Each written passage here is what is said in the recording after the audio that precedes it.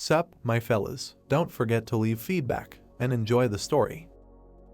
The plot tells us that this is the era of warriors. The two men fought to the death. We are told that warriors are the law there. The guy in the raincoat killed a lot of people. He noticed that they were strong. A crowd of people fell to the ground. The plot tells us that they are deciding whether to live or die. A stranger in a dark cape cut off the soldier's head. He noted that this is the era of swords. The sword was stuck in the ground and it was raining outside. The plot tells us that this is the era of blood and swords, and this is the melody of this era. The blacksmith slammed his hammer on a red-hot blade. Standing near the stove, he said that this was a sword especially for his father. There was an engraving on the sword. The young guy was surprised. He thought that this was a dream. The guy grabbed the blade and screamed to his grandfather that he decided that he wanted to become a warrior. The plot tells us that this is despair. The warriors fought in a bloody battle. The old blacksmith was killed. The plot tells us that we are falling into the abyss of despair. The hooded stranger said that no one would cry at their graves. Looking at the frightened guy, he asked if the guy thought that the junk in his hands could be called a sword.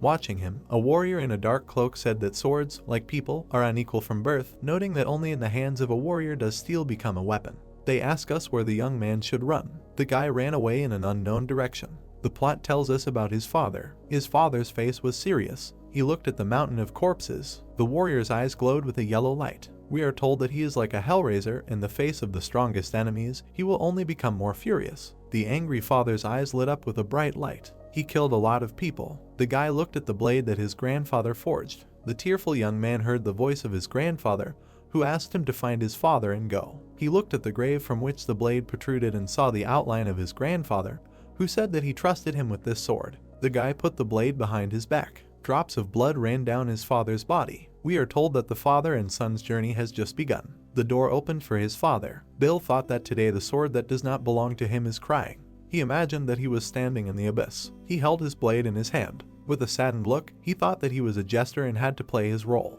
He walked along a dark corridor. His gaze fell on the crowd of warriors. Medics tried to help the wounded man. Bill moved along the corridor towards the crowd of warriors. The stranger stood on the battlefield and spoke with a grin about a guy who had 13 victories and not a single defeat. He held out his hand and introduced John. The gates began to open in front of him. John entered the arena and heard the crowd cheer. Joyful people called out to him loudly. Watching the arena, people shouted that they had bet everything on John and asked him to kill his opponent. John looked at the closed gate and heard his first opponent. The surprised stranger asked if it was really John. While watching the arena, the tall man asked if everything would be okay, noting that this guy hasn't fought much even though he brings in a lot of money. Looking at the stranger, he declared that this fight was pointless and he would simply die. The stranger replied that he hired him, giving him a lot of money, and he would fight. He said with a serious look that it was time to start. The guy hit the gong. The second gate began to open. The man said that today's opponent, Bill, stood in the dark corridor. Ring announcer shouted that this is a man who returned alive from the battlefield and there are rumors that he is able to dodge an arrow. Bill began to walk towards the battlefield. People raised their hands. Bill was puzzled by this. He was serious. He passed the guy's hand. The warriors looked after him. John slapped his hand. He started screaming loudly. The audience was talking about John with grins on their faces. Bill looked at him from under his brows. He thought that the jester should fulfill his role. He ran towards the entrance to the arena. He ran towards John to the cheers of the crowd. Surprised spectators discussed that Bill was crazy and was running straight towards John. Spreading his hands, John heard the audience's requests to knock Bill out. He swung his sword. He began to launch a powerful attack. He held the blade out in front of him. Bill dodged the attack with lightning speed. He leaned down with a powerful swing of his sword. People were stunned by what they saw. The two men were taken aback by what they saw. Bill began to think that even though their opponent had finished his performance, it didn't mean the show was over. He found himself behind John. Blood began to spray from John. Bill started to walk away from him. He stuck his sword into the ground. He continued to walk away from there. Leaving the arena, he declared that the sword should return to its owner, and so should the jester. Blood ran down the blade. Bill noted in his mind that today this sword was crying again. The blacksmith was tapping hot steel. The old man continued to forge the blade. He put it in cold water. Turning around, the old man asked Mike to help him fan the fire. He waited silently for Mike. While examining the blacksmith, he wondered where Mike was always running off to, noting that it was already late. The warriors fought in the arena. The ring announcer shouted that the invincible Dan was there today, and the challenger Y was the first to strike. Y swung his spear. Dan easily dodged his blow. He turned around at a fast pace. Dan struck back. There was a cut on Y's face. Watching the warriors fight, the guy shouted that it was just a trick and he was already attacking.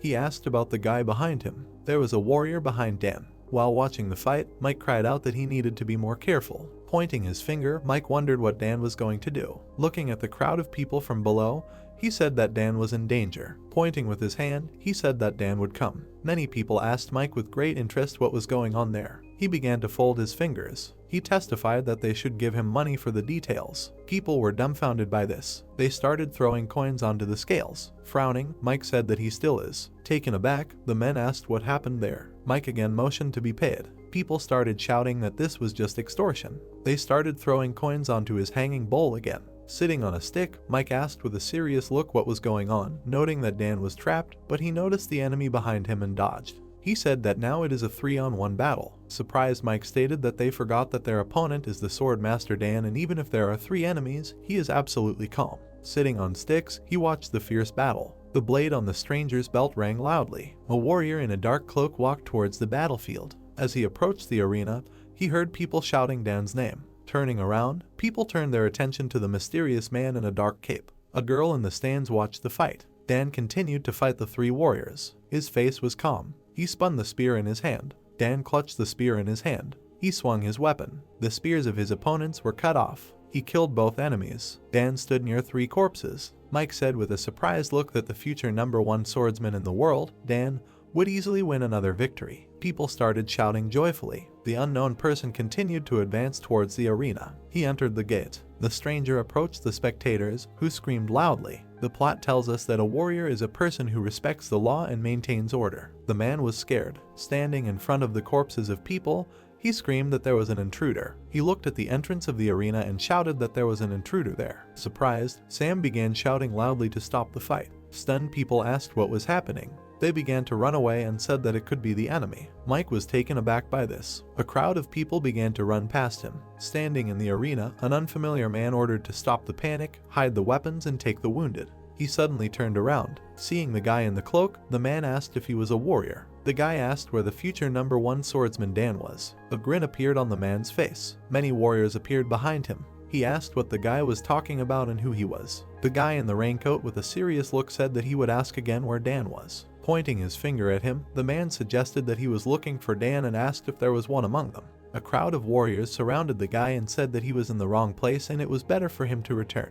The stranger's face was calm. He drew his blade. The guy made a dash with lightning speed. Blood began to spray from people. Behind the guy's back, many corpses of people fell. The guy's sword glowed red. The girl smoked a pipe and watched him. She continued to smoke with a calm look. Taken aback, Mike wondered if the sword was glowing. He wondered what type of sword it was with a surprised face, adding that he couldn't figure it out. He began to climb down the stick, saying that this was a warrior. Mike landed on the ground. He ran with a satisfied look and assumed that the guy was strong. The girl suddenly called out to Mike. He looked at the girl, who told him that if he came closer, he would die too. The man with glasses was scared. With a frightened look, he pointed to Dana at the stranger in the cloak. The guy in the cape asked if he was the swordsman himself. Dan stood in front of the man and asked why the warrior was in such a place, noting that noble people should not visit such places. He gave him advice. If he was not crazy, then for his own safety, he had better go back to where he came from. The guy with a serious look asked not to force him to ask again and asked if he would become the next first swordsman.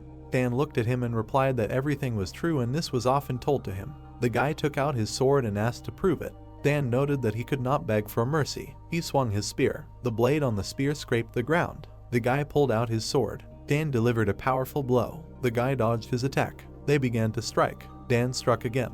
The stranger pulled out his blade. They continued to attack each other. Dodging the attacks, the guy said that this is not so and the next first swordsman is just a lie. He made a powerful leap. He dealt a powerful blow to Dan. He cut off his head. The man watched in fear as the guy killed Dan. He began to look around with a frightened look. He was suddenly taken aback. A girl stood in front of him. She grabbed the man by the face and asked where he was in such a hurry. She blew smoke into his face. She started to walk away from him. The girl walked towards the guy in the cape. Watching this, Mike was surprised. He looked at Dan's corpse and noted in his mind that this was the next first swordsman.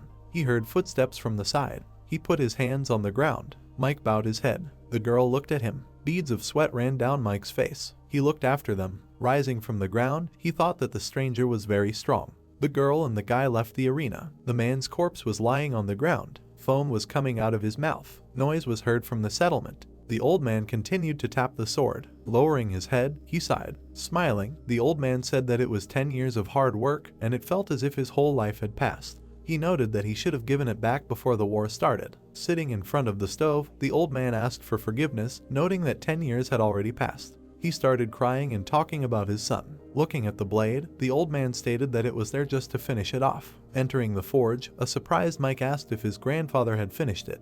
The old man cried out that he had frightened him and asked where he had been. Taking the sword, Mike said that he had decided for himself that he wanted to become a warrior. Grandpa screamed that Mike said he didn't want to go to war. Examining the sword, he said that it was beautiful and probably very heavy. Taking the sword, Mike was taken aback. Holding it in his hands, he asked whether it was a sword or a knife, adding that the curve was very strange, and the sword of a real warrior was light and still red from the flame. Taking the blade, the old man asked where Mike had seen such swords. Looking at his grandfather's back, Mike called out to him. Closing his eyes, he asked if the old man knew that every first-class sword had its own name. Grandfather was puzzled by this. He took the tools and with a smile on his face said that he would give a name to this sword. The clink of metal could be heard in the forge. There was an inscription engraved on the blade. Examining the sword, the old man asked what was written there, noting that he had poor eyesight and could not make it out. Mike just asked to know that this is the best sword in the world and there is nothing wrong with his name. The light came from their hut. Morning light enveloped the settlement. The morning sky lit up their home.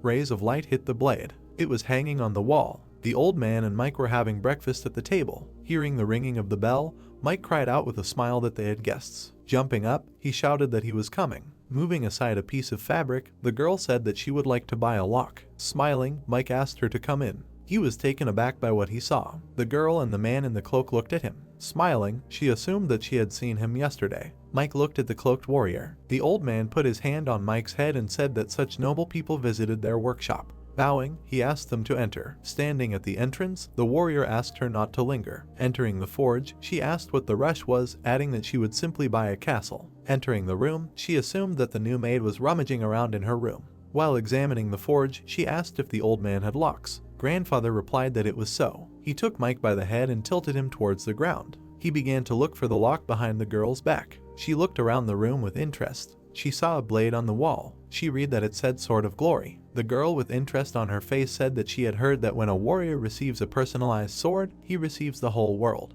Turning around, she asked the guy if this was so, calling him a big guy. The warrior asked her not to call him that. The guy looked at the girl who said that a person who claims to be the strongest warrior gets angry because of this kind of thing. She noted that there was something funny there that he should watch. The girl said that she did not expect to see the famous sword there in this city. Entering the forge, the warrior asked what she was talking about. Pointing her hand at the blade, she asked what it looked like. The warrior said with a serious look that even if a piece of metal was given a name, it would not become a sword. Biting her lip, she asked what it was, noting that he looked down on the swords they sold in the market, but his sword was made of the same iron.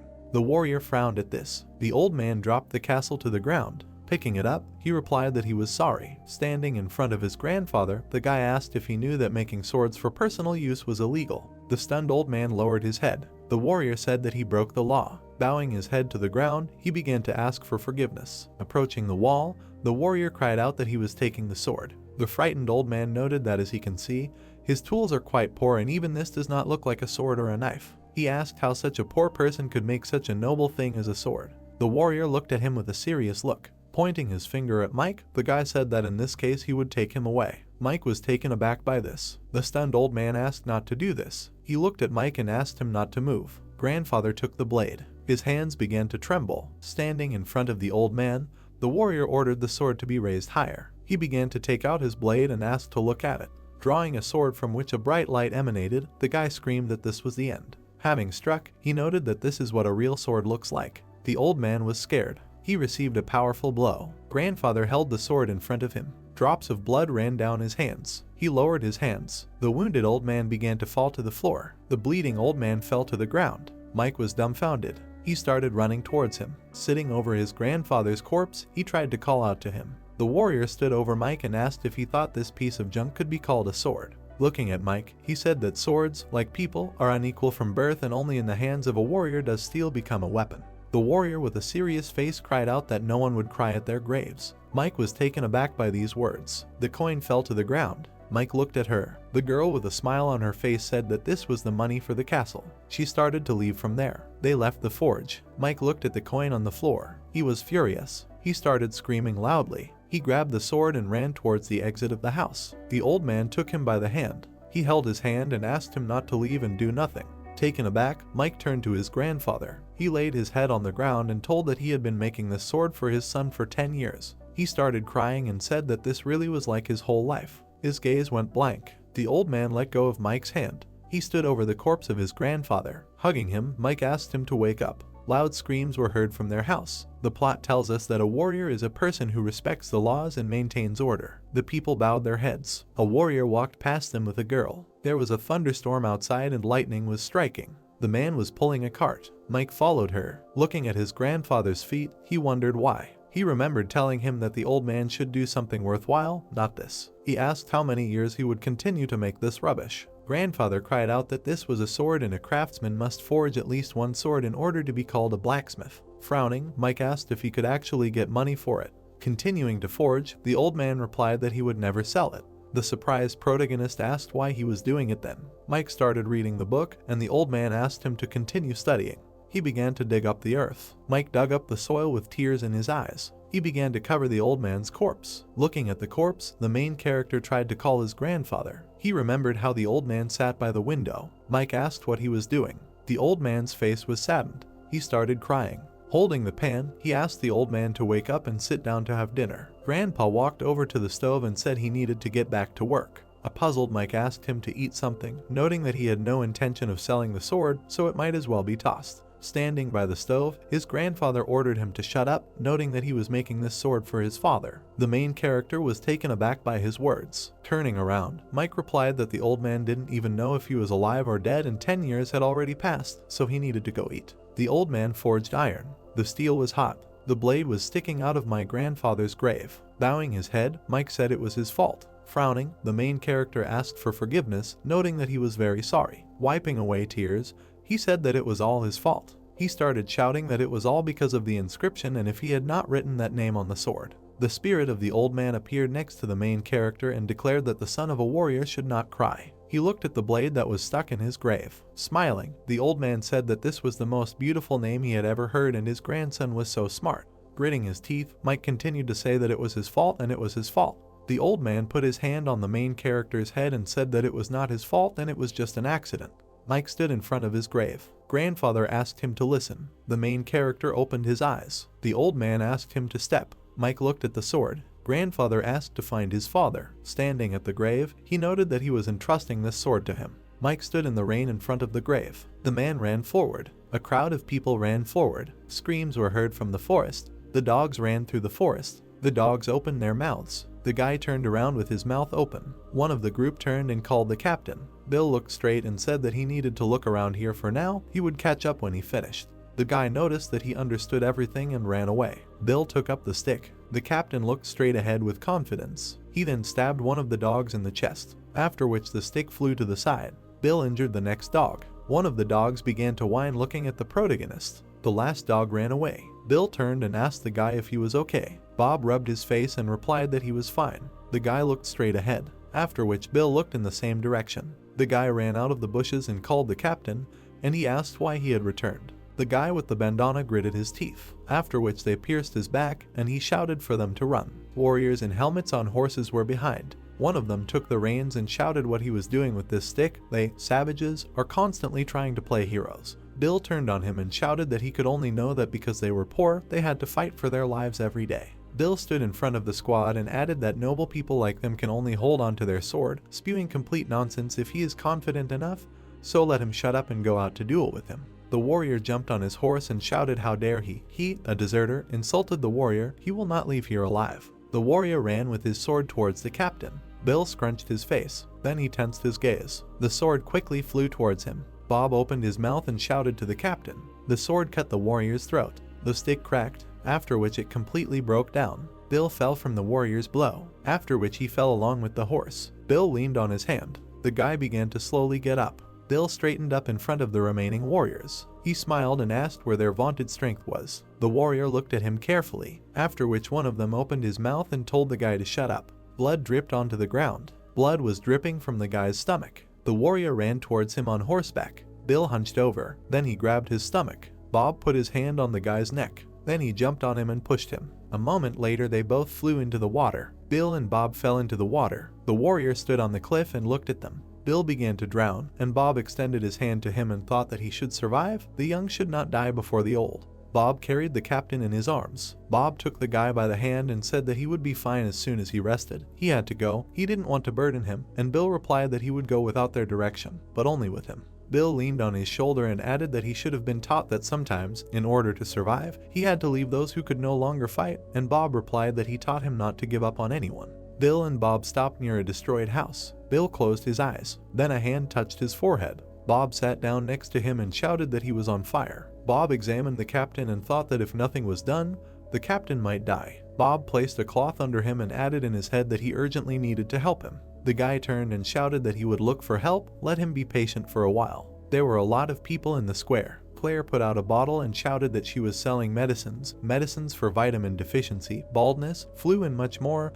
They could also get advice from the doctor. The man approached her and asked if she could take a look at his ulcer, after which he turned his back and added that the ulcer on his ass had been itching since he saw it. Let him help him scratch it. Claire looked at him calmly. Then she reached for the blade and shouted that if it itched, it meant there was a lot of pus inside. She plunged the blade into the beam. Then she sat down on the table and added that 1 silver land for the opening, 2 lands to extract the pus, 3 lands to sew up the wound, and 5 lands for the medicine. The man put out his hand and shouted that he was not a warrior, it was illegal to carry a knife. The girl took the blade and noticed that he was a doctor and used this knife for operations. Claire bent down in front of him and noticed that the ulcer had spread a lot. It looked like this also needed to be cut off. Let him hurry up and take off his pants. He would finish it in the blink of an eye. The man opened his mouth and shouted, after which he ran away and added that this woman had gone crazy. Bob put out a hair. Claire looked at him in surprise. The guy pulled out the hair and said that there were wounds on the body and loss of blood, as well as a strong fever. Claire looked at him silently, after which Bob pulled the hair closer to her and shouted for her to give her medicine. The girl put the coins in front of her. Then she opened her mouth and said that if you want to get her services, let him bring something like this, and not a furry animal, 3 silver for examination, 2 for medicine. Bob looked at her and noticed that now he did not have such funds, he would return everything to her later. Claire turned away and pointed out that they don't give out loans. Claire put her hand to her mouth and shouted the announcement. Claire pulled her hand away, after which she sniffed her fingers and said that who actually buys medicine for a rabbit. Then the girl looked back and asked where Bob had gone. There was a notice on the well about applicants for the arena. Bob stopped and looked at him, after which he turned and heard that she had heard that they did not return from there alive. Bob looked at the ad and asked that the reward was money, and Claire replied that if he needed money, just let him clean up the manure. The guy tore down the ad. Then he stared at him. Claire scrunched up her face and remarked that if he gets hurt or something, let him find her, but don't forget the money. Claire moved away from the guy and started shouting an announcement. Bob looked up. He stood in front of the challengers arena. Bill lay in an abandoned house and moaned.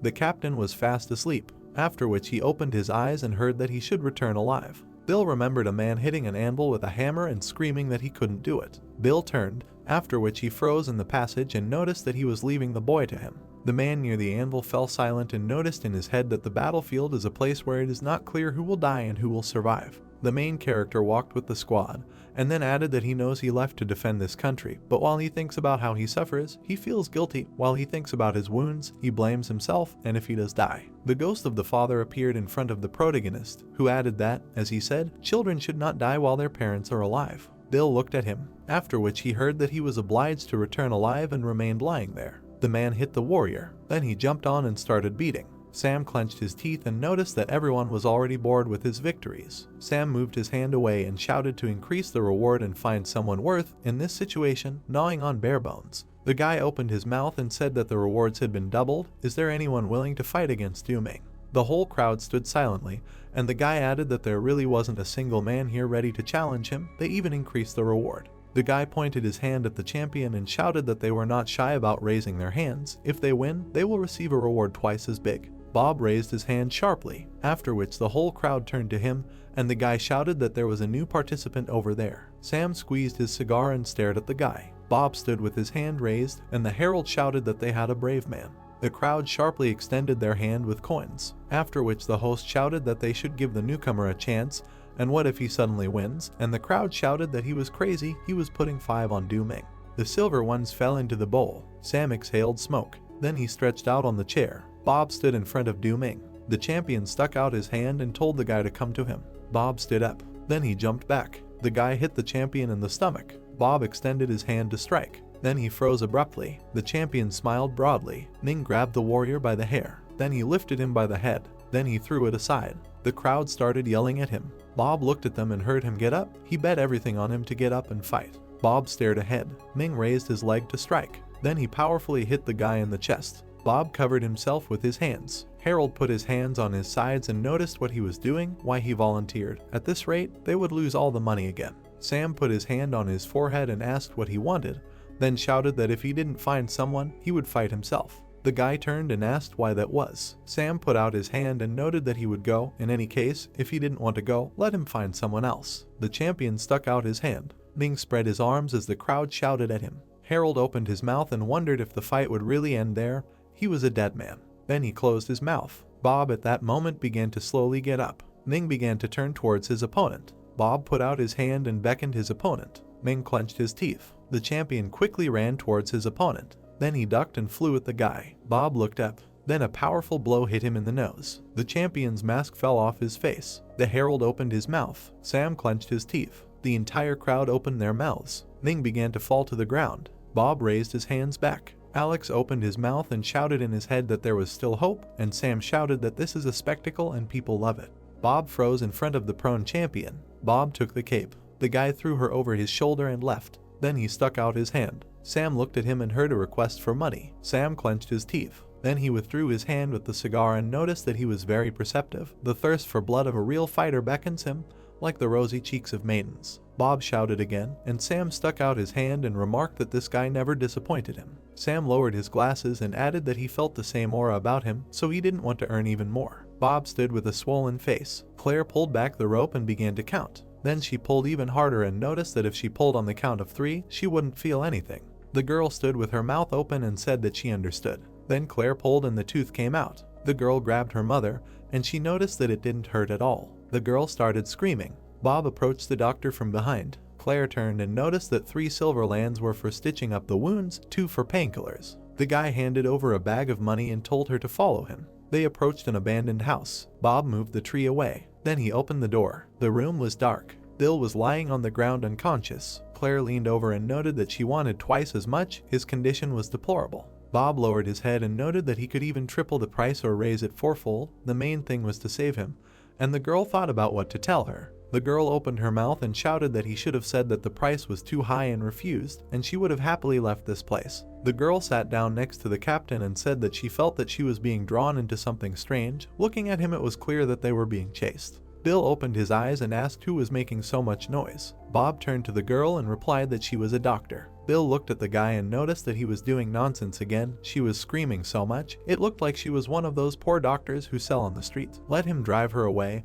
and Bob opened his mouth and shouted that they needed to treat their wounds. Bill opened his mouth, after which the girl put her hand on his face. The next moment she pushed him away. Claire gritted her teeth and said that he had serious injuries, but he was lucky to have such a loyal subordinate. She was the reincarnation of Hua Chuo himself. The fire burned brightly. Bob sat next to him. Claire was stitching up the captain's wounds. The food was heated in a pot over the fire. Bob hunched over and thought that he wanted even more money. He remembered how Sam handed him a bag of money and noticed that his fists seemed quite strong. He had all the capabilities. Bob clenched his fists and remembered that he needed to return there tomorrow. If he won again, he would give twice as much as today. Bob looked up. Claire stitched up the captain. Bill lay with needles in his face. A moment later, Bill opened his eyes. Then he started screaming from heavy bleeding. Bob looked at this in horror. Claire covered the bleeding with her hands and shouted what was happening to him. The girl opened her mouth and thought that this was the first time she had seen someone move after being paralyzed by needles. Bob flew up and shouted. Claire clenched her teeth and said that she couldn't leave him like this. The girl looked down and thought that she had been sewing up his wounds for an hour, and all this was in vain. She would have to start over. The girl suddenly opened her mouth and screamed that she would not allow this to happen. Claire looked at the teapot and made a mental note that she had sworn she would not use this method. The girl scraped out the suit. Then she launched the hose. Then she lit a cigarette and caused the breath of black death. She took smoke into her lungs and inhaled the breath of black death. Then she directed her lips to the captain's mouth. Bob flew up from the side and shouted that the captain was with him. The girl then blew smoke into his face. Then Bob froze. The guy got stars in his eyes, after which he fell. The girl inhaled the smoke a second time and thought that she had sworn that she would not use the breath of black death. Lanterns were burning in the square. The girls stood near the canopy. One of the girls pestered Alex and asked where he was in such a hurry, let him keep her company. The guy looked at her carefully, then he looked at the dress. Sam, walking forward, shouted what he was doing, let him move, and Alex told the girl that he was a little busy now, but he would return to her later. Then he walked away and asked her to wait. Sam stopped abruptly and the man crashed into him. Sam smiled. Then he put his thumbs in his pockets and asked why he was having such bad luck today. Carl smiled and noticed that it was Sam. Alex clenched his teeth and said that wasn't this their sworn enemy, they had suffered so much because of him, and Sam asked how he was doing. Carl smiled and replied that he was great, I heard. He opened his arena next to the market, and the story told that Carl, the leader of the battle arena, the son of victory in the south of the city of Annan, he is short, and his face makes people laugh, but if they knew what kind of guys were behind him, they didn't even think of mocking him. One of the twins opened his eyes and looked straight. Then his brother also looked directly, and the story told that the strongest fighters in the Son of Victory, the twins, Tian Liam and Tian Yideng, no one in the city can compare with them. It is rumored that they were one of the 7 stars, but they were driven out from the Zhaojiang sect for violating the tenets. They have absolutely no honor, they are excessively cruel and fight until victory. Carl clasped his hands behind his back and said that, as they say, every cloud has a silver lining. Does the arena bring them money? Since it has a bad reputation, at least they earn something. And Sam replied that this is not a problem. Then Sam walked past the dwarf and noticed that he had some business to do, and Carl turned and noticed that he was lucky. After his arena collapsed, a bunch of people began to gather on it. He couldn't even breathe freely. Sam lit a cigarette and noted that it was good. After which Carl clenched his teeth and noted that he missed those times when he could rest peacefully. Carl spread his arms and added that he didn't have money, he needed to find funds to buy a swordsman. If you just gave a sword to a man who only waved his fists, he wouldn't last even a minute. Carl put his hand down and finished that only because of a long-standing good relationship. He can help him, let him find him if he decides. Then Sam stopped and asked what about tea. Carl turned to him. Sam squeezed the cigar between his teeth and added that he bet his fighters could hold out longer than his tea could brew, whatever he said. Carl began to smile, after which he smiled broadly and noticed that he overestimated himself. Claire clenched her teeth and asked the guy to wake up. The girl looked at him and noticed that she had finished. Bob stood up, heard that the captain was a troublesome client, and said that he felt lousy about what she had done. The girl counted the money and noticed that the price had increased. The girl threw the rest of the coins on the floor and noticed that he needed to rest, so she took the money herself. Bob jumped up abruptly and shouted to her to wait. The door slammed shut, after which a draft opened it. Then loud screams were heard. The girl hung upside down on the rope and screamed what it was. Bob took a sharp stick. Claire looked at him and heard that it was a trap he had set against unwanted guests. Bob came out from behind the tree and added that he was really sorry, but he couldn't just let her go. The girl put her hand to her face and shouted what he was going to do about it. A loud scream was heard from behind the trees. Bob hit with a stone. He carefully butchered the hairs. Claire looked at the guy. Then she opened her mouth and noted that she would forgive the fact that they were not grateful for her help, but he went ahead and kidnapped her. Bob looked away and noted that he couldn't help it, they had their reasons. The girl closed her eyes and noted that she knew so. After which Bob opened his mouth and heard that they were fugitives. He assured that she would not give them up. Claire moved forward and asked what he thought. She had never met soldiers running from the frontier, and Bob shouted that they weren't running out of fear. Bob squeezed his face in anger and added that they were not some cowardly kittens. They were members of the frontline Purple Wolves. They had problems. Claire opened her mouth and said that everyone is looking for excuses, and in their world there are many such excuses. The fear of death is not such a shameful thing, they are all afraid of death. She can understand that. Bob stood up and shouted not to talk nonsense. They are taking risks with their lives on the battlefield for the sake of a common victory. She has no idea what she is talking about. Bob pointed his hand to the side and shouted that the person lying there was the leader of the Purple Wolves, the one who received the nickname Phantom Sword. Bob turned and heard a scream. Bill opened his mouth and shouted that he was going to talk about it to everyone and everywhere. Bill covered his mouth and asked his friend to close his mouth. Then he opened his eyes, after which he opened his mouth and said to kill her. This is an order. Claire's eyes widened. The wolves began to breathe heavily. A warrior on a horse rode into the village and shouted for everyone to listen. He abruptly took out a poster with faces and shouted that these people were deserters who fled the war. Let them tell them if they saw them. Those who conspire with them or hide them will be punished along with them. The poster featured Bob and Bill. People with torches stood in the water. One of them noticed a rag on a branch. Then he carefully took it. The warrior went deep into the bushes. Then he began to climb into the bushes. The warrior held a torch in front of him. There was a sign hanging overhead, arena. Warriors among themselves. Sam looked at them carefully. The warrior hit the fat man in the stomach. Ning smiled. Then he hit the enemy on the head. Alex watched the fight and noticed that this guy was taking attacks with his body because it was a wooden sword. Sam lowered his head and noticed that it was hemorrhoids. The old man put a cigar to his head and added that he bet that his fighters could hold out for 10 minutes. Sam remembered turning around and suggesting an argument. The old man flew up sharply and shouted that he should think of the wooden sword as if it were a real one. If he blocks attacks with his belly, he will die. If he loses, he will be finished. Sam leaned over and remarked that he must be crazy, and then wondered why he even made a bet with Carl. The twins would have 10 seconds on him. Sam leaned his hand on the chair and added that the guy reeked of bloodlust. The old man held onto the wall and asked if that guy from yesterday came, their chances of winning would increase, and Alex clarified that he was talking about yesterday's newcomer. Sam turned his gaze and answered what exactly. This guy reeked of bloodlust. It seems that he is a swordsman, not a fighter. The sky was clear. From the house behind the trees a cry was heard that he could not kill civilians. Bob opened his mouth and added that he didn't want to live on the run because of this. Bill leaned on his hand and said that since he couldn't. Then he stood up and added that he would do it. Bob straightened up, and the girl noticed that he should not move. His wounds could open again. The girl slowly cut the rope. Then she lowered her head and noticed in her head that she needed to stall for time. Claire gritted her teeth and shouted that his wound was an inch deep. If it got any deeper he would die.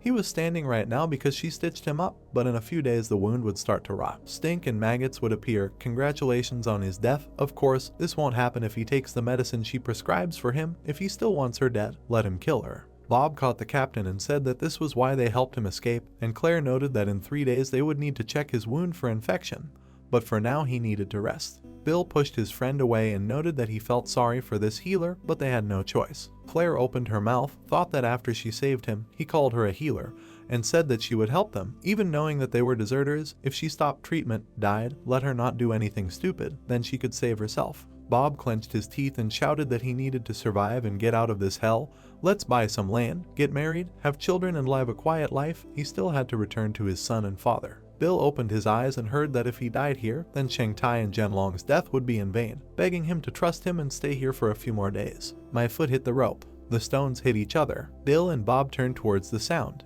Bob covered Claire's mouth. Bill took a seat by the window. Then he slowly began to peek out. There were several people outside the window, in pieces. Bob clenched his teeth. I saw that the girl had freed herself. Claire looked guilty and offered a knife. Bill grabbed him sharply, after which he headed towards the exit, and the girl shouted that he couldn't move now because of his wounds. The captain quickly ran out of the house. His wound began to bleed. Bill gritted his teeth in pain. Then he ran into the bushes. Claire straightened up and shouted that normal people could not move even a step with such wounds. Who was he? And Bob noticed that the captain had always been like this. Bob looked at the door and added that maybe he wasn't human at all. Bob clenched his teeth and said that he was a ghost, a ghostly sort of battles. That's what the captain was called, and Claire asked when that was. Mountains of corpses appeared in the guy's head, and he said that one day they were surrounded by enemies on all sides and there was nowhere to retreat. Swords flew from all sides, and the comrades who defended their backs fell one after another. If there was hell, then it was there. Bob remembered how he killed his enemy and added that at that moment he collapsed to the ground, accepting his death. Bob looked sharply to the side. Then I saw a man bursting into the ranks of the enemy, waving a sword, moving forward non-stop. Bob remembered how Bill stood up with his sword and said that, being badly wounded, he broke through the enemies and cut off the head of the enemy general. Bob looked at the door and asked if this wasn't unthinkable. A moment later the door opened. Bill entered the house. The captain held his side and remarked that they should leave this place. The sky was blue. The sun was slowly emerging from the horizon. The village began to wake up. The cat was climbing in the trash. I found a piece of fish. Then he ran away after hearing voices. Claire lit a candle and said that the pursuers were gathering around Annan Province, wondering if they could get out of Annan Province in such a situation. The girl withdrew her hand and added that the most dangerous place is also the safest. They would not even think of looking for them where people come almost every day. Bill looked at her and asked why she was helping them. Claire gritted her teeth and replied that who knows, she doesn't want to be dragged into this. But she can't help it. She's meddlesome by nature. She has to be responsible for her patient until the very end. The girl leaned on the table and noticed that he should lie down here.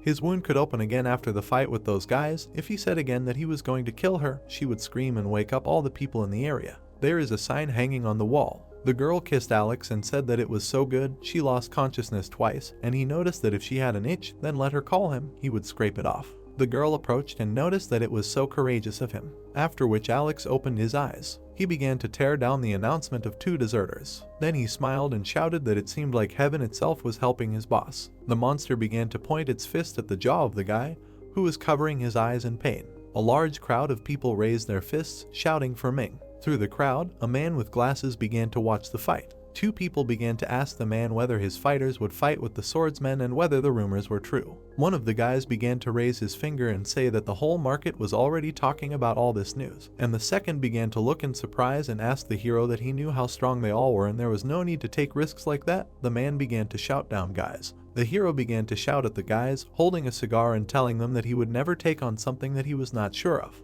The man continued to smoke, thinking that he regretted what he had said. People began to tell the hero in surprise and fear that they had heard that the closure of the arena depends on the winnings, but this place cannot be closed. Everyone shouted that it would be difficult for them to find cheap arenas like this one and what should they do if it closes. The man began to grit his teeth with anger and tell everyone to relax and prepare money. Since this would not happen, the hero understood that such pathetic individuals as he received money from such a gathering of beggars. The hero began to look at the people in surprise, telling them that they would see Sada defeated in a couple of days. The man began to wave his hand to the crowd, saying that he was leaving. People looked at each other in surprise, thinking that Sam was so confident because he had an ace up his sleeve. The heroes believed that the man had someone strong in this regard. One of the people said in fear that Sa was also inspired when he found the bloodthirsty twins. One of the men began to open his mouth wide, telling the man that he did not know where they could have been dug up and since then he has been making a lot of money in the town of Annan.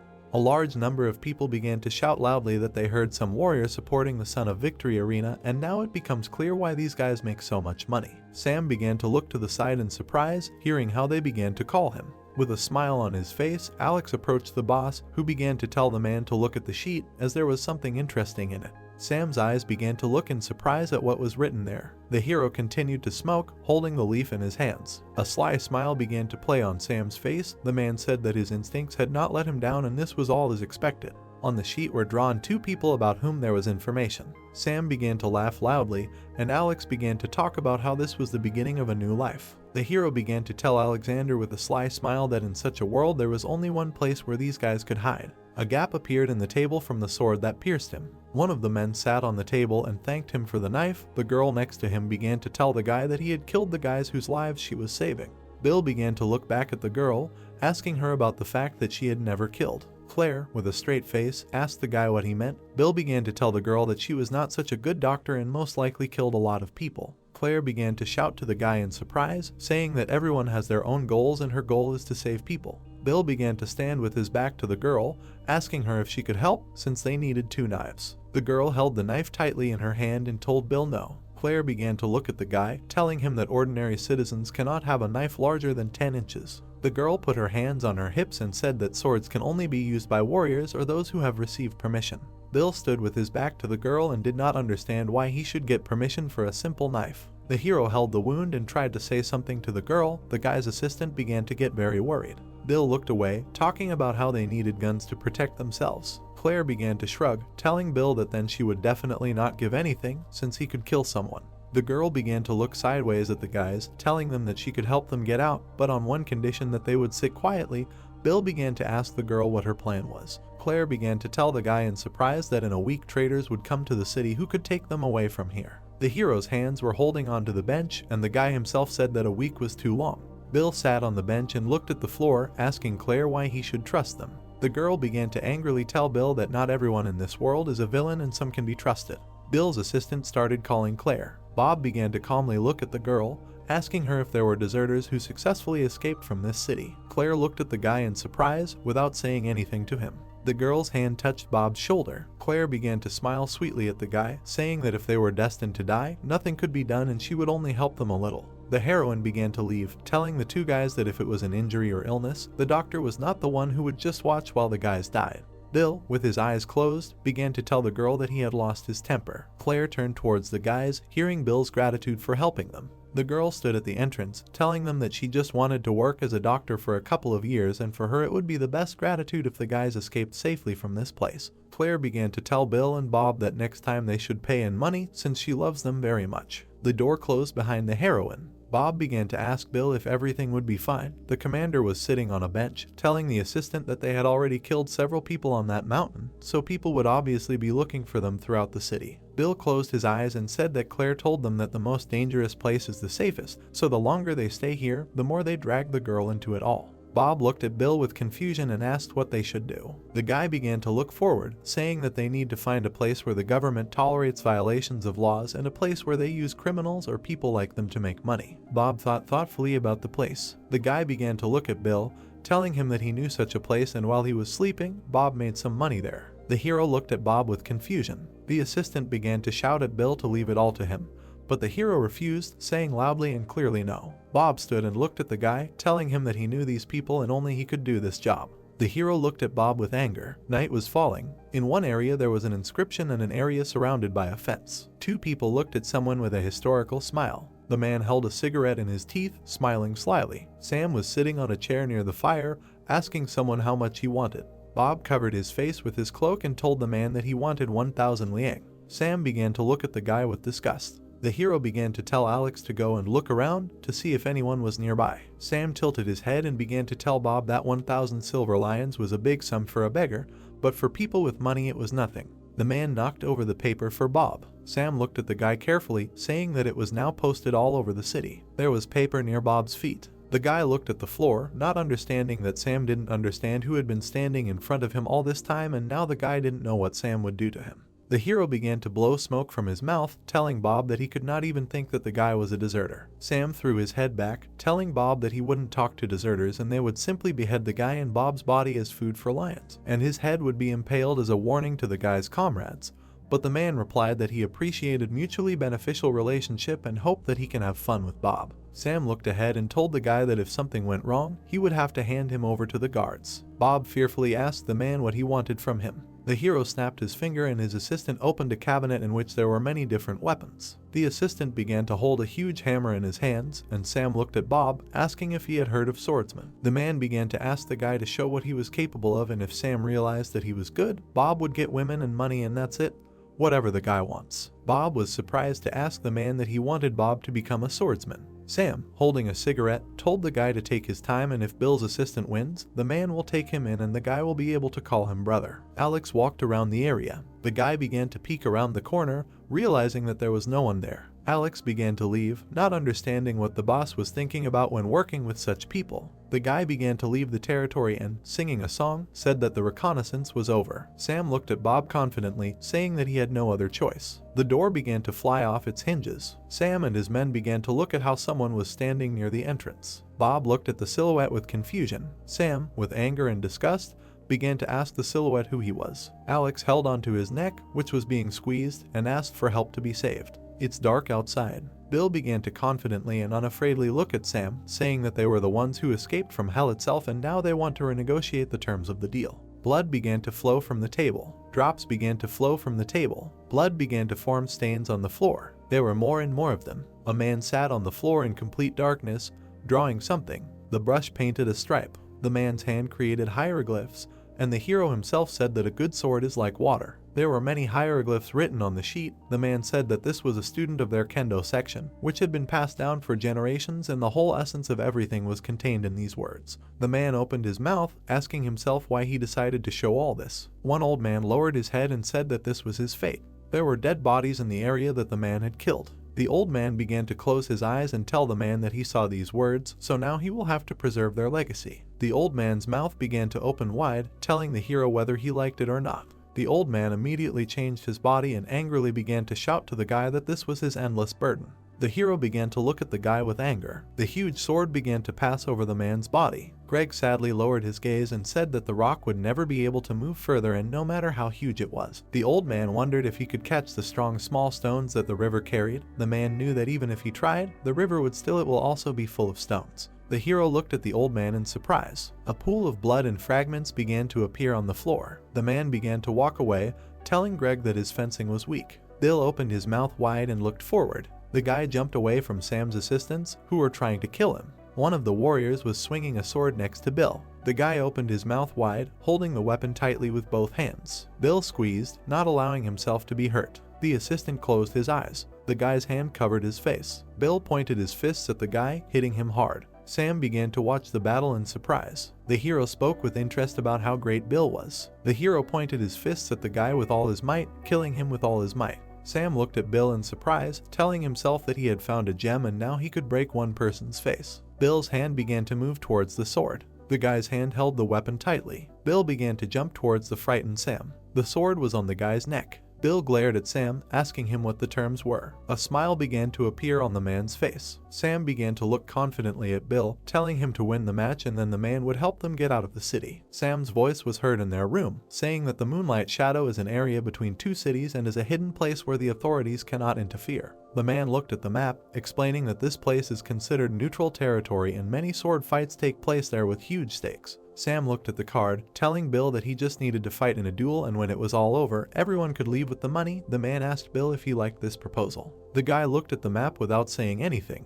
Bill began to look at the floor, asking Sam if there was a plan for how they would get out of the city. A smile began to play on the man's face, telling the guy that he didn't need to worry about it and now they were like grasshoppers tied with the same rope. There were crowds of people around the building. Everyone understood the hands and shouted to the guy to crush the enemy. Everyone raised their fists, shouting to just kill him. One guy, covered in blood, looked up and asked his enemy to let him die without suffering. One of the heroes began to look with a malicious and crazy smile. The guy raised his head in pain and screamed. The man's face began to smile slyly. People began to laugh and smile loudly. The man looked to the side in surprise and listened to his opponent cough. The two opponents smiled and looked in different directions, listening to everyone shouting and rejoicing that they had won.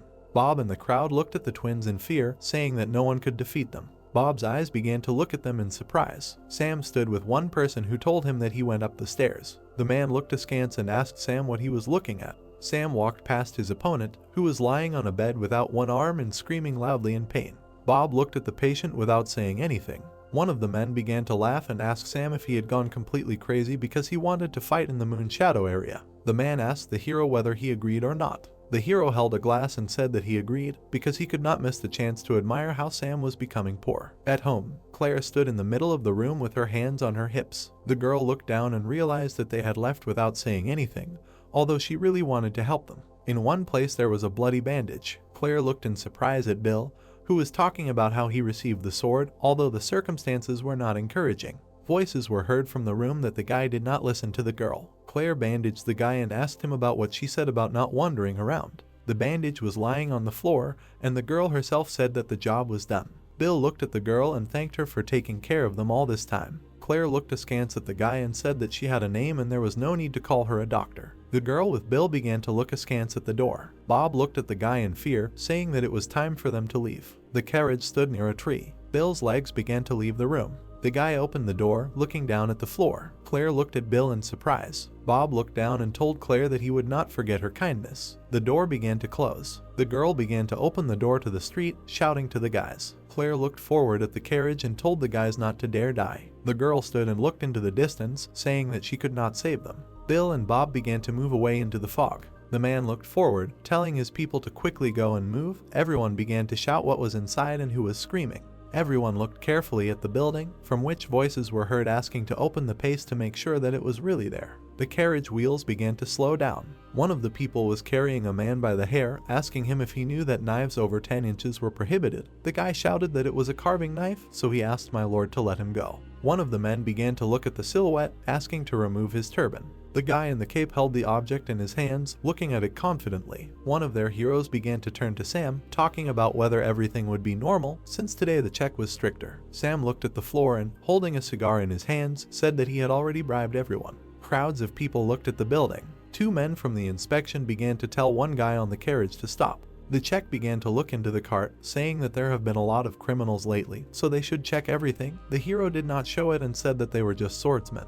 The hero in the cape looked at the floor. The Czech began to look at the guy in fear, not knowing how to react. Sam began to approach the man, giving him a pass and saying that he did not have any fugitives. The man looked at the pass, and Sam began to ask him if it was time for him to get a promotion and not be an ordinary security guard. The hand of verification touched the envelope, indicating that he understood everything. The man looked at the carriages and, waving his arms, said that everything was in order and he was letting them through. The horses began to enter Sam's domain. The carriage drove further and further, being in the tunnel. Someone started talking and asking the man why he didn't check the crew more thoroughly. The hero immediately turned around with anger and asked everyone if they were tired of living or what. The knight on horseback held a sword in his hand and, looking straight at the man, said that not so long ago many criminals fled from the city, so after this the man needs to check everything thoroughly. The knights galloped forward with great speed. Sam looked out of the carriage in surprise, not understanding where the cavalrymen had come from. The man began to angrily say that this person from the audit received money not only from Sam, so now there is no point in hiding and they need to speed up.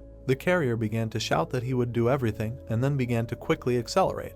The carriage rushed quickly, and the knights ran behind the carriage. The guy asked Sam what they should do now. The man began to look out of the carriage and tell the guy that they would simply break through and reach the moonlight shadow area, and her knights would begin to enter the area without any plan. Sam looked ahead in fear. The knights caught up with the man and began to swing at the carriage. Swords began to emerge from the carriage, attempting to wound Sam and the knights. Bill's hands held tightly to the sword that was peeking out from the carriage. The guy quickly opened everything, killing all the people on horses. There was blood on all sides. Bill looked forward confidently, and behind the guy was his friend. A huge crowd of cavalrymen looked forward and said that they needed to concentrate. The guy began to look forward confidently, calling for his comrade. Bill calmly watched and told his friend that they were not at war and now their lives were a priority. The guy looked forward and told his friend to take care of himself and he to take care of himself. Bill began to jump quickly and high from the carriage, heading forward. Sam's assistant started talking about how one guy jumped out and now no one knows what to do. Sam looked forward with anger and said that they must survive. Bob looked at Bill calmly. The guy jumped to the ground, watching as the knights and everyone else drove away. The carriage kept speeding away from the guy, not noticing him. Ideally clean water. A small leaf floated on it. He began to slowly sink into the water. One man looked calmly forward, pursing his lips. Anger began to play on the face of this silhouette. He clenched his teeth. Someone's female hand began to reach out to him. The hero's eyes looked fearfully at the floor, noticing that something was wrong here. Mayo began to look carefully at the silhouette, offering her hand. The man in the cape began to ask the girl what she was doing. Mayo touched her shoulders and said that he saw how unwell he was. The girl looked with resentment at the silhouette, which told her not to be so annoying. The hero stood near high rocks. Silhouette couldn't believe that he saw a big rock. The hero began to shout loudly that the old man did not know much. The man began swinging his sword at the rocks, shouting that he had never met anyone stronger than him. Mayo calmly watched the hero. The girl looked at Ryan and said that when he picks up a sword it becomes incomprehensible. An old man appeared near the guy's head and began to say that the rock that he destroyed was only a small stone in this world. Ryan began to jump away from the shards of rock. Sand and stones flew in different directions, throwing the guy to the side. The hero's foot stood on the edge. The silhouette looked into the sky. Ryan stood on a small piece of rock overlooking the entire area. The guy waved his arms and with a smile on his face said that he would crush every rock, and for this you just need to wait. A fast wind was blowing towards the hero's body. Ryan didn't understand what it was. The guy's frightened face began to think about wanting to kill. Somewhere below, near the water, there was something living. There were many carriages with horses and people on the shore. Ryan started jumping off a cliff, saying that one guy had a murderous lust. One man was running around the carriages with quick movements, waving his sword. The guy's aura pressed Ryan very hard. All the birds began to fly away out of fear. The guy's feet were on the sand. Ryan stood on the shore, looking at the dead bodies of the knights that lay in pools of blood. A smile began to appear on the guy's face. Ryan smiled and was happy that this man had great strength. The stones began to twitch. Piles of stones jumped into the air from the weight. The horses' hooves galloped quickly along the ground. Sam's angry questions began to be heard from the carriage about why Bill jumped off. The man looked forward angrily, saying that if Bill wanted to die, he would have done it in the arena, and so he was breaking the contract. Alex looked back at Sam, saying that there was no point in running anymore. The man looked at his assistant and shouted loudly that he had bet everything on this fight and now they would go bankrupt, even if they stopped. The man began to look at something with interest. Sam began to look at Bob with interest, asking him how long they had been at war. The guy looked out the window and said that they had been there for 5 years. The man began to shout to the guy if he had participated in many battles. Bob looked at the ground, not looking at Sam and not saying anything to him. The hero began to calmly say that now he would fight for Bill. Sam pointed at his assistant with his cigar and told Bob that they must hold out until the end. The carriage quickly drove away, shouting that now they would both participate. The carriage was in the fog. She slowly pulled out of him. Alex looked ahead in bewilderment, seeing something. There was an area a little far away. The assistant began to shout about it to his boss. Sam looked out of the carriage, glad that they were finally here. The man's servant looked at this in fear. Bob calmly observed the area, without any emotion. The huge heavy door began to open. A man standing near a huge drum began to beat it. The carriage stopped by people who were quietly working. The population began to look at the carriage and, waving their hands, asked who they were. Alex looked at them, answering that they were swordsmen from the arena in the city of Annan. One of the men began to look at the carriage, saying that they should leave the cart and wait here. The guy's hands began to carry the box. Sam walked through the tunnel, shouting to all his assistants to go forward. Alex turned to the man, asking why he froze. Bob's legs weren't going anywhere. Alex asked the guy if he was chickening out. Sam began to look askance at the guy with displeasure. Bob lowered his gaze, saying nothing to anyone. The man began to look at Alex carefully, telling him to go to the gate and wait for his captain. Alex began to scream loudly in fear and asked Sam why he should wait for a dead man. The man turned to Alex with anger and, gritting his teeth, told him to go quickly. Sam walked through the tunnel, saying that Bob said that his captain would return.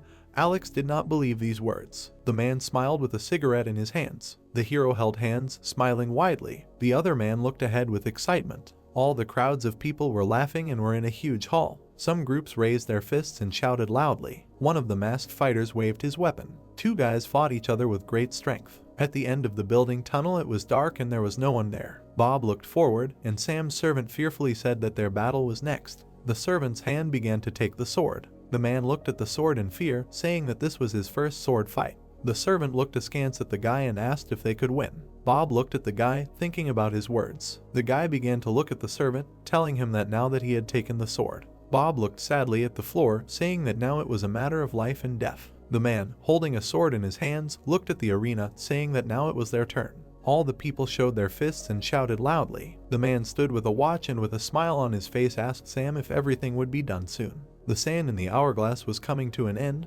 The man replied that the tea party did not last that long, but the next match could take forever. Voices began to be heard from the arena talking about the next participants. The hand held the weapon tightly. The bloodthirsty twins smiled at the people as they listened to the introductions. Sam's servant and Bob began to emerge from the tunnel, and they also began to introduce them. Everyone looked at the twins' opponents, realizing that they looked weak. The man held a watch in his hands, asking Sam if he had the money ready. Sam looked askance at the hero, saying that it was still unknown who would win and they could start. The clock turned over and the man began to shout that this match would decide the fate. The sand in the clock began to flow slowly. All the people were waving their fists, pointing their fingers and shouting very loudly. The Blinnets began to slowly approach their opponents, holding weapons in both hands. The servant held his sword in fear, looking at his opponents. One of the twins with a smile on his face began to look at Sam's servant, calling him to him. Crowds of people shouted loudly to start beating them. The man looked at the frightened servant, asking him why he was just standing there. The guy began to swing his sword, opening his mouth wide and screaming loudly. Sam angrily began to shout at the servant that he was crazy. The man with the watch smiled sweetly as he watched the fight. Bob looked in fear, shouting to the guy that he shouldn't do this. Bob began to quickly run after the guy. The twins swung their weapons with quick movements, piercing the servant in half. Sam held his head, not understanding what he had just done. The man did not understand what to do, since the battle had just begun. The sand from the clock will not even be half full. The hero thought about it, telling Sam that the audience would like her if the fight ended so quickly. The man began to talk about the fact that Sam could put up another fighter. The guy looked around in confusion. Sam began to look at the guy standing next to him. Urine flowed down the fighter's legs, which came from fear. Sam began to look at the arena in fear. Hearing how the twins began to shout at Bob to attack, the man shouted not to do this. The twin looked at Bob with a smile on his face. The guy's sword was level with the twins. The enemy began to fight each other. Sam scaredly told Bob that he was doing everything right and he just needed to hang in there. Bob looked at his opponent wearily, telling himself to hold on. The guy's frightened gaze began to look at something.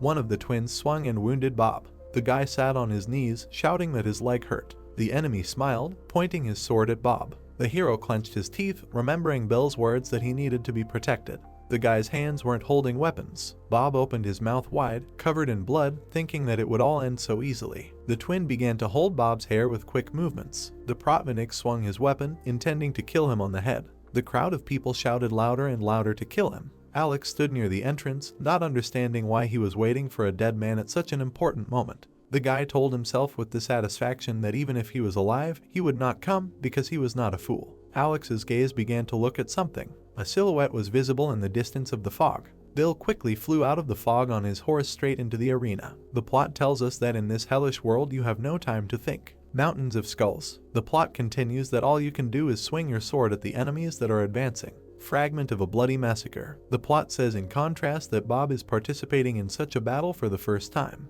People from the stands shout kill him and there is laughter. Bob, with a blank stare, realizes that he will die here. People surrounded by gold and all the blessings look at the carnage. Ingot of gold. Bob reasons that he is back in bloody hell. Shouts can be heard from the stands that the bloody twins are invincible and continue to insist on murder. One of the brothers is holding Bob by the hair. Bob realizes that his comrades are now also in hell. In the background there is an image of carnage and war. He thinks that his comrades who looked after him are now completely alone. Bob sees the twin's bloodthirsty face. The twin is still holding him by the hair. Bob's face is covered in blood while he thinks he's going to die here. The twin swings bloodthirstily. With a spinning motion, someone knocks the weapon out of the twin's hands. Bill bursts into the arena. Tears flow from Bob's eyes and he realizes that he still has his captain. Bill, covered in blood, apologizes for being late. Sword of Glory. The plot is on Chapter 12, which is called The Phantom Sword Strikes Back. The brothers look at Bill in shock. The people in the stands held their breath. Alex runs up to Carl and Sam and shouts to the boss that he doesn't believe it because that guy really came. Sam grins. He tells Carl that he accepts his offer and puts up another fighter. He lights a cigar and continues that the match should be interesting.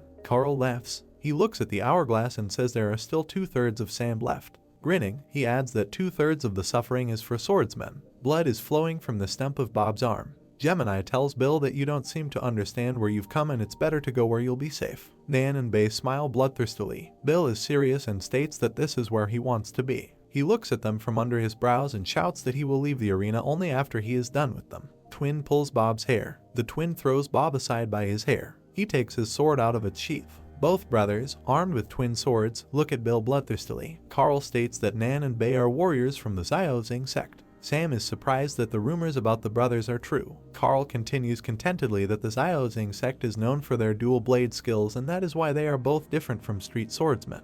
The brothers go on the attack, while Carl adds that the brothers are fast even when they have 2 blades in their hands and they cannot handle them. Bill glares and prepares to attack. He launches a counterattack. One of the brothers twirls his sword as Bill approaches. The spinning weapon glows. Bill is already very close. He looks straight at the twin. Bill takes up his coat. The twin attacks the cloak thrown at him. The second brother is perplexed. The attacking brother is stunned. Slits form in the cloak. Because of the cloak, Bill attacks his brother. Bill attacks both brothers at the same time. One shouts to the other. Bill attacks second. Bill dodges. He looks at him angrily. Bill attacks the twin and his sword also glows. He spins the blade quickly. The twin dodges Bill's fencing. The brother is perplexed at the speed of Bill's attack. He was scared because he saw the blade in front of his own face. The blade of Bill's sword pierces right through the wooden wall. The entire podium is in shock. Bob is happy with his captain. The second brother threatens Bill that he will kill him. He attacks Bill from behind, screaming. In one motion, Bill cuts through the man behind him.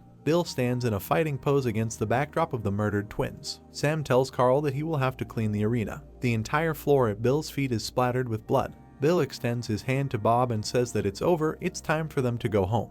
He looks at him hopefully. Bill takes his hand and confirms what he said. The sand was almost completely waking up. At the last grains of sand, Bill invites Bob to return home. Bob's hand slips out. He says the captain is right. The sand is running out. He calls on the captain to return home to his family. Time's up. Bob says for the last time that he, in turn, will go where he is destined, so it's time for him to go. Bob's hand flies to the ground. Bob lies covered in blood next to a large corpse. Bill is still standing with his hand outstretched. He thinks Bob is gone and he can't protect anyone. He looks at the corpse of his comrade and repeats that he cannot protect anyone, and he is left alone again. He is really very sorry for Bob. The stone is placed somewhere. A hand places a stone in a pile of other stones. Next to Bill in the mountain of stones sits the ghost Bob, who says that, "Captain, you know, I always wanted to come home and become a farmer." They both look at the rocky landscape and Bob continues that he likes it here.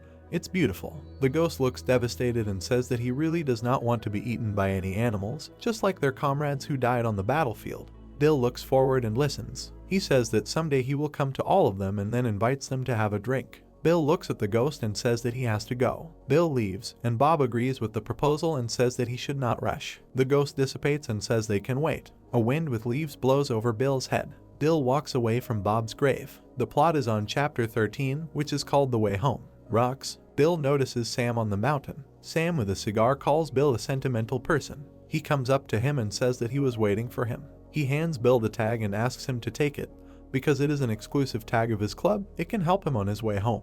He reads the Xilang inscription. Sam takes a drag and says you definitely can't use your real name. From now on your name will be Xilang. I gave that name to you because I heard that you were the captain of a team called Purple Wolf. Bill asks that if he has this, he can enter and exit cities. Sam tells him that the fencing club travels a lot, and its club is quite famous. Bill moves on and says goodbye to Sam while he is perplexed. Sam takes Bill by the shoulder and asks where his manners are. He lets go of his shoulder and says that at least thank the person who helped you. Of course I won't be offended if you don't thank me. He takes a drag and continues with the words nonetheless. He takes the cigar out of his mouth and asks if Bill knows where the stories about the heroes that people worship come from. Sam's glasses sparkle and he says that it all started because of fate. He says after Bill that you have the ability and I have a place where you can use it. Sam continues that together they can create an incredible story about a hero. Bill says he doesn't want to be a hero. Sam notices the guy's stubbornness and adds that he must want to return home after years of being on the battlefield.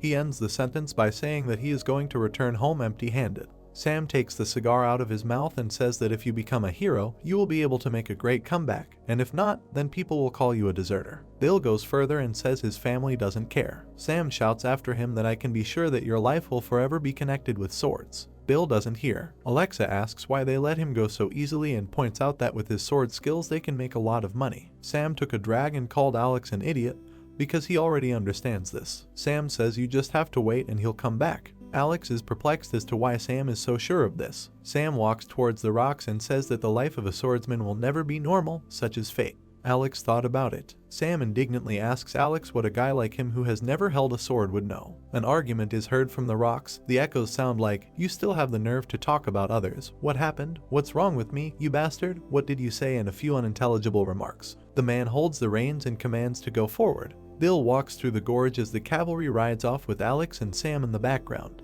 The wind carries the leaves. Bill walks against the backdrop of flying leaves. Bill walks alone across the field. Bill reflects that he has been following this path east for 10 years. He spends the journey thinking that back then he did not realize that the path home would be so far and that at the end of this path there was a dilapidated forge, his elderly father and little son. Bill wonders if they will be able to recognize him. His family is at the end of this road. Two half-naked men with a gag in their mouths and signs around their necks. The inscription on the sign says that I am a criminal, I have caused disorder in society. These people, along with horses, drag cavalry. Bill comes towards them. He passes by, they are carrying people in a cage. He walks seriously against the backdrop of a cage with children. Mike is sitting in a cage. Bill and Mike don't notice each other. Mike still turns his gaze to the traveler. A hand is placed on a wooden cage. Bill passes by. Bill still thinks it's okay even if they don't recognize him as long as they live happily. Bill walks with a blank stare. A guy in a cage looks at a passerby. Mike thinks about his father, that he is probably still on the battlefield.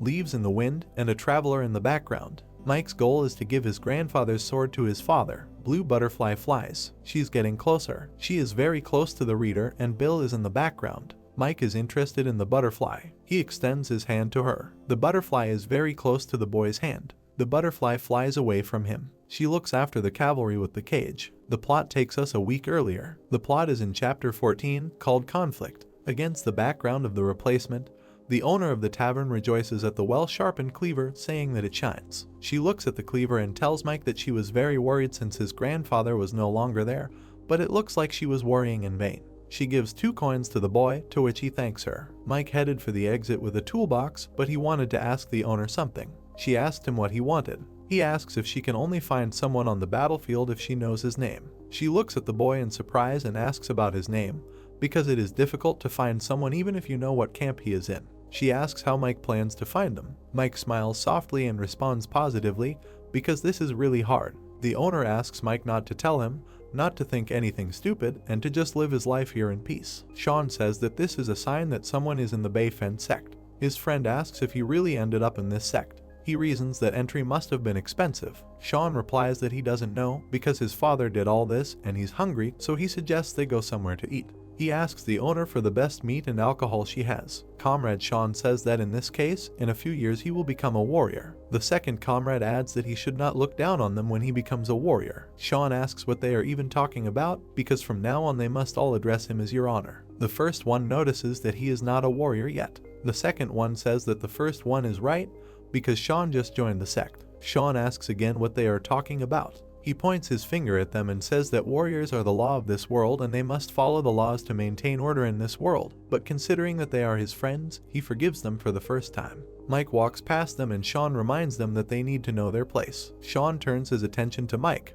He looks at the back of Mike's head and asks if this is not the blacksmith's grandson. His comrade notices that this is the grandson of the blacksmith killed by that same warrior. Mike is already leaving, and the three continue to discuss him. The second asks if his grandfather was killed by that same warrior. The first says that no one knows who this warrior was and what sect he was from, but we only know that the warrior was very powerful. He adds that the formerly invincible Fei Dan was killed by the warrior with one blow. Sean asks if it's not obvious how a measly sword fight can defeat any warrior. The first comrade says that not only that, this warrior has absorbed the entire sword fighting club. The second compliments it with the words that everything passed in the blink of an eye. Sean points his thumb at Mike and says that it is the warrior's job to punish these illegal groups, although I have no idea who he is. But he is a true warrior and I will be like him in the future. Mike stopped and listened as Sean continued that it is also the task of a warrior to get rid of those who have caused confusion in society. Mike clenches his hand into a fist, and Sean adds that we are talking about people who do not follow the laws and create chaos and should be killed. All three turn to Mike, who asked that this was why warriors could kill others without reason. He doesn't look at those three and adds that he doesn't understand why warriors get the right to decide who lives and who dies. Sean tensed. The first one asks how dare Mike even. The second one compliments him that how can a brat like you, who only strikes iron, be so unrestrained. Sean's comrades rebelled and shouted after Mike that this is Sean, he is the official disciple of the 14th generation of the Bei Fen sect, and who are you to shout at him like that? The second one comes in with orders to immediately apologize to Sean. Sean tells his friends to calm down. He puts his hand on the armrest and says that there will always be people who don't know their place. He stands up and continues that at times like these, I have to teach these people a lesson. Sean picks up a wooden weapon and calls Mike a bastard. The wooden blade is in the guy's face. Sean orders him to turn around and kneel before him. He looks at the guy arrogantly and continues that he heard that his grandfather was stabbed to death by a warrior. Close up of Sean asking Mike to look at himself. He tells him that he thinks Mike wants to face death too. Mike looks ahead in fear. He turns around sharply while Sean says that he is a grandfather and a grandson. He lands a forearm on the surprised Sean's throat. The guy turns out to be strong and Sean is taken aback. The boy slams Sean into the table. Wood pieces fly in different directions. Mike takes one of them. He puts it to Sean's throat. The boy shouts at Sean, telling him to take back his words, because his grandfather did nothing to deserve death. Sean swears at Mike in fear. The first comrade shouts at Mike that he is completely crazy and asks to let Sean go. The second one orders him to step back or he will have to beat Mike to death. Mike doesn't listen to them and bows his head and continues talking about his grandfather. Sean yells at his comrades to stop. They don't want him to die. They look in horror at their further actions. Mike continues that Grandpa's only dream was to make a sword, which Mike doesn't understand. He asks why the warrior killed his grandfather.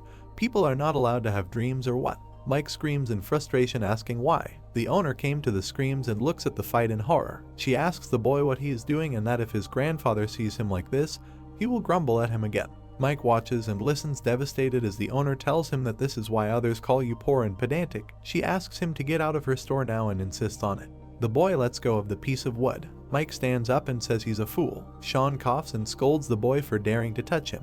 Mike runs away. Sean shouts at his comrades because they are just standing there. He orders to catch the boy. Mike runs through a crowd of locals. All he sees is an escape route. A bloody hand stops him, saying that he can't. It turns out to be the ghost of his grandfather, who asks him not to do this. The boy says he doesn't want to live like this. He runs into the building. The boy stands and breathes heavily after running.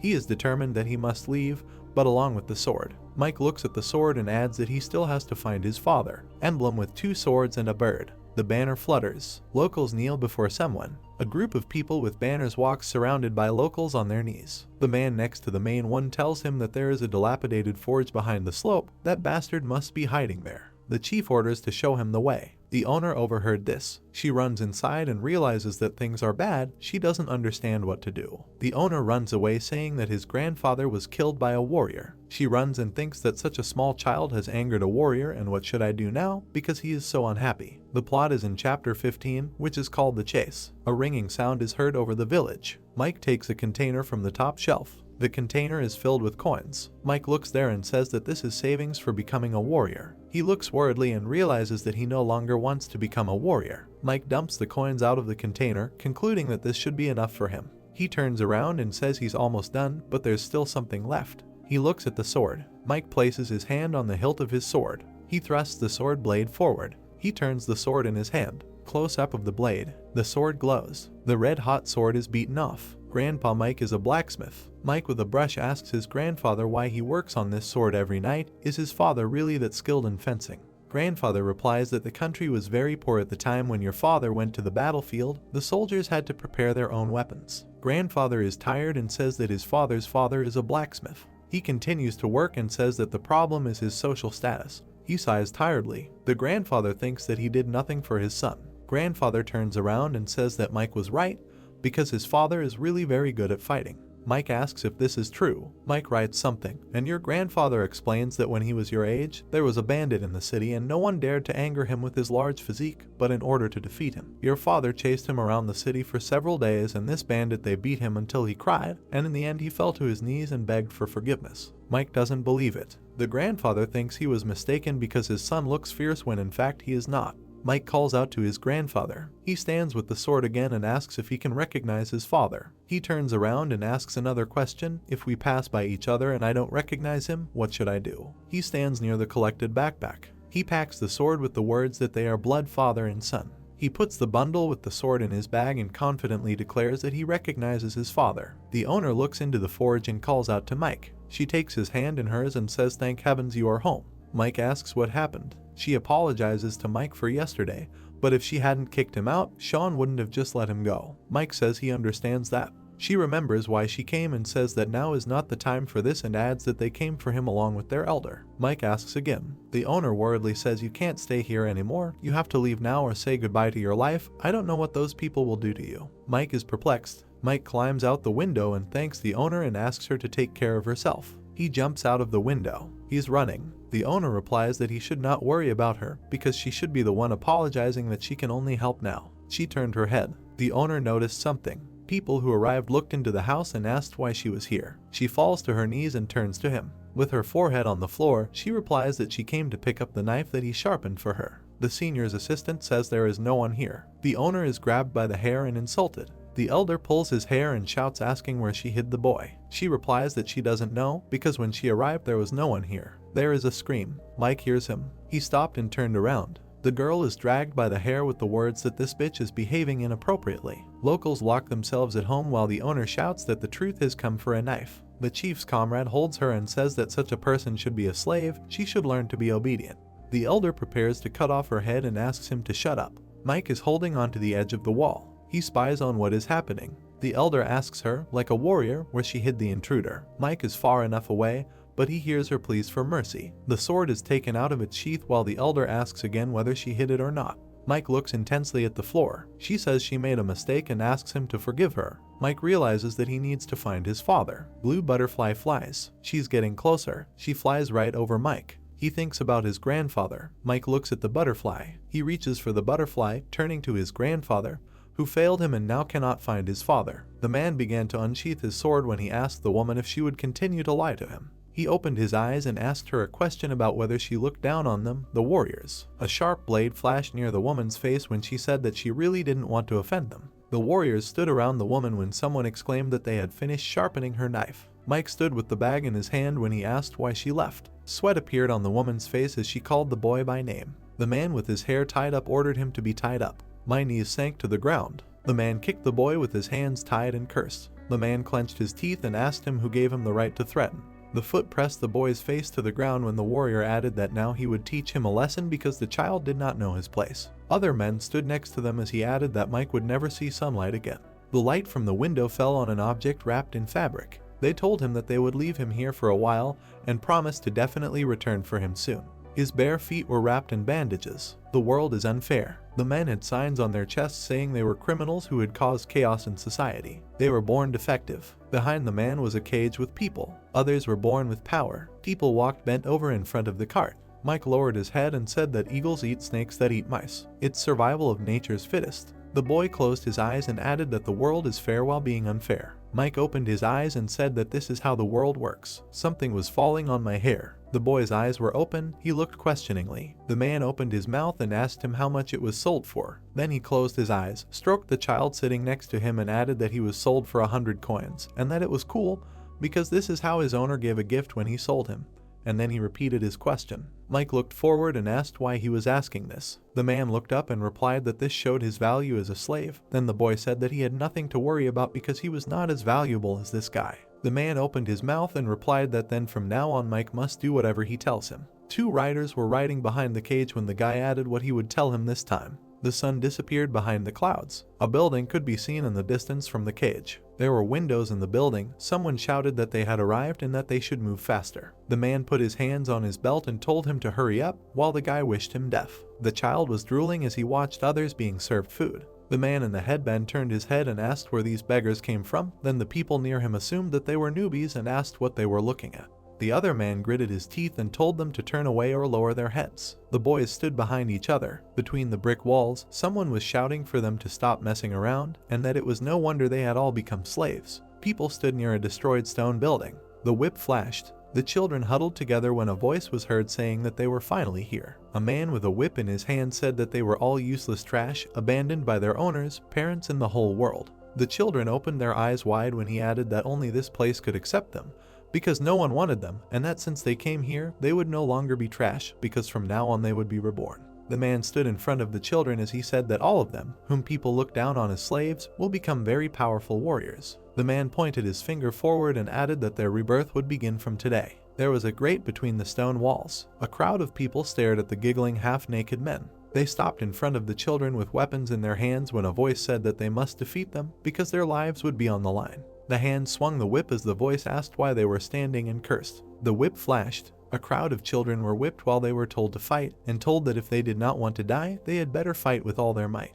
People opened their eyes wide. The men ran towards the unarmed children, shouting that if they did not attack them, then let them defend themselves, and that they should fight them if they dared. The children began to run, but one boy remained standing still. He turned his head towards the fleeing people. Then he looked away in the other direction. Something flashed before my eyes. The boy was hit in the face. Blood dripped. Red splashes hit my hand. Mike opened his mouth wide. He looked away. People around were bleeding as they were beaten. The man opened his mouth wide and asked how long they were going to run and hide. He hit the children with a whip and said that they were a bunch of scared kittens. Someone was screaming to be spared. Blood dripped from his face as a voice screamed for a bunch of cowards to start fighting. The boy was hit with a whip when he shouted that men were bigger than them and they had weapons, and that it was unfair because they could not win. Injustice, injustice. Blood was dripping from the boy's face. He squeezed the ground with his hand. The man in the blindfold gritted his teeth. Mike moved towards him. The boy threw something at the man's eyes. The man covered his face with his hand, swore and exclaimed that he had thrown dirt into his eyes. No, to be unjust is the greatest justice. Mike swung his fist at the man. They all taught him this. The man in the bandage began to fall after being hit by the boy.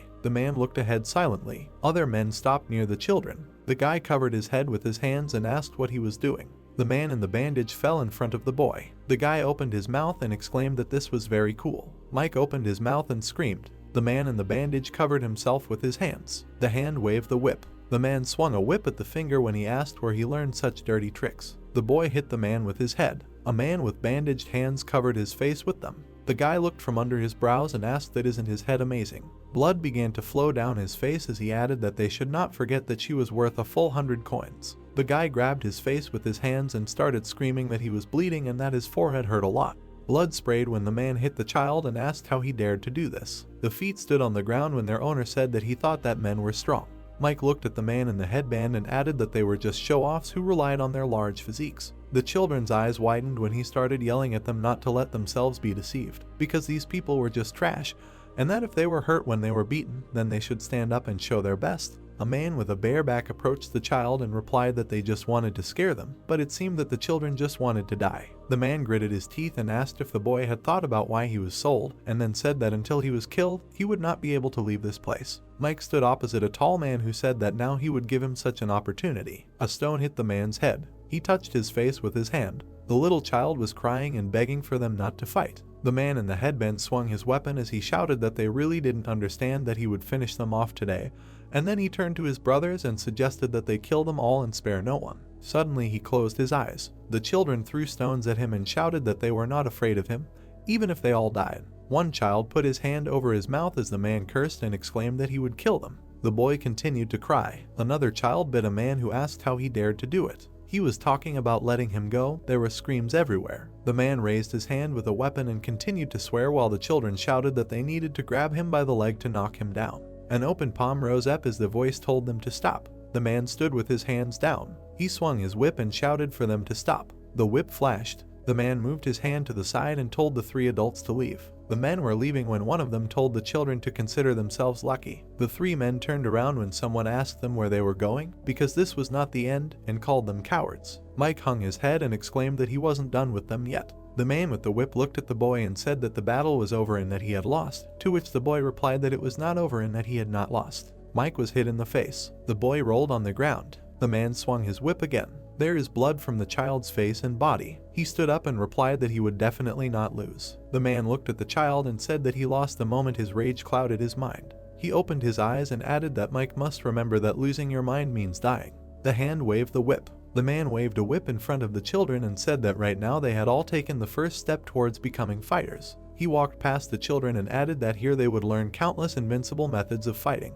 Mike stood with his head bowed as the man added that they should work hard, and then he ended up saying that this is necessary in order to become one of the organization of sparrows. The child fell to his knees. He then landed face first on the ground. Mike opened his eyes. He won't lose. His eyes began to close. He decided that he would no longer allow anyone to oppress him. Mike lowered his eyelids. The crowd of people walked forward along a long corridor. The children stopped before the exit when a voice shouted at him to raise his left hand higher. If he did not want to die, he ordered him to protect his body. From the bright passage came screams with the words above. The voice continued to say that no one would help them when they entered the arena, so they needed to move quickly. Mike and the other children stood and looked ahead. Clouds floated above the trees. There will be a moment in everyone's life that they don't want to face. The men punched and kicked the man, who was asked why he continued to lie even after being beaten and whether he had money. The man held out a stick in front of him and said that if he did not want to be beaten like this guy, then he had better hand over all the money and then he would be spared. The man with the things behind his back remained silent. In that case, he would rather face a bear or a wolf. The guy looked from under his brows and said that it would be troublesome. People stood and looked at the robbers, who shouted about whether they were deaf, and told them to hurry up, and that if they did not have money, then let them give away all the food that they had. The rope flashed. The noose wrapped around the man and pulled him back. The warriors who appeared attacked other robbers. People began to run away from the dark silhouettes, shouting that they needed to leave, because warriors from the sect had appeared. The cloaked man turned his head as the robbers continued to shout about being quiet and running. The warrior opened his mouth wide and exclaimed that how dare these robbers do this, and then ordered to seize them all and not let any of them escape. Bill looked forward and said that this was not good. Standing next to the warrior was Woody, who turned to him and said that he could not believe that he lost his temper only because of some gang of bandits, and that the guy always admired his tendency to worry about these stupid villagers. Woody opened his mouth and laughed. Bill silently lowered his gaze. The warriors drew their swords and shouted that they needed to catch them all and not let anyone escape. Woody opened his mouth wide when the man next to him asked him why he decided to join them in clearing out the bandits, because he was still improving his skills. Then the guy replied that he wanted to become a warrior as soon as possible, maintaining justice and order in world. The man in the helmet opened his eyes and exclaimed that he would become an excellent warrior, and that he should not forget his words. Woody's eyes widened when the man in front of him added that the master said that anyone can get permission to become a warrior as long as they have merit. Then the guy thought that he could actually become a real warrior with a sword in his hands. The men with swords in their hands looked at the men in the bushes. Woody ran, holding a stick in both hands, shouting that the future warrior was coming after them. The man opened his eyes wide and looked questioningly. The man in the hat was lying on the ground when he addressed the guys. The stick touched his head. Woody turned to the warrior standing behind him. He lowered the stick and told the people on the ground that they should all be grateful that the sect maintains peace in the city, so they are obliged to pay taxes for the safety of the sect. Then the people replied that they would pay. Bill looked at the guy when he said that he needed to destroy those bandits. Woody ran between the trees. Birds flew near the crowns. There was a bush growing near the tree. People with sticks walked along the road and said that they were always attacked by bandits when they crossed the mountain. A man in a cloak followed them as they added that they had to pay a tax to the soldiers if they wanted to get into the city, and that they could not do this much longer because by the end of the journey they would not have a penny left. Bill walked silently past the bushes. Woody opened his mouth, told them to stop, and said that if they wanted to live, then they should humbly surrender. There were only trees in front of them when he asked where they had gone. The guy stood surrounded by trees. He opened his eyes wide when he asked where the elders had gone and decided that he should quickly return. Feet walked on the grass. Suddenly the boot began to slide down. A scream was heard near the cliff. Pieces of earth flew up. Woody sat on the ground and said that his leg hurt. Then he assumed that he had stepped on a trap. He looked at his shoes and asked what they were. The guy put his fingers to his nose and sniffed. Then he opened his mouth wide and shouted that it was excrement, and that if he found whose it was, he would tear him to pieces. Woody looked to the side when someone's voice said that it seemed to be his. The bearded robber opened his mouth and asked the guy what he was thinking when he came there alone with a wooden sword, and then exclaimed that his courage knew no bounds. The men with sticks walked towards Woody when he said they had better treat him with more respect and asked if they knew who he was. The bandits looked back and asked the boss what they should do since this warrior wanted them to treat him with more respect. The man took a bite of food and asked them again. He opened his mouth and burped. The robber raised his hand and replied that he needed to be beaten, but first they needed to fill their bellies. And since warriors have a lot of delicious food every day, the meat in his body must be good, so the man invited him to share and laughed. Woody opened his eyes wide and thought that they were cannibals. The bandit turned to his comrades and replied that not only their meat was good, since he heard that if you break a warrior's skull, wine will flow out. Then the man behind replied that this is excellent, so they will have a banquet today. Someone hit the robber on the head with a stick. Woody jumped up, opened his mouth wide, began to call for help and shout to his elders that the bandits were here. Then the bandits exclaimed that they must not let him escape. The trees were illuminated by the sun when a cry was heard that the warrior needed to be caught. Clouds floated across the sky. A man in a raincoat walked through the forest. He turned around when he heard a cry for help. A hand reached out from the bushes next to the man. She grabbed her cloak when the voice said that even though they didn't know each other, he was leaving these guys to him. Robbers came out of the forest and stopped opposite two guys. Woody peeked out from behind the man in the raincoat. The hand offered the bag to the bandits when the voice said that this was all he had and that he just wanted to cross this mountain peacefully. Woody touched the man's hand and exclaimed that he couldn't do this and that he was crazy because it was illegal to give so much silver to the bandits. Bill looked forward and replied that he didn't care and that he just wanted to get out of trouble with money. Woody's eyes widened as he thought that he was crazy for wanting to escape on his own. The guy looked at the man and asked him that he wanted to give it to them after he gave him the money. Woody pointed his finger in front of him and said that there were warriors everywhere here and that if they found out, he would not live. Bill looked ahead silently. The tall bandit opened his mouth and asked what they were doing and told the traveler to hurry up and hand over the money. The smaller bandit suggested that they were planning something. The man gritted his teeth and exclaimed that he was impatient, so he should give up the bag of money and move on. The robber put his mace in front of him and said that it was stuffy and that he would stop whining, and then exclaimed that he would rather kill them both. A crowd of bandits, shouting to kill them, rushed in one direction. The guy opened his eyes. He jerked his hand with the bag and exclaimed that it was because of him. Coins fell out of the bag as Bill jerked. The hand released the man. Woody started to run away while he thought about what he could do while the bandits were busy with that guy. He turned around and opened his mouth. The guy opened his eyes wide and looked questioningly. The crowd of robbers scattered in different directions. Bill was opposite the bandit boss. The man clenched his teeth. The guy dodged the robber's blow. A hand wrapped in black cloth touched the body. Fingers squeezed the flesh. Bill knocked the bandit to the ground. Woody's mouth opened wide when he realized that they were all dead. He froze near the rising dust and thought about who this guy was. Woody covered his mouth and looked away. His lips smiled as he thought about what would happen if he could bring the bandit's head to the elder. A muscular hand pressed the head of the bandit boss to the ground when Bill said that he did not want to kill a man without a sword, and that he would let him live if he allowed him to leave this mountain in peace. Then the bandit replied that he would not touch him and told him just leave. The hand released the body. The robber put his hands in front of him when the guy advised him to leave before the soldiers arrived. The bandits were lying on the forest road when their boss told them to retreat, then they shouted for him to wait for them. Woody looked at the dark silhouettes running away and asked what he was doing and why he was letting the bandits get away. The guy opened his mouth wide and shouted that he should at least not let his boss escape. The hand grabbed the man's cloak when the voice asked if he had gone crazy and why he allowed the main robber to leave. Bill pulled his hand back and bowed his head. Woody watched the man leave. The guy frowned, swore, and asked how he dared to do this. Woody pointed his finger at the man in the raincoat and shouted his name at him, then told him to stop now. Bill had his back turned when the guy said that it was very suspicious that he let the bandits go after defeating them. Woody put his hand out in front of him and added that he thought they were on the same side and exclaimed that he had been caught.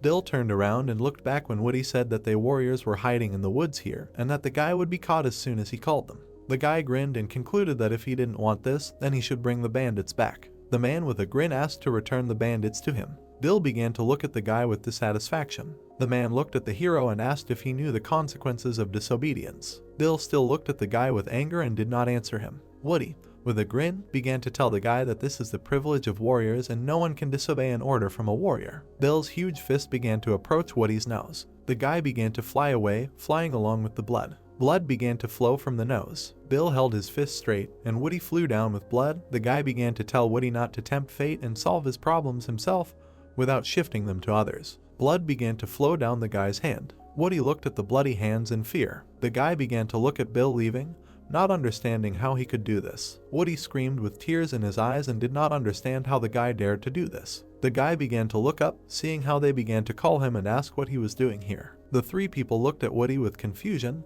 asking if he knew how much time they wasted to find him. The guy looked forward with a surprised face. People began to ask if he was crying and what was wrong with his face. Woody started holding onto the guy's legs, saying that he was crying because he was angry. One of the heroes did not understand what the guy was talking about and what he wanted to say. Woody began to scream loudly with tears in his eyes and say that he had found the leader of the bandits, and this guy looked like a monster who was not only larger, but also 3 times stronger than an ordinary person. The guy replied that as a disciple of the sect he could not hide and run away, so he decided to risk his life, but then Bill appeared. The guy with his eyes downcast began to climb the stone stairs. Bill's feet walked slowly along the ground. The guy began to look at the city, rejoicing that he had finally arrived. It seemed to Bill that 10 years had passed. The hero's gaze was directed forward, because Bill realized that his father had to forge iron at this time. Looking at the city, the guy wondered if his father still forced him to help him with swords, like Bill was still a child. The swords were quickly directed at the guy's legs, trying to grab him, since those who challenged the people of the Beifeng sect must die. People quickly ran after the man, shouting to each other that they had to catch him and it didn't matter what he was, alive or dead. One of the men began to shout with anger and ask about who dared to touch his student.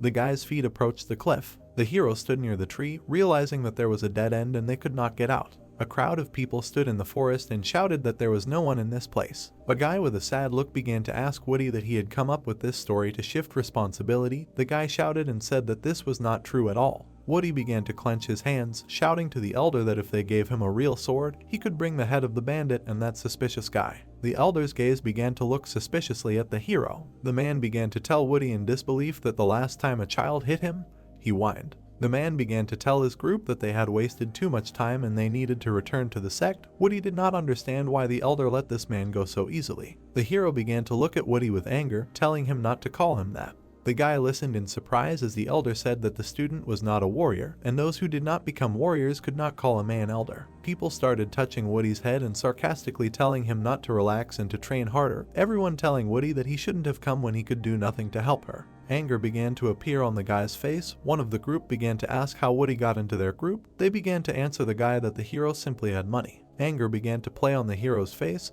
The guy decided that he would find this man and kill him. Bill was in a tree with his eyes closed. The guy began to notice something. Bill sat on a tree branch and said that he could not rush on his way home, because if a person found out about his family it would be very difficult to meet Bill's son. Sounds of something very beautiful began to be heard from the city. The man raised his hand, telling the girl that these were treasures from the sea and this was the only thing left. The seller asked the heroine if she would buy. The girl agreed. The chain began to fall off the table. The man began to throw things around angrily, asking the seller who allowed him to set up a stall, and according to the law it was forbidden to set up a tent in this place. 3 guys with frightened faces began to tell the man that they were very sorry.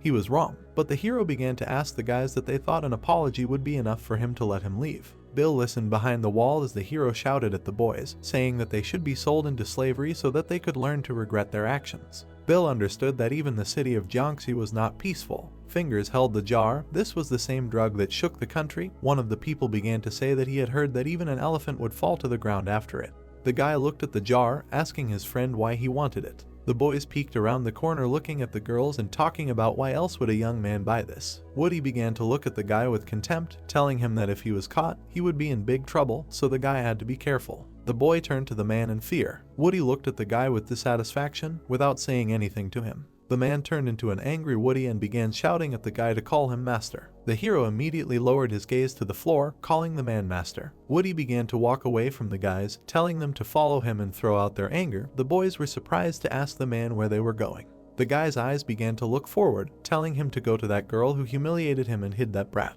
From the house came sounds that the girl was sorry and knew that she was wrong. The fragments flew in different directions. Woody held the girl by the hair and asked why alcohol was so bad, and she looked down on him. The girl began to explain that this was not so. The man threw the girl away from him, telling her to bring the best alcohol. Woody sat on a chair, loudly shouting to the heroine that she had not changed even when he showed mercy to her, so he had to sell her into slavery, like that boy. The girl looked at the floor with a sad look and told Woody that she always remembered mercy and was grateful for it.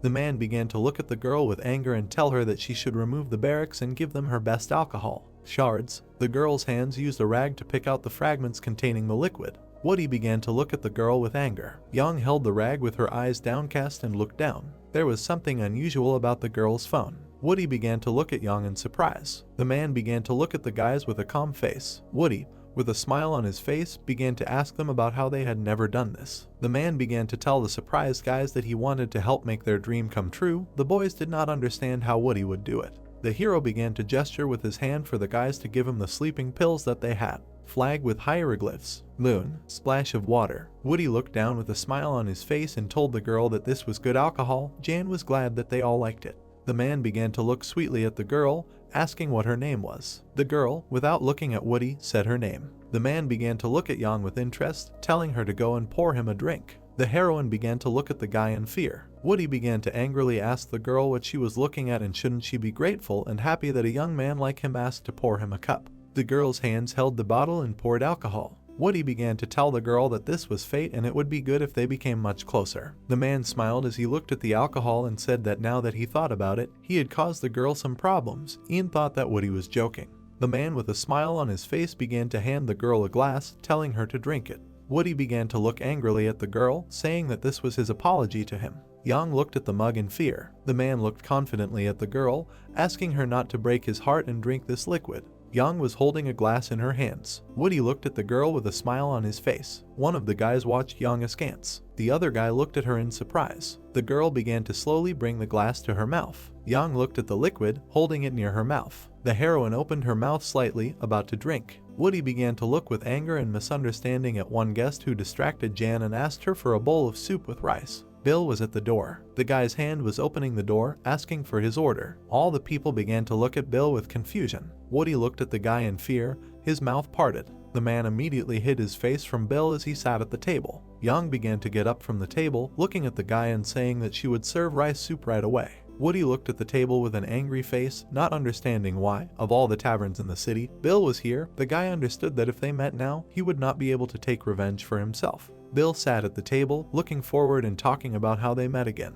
Woody began to glare at the guy, shouting at him why he was a follower. Bill's hand began to swing at something. The guy started hitting the table loudly, scaring Woody. Bill looked at his hand, not understanding why there were so many flies in this city. The guy began to look askance at Woody, saying that he hated green-eyed flies. The guy clenched his teeth in anger, realizing that if he ran away it would be very embarrassing, but if he stood up to the guy, they would beat him. Woody leaned against the table, looking straight at it, wondering what to do. There was a cup of drugs on the table. A sly smile began to play on the guy's face. Woody decided that now they have it. There was a girl in the room. Yang held onto the bucket. The girl looked straight into him, thinking what she should do and how she should live. Yang watched silently, thinking about it. Woody began to bow to the guy, saying that he was the official disciple of the 14th generation in the Beifeng sect. Bill did not understand what he wanted from him. The guys looked at Woody, not understanding what he was saying and why he said these words. The guy began to bow to Bill, asking him to forgive him. Bill could not understand what was happening. Woody started holding onto the table and talking about how he saw the guy's skill on the mountain. The guy opened a bottle of alcohol and said that even though he is a future warrior of the Beifeng sect, he thinks that every hero can be from a different class. Woody smiled, waving his arms and saying that deep down he already saw a warrior like Bill as his master. Woody began to ask the guy's name. Bill angrily told Woody to leave and not to come near him. The guy asked Bill with a smile why he was so reckless. Woody began loudly shouting to Jan to bring them snacks that would be perfect for drinking. The girl said that she would do everything now. Woody's voices began to be heard from the bar, who told Bill to listen to him. The guy said that although his skills had not reached the limit, he could tell how strong a person was and his left-handed skills really stunned him. Food began to be brought to the table. Woody asked the girl where the snacks were, and Bill began to thank the girl, asking her if the owner had changed. Since there used to be an old lady, Jan began to say that she was her daughter and her mother died. Steam was coming from the soup. Woody began to look at the guy, telling him if he had met a nameless wandering warrior who is looking for a person as strong as Bill to kill everyone in his path. Woody replied that everyone knows that a new holy sword has appeared, so people began to be called waves of holy swords. Bill told the guy that he had never heard of such a thing. Jan looked askance at the guys, wondering who Bill was. The hero began to tell Woody that a man who kills everyone in his path is a scoundrel, and after the guy asked what he meant by holy, Woody silently looked at the guy, telling him to watch his words and blasphemy is serious crime. Bill looked at the table, thinking that blasphemy was better than a warrior killing everyone in his path. Woody began to laugh, telling the guy that it didn't matter. The guy didn't understand how Bill dared to utter such disrespectful words. The guy began to close his eyes, saying that he had already decided to call Bill his master. Woody began to pour alcohol into the glass, telling the guy that it was his respect. The guy began to raise his glass, offering the hero a drink. Bill looked at the glass of alcohol. Woody said that they should definitely drink it. The guy smiled, though, so the guy drank it. Bill began to reach for the glass. The hero began to look carefully at the contents. Woody looked at the guy with confidence and contempt, hoping that he would drink. Bill began to open his mouth and poured alcohol into it. A grin began to appear on Woody's face. The guy was glad that he drank it. Bill began to move the glass away, saying that he had been a blacksmith since birth and from that moment until his death he would remain a blacksmith. The guy began to tell Woody to look for another warrior in another place. Jan looked at Bill carefully, thinking about the blacksmith. The girl's eyes began to look at the guys in fear. Woody was holding onto the table, looking straight at him. The guy began to laugh loudly and asked Bill how it could be a coincidence that there was only one empty forge in the city and the guy could always use it without rent, and Woody wouldn't take coins from the guy. Bill did not understand that the hero began to speak. Bill's eyes began to show all the anger that was in him. The guy quickly stood up, asking Woody if the forge was empty. The guy started poking at Bill, telling him to look at himself and see that he became so interested when Woody said it was free. Bill began to grab the guy's clothes, asking him to explain better. Woody asked the guy what he could do if he found out that people had committed a serious crime and received their punishment for nothing. The surprised guy did not understand what kind of crime this was. Woody, with a little fear in his eyes, tried to confidently say that people had committed a crime to look down on warriors, like Bill himself. Woody began to look at the guy, calling him names without fear in his eyes. Bill looked at the guy with incomprehension. His eyes began to double. The guy began to grab the table with his hands. Bill began to fall onto the table, and meanwhile Woody simply watched. Sweat was pouring off Bill's face. In the guy's eyes, his hands were double. Bill looked down, not understanding what kind of alcohol it was or whether it was alcohol. The guy's body began to brush off the food. Bill began to fall to the floor while Jan looked at him in surprise, not knowing what to do. People's hands were holding a log. One of the guys was shouting that they didn't have time anymore and it would be better to learn a couple of new techniques. The hero looked at people menacingly and shouted loudly to them that everyone needed to become stronger. A huge crowd of people were holding heavy logs. The guy was talking about how he knows how all these people are suffering. But once entering the arena, people will look at this place like heaven. Once entering the arena, there will only be two choices, and either people will win up above the enemy or they will hold out until the end. One of the guys listened exhaustedly as everyone was told to use their strength to endure and hold out until the end. This is a place where swordsmen are trained. They buy children at a low cost, turning them into swordsmen, and then sell them at a high price, also known as the Sparrow Organization. Groups of people held weapons in their hands, listening to a man tell them that their life or death was being decided here in the arena. In this place there were children who came here because they committed a crime. In this place there were children who came because of their parents' debts, and in this place there were children who aspired to become swordsmen and came voluntarily.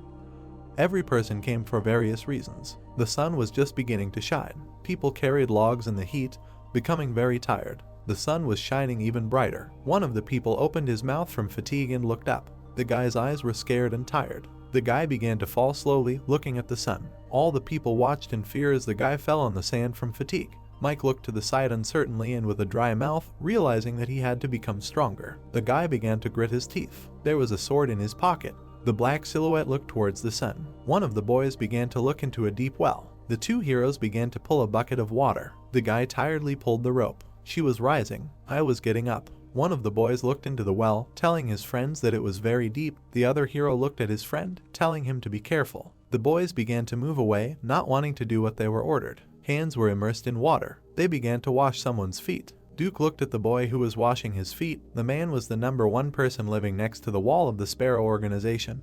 He was one of the most influential people. Duke asked the boys what they think. This place is their home. Groups of people told Duke that this was not so and that they were just fighters of warriors who would be reborn into the Sparrow Organization.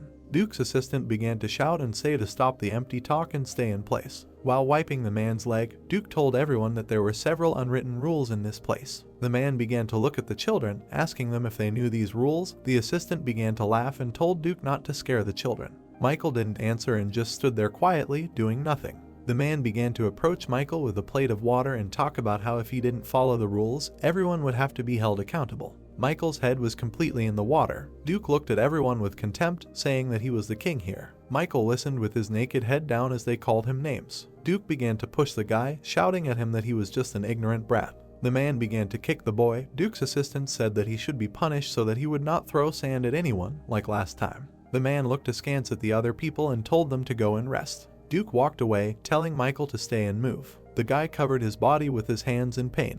Everyone in the building was asleep and everything was calm. In the morning, orders to go to the line began to be heard from him. While pouring food into a plate, everyone told the next person to go. The children stood in line one after another and went for food. One of the guys started to trip him up. The boy dropped his plate of food. One of the guys began to look angrily to the side. The guy began to look at the boy with a grin, saying that he stepped on his own foot and was also to blame. The overturned plate lay on the ground. The boy stands with his back to the guy, calling them names. One of the heroes began to hold the guy by the t-shirt, telling him to stop. The little boy looked forward, telling the guy to look back. Duke sat on the sofa with a smile on his face. Michael looked at the man, telling everyone that they were doing this on purpose since he was their target. The hand held the plate, pouring it out. The three guys began to leave, saying that it was slop and he wouldn't eat it.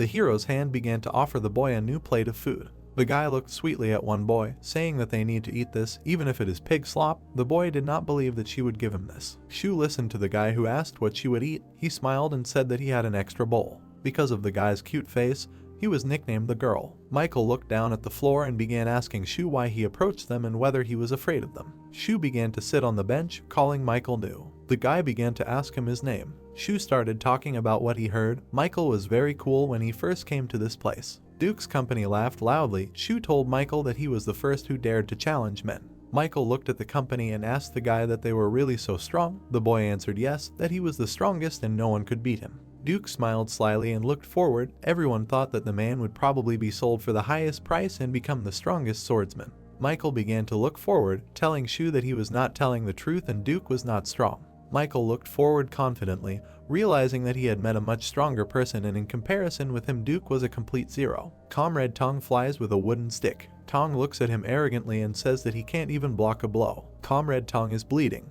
He tells Tong that he doesn't care whether he is Tong Giant or not, but today he will die. He takes a stick and attacks with the question of how he likes it. Tong easily blocks the blow. He redirects the stick at his comrade. A comrade gets hit in the throat with a stick. Tong shouts at him that if this was a real sword, then you would already be a corpse. Trash. The children are watching. One shouts for everyone to look at this. The second one says that Zio and Tong are fighting against each other. Outside the building there are shouts that this is a great show, calls to watch it quickly. Tong stands with a stick and his comrade is bleeding. Another of his comrades asks if he has gone too far because today is coordination training.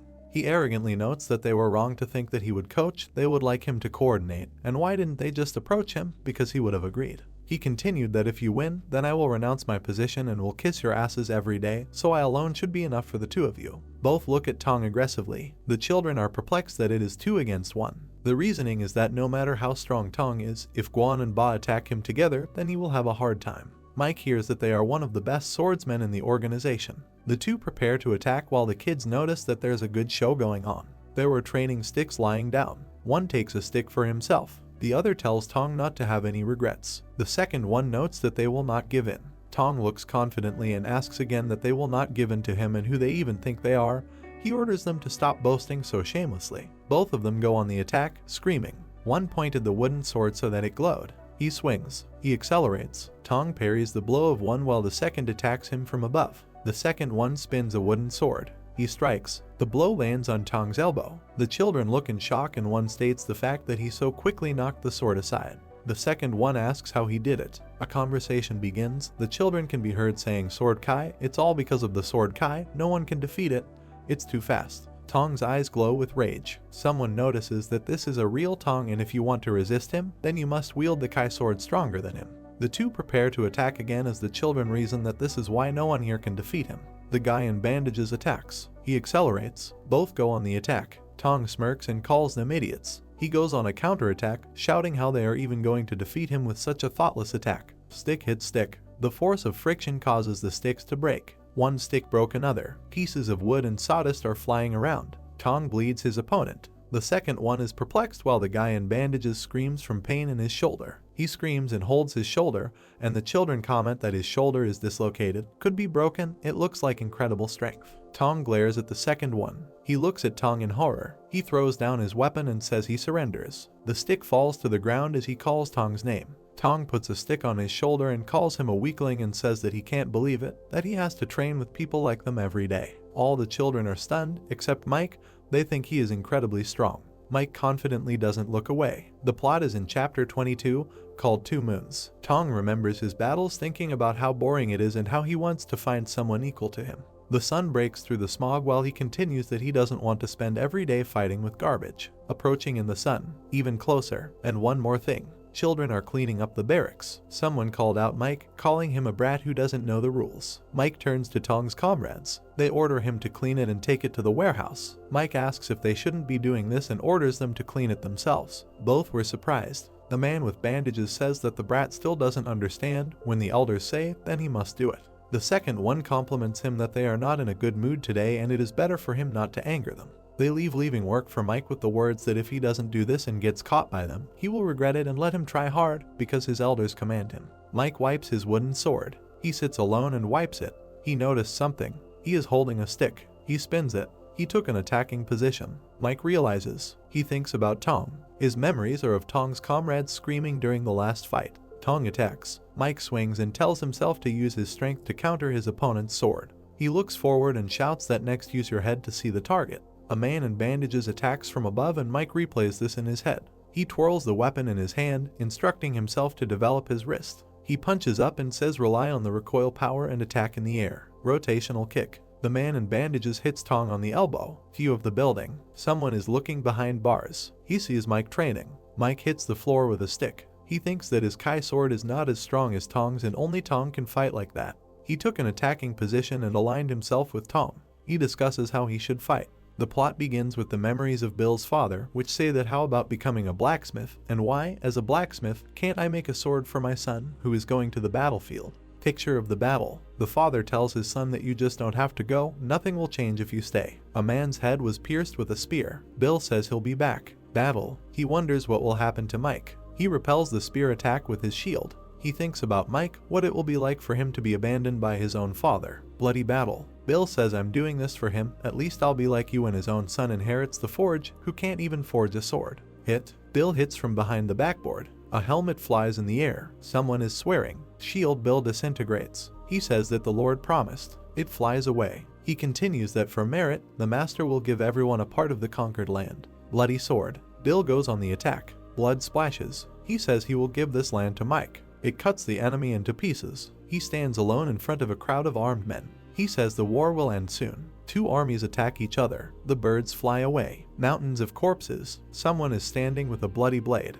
The sword falls from his hands. The sword fell on a mountain of bones. The man can barely stand on his feet. He stands alone in the wasteland. He merges with the wall of dust. He leaves. He is not visible. He walks through clouds of dust. Bill close up. He looks to the side and sees his father at work in the dust. He asks Bill if everything is going as he planned. Bill is stunned. In desperation, he gives a negative answer. The grandfather hits the sword and asks what he returned with then. Bill is bleeding from his hands. His father asks him that he return to do the hated job. Bill looks at his hands and his father emphasizes that he will do the work with just such hands. He looks at his bloody hands. The father looks empty and says that you left us for 10 years and are coming back in this state, and scolds his son. Someone calls Bill daddy and tugs at his coat.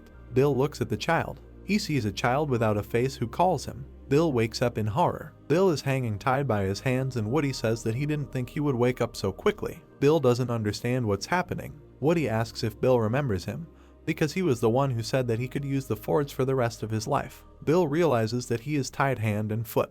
The plot is on chapter 23, which is called The Sword of Kai. Bill withdraws his hand. Sunlight shines from the ceiling. The wind makes things ring. There is a hammer on the anvil. Bill asks where the people who used to live here went. He bared his teeth and asked again where these people were. Woody sits in front of him, calling him a crazy bastard for thinking about others. Bill has the tip of a wooden sword in his face, which Woody asks him to look at. Woody grins and remarks that your legs and arms are tied and your life is in my hands. Bill is furious and asks where his son and father are. Woody asks about his son. Woody was taken aback because he realized who Mike was. He laughs hysterically for the whole village to hear. Woody falls to his knees and laughs until he tears up, noticing that Bill is the father of that little guy. He shouts to the deputies that this bastard is Father Mike. They answer without trepidation that they heard. Woody raises his eyebrow and says, now I have another reason to torment you. Bill doesn't look at him and says he'll just ask. He asks if he killed them. Woody kicks Bill and says that he is just like father and son, with absolutely no manners, and how dare he be so arrogant.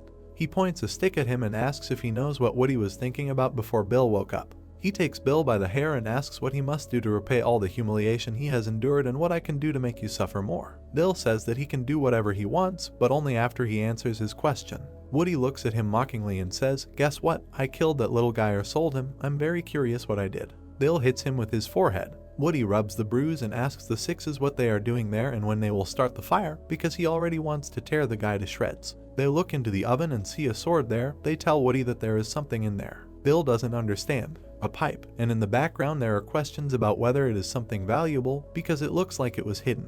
Woody is perplexed. He realizes that it is a broken sword. The sun rises behind the roofs of houses. The owner looks out the window. She sighs and realizes that she is to blame for what happened to Mike and she must pay for it. An empty room and a voiceover from the owner, who says that if a person does not know how to show gratitude, then how is he different from an animal? At the entrance to the estate there are two guys in hats. One asks the other who is coming so early. The owner bows before them and says that she wants an audience with his honor. The first asks her if she thinks that a commoner can see his honor whenever he wants. The second one briefly sends her to hell. She asks to help her just this once. She very persistently continues that if his honor does not help, then a person may die because the case is extraordinary. The guard is stunned and says she doesn't seem to be joking. Screams are heard. Quickly open the doors. Why couldn't this morning be calm? The plot is in chapter 24, which is called Torment. Woody looks at the sword and asks what it is, a sword or a saber, and why it is made so crudely. His Sixes ask him to be more careful. He carefully examines the tip and says that if you need a sword, then you should find a better blacksmith. He runs his finger along the blade, calling the sword useless. The finger is easily cut. Woody puts his finger in his mouth, noting that the sword is extremely sharp. Blood oozes from his mouth and he comes to the conclusion that the sword was definitely not made by a kid. He takes his finger out of his mouth and thinks about it. Bill looks at the floor, dumbfounded, while Woody says that it looks like the sword was made by that dead weirdo, your father. Woody grins and reminds Bill that he wanted to hear the story about his father's death. Bill thinks about his father. Woody raises the tip up and says that there is a person who has recently begun to be revered among warriors. Someone calls him a nameless warrior, and someone says that he is the reincarnation of the Holy Sword. Some believe that he is the new Holy Sword. Bill listens intently, and Woody points the sword at him and continues that your father was lucky enough to go to the next world with the sword of this very warrior. He draws the tip and says that it happened just like that. The skin splits and Woody comments that his chest has been cut in half. Bill opened one eye in pain. The skin is peeling away a lot. Blood pours from Bill's chest in different directions, and Woody reminds him that his father's body was split in two. Blood runs in streams onto the floor. Woody's Sixes are dumbfounded. Such an even cut causes them admiration. Woody looks at him with a grin and notes that it's surprising because he didn't make a sound from this. He grabs him by the hair. Woody puts the sword to Bill's face and says, "I'll slowly start taking out your eyeballs." The blade is close to the eye and he continues that if Bill doesn't make a sound, then Woody will spare him. Bill asks what happened to that child. Is he alive? Woody does not move away and replies that he is surprised that Bill is worried about the child. When he is about to take his eyes, he notices that Bill is the real father. They both stand in the same position and Woody says that you can rest assured that this ignorant brat will spend the rest of his life serving people like me because I sold him into slavery. Bill smiles because he understands that his son is alive. Woody smiles madly and asks what can you do, because today you will die by my hands. In a tavern, someone asks the hostess for a bowl of rice soup. There is a crowd of people around her and someone asks to refill his water. The finger sits with chopsticks in its mouth. He saw something above. A piece of tofu falls from the chopsticks. Someone entered the building. The locals don't understand what's happening. Someone's hands are tied. The elder tells the bound owner that I heard you came to the security department and reported on a disciple of the Beifen sect. She looks at the floor in horror, and they ask her if this is true. She replies that she was mistaken and asks him for mercy. He looks threateningly and says that by disturbing us over trifles, you are spoiling the name of our sect. I have already shown you mercy, but you forgot all my kindness and again went against us. Tears are dripping onto the floor. There are more and more drops, and he continues that when a dog bites its owner, there is no forgiveness for it. The man raises his sword, and she says in despair that she was wrong, and asks for mercy. The elder gives the command to behead him. She is horrified to hear the agreement from her executioner. Blood splashes fly in different directions. Blood flows on the floor. The elder asks where Woody is, and he is told that he is in the forge. Blood covered the entire floor, and he kept saying that one rotten apple spoils the whole barrel. The elder leaves and gives the order to hang this woman's head on the city wall as a warning to everyone. Six calls out to Woody, and he nervously replies that he is busy. They carefully explain that they wanted to make a fire, but could not find flint anywhere and ask permission to look outside.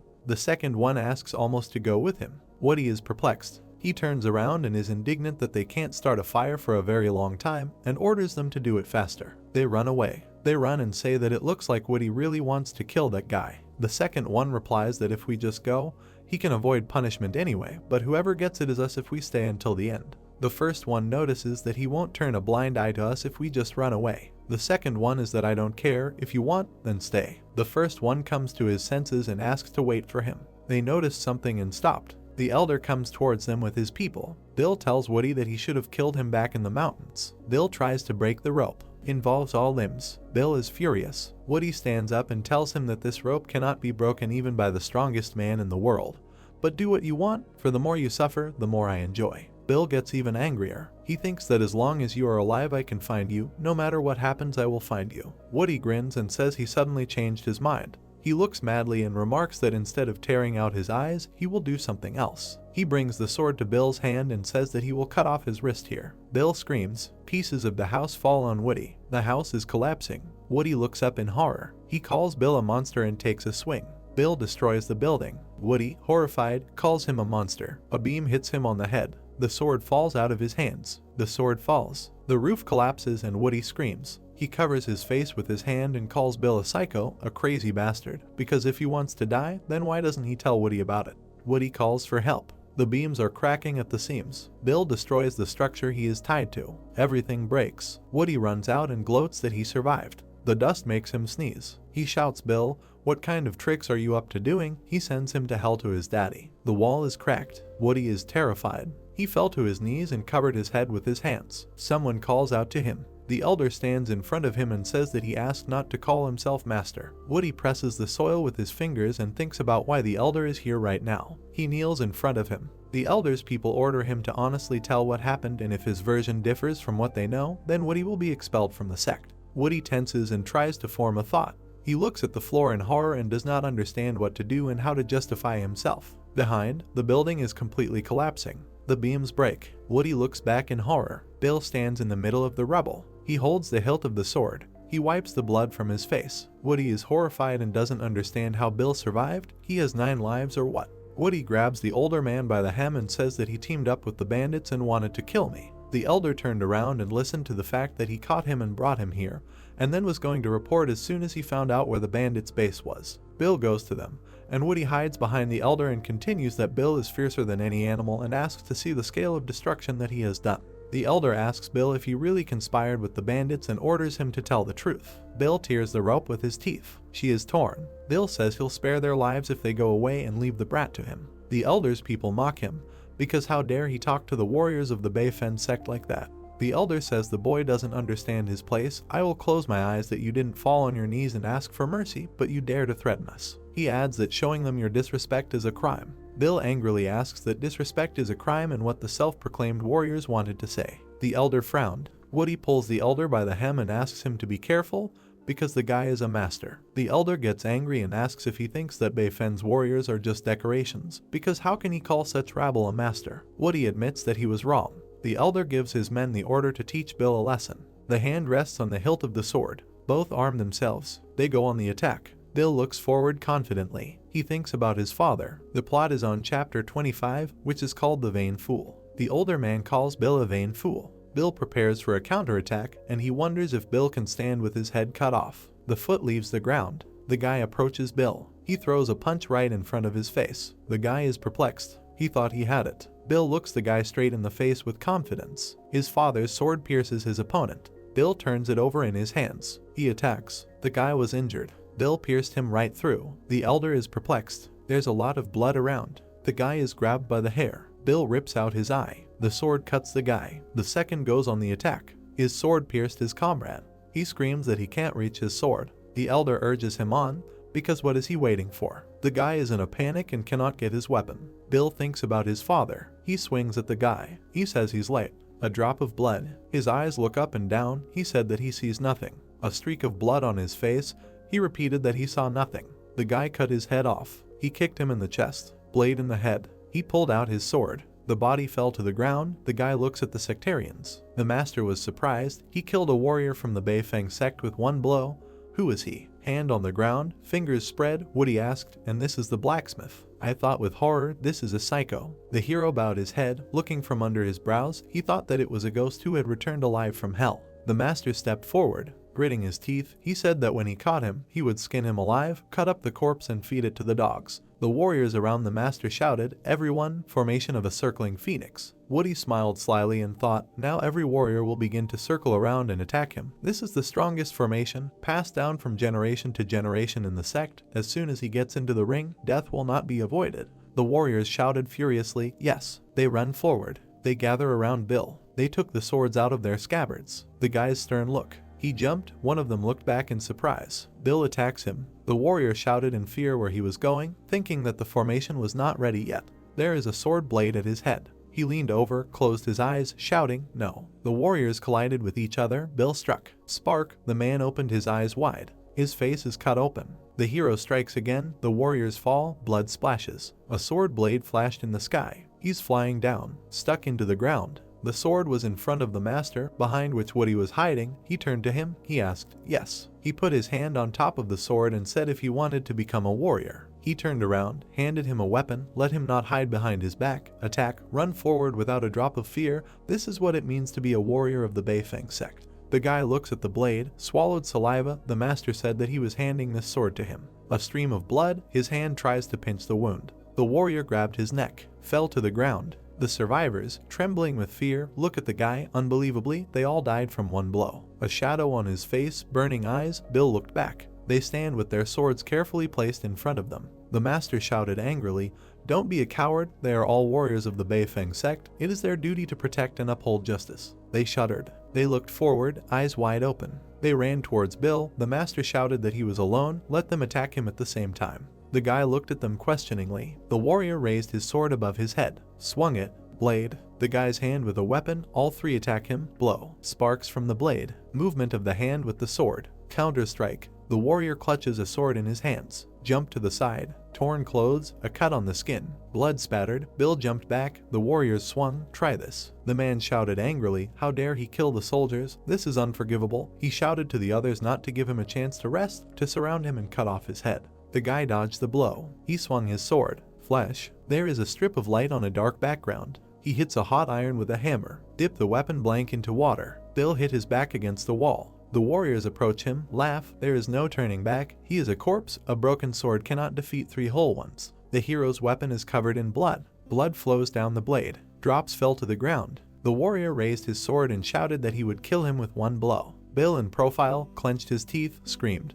Pointed the sword forward, round burning eyes. Broken sword blade. Through the hammer, the old man sits with his head down and sighs. He closed his eyes and said that he had been doing it for 10 years. The sword lies on a cloth on a round log. He said finishing this sword is like giving birth to a child. Sitting silently by the burning stove. A tear fell. The old man began to cry and said that he was a good-for-nothing father. The black blade slammed into the blade of the warrior's sword. Cuts him into pieces. Fragments are flying. The guy lowered his weapon. Parts of the enemy's sword were in the air, the old man said, because he could only finish it now. The sword flies to the side. Bill hits the warrior in the head. Blood sprays. Weapon in Woody's hands. He thought he was finally holding a real sword. He watches the fight from behind the wall. He opened his eyes wide. Drops of sweat. Bill sees his back. Watching. Hiding behind the stones. I thought. His back is open. He raised his eyebrows and thought. A frightened look, wondering if he will hit. The hero cut the enemy's sword blade in half. Hit him in the head. The warrior falls. Woody put his weapon forward, thought, now. Here, Bill heard. The blade is at his back. Cut the skin. Woody screamed, go to hell. The hero leaned back. Woody didn't understand what was happening. Bill's face is covered in blood. He raised his palm. Grabbed him. Turned his hand. The guy is on his knees. He swung his sword. Bill turned around, looking at the sword in the warrior's hands. Woody gritted his teeth and thought in fear, no. The hero raised his sword over him. Eyes wide open, Woody thought, no. Luminous stripe. Hero's hand with a weapon, retaliatory strike. He swung his sword. Hit Woody in the head. The warrior behind him decided to attack. Bill raised his sword over his head and shouted, die. The master grinned. Watching the battle from the side, he said, this is the end. Splashes of blood from a warrior standing with his back turned. The man was surprised. The warrior lowers himself to the ground in front of Bill. A sword with a black blade. The hero's hand is covered in blood. goes to the master. The man shouted nervously, he killed 10 warriors of the Beifeng sect. This is a serious crime. If he repents, he will make his death less painful. The guy walks with his head bowed. The master grabbed the sword. The hero's stern look. He pointed his sword forward and shouted not to force him to do this. The guy looks with rage. The master rushed to him, shouting that he was too arrogant. Their blades collided. Sparks appeared. The man resists with difficulty. The guy leans towards him. Bill looked him in the eyes and asked him to guess what he would do now. He threw the sword. Stripe of light. He cut off his hand. The sword falls to the ground. The guy swung. The sword was at the master's shoulder. He stopped him, shouting that he could not kill him. The man said seriously that he was Zhu, the third son of sect master Beifeng. By killing him, he would become the enemy of all martial sects. He added with a grin, this means that after killing him, every sect will want Bill's head. The guy is thoughtful, silent. The man said that if he stops now, he will close his eyes to it and will not even pursue him. The guy put the weapon away. The master smiled evilly, well done. The hero cut off his head. He managed to say, no matter how strong he is, he cannot cope with all the warriors of the world. Decorations from the master's head in the air. Bill walks away with a dead body on the ground behind him. He goes to the destroyed house. The guy looked back. Woody lies on the ground covered in blood, his eye socket empty. Bill pulls out the board. I put her next to someone else. Birds are circling in the sky, a tower with guards, heads on sticks with tables. The raven sat on the woman's head. It was written on the table that she was a sinner and dared to disturb the order of the world. The bird took off from his head. Bill is walking along the road. The sword is tied with a rope to the backpack on his back. He must survive. As long as he is alive, he can find it. Mike. Woody's body is on the ground, lying with his arms bent. The head is turned to the side, the hand is bleeding. His fingers twitched. The door opened. Alex hugs the boss, says that he wants a woman. Sam shouted that she sold him. Why is he acting like this? Claire looked back, saying about the door. The man looked at her with a silent question. She shouted in irritation at him to shut her up. The girl holds a piece of rope in her hands and lights it. Continues to burn. Explosion. Clouds of smoke above one of the buildings. Sam covered part of his face with his hood, coughed, and asked what kind of smoke it was. Alex continues to climb on him. The girl lowered her head. He shouted for her to stop playing around and cure him. He was driving him crazy. She said that she screwed up again. The man reaches out to the boss to kiss him. The girl is silent. He said that the truth is no longer possible.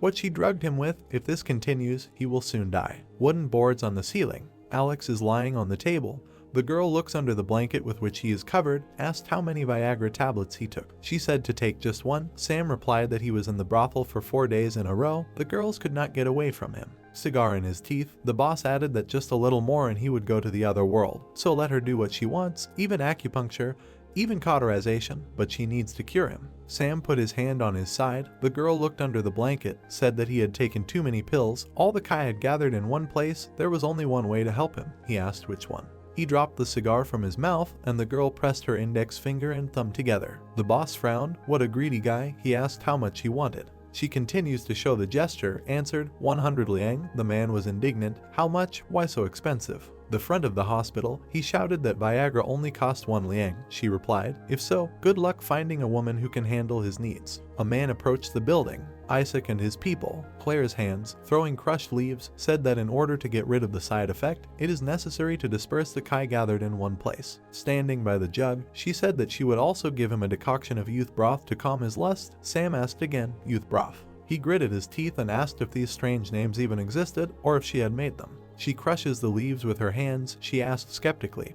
but this is important. As long as they help, that's enough. The door opened. She recoiled in fear and the door was knocked down. Isaac and a warrior in a black mask came in. The girl is surprised. Sam, standing behind, was indignant. This is Leo's faction, that the warriors and swordsmen have forgotten here, she said, and he himself thinks this is a clinic. They came for treatment, of course. Isaac handed over a bottle of Viagra and asked if she had sold the drug to their master. The girl was embarrassed. He said that the mistress wants to meet her. A hand on Claire's face, a frightened look. Sam whispered, her money was blinding, since she doesn't even ask who she sells drugs to. The lady of Leo's faction is known for her jealousy. She will bury him, she answered, so that he doesn't worry, everything will be fine. Isaac said sternly that he heard that she even made the master pay her exorbitant prices. The girl with a gloomy face. Sam whispered that she was crazy. She objected, well, he's rich. Isaac's eye flashed, took out a sword, said that she would meet the mistress already quartered. Sam was indignant. She said that everything would be fine. Claire is in a stupor. Sam grabbed Alex and shouted, "They don't know him. He is the leader of the sword fighting club. He just brought him to get treatment. He has nothing to do with this woman. If they want to kill her, let them kill her." She thought, "This is bad." I reached into my pocket. I didn't want to use it. She took out the folded paper with her fingers. She swung her hand, shouting that they should not breathe and that she apologized. Alex also throws it towards the boss. Head thrown back, Alex with a satisfied smile. The paper caught fire. Explosion. Sam covered his mouth with his hands. Alex fell to the floor. There is smoke in the room. The faction warriors and Isaac are silent. She jumped out the window, shouting that he would feel better in 10 minutes. Sam leaned over, covering his nose and mouth with his hands, and asked what she meant. The girl jumps from the window. The warrior shouted that she escaped through the window. Alex's hand lying on the floor, veins bulging on his hand, twitching his fingers. Isaac ordered to find and get rid of it. Warriors with sparkling eyes, he added. They can do whatever they want, but should not return without her head. The masked man laughed. He will serve her to the highest class. Alex turned the table over in anger. Boards and stones fly past the warriors. He tore his clothes with a scream. Sam screamed. He was crazy. There is no need to do this. The soldiers watch with incomprehension as he hits the furniture, swinging his fist, drooling from his mouth. Sam thought he was so enraged by what she did to him. He opened his mouth in surprise. He only knows how to pick up girls. Where does he have so much strength? Alex raised the table, screaming. Sam looked around, thought, this girl. Boots running through the grass. Claire runs through the forest, pushing through the bushes. She thought who they were. She was lucky that she had made supplies in advance. Tree branches, entrance to a cave. You can see the mountain from inside. A flat bowl where the fire was burning out. A scream was heard. Ryan is sitting on a rock, screaming. Mayo stands at the roof of the cave, looking at his hand. The pipe is at her mouth, exhaling smoke. She told him not to worry. As long as she is on his side, he is stronger than everyone. The warrior in the hat smiled broadly. View of the village. Wooden boxes against the wall. I cut the box with an axe. An elderly man with a stick turned around and called them a bunch of scoundrels. The warriors inspect the area. Isaac shouted for them to disperse. It was just a girl. She couldn't have gone far. He holds a broken branch with his hand. The warrior said, "Gotcha." A masked man sits on the grass and said with a grin, "So she ran here, his beauty." He goes into the forest, waving a stick on the grass, singing, "Where did you go? Tell me, where did you go?" Shadow in the tall grass. Claire sat down and thought with fear. She was too greedy. It was not easy for her to settle in this place. She walks, hidden in dense vegetation. It is good that she knows the mountains, thanks to the collection of herbs. She put her hand on the tree trunk. She went out to the road, exhaled. She had finally found the main path. She could get out of the city if she followed it. Behind her, the masked warrior grinned evilly. He thought that he would not be able to catch up with her. To think that she had come so far. She jerked forward, saying, "Bad." He swung his hand, asked where she was running. He would still catch her, no matter what. The girl runs away. Back of the head. The hat flies off her head. Blood splashes. Her long hair comes loose. She screams. The warriors turned around. Isaac turned his head, looking sad. Black spot and drops. There is blood on Claire's head and lies on the ground. He grabbed her wrist and asked if she thought she could run away. He leaned over her and told her to let him have some fun. He takes off her jacket. The girl looked to the side and thought, he is so strong that she cannot move an inch. He leaned towards her and laughed, and Claire turned to him. She frowned and shouted, "It hurts. How can he treat a woman so rudely? He should be gentle." The man, perplexed, asked again, "Gentle." She touched his cheek with her hand and said, "That's it." She tilted her head and asked if he liked it. She clenched her hand into a fist and asked, "Then how about this?" The bundle of paper caught fire. Sparks are formed. Flash. The man raised his hands. Smoke from his face, shouted, hotly. There are needles and paper parcels between the girl's fingers. She thought of sparing him, but now she wants him dead. He grabbed his head. Claire rubbed her palms together, said let him taste her black sand smoke. Mountain, birds are flying, shouted, "Die." Warriors come out of the bushes. One of them asked if he caught the girl. They looked at him with a questioning look. The warriors look at him and laugh. He finished so quickly, just look at him. Standing bent over, drool flowing from his mouth, they asked where he hid the girl. They need to return her head. He looked at them, stuck out his tongue, and screamed. He jumped forward. They don't understand what's wrong with him. He's out of his mind. He comes at them, swinging an axe. You need to finish him off. Jerk forward, moving his arms back. The warrior swung his stick in front of him. He cut off his hand with an axe. The man wearing the hat opened his mouth wide, terrified. This guy wasn't that strong. A blow to the face, blood spatters. White belt on a black dress. Claire walks through the forest. She ran along the road, thinking with disgust who he thought he was to touch her with his dirty hands. She stopped and looked forward in surprise. Sword on the belt and a scabbard with ornaments. Ryan and Mayo appeared among the trees. The heroes go towards each other. They walk side by side in silence. Mayo in profile, looking down. Claire walks with her head down. There was a drop of sweat on her cheek. She looked up. She thought that Myo died during the destruction of the Black Sand clan, but she is still alive. In the burning settlement, a cry was heard that these were murderers and they needed to quickly use black sand smoke and lock the gates. Masked warriors killed residents. People shouted that black sand smoke had no effect on masked killers. The loud crackle of fire could be heard throughout the settlement. The girl walked among the burning houses and tried to find Claire. Claire was taken aback by the fact that they were looking for her. The girl looked at the box near the wall and heard her voice. The girl approached Claire and stated that everything was fine as long as she was okay. She asked to listen to her carefully. The girl gave the order to hurry to the lobby and tell Myo that there are assassins there and she must protect the thing she is wearing. Claire listened to her with a serious look. The girl asked if she could do it. She looked at Claire with a puzzled look and asked her to speak. She was scared and asked to hurry up. The girl fell and blood began to splatter from her. Claire covered her mouth with her hands and heard the conversation that one of the Black Sand Blood Masters had fallen. She began to look around, listening to shouts that she couldn't let her guard down and there were still 5 left. The killer stood near the girl's corpse. The settlement continued to flare up. Cries were heard that not a single ant should be allowed to escape and there would be no more black sand. People were discussing that this was the purpose of the 3 big sects that sent them. Claire ran away from the settlement. She ran out into the forest. She began to move through the forest with a frightened look. She saw a huge building that was burning. Entering the building, Claire tried to call Elder Myo. She was scared. Claire saw the outline of people who were fighting. Streams of wind emanated from Myo. She killed several warriors. She continued to fight her enemies. Blood began to splatter from them. Claire watched the fierce battle. Seeing how Myo was surrounded by killers, Claire asked them not to do this. Myo and Claire lowered their gaze. The girl thought that Myo was dead. They stood on opposite sides of the tree. Claire noted that she was still alive. Blood began to fly from the warrior in different directions. The soldier began to scream loudly. He stood in front of Myo and the cloaked warrior. He clutched the axe in his hand and began to scream. He swung it to throw. The warrior's face was serious. He drew his sword, from which a bright light emanated.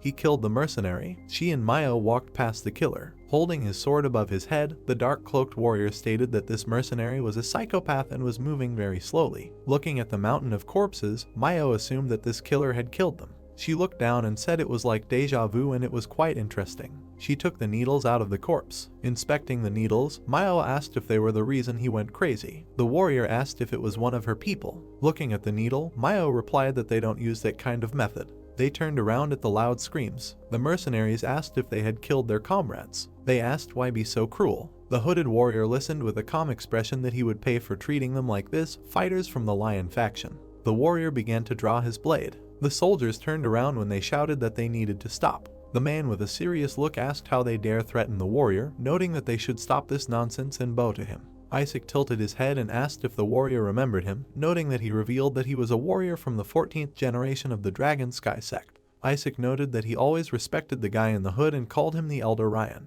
He noted that it was a great honor for him to have the opportunity to meet them. Frowning, Ryan said not to call him that next time. Looking after Ryan, Isaac asked how he should address him. Ryan replied that he left the sect a long time ago, so he shouldn't be called that. As he left, Ryan stated that he was just a warrior with no personality. He ordered Myo to leave from there. He and Myo began to go into the dense forest. With his hands on his hips, Isaac said that his soldiers could count themselves lucky today, and if he had come a second later, their heads would already be on the ground. Isaac calmly said that Ryan was the most skilled swordsman he had ever met and he was the strongest warrior of the Dragon Sky sect in history. The warriors asked why his name was Ryan in this case. They asked if the Dragon Sky sect's most skilled swordsman should not be called Dao. Ryan and Myo continued on their way. The sword on his belt rang. As Isaac watched Ryan leave, he stated that it was because the sect master was afraid of him. Claire walked through the forest and thought that the man next to her was clearly a warrior. Walking along the path, she asked in her thoughts what Myo was planning. She was suddenly surprised. The forest in front of her was cut down. Dandelions grew from bare ground. The teacher asked why a bunch of lazy people were idle. Looking at the dandelions, he ordered them to run. He stated that they would fight while they ran. A crowd of people ran towards the dandelions. Someone stepped on them. Their leaves scattered. Mike wondered how he should fight. The boys fought with sticks while the teacher shouted that they would die if they retreated. The two guys' sticks collided. They continued to fight. Smirking, the stranger asked if his opponent only had this drop of power. Veins appeared on his forehead and he asked if his opponent wanted to know why he couldn't beat him. He hit the guy with his forehead and stated that it was because he was using his head. The guy looked at how his opponent fell into the water and screamed that this was the strength of a body worth 100 coins. Turning around, he saw a crying boy and asked what he was doing. The stunned guy noted that he didn't even do anything. The tearful boy began to scream that he was scared. He hit his opponent with a stick while the teacher looked on, puzzled. The main character fought against his opponent. He parried his blow. Mike thought about how every guy fights with his own style. He was dumbfounded. The main character wondered how he should fight. He dodged his opponent's attack. The guy pointed his stick at Mike. The surprised protagonist thought about what he should do. He frowned. Dodging, he hit the guy in the body. The guy started to fall, but Mike grabbed his hand. Smirking, the guy called the main character a fool. Mike was suddenly taken aback and began to fall. The guy pushed him into the water. The main character wondered if it was a dirty trick. Mike started to fall. He fell into the water. With a stick on his shoulder, his opponent asked if the protagonist still had time to care about others. Bubbles came out of the water. Sitting near the ruins, the boy cried out that it was very swollen. He approached Mike and said that he saved the guy and he repaid him like that, and it was very low of him. The main character loudly asked why he just couldn't think rationally. He noted with a sad look that Carlos was the one who won, and this proved that he did a great job. The guys asked to look at something. They began to look at the dandelions. Mike watched as the guys sat near the flower and discussed how it had clearly been stepped on, which is why it looked so dented, but now it was blooming. The main character noted in his thoughts that battles would lead to defeats. Sitting in front of a dandelion, the guy asked if it could bloom after being stepped on, noting that it would be nice if he did too. Smiling, Mike said that this is a dandelion. The guy with one eye closed said that his dad used to make him pack a full basket when he was sick. The guy's gaze suddenly became sad. Looking at the flower, he stated that if his father were still alive, he would not have to endure beatings every day in such a place. He wondered if he could bloom like this dandelion, no matter how many injuries he had. Looking at the flower, he said that he missed his dad. Another child threw a stone at a dandelion, saying that it was boring. The dandelion petals began to fly away, and a strange child asked if he wanted to see his father. The angry boy began throwing stones, saying that this old fool had sold him to pay off his debts. The guy asked him not to be like that. The angry guy said that a slave should know his limits. Turning around, Mike looked at the guy who was saying that they had spent all their past life's luck to be sold to this place. He looked at the three beaten guys and asked if they knew that everyone thought they were the easiest to pick on. He wondered if they knew what would happen if they continued to be weak. He noted that they would be sold again, and in the worst case they would be sold to the mines. The main character stood in front of the guy and listened to what he was saying about how if they can survive there, they can become swordsmen, and a strong swordsman can live even better than these trash warriors, and some people use money to train to become warriors. Holding the stone in his hand, the guy listened that they were not asked for a single coin and they should be grateful and should become stronger. The tearful boy asked if the stranger thought they didn't know. He threw a stone and asked what he could do when others were stronger than him. The guy raised his head and looked at the stone. Frowning, he asked where the boy had thrown him. The voices of children were heard from the ruins. The guy asked what they would do if he hit a person. The stone flew into the wrapped guy. The wounded guy picked up a stone from the floor. The guys turned towards Rooney and said that it was the children who threw him from that side. A guy could be heard shouting from the settlement, asking who was the one who threw the stone. Holding the stone in his hands, he ordered them to approach him, noting that each of them would die if this person did not come out when he counted to 3. The frightened guys lowered their heads and listened to the countdown. The angry guy swung his stick. He started beating the guys. Mike approached Doe, who replied that he was fine. The frazzled boy said he counted to 3 again, noting that the boy who threw the stone had to come out if he didn't want his friends to die. Pulling out the stick, he began to count again. The guys were scared. The main character said that he did it. He approached the guy and said that he was very sorry and threw a stone while they were playing. He asked to let them go. He kicked Mike in the chest and asked who he thought he was to boss him around. The main character started flying away, and the guy was talking about how he had been an eyesore since he arrived. Mike held his hand to his chest. Lowering his head, he asked if the blow was too weak. He stated that he was not in pain at all. He looked at the stunned guy and said that it was no wonder Tong beat him every day. Swinging his stick, the guy screamed that he would cut Mike's head in two. He started hitting the main character with a stick. The instructor came to them and asked if they knew that duels outside of training are prohibited. The guy told him that these kids looked down on them and he would just teach them a lesson. Frowning, he cried out that there was no need for rules if this continued and they should teach the children a lesson. The teacher with a serious look said that he was doing this there, not the guy. Frowning, he ordered the guy to stop talking nonsense and get lost. The guy was taken aback by what he heard. He looked at the main character with an enraged look. The elders began to leave the children. Looking down, the guy thought about killing Mike. The instructor looked at the main character and addressed him, noting that if he really wants to fight, he must do it in a bloody war. Mike looked with a puzzled look at the teacher, who said that this was a fair place for everyone, no matter who they were. Looking around, the teacher said that there are no rules. Who came first is the eldest, and regardless of whether they came a year earlier or today, they can participate as equals. He noted that everything was simple and Mike needed to rise to the top. He presented the bell and noted that the main character needs to ring the bell of the bloody arena. Swinging his whip, the teacher emphasized the fact that the protagonist can do, even though his chance of defeating Zio right now is 0. Surprised, Mike presented this bell. Daylight enveloped their settlement. Dao watched the guy apologize to the main character. Mike replied that it was fine and that these guys were targeting him in the first place anyway, so there was no need for them to get involved. The guys began to thank him. The evening sky surrounded them. The settlement was in the darkness of night. A sound came from a hole in the ground. Streams of wind came from it.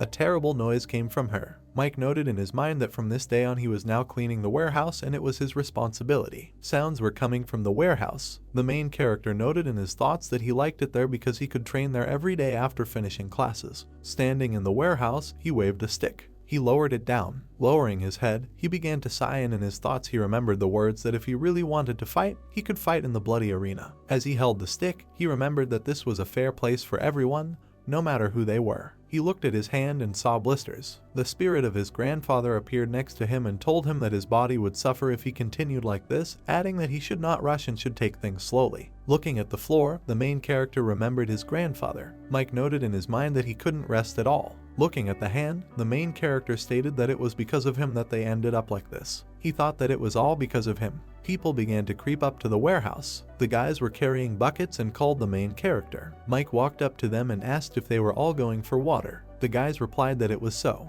The guys looked at his back and called him. With a smile on their faces, they asked if he could help them, noting that they needed 4 buckets of water and they couldn't handle it themselves. A smile appeared on the protagonist's face. While going to get water, the guys discussed that they liked this time of day best because they would soon be sleeping.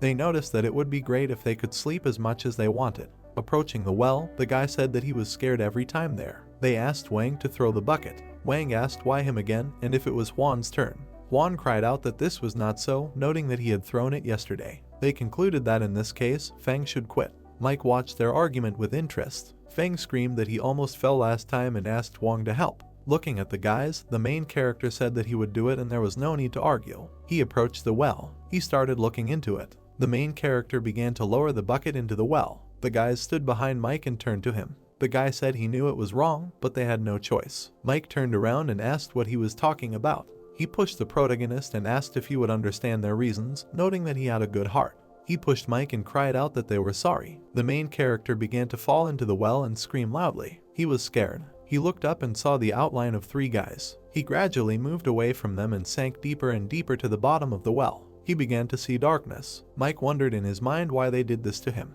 The main character sank deeper and deeper. Water enveloped him from all sides. He extended his hand upward. He began to sink underwater. Blood began to spray from his head. Mike continued to sink to the bottom. He was completely underwater. The guys returned to the settlement. They walked back with a sad look. Zio stood near the wall and asked if the work was done. The guys replied that it was so. Looking at them, he declared that nothing had happened tonight and they should mind their own business. The sad guys replied that they understood everything. As he left there, he ordered them to keep their heads up, noting that if he were their instructor, he would have thought that they had done something and asked them to remember that nothing had happened tonight. As he continued to walk away, Zio stated that this would be the end of them and that he would look after them from now on. The guys went to bed. One of them started biting his nail. The guys were terrified. Morning light enveloped the settlement. The guys were putting food into the pan. The cook shouted loudly for them to line up. The guy and his little brother were carrying plates and looking for Mike. He noted that he thought he was sleeping in the warehouse again, noting that he already considered the place his home. Looking into the warehouse, the guy asked the lazy bum to get up and noted that they had already brought him breakfast. Entering the warehouse, he noticed that there was no one there and asked where the main character had gone. The guys walked around the fortress and tried to find Mike. The guys approached Shu, who turned around and looked at them. The boy asked if Shu had seen Mike. Shu replied that he had not seen it. The guy approached the 3 boys and asked if they had seen the main character, calling them cowardly musketeers. Lowering his head, the boy asked who he was talking about, noting that they were not cowards. Frowning, the guy said that he was not in the mood to argue and asked if they had seen Mike. They answered with a saddened look that this was not so. Turning around, the guy wondered where the main character had gone. He continued to walk around the fortress. Sounds were coming from the well. Mike was in the water and trying to call someone. While in the water, he asked if there was anyone above. Looking out of the water, the main character wondered why there was such a fast flow of water in the well. He began to choke and began to think that he wanted to get out of there. Trying to hold onto the rock, Mike tried to call his comrades. Floating on the water, the main character asked to be pulled out of there and asked why they did this. He tried to hold onto the rock with his hand. He started screaming loudly, holding onto the stone. Drops of water fell from the cliff. The main character asked in his thoughts how long he had been there. He noticed that the water had calmed down. He continued to hold onto the rock. Mike asked what he did wrong. Water flowed into his mouth. The main character remembered the image of Carlos, who asked if he still had time to care for others. Mike wondered in his mind if he hadn't been reasonable enough. The main character began to remember how he took the blame for the stone upon himself, and the guy was surprised by this. Mike asked if he was being too kind-hearted. He remembered 3 guys who asked him to help them with buckets of water. The main character asked if it was because he thought of them as friends. He tried to hold onto the stone and suddenly heard his name called. He remembered his grandfather dying and saying that he shouldn't do this. Mike remembered standing over the old man's corpse. He started hugging him and shouting that it was all because of him. The main character, with a blank look, was holding onto a stone. He remembered how his head was pressed with a foot and he was threatened. Mike noted in his mind that everything that happened because he was too weak. Stunned, Mike mentally noted that he no longer wanted to be bullied. The main character stated that he wants to become stronger no matter what, even if it means becoming despised. He remembered the image of Ryan. As he began to climb, he noticed that in this case he would be able to avenge his grandfather. He grabbed a rock and declared that he must become strong. As he climbed the rock, he thought about the fact that weaklings can't do anything, no matter how hard they fight. He remembered how they pushed him and asked if he would understand them because he had a good heart. He began to scream loudly and think that only the strong can continue to live. He began to fall into the water and thought that he wanted to be strong and wanted to live. He began to dive underwater. He saw only water around him. Drowning, Mike thought that he was wrong and he no longer had the strength to fight. Gold particles began to appear around him. He was suddenly surprised. He saw a bright yellow light. The boy's head appeared above the water. A sword was stuck into a stone in the water. The sharp blade of the blade glittered dazzlingly. Waves spread across the water surface. Mike swam to the stone. The boy's hand grabbed its edge. Mike lay down on a stone and began to breathe quickly. He opened his eyes and looked up. A passage with an exit to the surface was visible above the sword. Mike asked what the sword was doing here. He stood next to the blade and asked if it had fallen from there or if someone had left it here. There were symbols on the ground near the sword. Mike opened his eyes wide and thought that these were words. Sweat appeared on his face as he realized that someone had left him there on purpose. The boy got down on all fours, trying to see what was written there. He placed his fingers next to the words "this sword." Other characters could not be made out. The dark silhouette said that he could not see anything because everything had dimmed. The fingers touched the surface. It will be dark again. He can't do anything. The water began to move. Big waves arose. Mike lay curled up on a rock. He thought about the water speeding up again. The boy opened his eyes wide. Mike realized that the flow of water in this place was becoming faster and slower. He grabbed the edge of the stone. The waves crashed against the dais with the sword. Mike opened his mouth and began to breathe quickly. Then he closed his eyes. Everything began to fade. Suddenly the boy opened his eyes. He raised his head to the source of light. With his fingers, Mike began to clear the ground to reveal the writing. The words "this sword is not" appeared. The boy continued to look down. His fingers were located next to the words "is not a sword." He continued to look questioningly in the same direction. On the ground were written the words "this stone is not." The stone is not. Afterwards there were words that "this sword is not a sword." This stone is not a stone, it's all their imagination. Then on the ground was written about his swordsmanship. The next phrase was that it starts here. Mike looked at the blade and wondered what it said, and then added that even though he didn't know who he was. His hand grabbed the hilt of the sword as the boy exclaimed that it would be better if it was written there how to get out of there. Otherwise such things are useless. Mike grabbed the blade with both hands and tried to pull it out. The blade was firmly stuck into the stone. The boy opened his eyes wide. The sword broke into small fragments. Mike was left standing with the handle in his hands, saying that he had unexpectedly crashed. The boy was standing on a rock surrounded by water when he asked how long he had been there. The water was dark. Mike turned his head and looked questioningly. A fish emerged from the water. Sweat appeared on the child's face and he swallowed. Mike rested his hands on the rock and stared at the fish in the water. Suddenly he jumped off the rock. His palms reached out to the fish. She managed to swim away before his hands collapsed. Mike, being in the water, looked at the prey. She swam towards the underwater passage. The fish penetrated into its depths. The boy stopped at the entrance to an underwater cave. His hand touched a large stone. Mike swam deeper into the cave. He emerged from the water, then he disappeared again, leaving splashes. The boy continued to swim underwater. Air bubbles appeared as Mike thought about where this passage led. Afterwards, he decided that there was no end to it. The boy surfaced near the stone with a sword. He turned his head in their direction. The blade of the blade was uneven. Mike asked about another sword. His hand touched the ground. There were words on it that this sword is not a sword. This stone is not a stone. All this is their imagination. His art of wielding a sword begins here. Then the boy exclaimed that this is the same set of words. Both hands clenched the hilt of the blade when he asked if the sword was the same here. Mike pulled out the blade and asked if it would also crumble. The blade broke into large chips, and they split into smaller ones. Mike opened his eyes wide and exclaimed that everything was the same, and then he wondered what it all could mean and suggested that it might be a mystery to him. He remembered the phrase that it was all his imagination. The boy opened his mouth slightly when he realized something. He remembered the words that his swordsmanship began here. Mike held the hilt of the blade as he wondered what they were trying to tell him. He opened his eyes. There was a fish under the water. There was a splash. The boy was swimming underwater. There was a shoe on his foot. The arch of an underwater cave appeared. He thought that the current was becoming fast again. Mike was floating on the rock bottom. He puffed out his cheeks and began to let air out of his mouth, thinking that he couldn't do it anymore. The water moved rapidly along the passage. The boy exhaled the remaining bubbles. The exit from the underwater cave appeared. Mike surfaced, gasping for air. His hand stuck out from under the water. He climbed onto the rock. The boy raised his hand to his face. He stared ahead at whatever caught his attention. From the surface, light entered the cave and illuminated the sword stuck in the stone. There was a skeleton overgrown with plants on the stone wall. Then Mike asked him who he was. He sat down on a stone, stared at it and asked if he had come up with that riddle. Birds flew at the exit to the surface when the boy repeated that this sword was not a sword.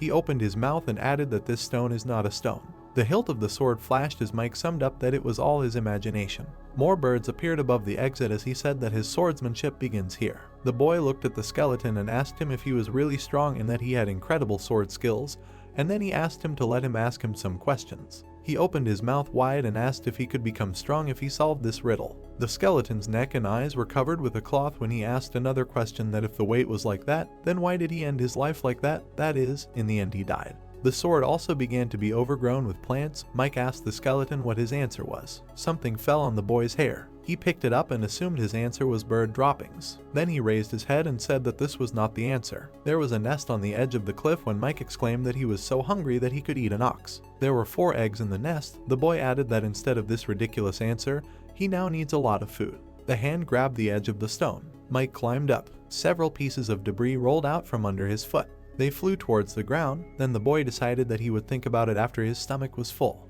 He continued to climb the steep walls of the cave. There were eggs in the nest. His hand reached for them. Suddenly Mike's eyes widened from a loud scream. Large birds flew up to him and began to make characteristic sounds. One of them revealed sharp claws. The boy's fingers squeezed the stone. Blood sprayed everywhere. The birds were advancing. Pieces of stones flew. Mike came downstairs screaming. He tried to catch his hands on the protruding stones. Green leaves appeared, trunks with foliage. The boy landed entangled in the vines. Birds were flying. There was a child lying on the ground. His hand clenched the branches with leaves. There were drops of blood near her. The birds continued to fly. Mike wondered how he ended up in this position. He opened his eyes and exclaimed that they were just some eagle eggs, and then decided that he would have to kill the eagles first. He rose from the ground. He looked towards the sword and said that he could use it. Mike opened his eyes wide and remembered the words that a sword is not a sword and a stone is not a stone, then summed up that it is a sword that will stand as soon as it is pulled out correctly. In places, the rusty sword was stuck into the stone as the boy exclaimed that it was not a sword, just some stupid riddle that the skeleton had left.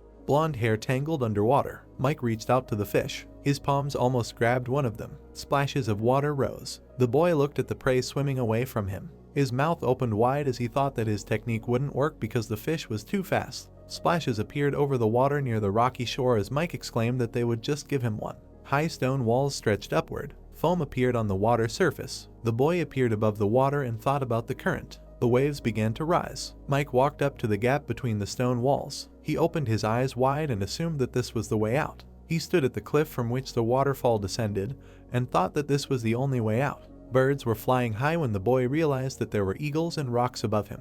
He stood by the rapidly flowing water and looked deep into the cave while he thought about what kind of place this was and whether it was a trap. The skeleton was hanging against a stone wall when Mike approached him with the question of whether he ended up here after committing a crime or because of the betrayal of his friends. The boy spread his arms out to the sides and asked the skeleton if he was a fool who walked straight into a trap, or maybe he was the one who built this place. The jaws of the skull were open when Mike asked if this place was his grave. The boy began to trample the plants, asking for an answer, and asked not to leave him just a useless riddle. Mushrooms grew in the thickets. The child opened his eyes wide when he noticed them. He began to pick his way through the plants as he talked about how he didn't care whose grave it was, but it definitely wouldn't be his. His wounded hand reached through the leaves. Mike stuffed his mouth with mushrooms while he thanked God for them. He sat on his knees near the bushes and thought that they were amazing. The skeleton was located against the wall, and a boy was eating under it. Sunset has come. A stone funnel stretched towards the exit to the surface. Light fell on the blade. The boy, sitting on his knees, was forced to empty his stomach. He opened his eyes wide and leaned his face to the ground.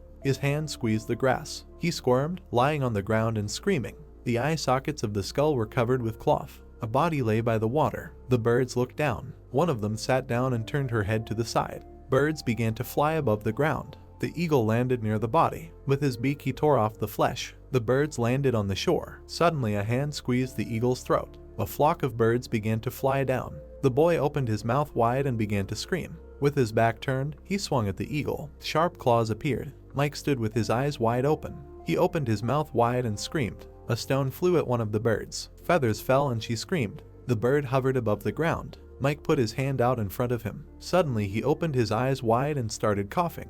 The boy was sitting on his knees in the thicket. His palm rested on the ground. He wished his opponents to continue dreaming of victory. He stood up in front of the bird and asked how someone like them could eat him. Blood was flowing from one of the eagle's eyes. Mike's mouth opened. He asked if the bird was afraid and that it didn't want to eat him, and told her not to look at him like that. The eagle looked determinedly forward and made characteristic sounds. The eagle spread its wings in front of the boy, who beckoned her to him. The bird flew up when Mike asked it where it was running. He moved his hand far behind his back and cursed. The eagle continued to fly higher while the boy screamed at him to come back and eat him. Behind the blade was a slab with a skeleton. The leaves were moving. Mike dragged the vine, saying that in the future no one would mock him, no matter where he was. The stems are torn. The hands grabbed the plant as the boy exclaimed that he wanted to change the way he fought. He clamped the stem between his teeth and added that from now on they would all become his food. Birds sat on stone ledges. One of them spread its wings and flew away. Mike stood on the ground and twirled something in his hand. The eagle with a bloody eye looked forward.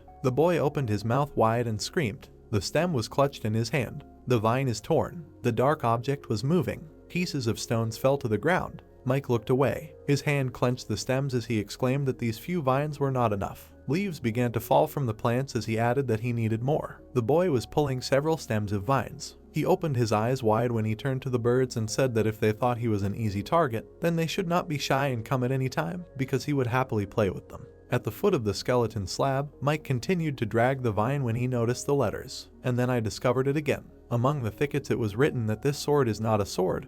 This stone is not a stone. All this is his imagination. Begins here. Then the boy exclaimed that this skeleton is confusing. He opened his eyes wide and looked questioningly. The boy's hands moved the plants away, under which there was another note about not believing what they show. The skeleton was located on a slab against the wall when Mike repeated that you should not believe what they show, because what you see may not be true. The boy crawled to the sword shouting that all these numerous words were under the vines, and that there were several words that were crossed out. All the vines had been removed around the blade stuck into the stone, and Mike stood and wondered what it was. A gray object touched the ground. The boy was sitting on his knees. His fingers touched the ground as he thought about what the words were and made guesses about whether it was a river or a stream. He opened his mouth and said that there were too many incomprehensible words. Mike stood up, looked forward and said that up to this point he was still able to understand the words from the first part, but the problem was in the next part. It was written that he should not believe what his eyes see, because it will only consume his mind, that he should not believe what his eyes see, that it is not a sword or a stone, and that he should not believe his eyes, because this is not what then it seems. Various symbols were depicted on the ground.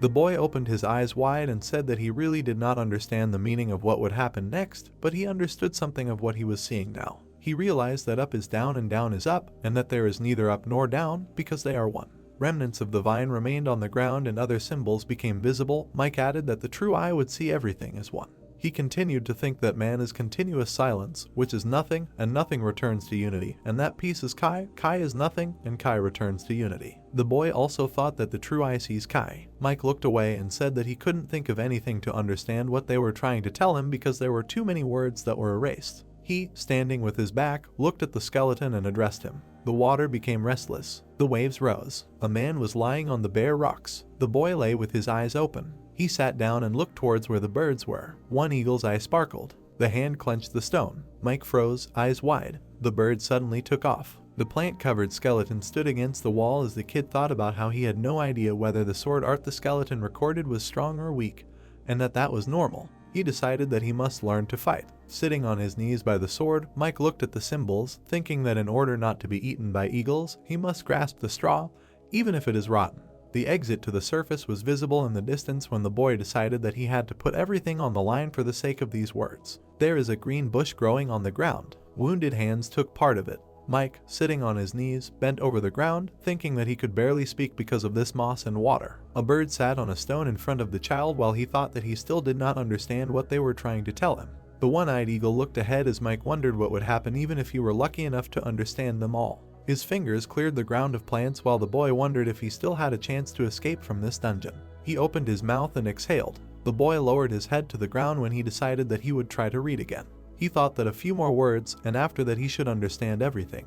The boy read the words that when the flower bud first blooms, the sky first appears, when the butterfly flaps its wings, then the sun rises over the sea, when the blade cuts through the cool breeze, the stone splits into pieces. Mike stood with his hands down and thought that only those who had gained true vision would be able to split the moon with the help of Kai. There were many symbols on the ground as he added that they would turn into a limitless sword. The boy opened his eyes wide and repeated that only those who have gained true sight will be able to split the moon and turn into a limitless sword. Mike looked away and thought about the limitless sword. The blade was stuck into the stone when he remembered the words that there was no sword, no stone, and that it was all his imagination.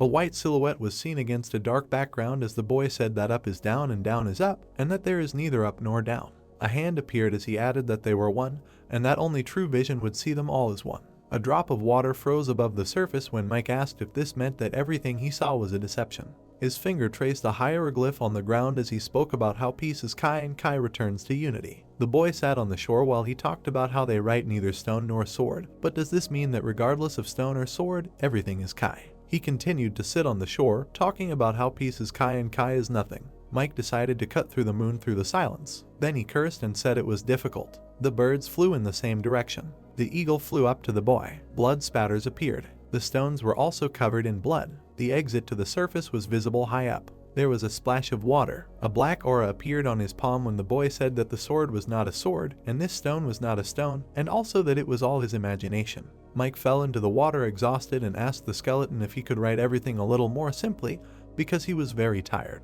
The sun was shining blindingly when the boy said that he no longer had the strength to move. Mike covered his face with his hand and thought about the sunshine. He raised his open palm. When he looked at the back of his hand, he thought that he was warm now. The boy lay down and exhaled. His face was splattered with blood. He thought about the sound of trees rustling against each other. Mike imagined the sparkling canopies of the trees and remembered those big trees he looked at when he lay in bed as a little boy. He spread his arms and legs to the sides. His mouth was slightly open. Mike smiled slightly when he realized there was wind in this place. His hand hung over the water when he decided that water always flows. Mike lay with his torso bare and thought that all the energy had not drained from his body. He decided that since it was so quiet here, this might not be death. A body lay by the water with thoughts that it was getting closer to death. There were large stones in the water. The bird was flying high. The boy lowered his eyelids. He dipped his hand into the water. While the hand was there, Mike noticed that the current had become fast. Then he thought about it and decided it was something else. The boy opened his eyes and was convinced that it was a little different. A glowing aura appeared as he assumed the water was flowing in the opposite direction. The trajectory of the aura changed. He decided that it was a reverse flow. Something bright flashed. The boy assumed that it was continuous peace. Mike opened his eyes wide and screamed about Kai. It was snowing. He squeezed the fish above him in his hand and exclaimed that he understood. The boy realized that he shouldn't believe what his eyes see because there is no water or fish. His hand squeezed his prey. This is continuous peace. This is Kai. In front of the blade stuck into the stone, Mike exclaimed that his swordsmanship began here. The tip of the weapon flashed when someone thought that they had seen slave traders. A man with a dagger behind his back stood as someone added that a few days ago they passed along this road with a prison cart in which there were children. A carriage was driving along the road when a voice concluded that they were most likely heading to the center of the slave trade to the slave market. Bill looked ahead angrily, thinking about the slave market. The horse jumped, pieces of earth flew. A horseman with a flag galloped through the valley. There was a clear sky above the Sky Tiger faction building. A man with a sword over his shoulder assumed that a messenger was coming, and then was surprised that a scarlet flag was raised. The man with the red banner continued to gallop when someone asked what happened. The voice announced that the envoy with the scarlet flag was asking for an audience, so you need to hurry and open the city gates. The grate in front of the rider began to rise. The building with the tower belongs to the slithering snakes faction. The man with the blades at his belt had his back turned when he said that it was he, his humble servant, who reported the messenger with the scarlet flag. The man in the helmet asked again. In the fortress of the Earth Dragon faction, someone asked what actually happened if the Beifeng sect sent a messenger with a scarlet flag. The hands held a parchment in which it was written that one person killed 10 warriors of the Beifeng sect in broad daylight. The robed man, with his back turned, exclaimed that one of those killed was Giant from the 3rd generation of the Beifeng sect. The man with the beard said that the country was currently still in chaos caused by the war, and asked which sect decided to do such a stupid thing. The white-haired man turned around and replied that this was not the work of a sect warrior. The man opened his eyes and added that it was a blacksmith. The man with the black beard opened his mouth and asked again. In the faction building, someone exclaimed that this could not be true and asked how a simple blacksmith could kill 10 sect warriors. Another person exclaimed that this would not have happened if their enemies were not behind it. The man looked forward as he replied that the prestige of warriors from border defense sects such as the Beifeng sect was gradually disappearing. The hand clenched the parchment as the man thought that a small leak would sink the entire ship, because as soon as the news spread that a simple blacksmith was killing sect warriors, the order created by swords over the past 50 years would collapse. He added that this cannot be accepted. The man turned to the white-cloaked servants and exclaimed that this was an order to every warrior of the Earth Dragon faction. The hand gripped the reins. Riders with red flags galloped when they were ordered to hunt down the blacksmith who dared to kill the Beifeng sect warriors. One of the messengers was galloping along the green hill,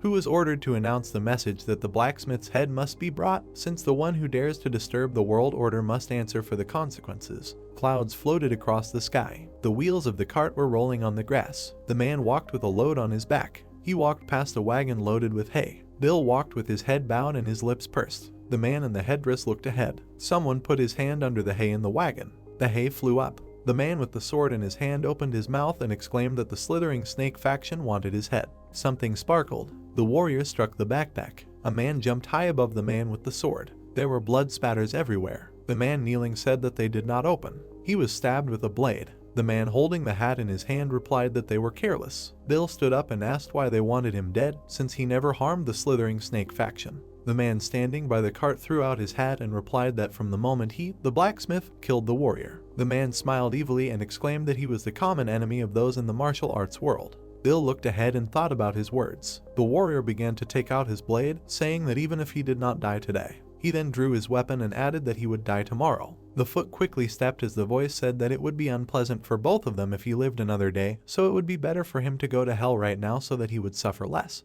The warrior extended his hand with a blade in front of him. Bill blocked the attack with his sword. The blade flashed. Bill opened his eyes wide and thought about the sword. Splashes appeared. The man repelled all the attacks of the sword, realizing that it could bend. The black blade touched another blade. The man smiled. The hand clenched the hilt of the blade. Bill crouched, dodging the attack. The twisting blade wounded him in the shoulder. Blood sprayed. The warrior grinned and asked if that was all he could do, and how he managed to kill 10 warriors with just that. The blade flashed. Bill opened his eyes wide, raised the hilt of his blade to his face and replied that the Beifeng sect warriors were just trash. The stone hits the character's head. Cobblestones fly in different directions. The mercenary continues to fight with Bill right above the cart. He charges at him with his sword, shouting that he will show him what real skills are, and let him watch carefully. A mercenary with a mustache, with a mad face, looks at the guy, shouting the name of the skill of the first form of the flexible sword of France of slithering snakes. He swings his bending sword at the guy, shouting the skill of the autumn gust of wind. Suddenly, Bill manages to fend off the mercenary's blow, appearing right in front of him. Fighting next to the cart, the mercenary again says the name of the skill of the second form, Shadow Cut. Swinging and starting to smile, he again voices the skill of the third form of Cut Fallen Leaves. At the moment, he also swings at Bill standing in front of him. The guy blocks a blow with a sword. Suddenly, his feet slide down the grass. The mercenary's sword cuts the hair on his head, creating bangs, causing his eyes to open even more. At that moment, Bill began to fall back from the cliff, still continuing to fight with swords towards the mercenary. Someone is making his way through the tall thickets of grass. A man in a hat with a hieroglyph looks through the grass at the battle, thinking about it. that it was wise to pursue the faction of slithering snakes. Watching Bill roll head over heels from a cliff in a fight with a mercenary, the man thinks that he just needs to hide, watch, identify his weaknesses, and then kill him. The protagonist's feet rest on the ground, breaking the stones beneath them. The mercenary standing on top of the cliff with a sword tells him that his attacks are useless and how he is going to fight without proper skills. How did he kill 10 warriors? He looks down at the guy sitting on the ground. Suddenly, the hero takes one stone from the ground. The mercenary descends from the cliff, walking towards the guy sitting in front, shouting to him that the pride of a warrior is just words for people like him, and he will make him beg for death. Suddenly, opening his eyes, the guy throws a cobblestone towards the man right in front of him. Cutting the stone with his sword, the mercenary looks at the hero with a smile, tells him that he is pathetic, and uses childish tricks. He swings his sword, shouting the name of the flexible sword skill 4th form Black Wind Strike, cutting the stone into 1,000 pieces. Bill takes his sword in his hand. He, with a serious look, looking at the man, shouts to him that there are 2 stones there. Suddenly, another stone flew towards the mercenary, to which he turned to him with a smile and said that the more he fights, the more excited he becomes. Bill's hand throws away his dagger on the rope. Suddenly, his sword flies straight at the mercenary. Jumping above him, dodging the blow, leaving his feet up, he screams that these tricks won't work on him. Suddenly, the sword on the rope hits the ground and pauses in the air. He, like a shuriken, begins to fly backwards. The man only notices a spinning dagger flying towards him. The mercenary's face begins to bleed. Bill, with flying movements, takes his dagger, releasing blood from the mercenary. He grabbed it sharply by the handle. Against the white background, waves of blood begin to be released. Against the backdrop of dawn and silhouettes, 2 warriors stand, one completely dissected and releasing his own blood like a fountain, and the other stands in the pose of a dagger caught on a rope. The main character, standing with his back to the cut mercenary who fell to the floor, tells him that he is a warrior and talks too much. Coming out of the grass, the silhouette of a man with a hat with hieroglyphs with a sword in his hands, laughing, says that now it is his turn to face him. Suddenly, the same warrior's sword flies into the man's head from the grass at the moment when he says that he is the 12th generation of the Duanwen sect. Holding his sword by the rope, he pulls it towards him again, in the background of a warrior falling from a blow to the head, to which Bill says that it was his mistake. Looking straight ahead, without even turning to look at the corpse, he says that he should have given him more time to introduce himself. The guy's hand lowers the rope with things down. As he walks away from the dead warriors with the cart, he says out loud that he hopes the next warrior he encounters will talk less. In the background of a caravan on the road, bandits attacked a merchant. The bandits ask about a guy with a black shirt, black and disheveled hair, to which the merchant says that he has seen him before and asks not to kill him and let him go. The warrior sitting there tells his servant, the bandit, to ask where the man went. The bandit presses his knife to the man's throat in front of the well, telling him that the mighty warrior asked where the man went. The man's face is completely broken, and he is trying to realize something and say in response to the bandit's question. The sun shines on the leaves of the trees, and the warrior says that he wants this blacksmith to glorify the name of their sect everywhere. The warrior's horse's hooves intersect with the bandit's legs, to which the warrior asks him what he thinks, calling the bandit Stone. Stone, walking in front of his horse with him, says it's a great idea. Suddenly, the warrior narrowed his eyes and saw something in front. He sees a house with stones in front of him, telling his bandit Stone that he is starting to get tired from all this traveling, and they would rather rest in that shack.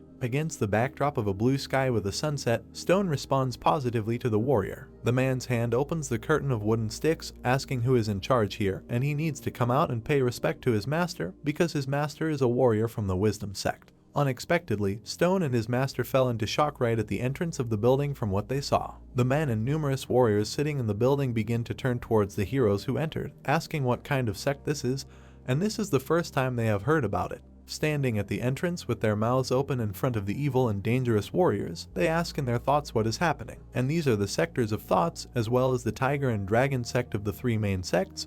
And why are all the famous warriors here? The warrior turns his back to the entrance, to which Stone tells his warrior that the atmosphere there is such an intimidating one. Against the background of a frightened warrior, a man with a bandage over one eye recognizes him, at that moment when the guy thinks that this is not a place where small sects can enter, and it is better for him to leave. The man goes out after the warrior, apologizing to him, calling him a mighty warrior, causing shock and a warrior arriving at their building. Crossing his hands and bringing them towards himself, the man with an eye patch introduces himself as the 14th generation disciple of the Southern Peak sect, Shenya. The warrior looks at him back, in his thoughts asking about the Southern Peak sect, noting that this is some kind of. Then a modest third-rate warrior. He takes Shenya by the shoulder, calling him brother. Looking at him with downcast eyes, the warrior says that it looks like he wants to get involved in this matter too, and he would advise him to surrender. Standing in the stable, the warrior says that this is no place for people like them. Standing in front of the guy with the eye patch, the warrior tells his servant Stone to go home.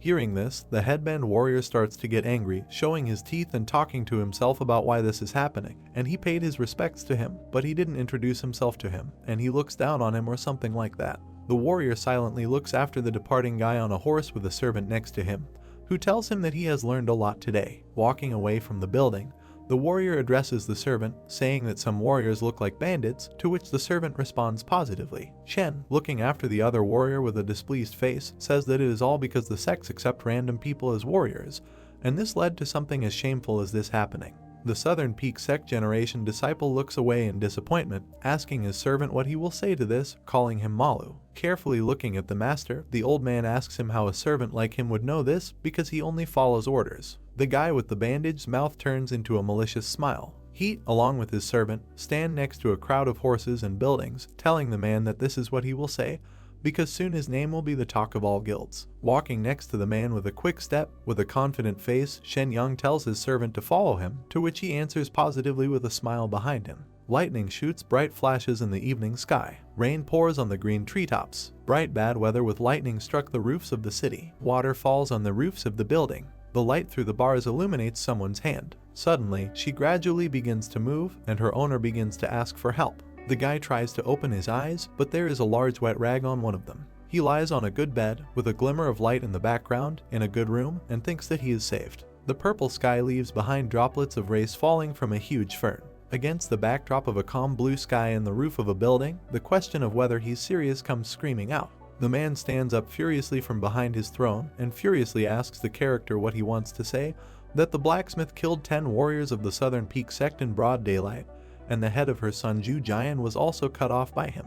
One servant kneels in front of the head, looking at the floor, adding that if this blacksmith had not ambushed them, they would have cut off his head. Looking at the situation with a thoughtful face, sitting on the throne, the man asks about the ambush, and what kind of ambush he will arrange for everyone. Standing nearby, a guy with an eye patch says that this blacksmith lied to the soldiers and lured them into his shop, and he offered them wine with poison, and then he killed them all with his sword. The faces of the heads either distorted in shock or remain just as emotionless. Clenching his fist with his hand, he asks about the poison and how he dared to do it. The guy lowers his head to the ground, saying that even without complete control over his body, Master Zhu Jian drew his sword, and he did not disgrace them, the warriors. Tears ooze from under the bloody bandage, and he continues to say that he tried his best to resist, but the poison did its job. Tears fall to the floor next to his hand, and he asks that the sect master forgive him, and he loses his eye and manages to escape. Going berserk with anger, the master begins to shout that he now knows the truth, and as the successor of the Southern Peak Guild, he would not die so easily, adding that even before his last breath, his son, Zhu Jian, was a true warrior. The guy with the bandage, starting to shed even more tears, starts screaming at the master out of emotion, asking him to kill him. Bending down in front of the master, he asks him to cut off his head, which the master asks again in surprise. Lowering his face even lower to the floor, the guy shouts that he did not die along with his comrades, but instead escaped alone, and he asks to kill him. Looking at the silhouette of the guy behind the man with the sword, the guy, Shenya, asks the master to let him accompany the young master even after death. One man clasps his hands, asking the master not to do this. A man with a beard, holding his hands in front of him and closing his eyes, says that Shenya is the only one who saw the blacksmith's face. All the warriors standing to the side of the guy lying on the floor stretch out their fists in front of them, shouting to the master not to kill Shenya and to forgive him, and they can take revenge on this monster. Gritting his teeth into a small smile, the master asks Shen that he wants to die, noting that he is impressed by him. Sitting on his throne in the dark, he speaks proudly that he has the essence of a true warrior of the Southern Peak. Sharply placing his hand on the sides of the chair, the master suddenly shouts to the warriors of the Guild of the Southern Peak. Impulsively coming forward with a chair to his warriors, the master informs that from today Shenya is no longer a student, but he is one of the warriors of their guild. A small smile appeared on the face of the guy with the bandage from the positive response of all the warriors. Against the backdrop of an overcast sky illuminating the rooftops of the guild, the master orders everyone to send a scarlet flag to all other sects, and from today on, this blacksmith will become the enemy of all warriors. Shen looks up at the master, saying that the younger one has a request. The master in the shadows with a serious face asks the one what kind of request this is. Looking him straight in the eye, he asks him to let him lead the mission to kill this blacksmith. The man looked at him languidly. He, narrowing his eyes, seriously asks the guy if he can do it. In response, Shen, like a wild animal, with his eyes and mouth open, shouts that he will bring him his head. The master responds positively, saying that he should bring him his head and kill him. A man with a pickaxe in his hand swings at someone, and the screams around him encourage him, telling him to kill him and do it. A guy with a tail on his head kills a character lying on the floor, from which blood scatters in different directions, to which the crowd simply rejoices. A man in a mask with an unusual axe behind the guy looks at everything that is happening. Suddenly, the masked character begins to scream from the approaching danger. In the moment, the guy with the tail swings his weapon and crushes the masked guy's jaw, causing him to fall backwards. The entire audience in the stands looks at how the guy approaches the guy sitting on the floor, swinging a weapon at him, rejoicing at what is happening, supporting him with the words "kill him" and "don't delay." Shenya, looking at the fight wildly and wide-eyed, says that if he can't kill him, then he'll just have to hire someone who can. The warrior with the tail kills the guy in the mask with his weapon in front of dozens of spectators. Shenya, standing next to the merchant, tells him that he heard that he sells people with good skills and just don't try to deceive him. To which the man in the hat says that he has been doing this for the last 10 years, and I'd be dead by now if I did that. The merchant looks at Shen with tired eyes, telling him that if he thinks he is such a person, then he can leave. The guy's eye opened in surprise, looking together at the warrior with the tail rejoicing in victory. He tells him that then let him look at what he has, asking about the warrior, who he is. The merchant says that this guy's name is Wu Chu, and he belongs to a rich family from Tai'an and is worth 100,000 gold. Wu Chu, drenched in blood, stands in front of the crowd with his arms outstretched, listening to the cries of his name and the shouts that he is so strong, and today he will bet everything on him to continue in the same spirit. A crowd of men cheerfully shout to him that they can make a lot of money today, asking who his last opponent is for today. The arena gates gradually open, and everyone is shouting about it. That someone is coming out now. Shen looks at the merchant standing next to him, listening to what he says, that today he will see someone worth 100,000 gold pieces torn to pieces, which the guy asks again. The gates open more and more. The man notices that his last opponent is strong. Against the backdrop of the public and the open gates stands the silhouette of a warrior. Men are dissatisfied with saying that he looks like a coward, noting that looking at his face spoils his mood. In front of Wu Chu, a view of the man's malicious face opens up, listening to the cries of that he needs to kill him and he has a disgusting face. Hearing cries that up to this point he was just lucky, the man who had just arrived begins to smile more and more. The merchant looks at the arena with men, telling the guy who turned to him that this is the man he wanted to introduce him to, and he needs to tell him now if he wants to buy him, to which Shen asks with shock that he wants him to pay just for what I looked at. Looking ahead with Shen, the merchant says that many people want to buy him, and if he does it quickly, others will too. Shenya points his finger forward, asking what all this means, because he is just dodging, and it's a shame to look at how strong he is. The merchant calmly looks at the guy, telling him that he really doesn't understand the world of martial arts. Watching how Wu Chu runs away screaming from the newcomer standing behind him, the merchant advises Shenya to take a closer look, because only the strong survive here, and besides, it is not luck that he managed to live up to this moment. Looking at the fingers holding the blade, the man says that his weapons are not the blades in his hands. Looking at his calm expression, he says that his real weapon.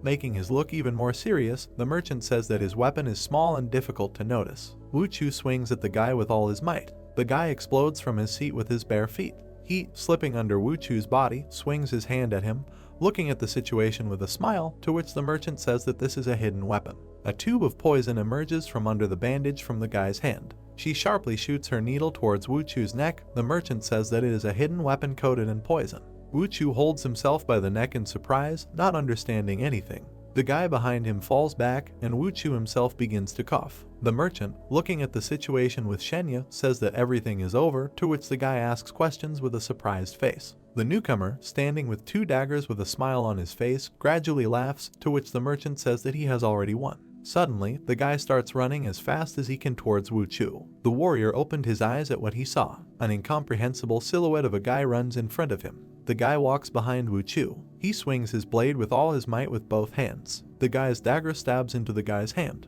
The merchant, looking at Shenya's wildly pleased face, asks him if he wants to buy it. The guy stabs Wu Chu in the neck with his dagger. His face remains serene and with a slight smile. Shenya tells his servant behind him to follow him, calling him Malu, to which he responds positively with a laugh. The men enter the building. Opening the wooden curtain, the warriors ask what is happening here. Passing by other warriors, Shenya hears them talking about someone that he is just from a rich family, and without this, he is nothing and the warrior can no longer stay here. Holding a glass of alcohol in his hand, a certain man talks about the murder of a blacksmith. A man, turning to the side with a glass in his hand, sitting at a table with others, says that their dragon sect would be enough, to which another warrior replies that if the small sects unite, they will simply be a burden. Looking at dozens of warriors looking at each other, the men discuss that they should just leave the blacksmith to them and everyone else can leave, to which the others ask in surprise about the small sects. Another man with a shadow on his face seriously addresses the man, telling him that they say that their dragon sect is large, but they are only one of the 3, so they can return.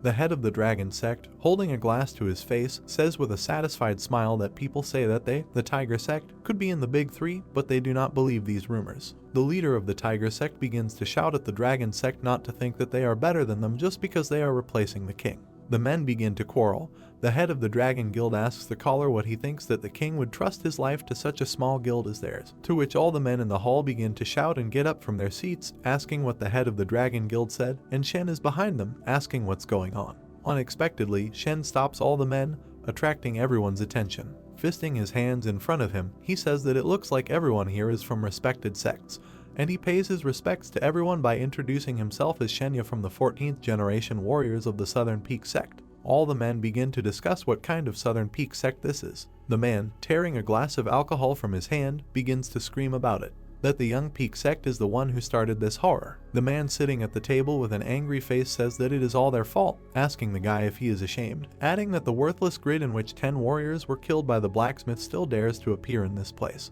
Shenya looks forward in surprise, thinking to himself that he said that his sect is worthless. Standing with his servant behind him, the guy looks at the menacing silhouettes that shout that because of their worthless skills, they have disgraced all the warriors and let him leave here, and they are just a third-rate sect, and how are they doing? No shame. Clasping his hands and leaning down, Shenya says that he apologizes to everyone for this incident, adding that they caused trouble for everyone and is truly sorry for that. His face changes to even more dark surprise as he hears others shouting questions about how he thinks an apology will fix everything and now every crook can become a warrior, telling him to get lost. Hearing what the men were saying, that even if their entire Southern Peak sect fell to their knees now, it would not be enough to calm the man's anger, and even if Shen failed this minute, his teeth clenched in anger. With his mouth wide open and his face emotionless, the guy tells everyone to stop, and they all have swords on their belts, but they are only here chatting, asking what they are trying to achieve with this talk. Suddenly men get up from the table, angrily asking the guy what he is saying. Another man furiously tells the guy, calling him a little freak from the small Southern Peak sect, that he is a disgrace. Standing in front of his servant, he seriously says that if they want to know how weak the Southern Peak sect is,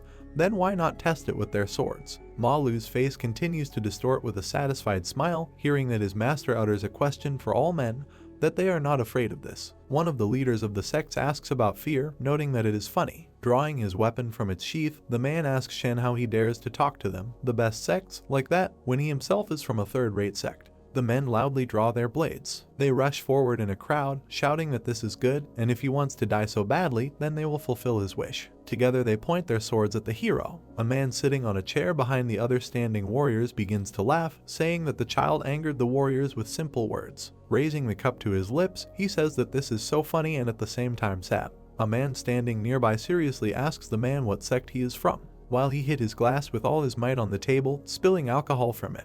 The drunkard looks at him, sitting at the table, repeating the word sect, and asking him when did sects become so important, but he is just a wandering warrior who was tired and came to rest. Taking his stick with a rope, he says that it is too noisy here, so he even stopped wanting to drink. Walking towards the entrance, holding a stick with a bag on his shoulder, he says that he is leaving, and the others can continue to play their stupid games. One of the men, looking after him, says that this man is right, and they are warriors, and they must protect the well-being of the country, adding that he too is leaving. The warriors begin to leave one by one, telling the man to wait for him too. A drunkard, with a bag on a stick, passes next to Malu and Shenya, opening the door. The man looks towards Malu in surprise. Malu looks back at him. The crowd of men in the stable are talking about how one of them heard that the tiger and dragon sects will fight, and he thinks that it is true, adding that fortunately, the slithering snake sect is not here. The angry man looks forward with an angry look, saying that no one is allowed to insult and toy with the dragon sect, and those who challenge them will be punished. The other warriors across from them begin to laugh and smile widely, saying that there are so many excuses, and the best guild was afraid of such an insignificant warrior, and why not just leave it to the tiger sect and watch from the sidelines. Hearing this, the two warriors angrily begin to ask the word what.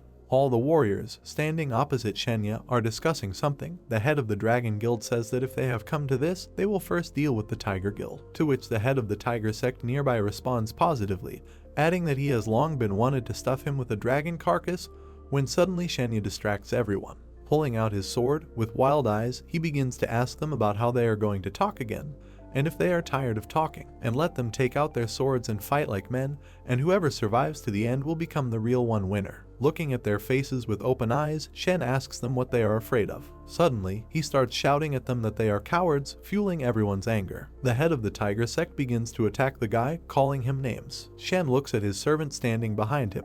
He unclenches his hand a little, continuing to hold the sword. In the moment, the guy swings his sword sharply. All the warriors begin to fight with each other with swords, screaming from the severity of the force of the blow and from the pain. The bright sky illuminates the green leaves of the trees. A man walks through the forest, asking himself about the blacksmith who killed 10 warriors. Looking forward, he tells himself that who knows how much this matter will worsen. Walking through the forest among the huge trees, he asks whether the flapping of a butterfly's wing can cause a storm, adding that he has a bad feeling. The warriors gather their horses. One of them asks the other that everything will be alright with this chatterbox from the southern peak, to which the warrior replies why he should worry about him, and would rather worry about himself. Looking towards the building, the warrior with the headband says that he will eventually lose his life. A fierce battle takes place inside the building, and the warriors break boards and furniture. Suddenly, the sword of one of the warriors pierces the wooden wall. Sword coming out of the wall, drawing blood from himself, asks the other guys standing next to him that did these two big guilds end up fighting each other, to which the guys tell each other to get out of there. The body of the head of the Tiger sect flies out of the entrance to the building, to which the other men recognize him and are afraid.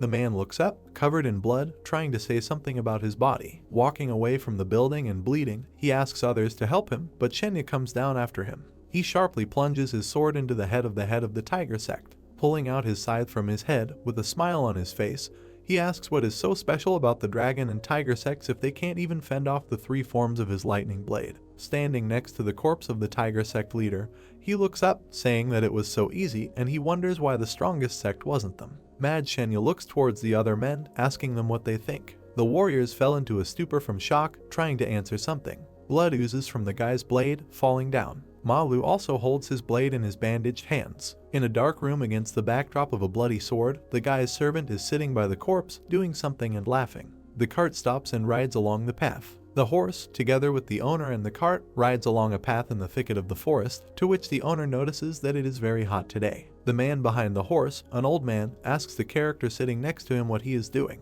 Bill, sitting in the wagon, tells him that he is a blacksmith, to which the old man says that he understands. The old man looks at the backpack with the sword, telling him that it is not surprising that he has a sword, and although it is broken, it still looks like a sword. Driving through a field, an old man asks a guy, how did he get permission to carry a sword? It's quite tedious, adding that this is the first time he sees a blacksmith with a sword in his hands. And how did he break? To which the guy, ignoring, listens to the next question from the old man about what he is going to the slave market to buy an assistant.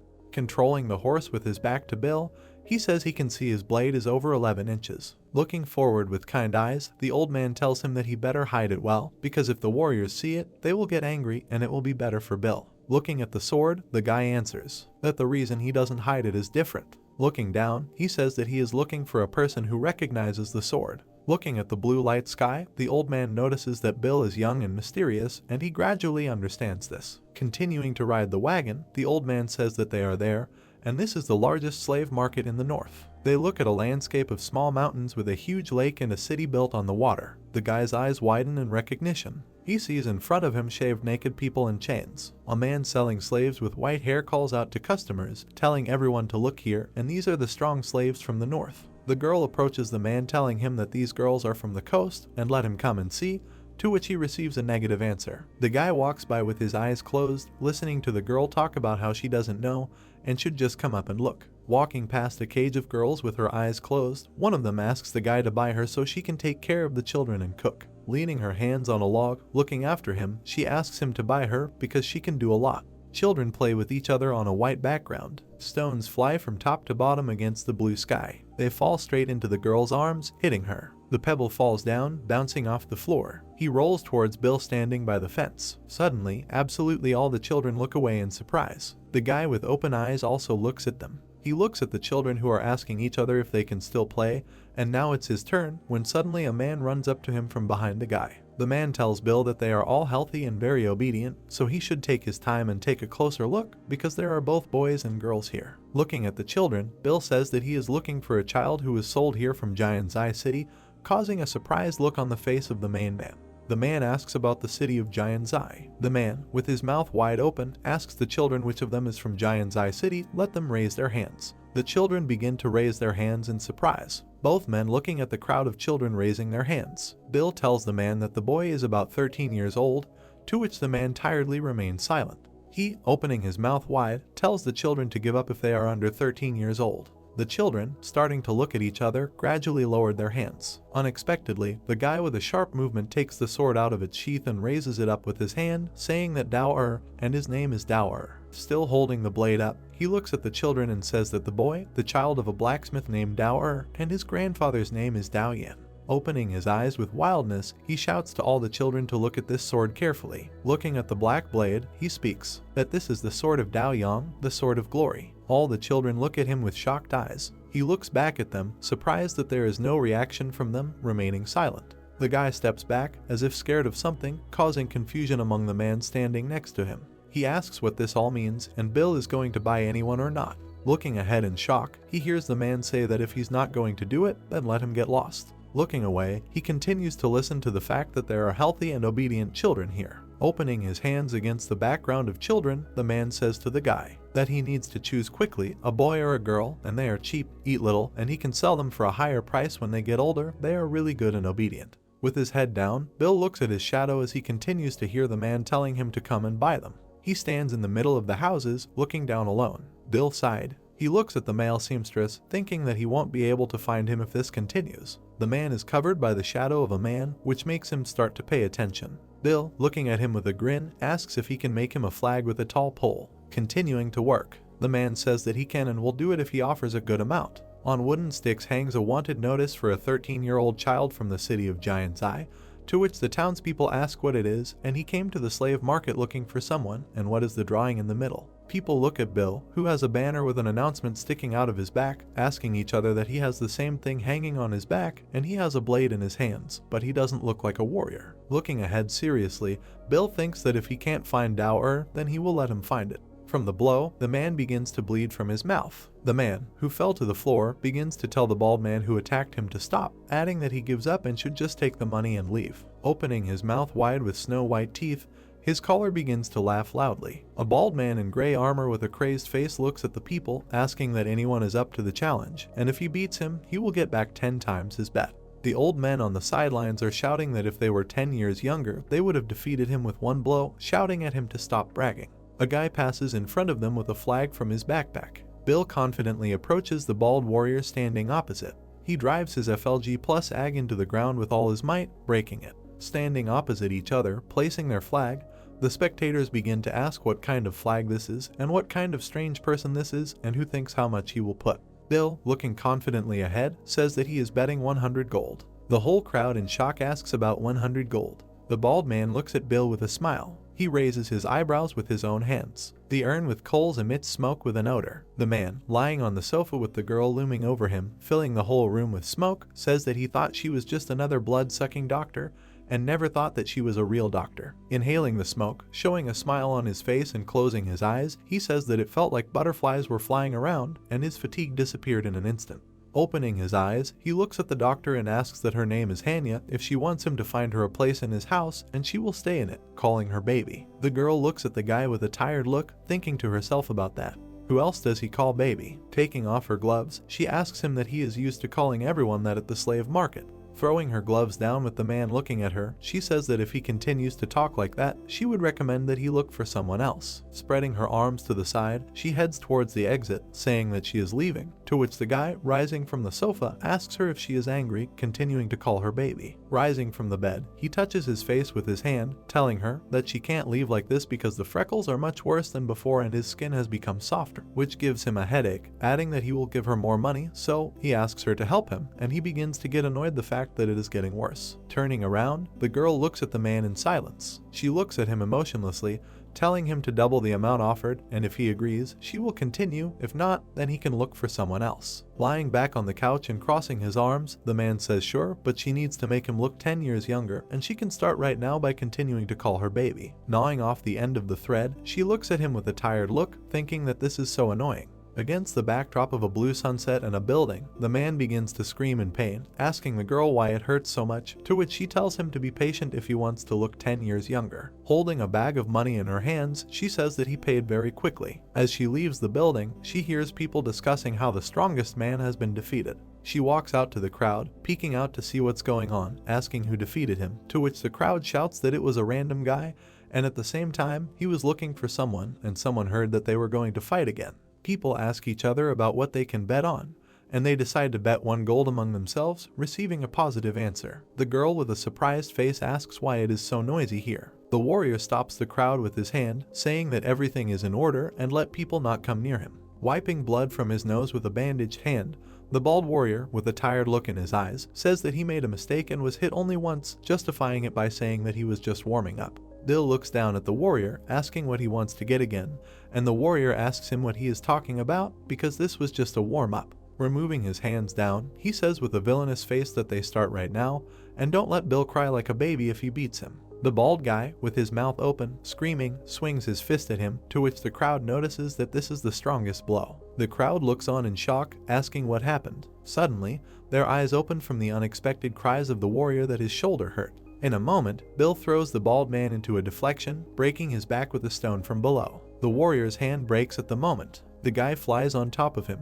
He sticks his foot into the guy's face, smashing him with his boot. Having finished the fight, he turns away from the warrior lying on the floor with a bloody face. Bill takes the flag stick, pulling it out of the ground. Showing everyone a wanted flag, he shouts to the entire crowd standing in front of him that he is looking for the child, and if anyone can tell him about his whereabouts, he will give him all the money he earned today. The crowd with drawn eyes looked at the guy, noticing that this was so cool, asking that he would really give everything up. The bandits, standing at the entrance of the buildings, with black paint on their eyes, are talking about how there are many children who came from the city of Giant's Eye, and how they will find him, to which the guy asking the question says that they can just lie to him and get money, to which he replies that he should stop trying to deceive people. A man with long black patterns on his eyes tells another military man that they need to inform Mr. Huang about this first. The men try to revive the beaten warrior, shouting to him to wake up and asking each other about it. Is he dead? Suddenly the man, with his mouth wide open, starts yelling for someone to call a doctor. Suddenly, Hanya comes up to them, saying that he just lost consciousness. Looking at the men with the guy bleeding in the background, she tells them that they will give her 1 gold piece and she will wake him up, noting that it is very cheap. The girl made a grimace when she heard the question about why she was here, a self-taught doctor. Bill approaches Han, asking her if she's broke. The girl, looking at him, asks a similar question. Suddenly, putting on an angry grimace, she begins to swear at him, saying that he is an ungrateful monster. Taking him by the clothes in front of the entire crowd and pointing her finger at him, she yells at him, asking him how he talks to the one who saved him, continuing to call him names. Among the wooden houses of the village, the girl asks Bill if he has gone crazy and why he uses this method of searching for the child. Sitting under the awnings of the houses, he says that 10 years have passed and it's too late, saying that he must use every possible method to find him. And if he wastes his time thinking of a plan, he will simply move away from him all the time on and on. Walking closer to the guy and pointing her finger at him, she asks him that he has forgotten that he is a fugitive, and if he continues like this, he will die before he finds this child. Closing his eyes and smiling calmly, he says that he almost forgot about it, and it is not surprising that he is calm, although the killers are chasing him, and it seems that he is already accustomed to such a life. Standing on top of him with his hands on his hips, Hanya asks him that he is used to this and she barely saved his life and should he just find some quiet place and live a peaceful life there. Looking at the flags on the buildings, she asks if he even knows where he is. Looking at the slave troops, she says that this is a place where people are sold as goods, and the dirtiest and most dangerous place in this world. With an angry face, Bill looks at her with a hostile gaze, telling her to worry about herself because her situation is the same as his. Raising her hands up, the girl, eyes wide and blushing, thinks about how he found out and how such a muscular guy like him could understand it. covering her mouth with her hand and standing to the side of the guy. She says that he is mistaken because she is just a doctor who appears wherever there are patients. The man looks at the couple from the side, asking Bill what he just said seriously. The heroes look at the silhouette of a man among the houses, which suggests that the money is now his, because all the children from the city of Giant's Eye first pass through it before they are sold, and he has records of every child who was sold in the last 2 and 3 years. Getting up from his seat, Bill asks him what then he knows about the blacksmith from the Cloud Village. The man, straightening his blonde hair, looks at him and says that maybe he knows. The girl, folding her arms, tells Bill not to believe him. He's just a humble gambler who plays with what little money he has, and he's quite popular around these parts. The man, opening his hands to the side with a serene face, says that he never lies and also sells children to influential people, and sometimes he sells them in a whole group. The guy made an angry face and looked at the man menacingly, hearing what he was saying about how he really needed money now. The hero throws a large bag of coins at the man's feet, telling him to take them. The man grabs the bag and adds that if you need information, you will have to pay extra. Looking at one coin in one hand, the man says that he will need at least 100,000 gold. Bill, with a shocked Hanny in the background, tells him that he can solve this with force, to which the girl asks in her thoughts what is happening. A smile appears before the eyes of the fair-haired merchant. He looks at the guy, telling him that he better not think of him as a cheater. The main character, in response to him, looking with seriousness, tells him to then prove that he is not lying. Throwing up a bag of money with a straight face, he says that there are warriors of the Southern Peak sect in Giant's Eye City. Presenting a picture of warriors tying up and attacking homeless people in the forest, he talks about how they protect the laws of the country. They arrest bandits and sell them, and they are all respectable people, and he is responsible for the children they caught in the process. The guy opened his eyes at what he heard. The man, hiding the bag in his coat, says that he still remembers the sadness in the eyes of one child, and that pity. Those who were born into elite families, wear jewelry and become powerful warriors. The unfortunate ones, however, receive only bad impressions. Bill, hunched over, looks at the man with hostility, asking him what he knows about Dower from the Cloud Village then. Taking small steps back, the man asks why didn't he say that. Stopping the guy with his hand, he says that he won't tell everything so easily, and he will be dead if they find out that he told the guy a secret, asking how he can do such a stupid thing.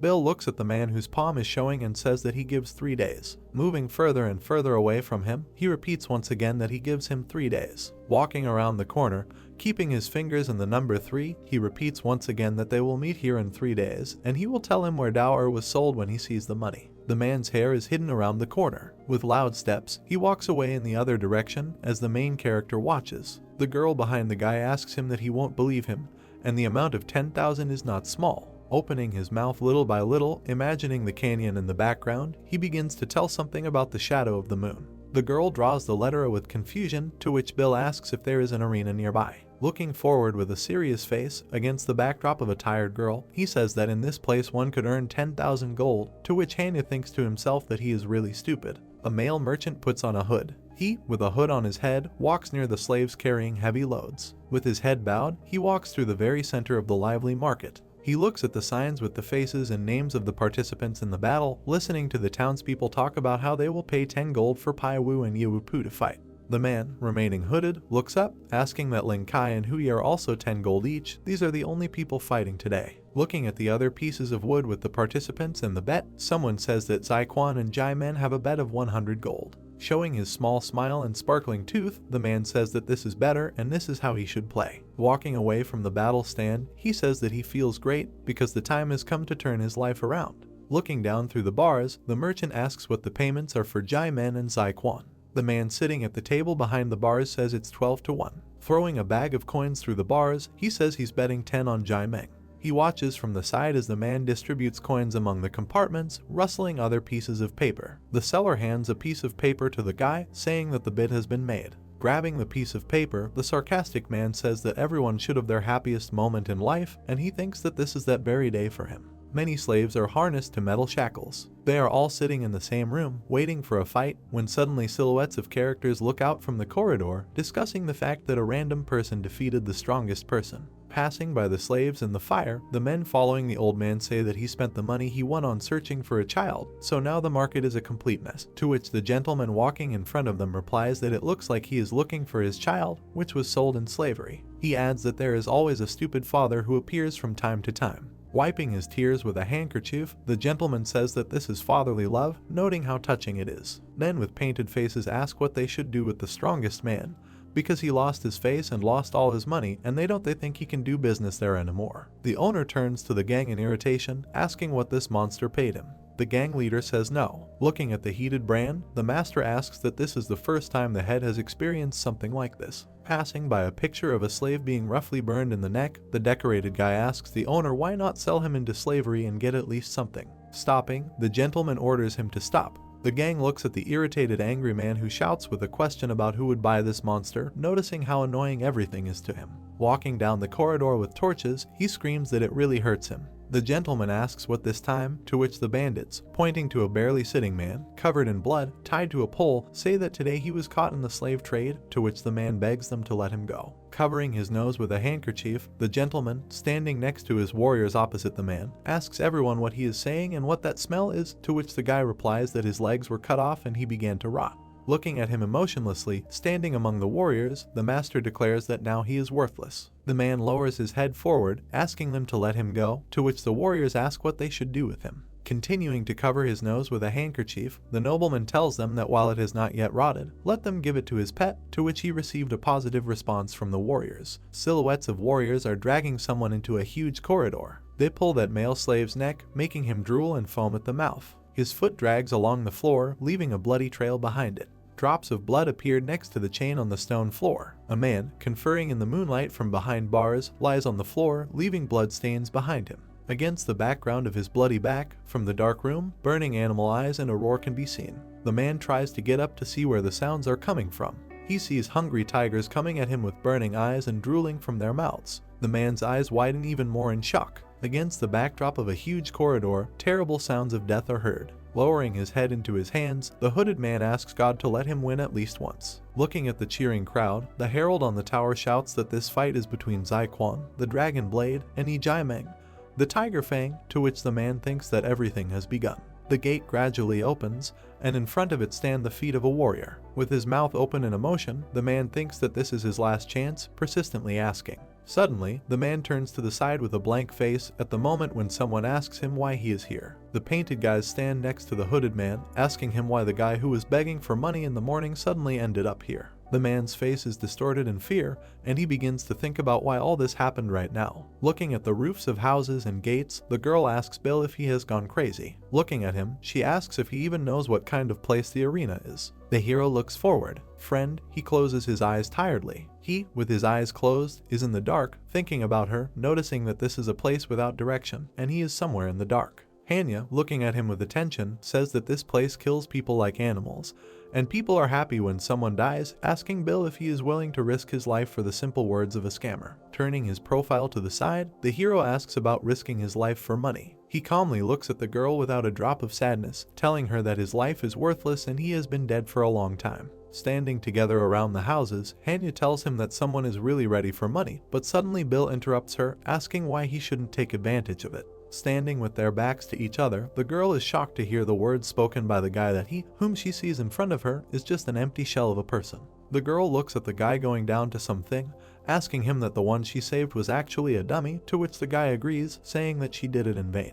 He takes the wooden flag stick and tells her that that's why he calls her a self-taught doctor. He walks past her with a flag in his backpack, saying that he will go, to which the girl stops him.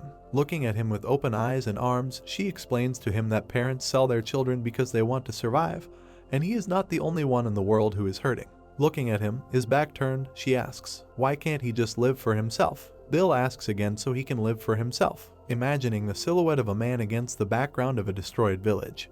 He says that his life was already buried in a sea of corpses and blood. Still standing with his back to her, he asks her if there is anyone who is ready to cry for her. Looking at his flag against the white sky, the guy says that he doesn't know a single person, and he thinks such a person has some sense in continuing to live. Standing at a good angle and looking down at her, he says that if this child dies, then his life will no longer have meaning, because he is only willed alive. Having fallen into a dark atmosphere, the girl apathetically asks herself about the person who will cry for her. Against the backdrop of quick breaths, the smoke dissolves across the room and the roof. The hand of a woman in a black and white robe rests on the forehead of the fast-breathing Hanya. The girl with black hair, looking down at her, sadly says that she really wishes it was her who was sick and not the girl, begging her that she should keep. The roof of the building begins to burn. Warriors and samurai jump on top of it, and the fire burns all the inscriptions on the building. The girl with black hair looks at Hanya, calling her Fushu's name. Suddenly, they shot at his head, from which she began to fall back, but having managed to say, she utters the word run. Standing in the middle of a gray background, she tries to understand what this means to her. Standing alone in the whiteness, she says that this is an arena that only slaves can enter. Putting her hands on her hips and turning to Bill's back, she tells him that he can't get in even if he wants to.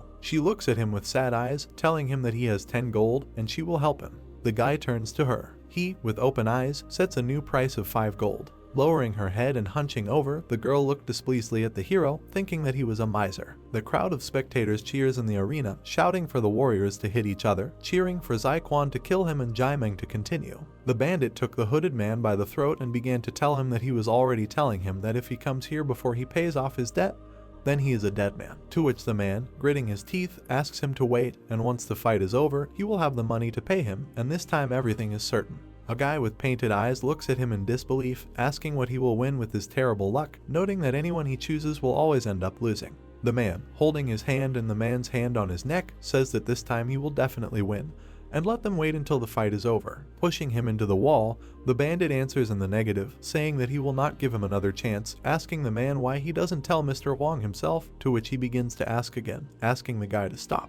Looking at the whole company of bandits from above, he says that if he wins, he will be able to repay his debt and even give them 200 gold each, asking the head to just wait until the match is over, to which the head's successors begin to ask about the amount and is it true. This, throwing his hand towards the man, the head, shouting in anger, asks him what he thinks, that he will believe him. Wiping the blood from his face, the man tells him that it is until the battle is over, asking if it is really that hard, when suddenly screams of Jaimeng's name are heard. The guy turns to the arena with a shocked face. Between the guy's legs lies his enemy, covered in blood, saying that he has lost. Opening his eyes a little, the bald warrior asks the guy not to kill him, when suddenly his caller begins to get angry, repeating his words. Jaimeng's hand swings at the guy's body. With an ominous face, the man smiles as he thinks about the fact that he did it. The victorious warrior opens his arms up, smiling at the entire crowd, who say that Jaimeng really defeated Zai-Quan, noting how strong he is. The blonde man, with his arms outstretched, looks out at the arena with a smile, laughing and saying that he had finally won. Pointing his finger at the bandits with a smile, the man tells them not to act so self-confident now, and he will pay back all his debts today. A smile appears on the face of the painted bandit and he says that this is good. Extending his hand to the man, he tells him to give him all the papers and he will deal with the money himself, causing misunderstanding on the part of the man. The guy unobtrusively looks forward, asking again about the need to throw away all the papers. He jumps from his seat, asking them what they thought he was stupid enough to believe them. The leader of the bandits looks after the man as he runs away, telling him that no matter where he goes, they will still find him. The leader tells his teammates that they cannot allow him to get the money, which they agreed to do as a team. The man's foot lands on the ground, to which the man asks that they really think he doesn't know what they're up to. Running past different houses, he suggests that he should ask this monster, who will come in 3 days, to help him take the money, realizing that then he will be able to leave this place. The information still hangs on the wooden flag. The main character stands in front of the building with Hanya, asking her if this is here. She looks at him, telling him that it's not too late to change his mind. Passing through a dark archway, he orders the girl to go. A cheering crowd looks onto the bloody arena. All the warriors wrap their hands in bandages and patch each other up for the upcoming battles. The curly-haired man, gritting his teeth, asks his comrade what they are doing. The slaves and warriors look at Hanya and Bill walking in pairs, noticing that a girl has come to them.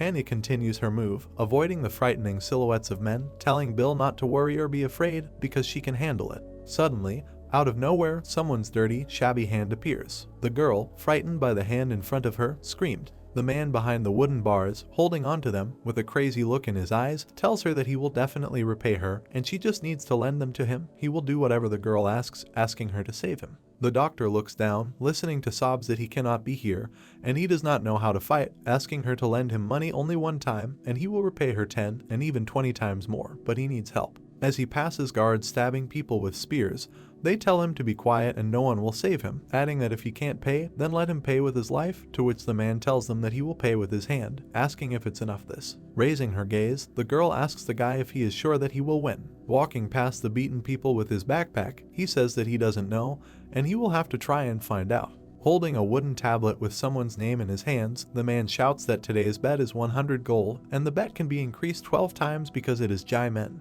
their new hero. The man, handing a card from above to the whole crowd, says that attention to those who have a slave who can fight, and from slaves can also become a hero, and they can earn a lot, but for this they need to apply to fight in the arena. Like suddenly you can already hear shouts from the crowd that they want to apply. The girl, standing among the crowd with Bill, opened her eyes wide when she heard the main one say that the entrance fee was 1,000 gold. The girl, standing among the crowd, begins to raise her hand, trying to attract attention to herself amid shouts for someone to lend someone else 100 gold. Bill looks forward with seriousness as he listens to someone say that he will pay 1,000 gold and they will let him go first. He inserts 2 fingers into his mouth. Suddenly, a whistle will be heard throughout the room with a selection of bets, attracting the attention of a crowd of men. The girl begins to lower her hand down, embarrassed by the attention, and Bill stands in her background, holding his hand to his mouth. Looking around with crazy eyes, she says that this is a purple wolf who recently won.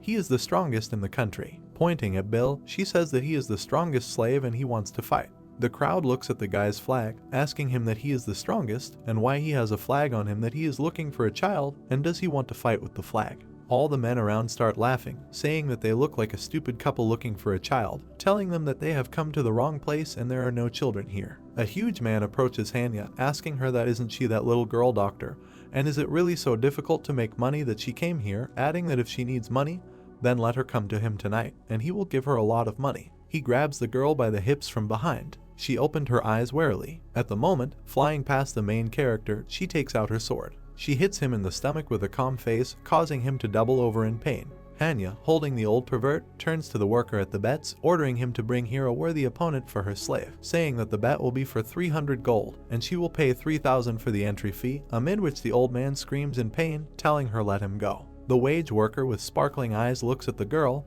noticing that she is impudent. Looking forward with serious open eyes, Hanya says that tomorrow her slave will be the first to take part in the duel. The worker points his finger at her, saying that someone has already booked the first round, but he guarantees that she can fight tomorrow. The couple, standing next to each other along with a man sitting on the ground, listen to the announcement that slave Hanya and Dao Xiang will fight tomorrow. A lonely slave stands against the backdrop of the sunset, harnessed to a chain. A blonde-haired merchant goes out onto the porch of the house, looking at the setting sun. Looking up, he smiles and says that the sunset is so beautiful. The street lights begin to gradually light up. The man, holding the cloth from his clothes, says that he feels good, to which the girl, adjusting his robe behind him, tells him that if he comes again, she will help him relax even more. The man kisses the woman back, telling her that he knows everything, and as soon as he receives the money, he will definitely come again and let her wait for him. A girl, standing next to a lantern, waves to a silhouetted man, wishing him a safe journey. She gently opens the door with her hand. Her face changes in surprise. I saw something in the house. A man sits on the sofa in front of her, pouring himself a drink, telling her that he will be here for a while,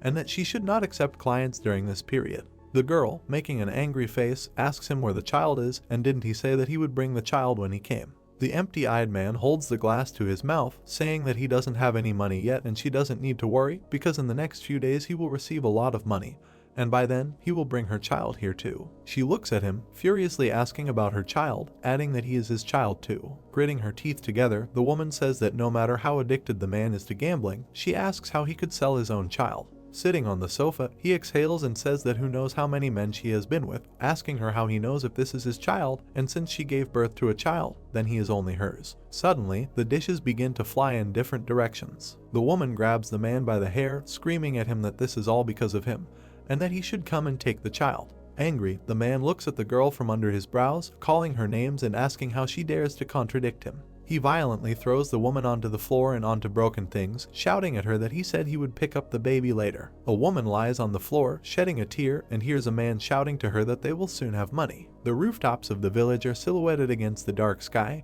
and someone is discussing among themselves about 3,000 gold, and he must be going crazy, adding that this is all the gold she has accumulated over the years, and she is betting it all on Bill. As the couple walks between houses, Hanya says that on top of that, she was harassed and only received 5 gold from him, adding that he will have to pay her 3 times the amount. The guy with a straight face answers positively. The girl, looking straight, thinks that she should have asked 5 times more. Suddenly, the guy covers the girl's mouth and takes her aside. He holds her mouth while standing with her around the corner of the wall, to which the doctor asks him what he is doing, and he scared her. Watching from behind the wall, Bill tells her to be quiet. Warriors in cloaks and with large swords walk next to them. They wander majestically alongside each other, surveying the area. Widening his gaze and making it even more hostile, Bill says that they are just in time. Silhouettes of men walk around the village. The warrior in front tells the others that there is no more road ahead. They walk across a high bridge. One of the warriors says that they arrived at the pier without even realizing it, noting that it is too dark and he thinks they missed the turn. The man with the scythe looks ahead, saying that it is too late for them to find him. Turning to the side, he says with a scary face that as soon as daylight comes, they will clear out the slave market. The man with the tail orders everyone to go, heading towards the torches in the path. Suddenly, from afar, he notices someone's dark silhouette. They look forward, asking each other what it is, and whether it is even a person. Bill begins to walk towards them with a brutal look, starting to scare those warriors. Then looking at a guy, they ask him who he is and let him say his name. Looking at them from under his brows, Bill says that it looks like they are looking for someone and maybe a blacksmith. The ponytailed man's eyes widen in surprise and she begins to ask how the hero knew about this. Holding the broken black sword up, Bill asks why he had a broken sword. A man with a tail, making his gaze hostile, opening his mouth wide, shouts to his partners that it is him. Taking off, all three of the men fly to the blacksmith and their leader shouts to everyone to kill him. Bill also rushes forward from his seat, remaining serene. Walking only forward, the leader tells his comrades that it is just a broken sword and they do not need to be afraid of it.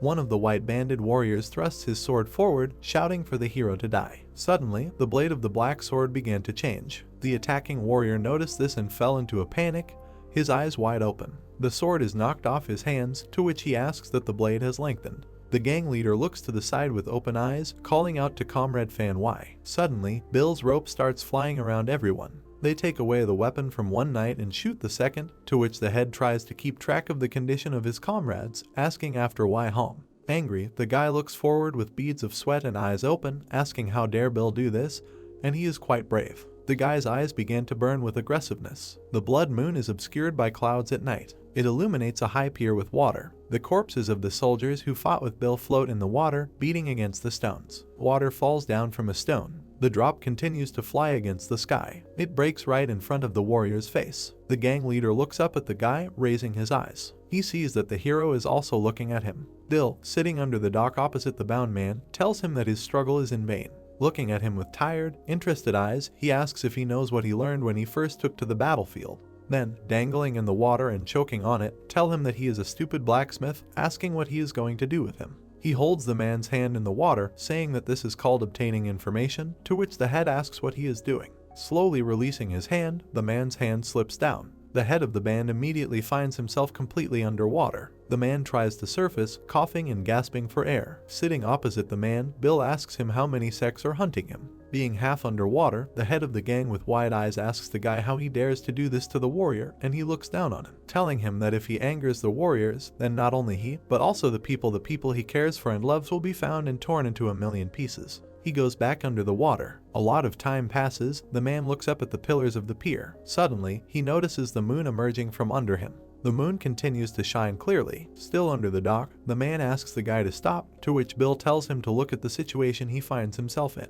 Bill looks seriously at the man, ordering him to speak to him more respectfully. The man, continuing to drown, looks at him with wide eyes, remaining silent. Suddenly, tears flowed from his eyes. Being half in the water, he began to cry, asking him to let him go, and he felt like he was about to die. The guy, sitting emotionlessly opposite, asks the man again how many sects are hunting him, to which the man shouts that all are sects. He narrows his eyes and listens as the man in the water tells him that every warrior from every guild is hunting him, to which Bill asks the word why. The man says that the Southern Peak Guild sent a scarlet flag, to which the guy asks what it is. The man, continuing to cry, being in the water opposite the sitting Bill, says that if there is a great threat, then the guild sends all the warriors, to which the hero asks again about the situation when the sect faces a great threat. But he replies that out of 10 people he killed, one was the son of the sect leader. Looking at the couple from the pier, the hero says that they are all dead, asking how everyone knew that it was he who killed them, to which the gang leader says that there was one who survived, and they heard about him from him, about the broken Bill's shoulder and his face. Looking down thoughtfully, Bill asks himself that someone has survived. Sitting under the pier, Bill asks the next question. The dark sky takes away the houses of the village into the night. Hanya, leaning his hands on the table, sits in his board, slowly sighing. He thinks about how this is just a group of warriors and why should they hide. The main character, leaving the building, tells the girl that he has gone and needs to settle some matters, causing her surprise. She looks after him, asking why so suddenly, to which the guy, without answering, tells her not to wait for him. Holding her face with her hands, she, realizing something, opens her eyes and asks herself out loud that maybe he wants to back down after she bet all her money on him. Suddenly, someone's shadow passes outside the window. The girl peeks out from behind the door, asking who it is, Daoxing. Bagua stands in the courtyard of the house with his henchmen, and looking at her, he says that they have not seen her for a long time. The girl, her mouth open in surprise, realized that it was a gang of lions. The big moon illuminates the roofs of the houses. A man lies lazily on the bed, looking for his wife with his hand. Without opening his eyes, the man tells his girlfriend to bring him some water. Suddenly, he gets up and asks where this woman went. Silhouettes from the shadows look at the guy, noticing that he is fast asleep. The painted gang leader looks at the man intimidatingly,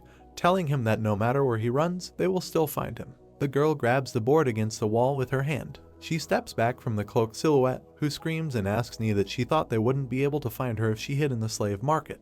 The girl looked at them with wide eyes, saying that she took a little more money for her medical services, asking if they had to harass her because of this, calling them names. Bagua, looking at the girl with a scary face, says that the lady from the lion gang is very upset with her, and okay, if she repents all her life, it won't be enough. Looking the other way, Hanya is thinking about why this had to happen at such a time. Looking at her not full bag, she says that she even unpacked her things. Suddenly, a huge man grabs the girl from behind. He immediately puts a knife to her face, telling her not to move, otherwise he will have to leave a scar on her pretty face. The main guy starts shouting to all the servants to search everything there. The men enter Hanya's house. Bagua shouts to them that even if there are no books, he needs to bring all the papers with words about them, ordering them to look for them. The girl, being imprisoned by the bandit, with her eyes wide open, asks in her thoughts about the book, and they did not come here because of the medicine, and why. The men, completely demolishing the house inside, listen as the head says that there is a high probability that she hid it, and let everyone look more closely. The girl looks at the head, asking what they are looking for. The hero in a robe approaches her, asking what they are looking for. The guy, standing in front of the girl's bag, pierces her with his gaze. He takes it to her and wants to ask about the needles he made. He takes the needle into his hand, saying that they are unique, and how would a normal doctor even know how to use them? Holding the needle in his hands and looking at it, he asks Hanya if she knows about the bloody black sand, adding that 10 years ago the bloody tribe burned down along with the sand sect. The girl, eyes wide open, looked at the guy. Bagua tells everyone that they heard that the Blood Clan use a mysterious house that disorients people and sometimes it makes people mad, adding that they think that the Blood Clan is not completely destroyed yet, asking what he thinks about it. The girl, held captive by a bandit pointing a dagger at her, asks the man what he is talking about and what kind of black dog he is, adding that he has no idea what he is talking about. A man in a hood, holding a needle and thread, asks not that he doesn't know, but what is it then? The game tears the fabric around itself. The magic begins to scatter in different directions. The man begins to inhale the needle smoke through his nose. Looking at the picture, the girl's eyes opened with danger and she begins to shout at him so that he does not light it because it is dangerous. Gua's eyes opened in full force. There's a sharp grip in his stomach that causes him to bend over. The man begins to scream in pain, causing swollen veins to appear on his face. All the Bagua warriors look at his suffering. Hanya, looking at this, says no. The man covers his face with both hands, tilting it down. In a moment, he begins to scream, opening his mouth and eyes wide. Moving his arms to the sides, he looks up with his head and chest. Gradually, his knees begin to fall to the ground. He sits opposite all his servants. His mouth begins to drool and he tries to catch his breath. Looking forward, opening his arms and drooling, the man says that this smoke is really powerful, and he feels like his whole body is boiling. The girl notices something while standing captive. She opened her eyes in shock, thinking that he inhaled the smoke but did not faint, and he survived it. Chief Bagua begins to point his hand to the side. Pointing his sword at Hanya, the man begins to tell her that she will have to come with them, and the lady said that she wants to know the secret of the lost black sand blood smoke. Suddenly, someone behind the standing guard holding Hanya puts his hand on his face. Bill takes the man away from the girl very quickly, holding Hanya by the shoulder. With the falling servant in the background, Bill asks Bagua what they don't see, that this girl doesn't want to go with them, to which she calls out his name. The guy, taking the girl by the shoulder, tells her that they need to leave. Bill looks at the hero seriously, telling him to come to the arena tomorrow, warning him not to be late. Having put the girl out the door, he begins to gradually close it, but Hanya orders him to stop. Slamming the door in front of the girl, she screams at the hero to open the door. The guy grabbed the door handle so that she couldn't open it. She, pulling the handle with all her might, shouts at him that Bagua inhaled the smoke and he is no longer an ordinary person, warning Bill that he will die if he fights him now. Knocking on the door, she shouts at him that he is stupid. The head points the sword at the main character, asking who he is. Standing at the door among the silhouettes of other warriors, Bill says that from today until tomorrow, he is their new doctor. Looking at the head with a confident look, he says that it is the job of a slave to protect his master. Smiling while still holding the sword, Gua laughs, saying that then he is just a dog, and let him not get too far ahead, or he will show him how powerful the secret of the bloody black sand is. The man's eyes began to burn with anger. In the moment, he took the first step. He immediately attacked the hero, to which he began to defend himself, gritting his teeth. The man takes his sword out of its sheath. He swipes the blade through the air. Smiling widely with madness, he screams loudly. With one movement of the sword, the board immediately shatters into pieces. The man attacks the warrior, cutting down all the furniture around him. Gritting his teeth in a smile, Bagua thinks about how he didn't think he was so strong, and he cut that table in half like paper. Gua attacks the guy with his sword, while the other one tries to dodge with his small sword. The main character thinks that he has opened up. Approaching closer to the chapter, Bill realizes that he bought it. The guy holds his small sword at the warrior's hand. Bagua, opening his eyes, falls into misunderstanding. The hero almost hits him in the face, but the man manages to dodge. The guy, opening his eyes, asks himself why he dodged. Suddenly, Gua's hand flies straight towards him. He pushes the guy in the chest with his hand with all his might, forcing him to clench his teeth in pain. He pushed it with such force that it began to fly backwards across the room. Coughing up blood, the guy thinks about how he did it so quickly, adding that his speed is scary. The man opened his wild eyes again. He began to attack the guy sitting on his knees with his sword, but he managed to stop the blow. The guy looks at the blade coming from Bagua in front of him, looking at the situation with confusion. He deftly dodges this blow, bending his body back along with his head. The hero looks at the clothes that were hidden under the train of the cloak, thinking that it had opened. The guy, eyes wide open, notices something. He sees the man's hand swinging at him. Sitting below, he looks up at the silhouette of the head, asking himself what it is. Seeing him swing the sword right in front of him, Bill thinks about how the blade is very long and heavy, and how he swings it as fast as a short blade. Swinging at Bill, Bagua screams at him to die. The guy's head opened in an instant. The man's sword digs into a wooden board. It splits perfectly in half when struck by a sword. At that moment, the hero falls to the floor, avoiding a direct hit. Blood splashes not white background. The guy, looking at the warrior, feels small cuts on his shoulders, from which blood scatters, thinking that if the blade had not hit the post, he would already be dead.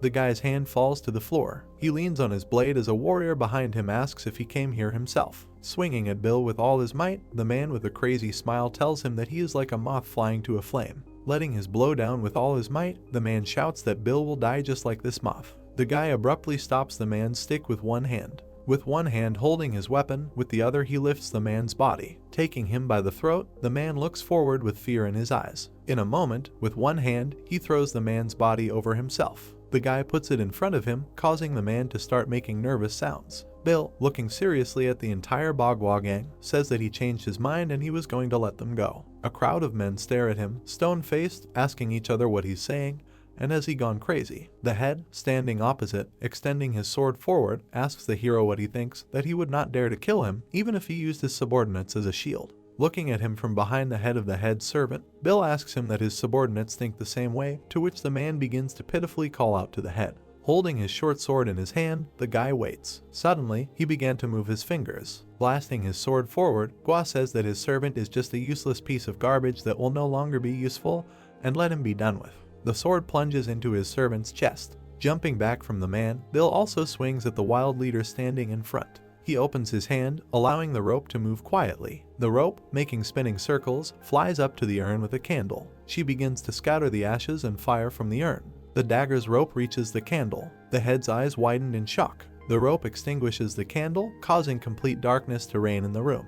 The silhouette of Bagua stands in the darkness. Looking forward, the head asks the guy what he plans to hide in the dark, noting that he is a coward. Looking behind him, the warrior tells him to get out. Looking in another direction, he also asks where he is hiding. Shifting his gaze in another direction, he asks again if Bill is here. Blood flows in the darkness. The man, looking not clear where, with fear in his eyes, calls out to the Galva. Incomprehensible sounds occur. The men try to understand where he is, saying that he is here and hitting each other. Bagua, standing in the dark, calls everyone fools, asking why they are all fighting among themselves. Looking to the side with an animal face, the head orders everyone to light a fire and take torches or something like that. Gua notices someone's silhouette in the darkness. The man's face looks directly at the head. Looking into the silhouette's eyes, the man says it's Bill. The man's scary face, bloody, with his mouth open, looks at the head, asking to save him. Stepping back, Ba speaks that this is a curse. He steps back with careful steps, shouting at the guy to get out. Standing in the darkness, someone approaches him from behind, to which he again shouts for the guy to come out. The hero's face turns out to be right behind Bagua, which is why he was attacked by unbearable fear. Claire thinks Bill inhaled that smoke. Claire thinks normal people would faint, but Bill was fine. Claire thinks that even Bill won't be able to handle a lot of smoke. Claire thinks that even a man like Bill would go crazy. Claire assembles an explosive device and continues to think that anyone would go crazy from the large amount of black sand smoke. The device is assembled perfectly. Claire says the two smokes cancel each other out. Claire says even craftsmen would faint from so much smoke. Claire lights the fuse. Claire looks at the burning fuse and thinks she needs to hurry. Claire touches the wall. Claire looks out the window and grunts in bewilderment. Claire doesn't understand why it's so quiet and dark inside the room outside the window. Bill, sitting around the corner, tells Claire that he told her to run and doesn't understand why she came back. Claire screams at Bill that he scared her. Bill gives Claire the bag and knife. Bill says today was. Bill faints and says it's been a long day. Claire, with a lit smoke bomb in her hands, calls out to Bill. The fuse of the checker continues to burn in Claire's hands. Claire realizes that the checker is about to detonate. The night sky, the sounds of a smoke bomb hissing.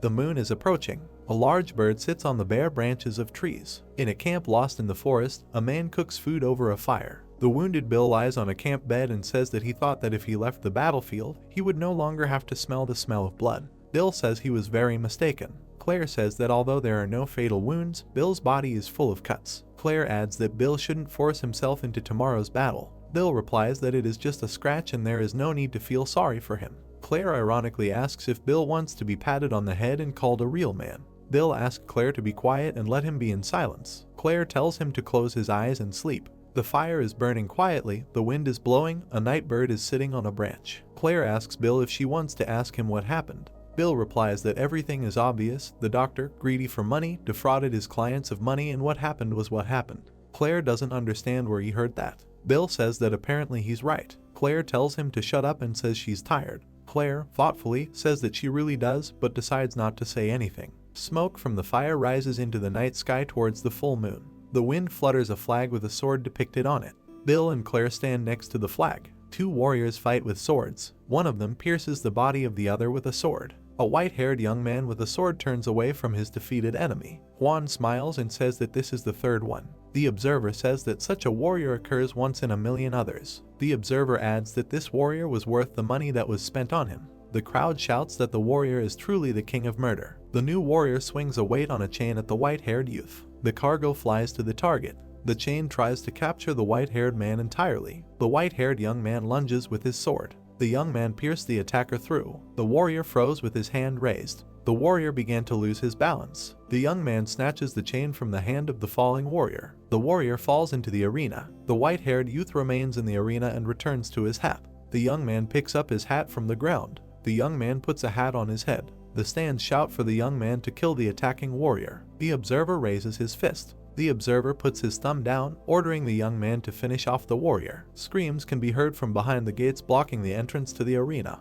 The fight manager calls Hanya and says he will be next. The manager says to prepare the slave for the next round. Claire and Bill react to the screams. Bill turns to the manager. Bill asks if it is necessary to kill your opponent. The manager replies that there are only two options in the arena, kill or die. The manager adds that otherwise the owner will go bankrupt. Claire is stunned into silence. The door to the arena opens, servants bring in the bodies of the dead. Bill takes the sword in his hands. Bill walks past the dead. Bill walks on the ground, drenched in blood. Bill enters the arena. Bill sees his opponent. The enemy with the black eye is surprised and asks if it is Bill. The enemy shouts that the gods still love him. The enemy thinks he is saved. Bill is terrified. Opponent Bill bursts out laughing. The battle managers are surprised by the enemy's laughter. The managers say they only pushed him in because they want him dead and don't understand why he's so cheerful now. The managers think he must have gone crazy. Juan watches the arena silently. Juan is approached by his assistant. The assistant whispers something in Juan's ear. Juan looks straight at Bill.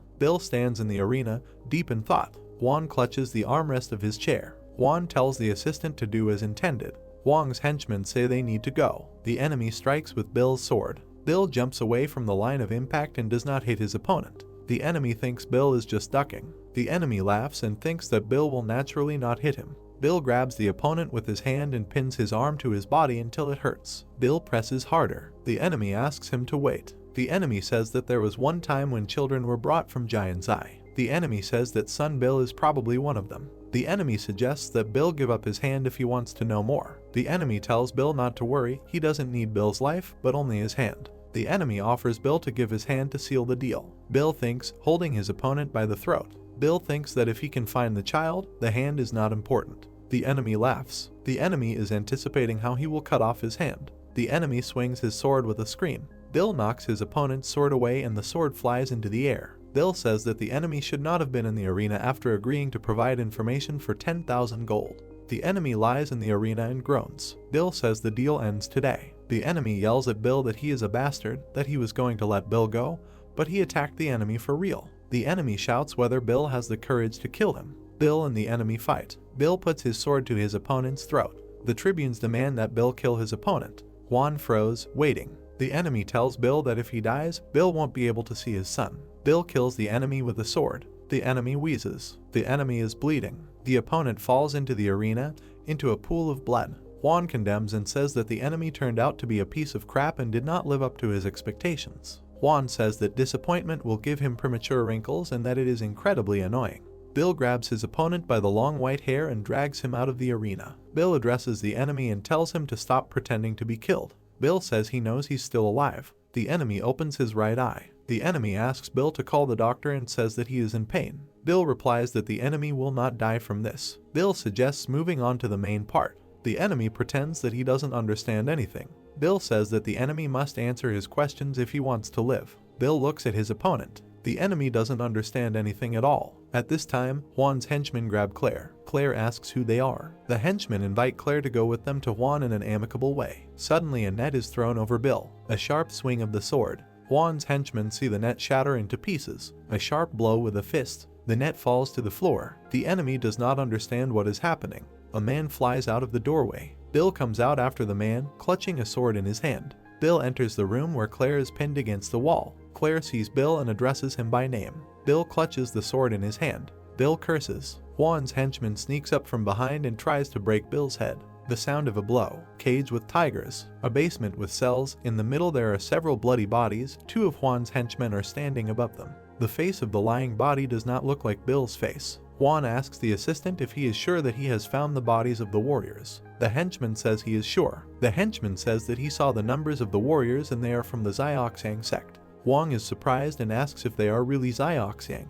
Wang says that the Xioxiang sect is from the northeast, so why did their warriors die here? The henchman replies that he doesn't know, because warriors usually don't come here. Juan says it's annoying, why did they have to die here? Juan complains that he has a headache. Juan asks who these people are if they don't look like warriors. The henchman replies that they are from the Tiger Gang.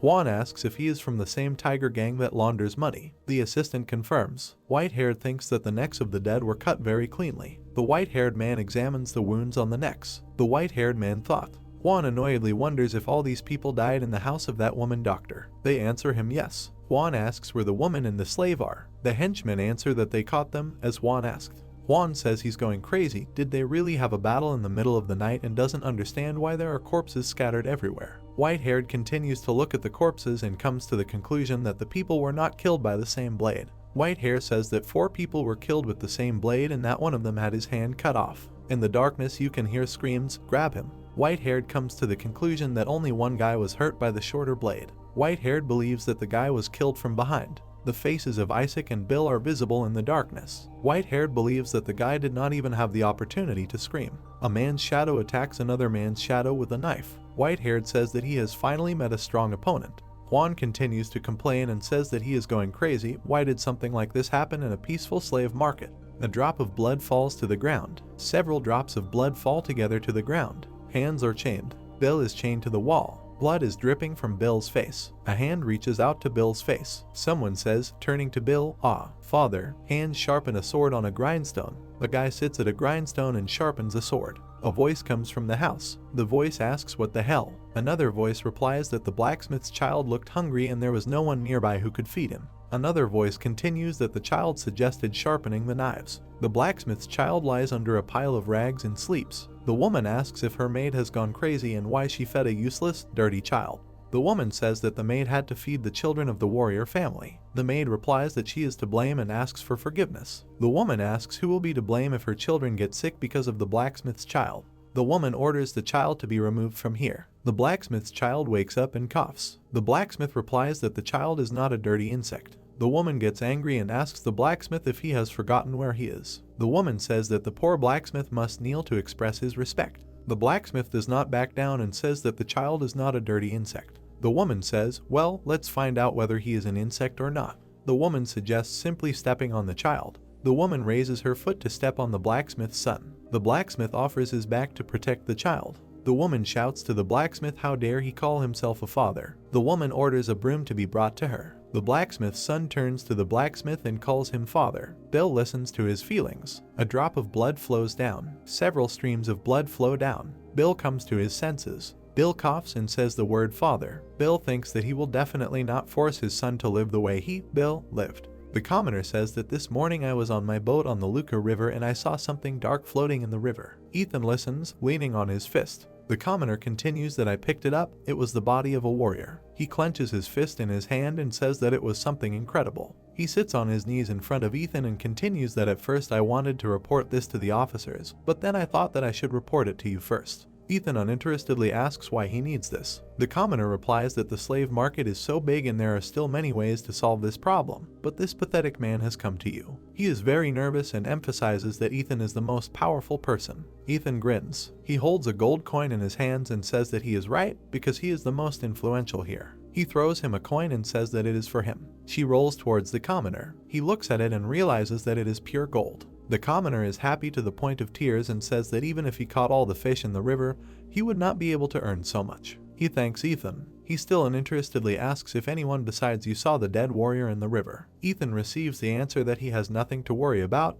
because the only one who knows is now on his knees in front of him. Ethan asks if anyone knows about his arrival here. The commoner puts the coin in the bag and says no one knows I came here. Ethan grins and says that's very good. The commoner is perplexed. His red eyes look at the master. One of Ethan's people kills a commoner. Blood is smeared on the floor. Ethan remarks that he likes how cleanly he kills someone. Ethan says that last time they had to spend an hour cleaning and ventilating the room. The executioner asks Ethan what they should do next. He asks if it's time for his pets to eat. He receives a positive response. Ethan sits back in his chair and says he's so annoying, I feel like I've aged 10 years today. People drag the corpse while he continues that I started making money after I earned my place here and there are a lot of different things going on here, and now this. Close up of him sighing and saying that there were 3 warriors and a band of tigers on the same day. He continues against the ceiling of the building that if this leaks out, the warriors will search the place and we must bribe them if they do so, for the tiger gang people will undoubtedly take advantage of this. He looks at the ceiling and says it looks like we should forget this incident ever happened.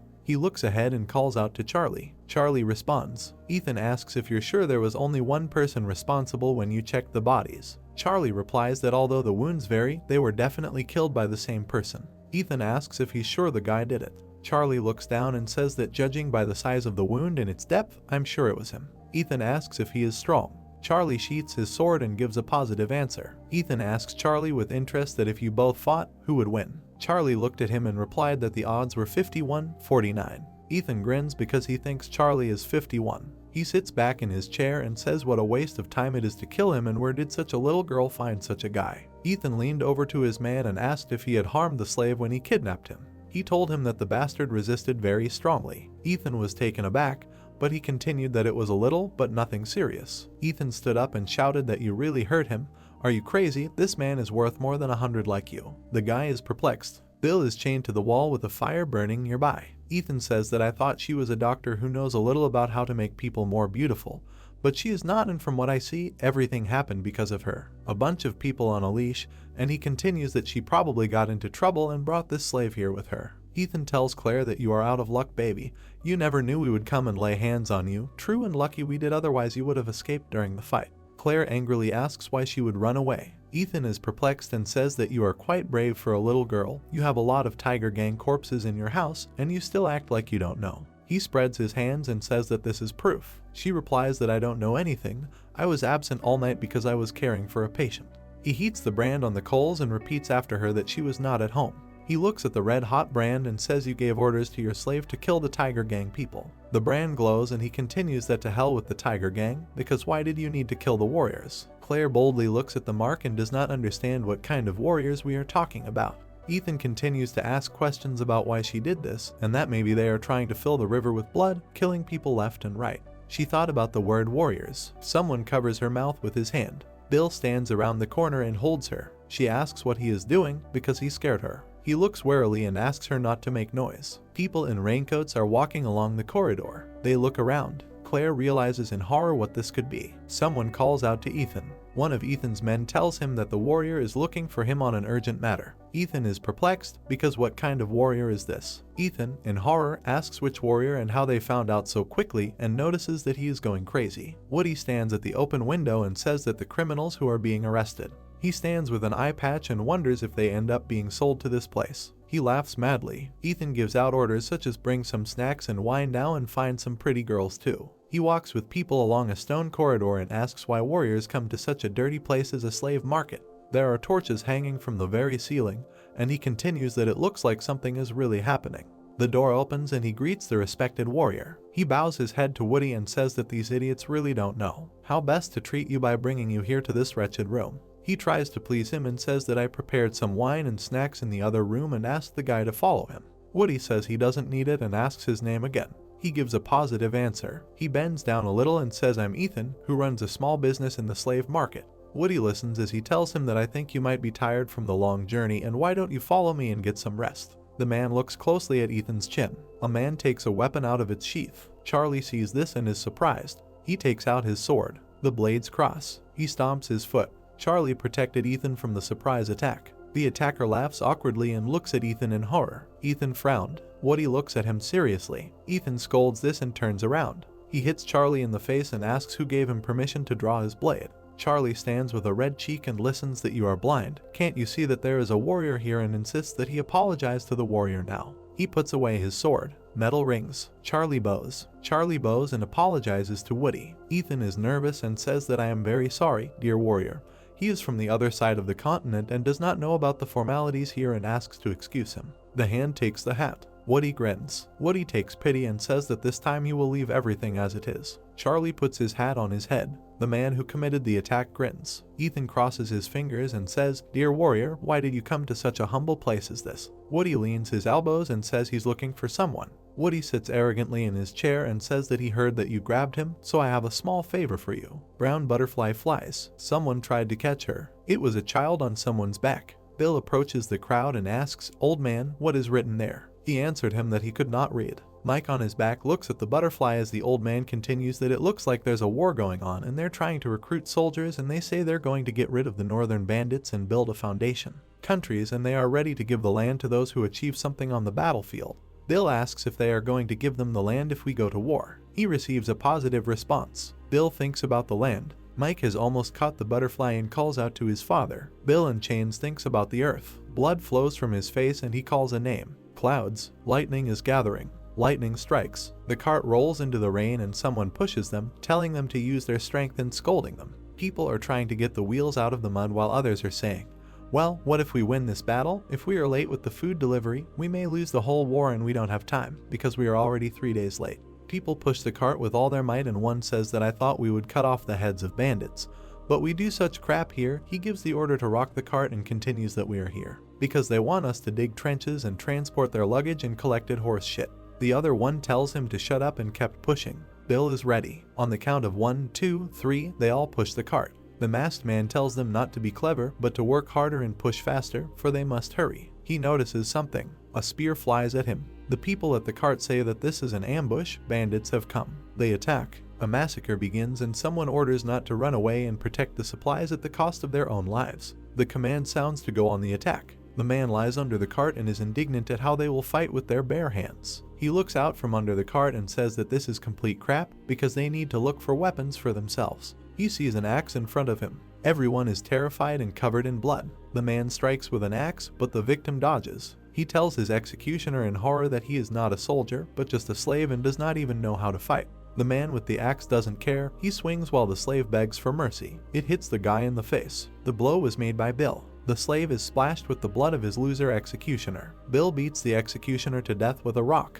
Bill is covered in blood in the rain. He reasons that maybe just when I wanted my son to live a better life, the war had already begun. It's raining. White flag in the rain. The beam is broken. People on horseback ride across the battlefield. 4 horsemen ride by. The boy is shocked and bleeding. Bill beats a man to death in front of his eyes. The grandfather in the hat asks him to stop. Bill is furious and asks who he is, if this is reinforcement. He wonders if he looks like a bandit. He gets up and looks at his grandfather on his horse. Grandfather says that we needed one, a madman, who would rush behind enemy lines, and states the fact that he has just found one. Bill, covered in blood, looks at him. Grandfather turns around and asks Bill to give him a sword. He asks again. The masked man wonders why the pathetic piece of shit needs a sword. Grandfather is angry. The masked man agrees to carry out the order. Grandfather orders Bill to follow him. Bill stands with a sword in the dark, and he asks him to let him teach him the way of the sword. A leg peeks out from behind a stick. Someone stuck their foot between the wooden bars. Claire tries to reach there with her foot and curses because in the end she can't reach it.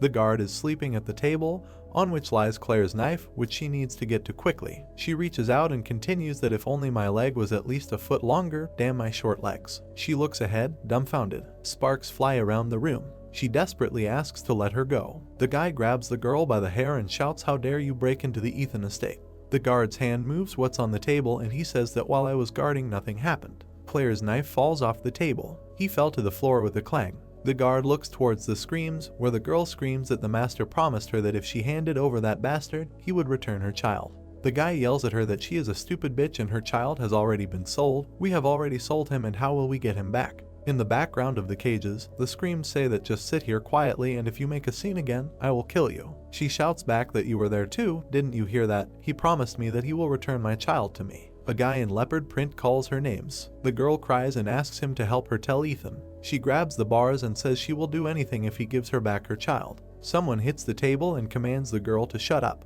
The guard shouts displeasedly that you really can't let the person sleep peacefully. She cries as Claire watches. Claire closes her eyes while the girl screams that she doesn't understand how she can live after this. Claire looks at the guard who says, "Isn't it great you'll be able to see your baby again if you get sold?" Claire looks on sadly. She sees that the knife has fallen closer to her. Banners flutter from the towers. A strange sound comes from the cage. The scarred man shouts that it's all because of that woman, that she made him like this. He raises his fists and continues that why doesn't this woman believe me? I would have paid off my debt with the money I won and returned the child, but now my plan has gone down the drain because of her. He screams in rage about money. A guy with stripes on his face comes into his cage and asks him how he is doing and asks him to come with him. The screamer, in horror, asks where they are going and says that you still want me to fight, can't you see that I'm wounded? He keeps shouting that can't you let me heal first by showing at least a little human politeness. The guy with the stripes points his finger at him and notices that he is very noisy and gives the order to shut him up. The guy is gagged. He wonders what they are doing to him. They put a bag over his head. A moo is heard in the darkness. House in the forest. Someone asks if it's him. He receives a positive answer. The screamer sits on his knees and the order is given to remove the rag from the screamer. His gray hair became visible. He looks displeased. Standing in front of him is Woody, who asks him, "So you are the player who sold the children from Jiang City?" Chain. A girl with pink hair sits near the chain and thinks that the warriors are behaving strangely. Someone walks past the cage with the girls. Ethan says it looks like we'll have to look for this man because he might know something. Ethan thought about it. He remembers the questions Woody asked. He asked why a respected warrior was looking for a player. Woody answered him displeasedly that you are just a slave trader, why do you need to know so much? Ethan closed his eyes and says, "Please don't get me wrong, I'm just..." He opens his eyes and continues that I want to say that the player owes me money and he is fighting to pay me back. Woody tensed and asked about the debt. Sharp exposure of the blade. Blade at Ethan's chin. Woody threatens him and says that he knows where the killer is and that guy is a cold-blooded serial killer. Ethan listens in horror as Woody continues that that warrior has already killed 10 warriors. Woody frowned and said that I heard that the player knows his weakness and I, as a defender of the law and as a warrior, cannot leave this matter alone. He shouts at Ethan that how dare you talk about money in the presence of a warrior who protects the law. Ethan swallows in horror. Ethan falls to his knees and addresses the respected warrior. He rests on both palms and says, "Please forgive me, I forgot that you are protecting the law." Woody points his sword at him contentedly and says, "Just do as I say and bring that bastard to me. Do it secretly and don't let the other warriors find out about it." Ethan agrees. He seriously looks at the floor and replies that he will order this bastard to be delivered to the place he needs. He thinks to himself that Woody is just a warrior from a third-rate guild and cannot uphold the law. He understands that he cannot remain silent because he must understand what is happening. Ethan and his men are in front of the building. He turns to Charlie and the second one with a request to wait for him here. He goes into the building near the cliff. He passes 2 light sources. He is told that you know the price, 3 questions for 1 gold coin, but if you want to know more you will have to pay 10 times as much. The old man was taken aback and thought that 10 gold in just a few words, but this is just a bunch of thieves. He puts a coin in the window. The coin has a 6-pointed star. A man with neat nails takes it and asks what Ethan wants to know. Ethan says that a warrior came and claimed that a serial killer killed 10 warriors, and I know things have been a little chaotic lately. But is that true? From the window they answer positively that 10 warriors of the Southern Peak Guild were deceived and killed by the blacksmith. Approaching the window and continuing that one of the 10 was the son of Guildmaster Juan. As close as possible, and in addition, Ethan only has 2 questions left. Ethan asks if this blacksmith has any special features, appearance, or clothing. Sparks. The torch is lit and the answer sounds like a newcomer was at the scene, and this is what he said. The tree is burning and the man continues that he was wearing black clothes and had half a blade. You have 1 question left to ask, and if you have more questions, then pay 10 times more. Ethan is confused about the half of the sword. Bill fights. Bill strikes the player with his blade. Drops of blood fly from the blade. Ethan is terrified. He spreads his arms to the sides and realizes that the warriors are hunting for this guy. He adds that he has become the enemy of all sects. Black silhouette of Bill. The old man continues that catching him alive or killing him will bring glory to their sect. So many sects sent their warriors after him, and according to our latest information, except for the South Peak sect, 2 warriors from the Flying Snake sect and 1 from the Wisdom sect were killed. Chasing him, and the more warriors he kills, the more of them will come after him, and as soon as the warrior kills him, it will bring honor to their sect and he will be given the title of the strongest warrior. Ethan thinks in horror that this is why he killed the 3 warriors and the Tiger Gang people, and I am currently holding someone so important that if I don't handle this properly, then I might be killed by the warriors too. The path to the house in which someone is coughing. The gag was removed from the player's mouth. He bends over and coughs. Woody stands right in front of him and asks him to answer honestly. The player cleared his throat and asks him again. Woody asks him if he remembers the child they sold him into slavery about 4 months ago. The player is perplexed about which child slave we are talking about. Bill's sword is depicted on the poster. The player thinks in horror that the Guild of the Southern Peak, Giant City. He replies that you are talking about the Giant City South Peak Guild.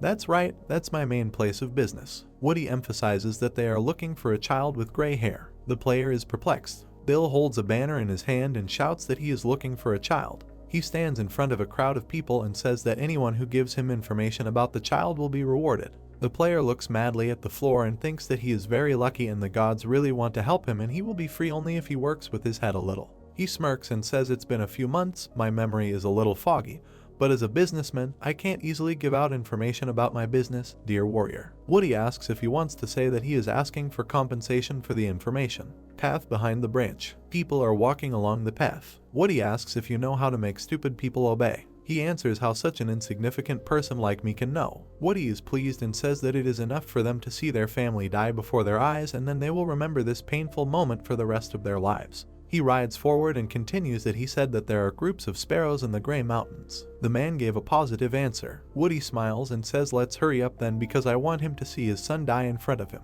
A bound man lies on the floor. The cells are illuminated with torches, and against the backdrop of the reasoning that the more warriors this man kills, the more warriors he will attract. People are lying on the floor covered in blood. Someone is walking and the thoughts continue that 3 warriors were killed and these people from the Tiger Gang too. How I was dragged into this. Ethan walks and thinks it's like he's holding a hot potato in his hands. He's not happy and says that if I don't do everything right, I'll probably get killed too. He goes with Charlie. Someone asks if you saw a man with a short blade and a black hood, if anyone saw him. The commoners are terrified. They bow their heads and say, respected warrior, many people came and went in the slave market and I don't remember seeing such a person. They answer him that how dare you justify yourself to me, and are you sure that you have not seen someone like this before? Ethan says he doesn't care anymore and suggests they just leave, but in the background there is a command not to lie to their faces or they will regret it. Ethan and 2 people leave amid shouts that everyone listen carefully.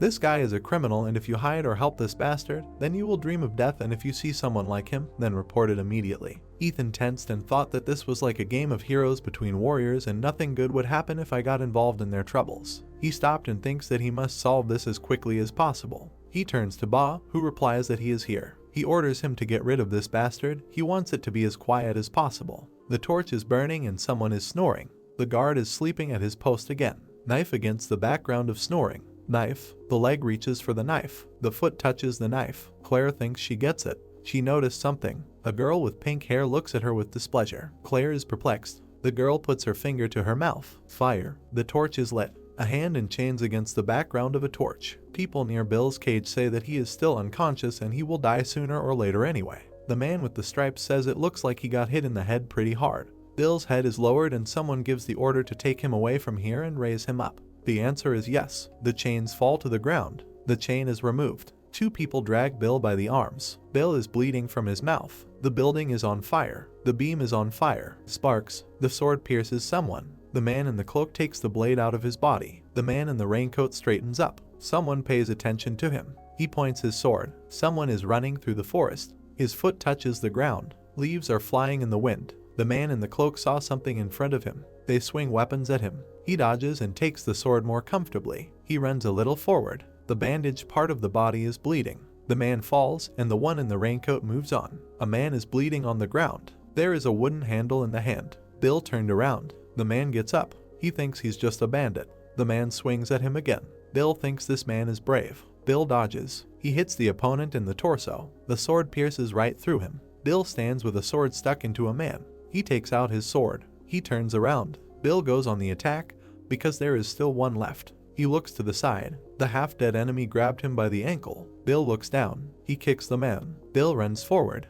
His face is calm. They grab his leg again. Bill swings his sword. He noticed something. A man's eye is bleeding. Bill swung. Sounds against the background of the forest. Bill became wary. A child runs out of the bushes. The child cries and looks at Bill in horror. The man has a death grip on Bill. His eyes dim. There is no glare. Bill thinks that was when he felt like he was just like him. A child runs away in the fog, while Bill thinks that we are the same and we are on the same battlefield, but we are not on the same side. A man dies at Bill's feet while he thinks that there is something else that makes us different.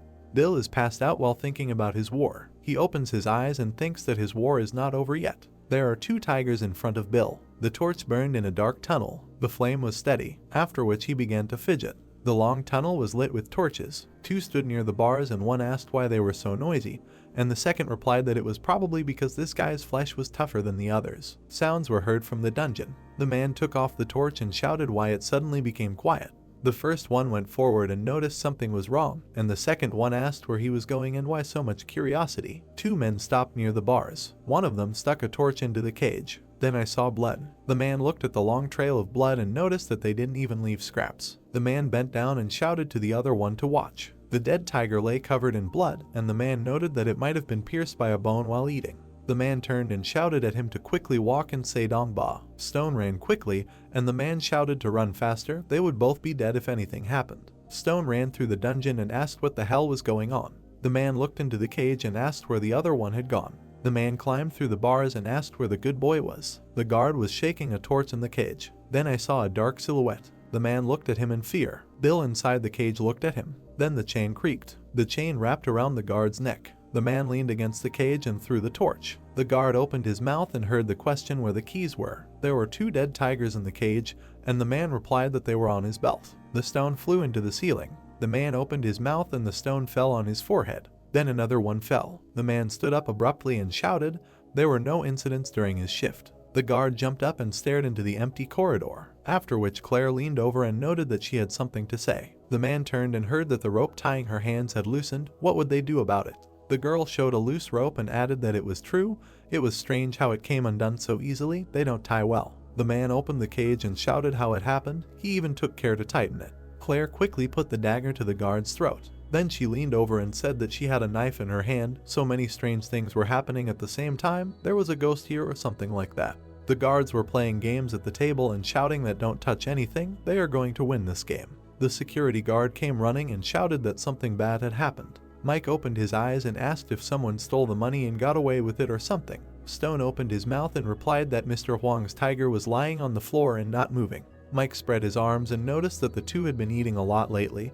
He was probably in a food coma. Let him come back and check. Stone opened his mouth and shouted that something was wrong. Please let him go and have a look. Mike froze and said that usually everything is fine with them. The man opened his eyes. Mike opened his mouth and shouted that no matter what, he knew he was strong. The head of the guard flew up and shouted to go upstairs and call everyone. The rest should go get their weapons, take spears and pitchforks, don't take bats if they want to live. Mike threw the weapon over his shoulder and shouted that there was no time for questions, let them call the brothers, right now. The torch burned alone in the dungeon. A crowd of guards came to the cage. There was a corpse lying near the cage. Mike raised his hand and ordered him to stop. Then he turned and ordered the two to go inside. Mike pushed the guy and shouted what he was waiting for, let him go there, now. The two guards went into a dark tunnel. Mike froze and thought that Mr. Huang wanted everything to be settled quietly. He thinks it's too late now. The head of the security turned and shouted that no one knows where this guy will jump out from.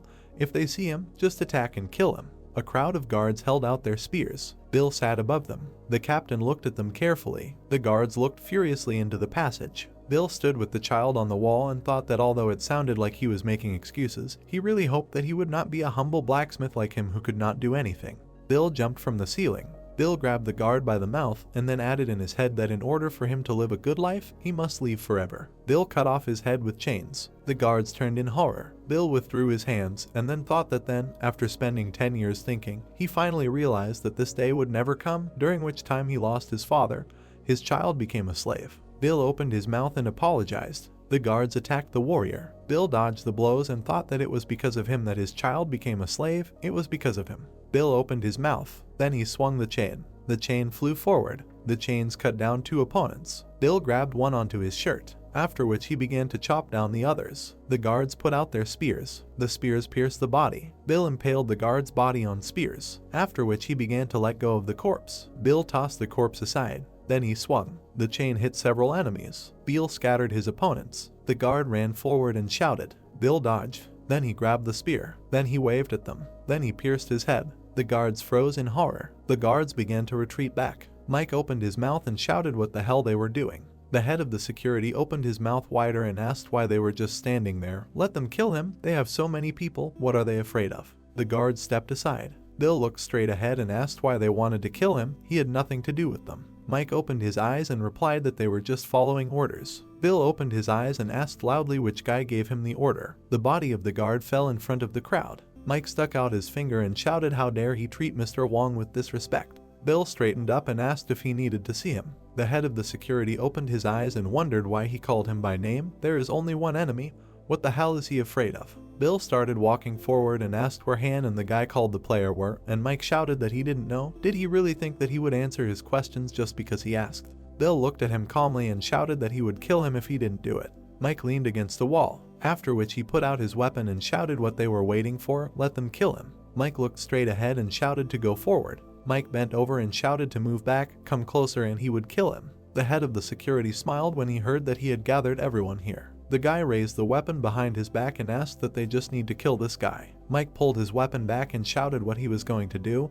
He was surrounded. He was already dead. The head of the guard looked gloomily and shouted to kill him. A crowd of guards ran towards him. Bill jumped back and cut several of them down with his chains. The captain bent over and thought that for him, a new war had begun. The captain's eyes lit up brightly. The guard sat with a gag in his mouth. Claire stood near the cage and noticed that the guard answered everything she asked. He was so honest. The girl looked at the equipment and noticed that she was lucky they didn't touch anything. Claire packed up and added that that was all. The keys fell to the ground. The girl reached out to them. Claire looked at the girl and noticed that her fate was in her hands, whether she wanted to be sold into slavery or not. The girl lowered her gaze. Claire ran forward and wondered what was keeping them underground. The girl quickly ran and added in her head that she needed to separate from him after they got out of here. The slaves sat tied up. Claire strained her gaze and wondered if she might be found out if she continued to stay close to him. The girl ran into a dark tunnel. The chain flew forward. She hit her opponent in the face. Mike fell to the ground from the impact. Mike leaned against the wall. There were blood spatters on it. The head of the security looked down and thought that this was impossible. Then he looked forward. Bill was killing crowds of people and Mike added in his head that they surrounded him, but he immediately scattered half of them. He planned this from the very beginning, how he dealt with them so easily. The head of the security tried to catch the chain. Bill dealt with some more enemies, and Mike noticed in his head that they would all attack him at once. Was he really luring them into his net? It didn't matter how many there were. If they continued at the same pace, they would just end up in a fight one-on-one against him. Mike looked straight and noted in his head that he was just teasing them. This guy, he was turning the tide of the fight in his favor. Bill flew into the enemy. Mike flew up and shouted for them to stop attacking. Snot flowed from the head of security's nose to his mouth. Bill froze. Then he swung the chain. He hit the head straight on the leg. Then he turned around. Bill swung the chain. Then he hit the crowd. The corpses were stacked on top of each other. Bill jumped. Then he waved it in the air and noticed that kindness does not exist in war, there is only life and death. Claire came downstairs and asked what was there. The girl opened her eyes. I saw a wounded guard who noticed that he was not a man, he was a monster. He should report this to Mr. Wong.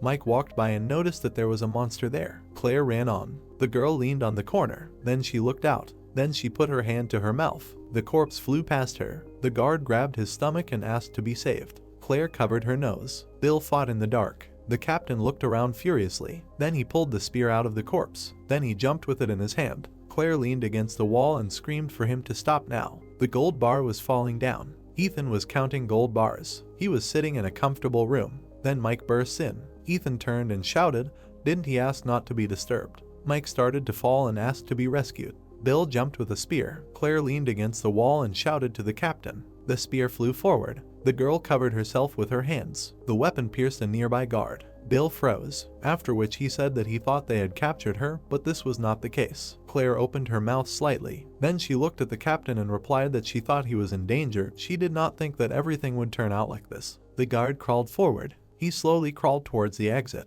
Bill came up behind me. He raised his spear. Bill heard grunting. Claire's mouth fell open. Bill opened his mouth and killed the last one. The girl covered her mouth and said that was enough. Bill lowered his head, after which the girl opened her mouth and shouted at him to stop this right now. Bill swung an axe and heard that he was a serial killer. Claire glared and asked who he really was. Bill froze and thought that he was just looking for a child who suffered because of him. Claire opened her mouth and asked why he killed those warriors, why he killed them all, the people here and the people from the Tiger Gang. Bill looked ahead and heard corpses appearing everywhere he went. Bill turned on her and yelled at her to get out of this place right now, and Claire yelled that he couldn't kill any more people. Bill raised his head and noticed that there was still one left. Bill looked straight and added that there was a player left. She knows where the player is. Claire looked at him and screamed that she was begging him to stop killing people. The girl looked furiously and added that he could not kill so many people just to find his son. Bill watched silently and heard that if he found his son after killing so many people, in the end, they would both suffer the consequences. Bill lowered the axe, after which he walked up the stairs and noted that in the end, he should find the head. Claire looked at the axe, after which Bill disappeared behind the wall. The captain slowly walked up the stairs. Claire opened her eyes and thought that he was scared. He was too dangerous. The girl put her hand on the bag and added that she had to stop him. Then she took out 2 needles. Claire looked at them carefully and wondered if she was using black sand smoke. Bill stood in the distance of the slave room. The slaves looked at him. Bill opened his mouth and shouted to the slaves. Sparks flashed. The chains are cracked. The next chain was cut. All slaves were freed. The slave put his hand on his head. Then he spat out the gag. Slaves were freed from their shackles. They stood up and froze. Then they opened their mouths and shouted that they were free. One of the slaves looked at the disappearing captain. Then he opened his mouth and shouted that they needed to run away. They would become slaves again if they were caught. The slave looked at the torch. The fire was burning straight. Then the slaves began to burn the premises. Bill stood in the passage and heard that there was a fire. The guy threw a dagger in front of him and noticed that he saw the corpses of the people he had killed with this blade. The guy in the hat extended his hand and added that he had finally met a strong opponent, but he did not want to face him in such a situation. He wanted to fight him in the arena and see who would win. Bill looked at the blade and heard that even under these circumstances, he still wanted to fight with it. Bill looked straight and asked what he was. Ethan. The guy in the hat smiled. Charlie looked at the burning pillars and replied that he was a slave named Charlie. His teacher was at the end of the corridor on the 2nd floor. The guy extended his sword in front of him and noted that, unfortunately, he would not be able to get there. Mike opened his mouth. Ethan took the bag and shouted that he had already told him that he wanted to settle this quietly, but he could not do something so simple. Ethan took out a crossbow and added that it was because of these useless pieces that he kept getting wrinkles. The head looked out the window and saw smoke. Ethan looked out the window and asked what was going on. Ethan turned when he heard that he told her that he would return her child after she abandoned her husband. The girl held out the knife and shouted that it was time to fulfill his part of the deal. The chain is cracked. Its remains fell at the captain's feet. Bill rubbed his hands and noticed that they were heavy. Now he feels lighter. Charlie looked at him and asked if they could fight now. Bill tied the rope around his hand and remarked that he was funny. Bill abruptly took a stance and shouted that, needless to say, he was ready. The captain jumped on the guy and shouted that greeting him before the battle was like asking for death. The slave swung the box and shouted that he needed to break everything and burn this place to the ground. The slaves began to beat the guards and shouted that they would not want to come back here again, even if they were caught. Claire stood in the aisle and heard that it was better to just destroy this hellish place. The girl opened her mouth and thought that this is a mess, it's getting out of control, Bill is a maniac. The girl turned her gaze and added how he now plans to clean up this mess. The slaves beat the guards. Claire looked over and heard that they dared to leave marks on them with this thing. The girl noticed a guard in the ranks of slaves. Claire opened her mouth and asked that he was a security guard. The guard turned and heard why he was in the crowd of slaves. The guard asked her to be silent, and the slaves shouted that this guy was under the master, they needed to tear him to pieces. There were columns of smoke outside, and Ethan asked that she really thought that bursting into his room without a plan and yelling at him would scare him. Ethan waved his hand and asked how he knew who her husband was. The girl opened her mouth and shouted that he had spent so much time looking for the player, let him stop pretending that he didn't know anything. Ethan stuck out his finger and noted that he now remembered that this was the man who borrowed money from him to gamble and in the end lost it all. The head started laughing and added that that guy was her husband. The prostitute called the coward her husband. The girl opened her mouth and shouted that let him say whatever he wants, he gave him her child in exchange for money. Why did he sell her child into slavery? Ethan lowered his head and replied to use her brain. Hundreds of slaves come and go from this place every day. Then he looked up and asked why he should care about a prostitute's child. The girl put out a knife and shouted that he must fulfill his part of the deal and bring her child. Ethan held out his crossbow and shouted that she really thought he would listen to someone who made a living selling his body, as she thought raising children was all about love. The girl opened her eyes and heard that she saw slaves starve. She saw them freeze to death. All they have to do is listen to their masters and they will have a peaceful life. Ethan gritted his teeth and asked that she wanted her son to suffer the same fate as her. Let him think about it. Even if she served him until her death, she would never be able to repay him for his kindness. The girl lowered her head and heard that she was barely surviving on the money she earned by selling her body, as she wondered if she could give her child a happy life. The prostitute lowered the knife. The knife fell to the ground. She then fell to the ground and Ethan asked if she agreed with what he said. There was thick smoke in the window, and the head asked that there was such a big commotion outside, what they were doing. Ethan looked out the window and shouted what a bunch of useless people they are. Claire walked down the burning corridor. Then she looked ahead. I saw Bill fighting with Charlie. Then Bill stopped when he heard his name. Claire reached into her bag and thought that she couldn't let him continue like this, she had to stop him. Now, the girl took out 2 needles and made a mental note that she would look after him. Charlie took a step forward. Then he stepped on the ground. Then he raised his sword. Bill turned and the sword pierced him. Claire froze. Bill turned the blade over in his hand. Then he raised his hand. The captain grabbed the blade in his hand. Then he threw it at the enemy. Charlie dodged him. The blade straightened sharply, after which he flew back. The rope wrapped around Charlie's neck, after which the blade cut through the hat. Charlie leaned back. His blade flew forward, after which Bill blocked the blow with his hand. Charlie put out his sword and shouted that it was close. He is really strong. Let him not let his guard down. He is different from the people he fought before. Bill looked ahead carefully. Claire opened her eyes and wondered. Bill looked like he was in a difficult situation. Who was this guy? Bill opened his mouth and screamed. The blade popped out of the skin. Bill jumped back. Charlie also jumped back. The guy looked forward and noticed that now he would not hold back. Next time he would pierce his heart right through. Bill gritted his teeth and shouted that he thought he was the only one holding back. Let him shut up and fight. Charlie straightened up and was surprised at the enemy's attitude. Then he ran screaming that he would attack. Bill sat down slightly. The fire engulfed the beam. Then he grabbed the ceiling. Claire crouched in the fire. Charlie looked forward in surprise. Bill swung at him. Then he twisted the dagger on the rope. Charlie dodged the blade by a millimeter. Charlie jumped back and wondered if his sword style had become faster. Charlie looked straight ahead in surprise and wondered what was going on. Then he squeezed the blade tightly. Charlie looked at the captain and noticed that he was unwinding the rope. The rope became taut. Bill threw the blade straight. Charlie dodged. Then he looked away. The blade crashed into the balcony door. Bill ran forward. The blade cut the frame. Then he flew forward. The remains of the Raimi fell to the ground, and Charlie began to think that maybe unwinding the rope increased his speed. The guy looked forward and thought that all his attacks were formulaic. He should wait. He would change tactics if he didn't get hit. Bill jumped and Charlie noted that this would be his chance. The frame fell onto the street. Bill looked ahead. Then he began to unwind the rope. Charlie stared ahead and noticed that she had changed. Charlie ran forward and noticed that this was an opportunity. The blade pierced the captain's chest. The girl opened her eyes. Bill stepped back slightly. Charlie opened his eyes in surprise and thought that he was aiming right at his heart, but he managed to dodge. He sees right through his attacks. Bill looked forward and asked what he was still holding back. Then he grabbed the blade. Charlie opened his eyes and noticed in his head that it was a trap. Bill grabbed the tip of the sword tightly. Charlie opened his eyes and noticed that he was so strong. Bill jumped back sharply. The sword slipped from Charlie's hand. The board is cracked. A drop of blood began to fall. Charlie flew out the window, after which he began to fall down. Charlie stuck out his hand.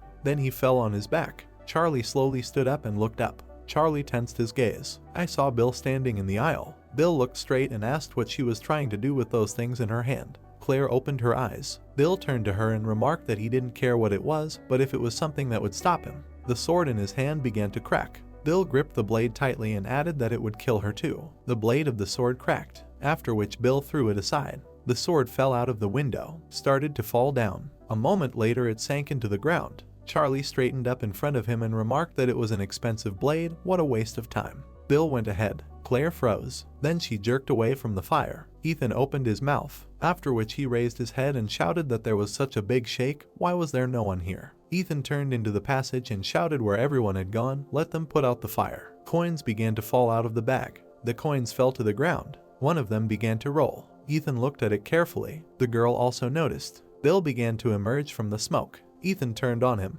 Then he pointed his finger and shouted why he only came now. Bill walked forward quickly. Ethan looked down the aisle and shouted what the hell he was doing.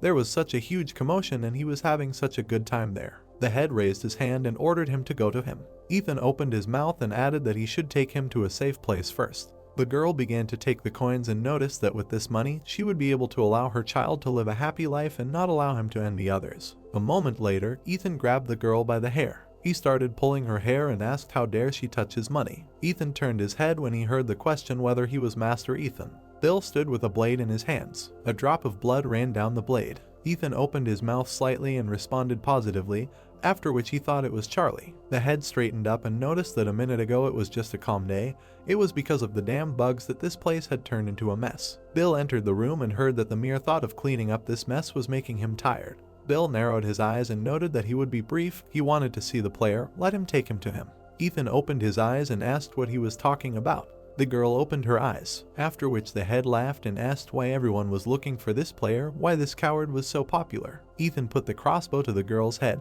The head smiled and shouted to him to look carefully. This girl is the wife of that player. Bill opened his eyes. Ethan looked at Bill and added that he should have killed him earlier, but he made him think twice. Since he was so strong, it was because of his greed that he brought this chaos upon himself. Bill clutched the sword in his hands and noticed that he did not want to listen to his stories. His hand was bleeding and he asked where the player was. Ethan grabbed the girl's hair tighter and replied that didn't he already say that this woman knew him better than he did.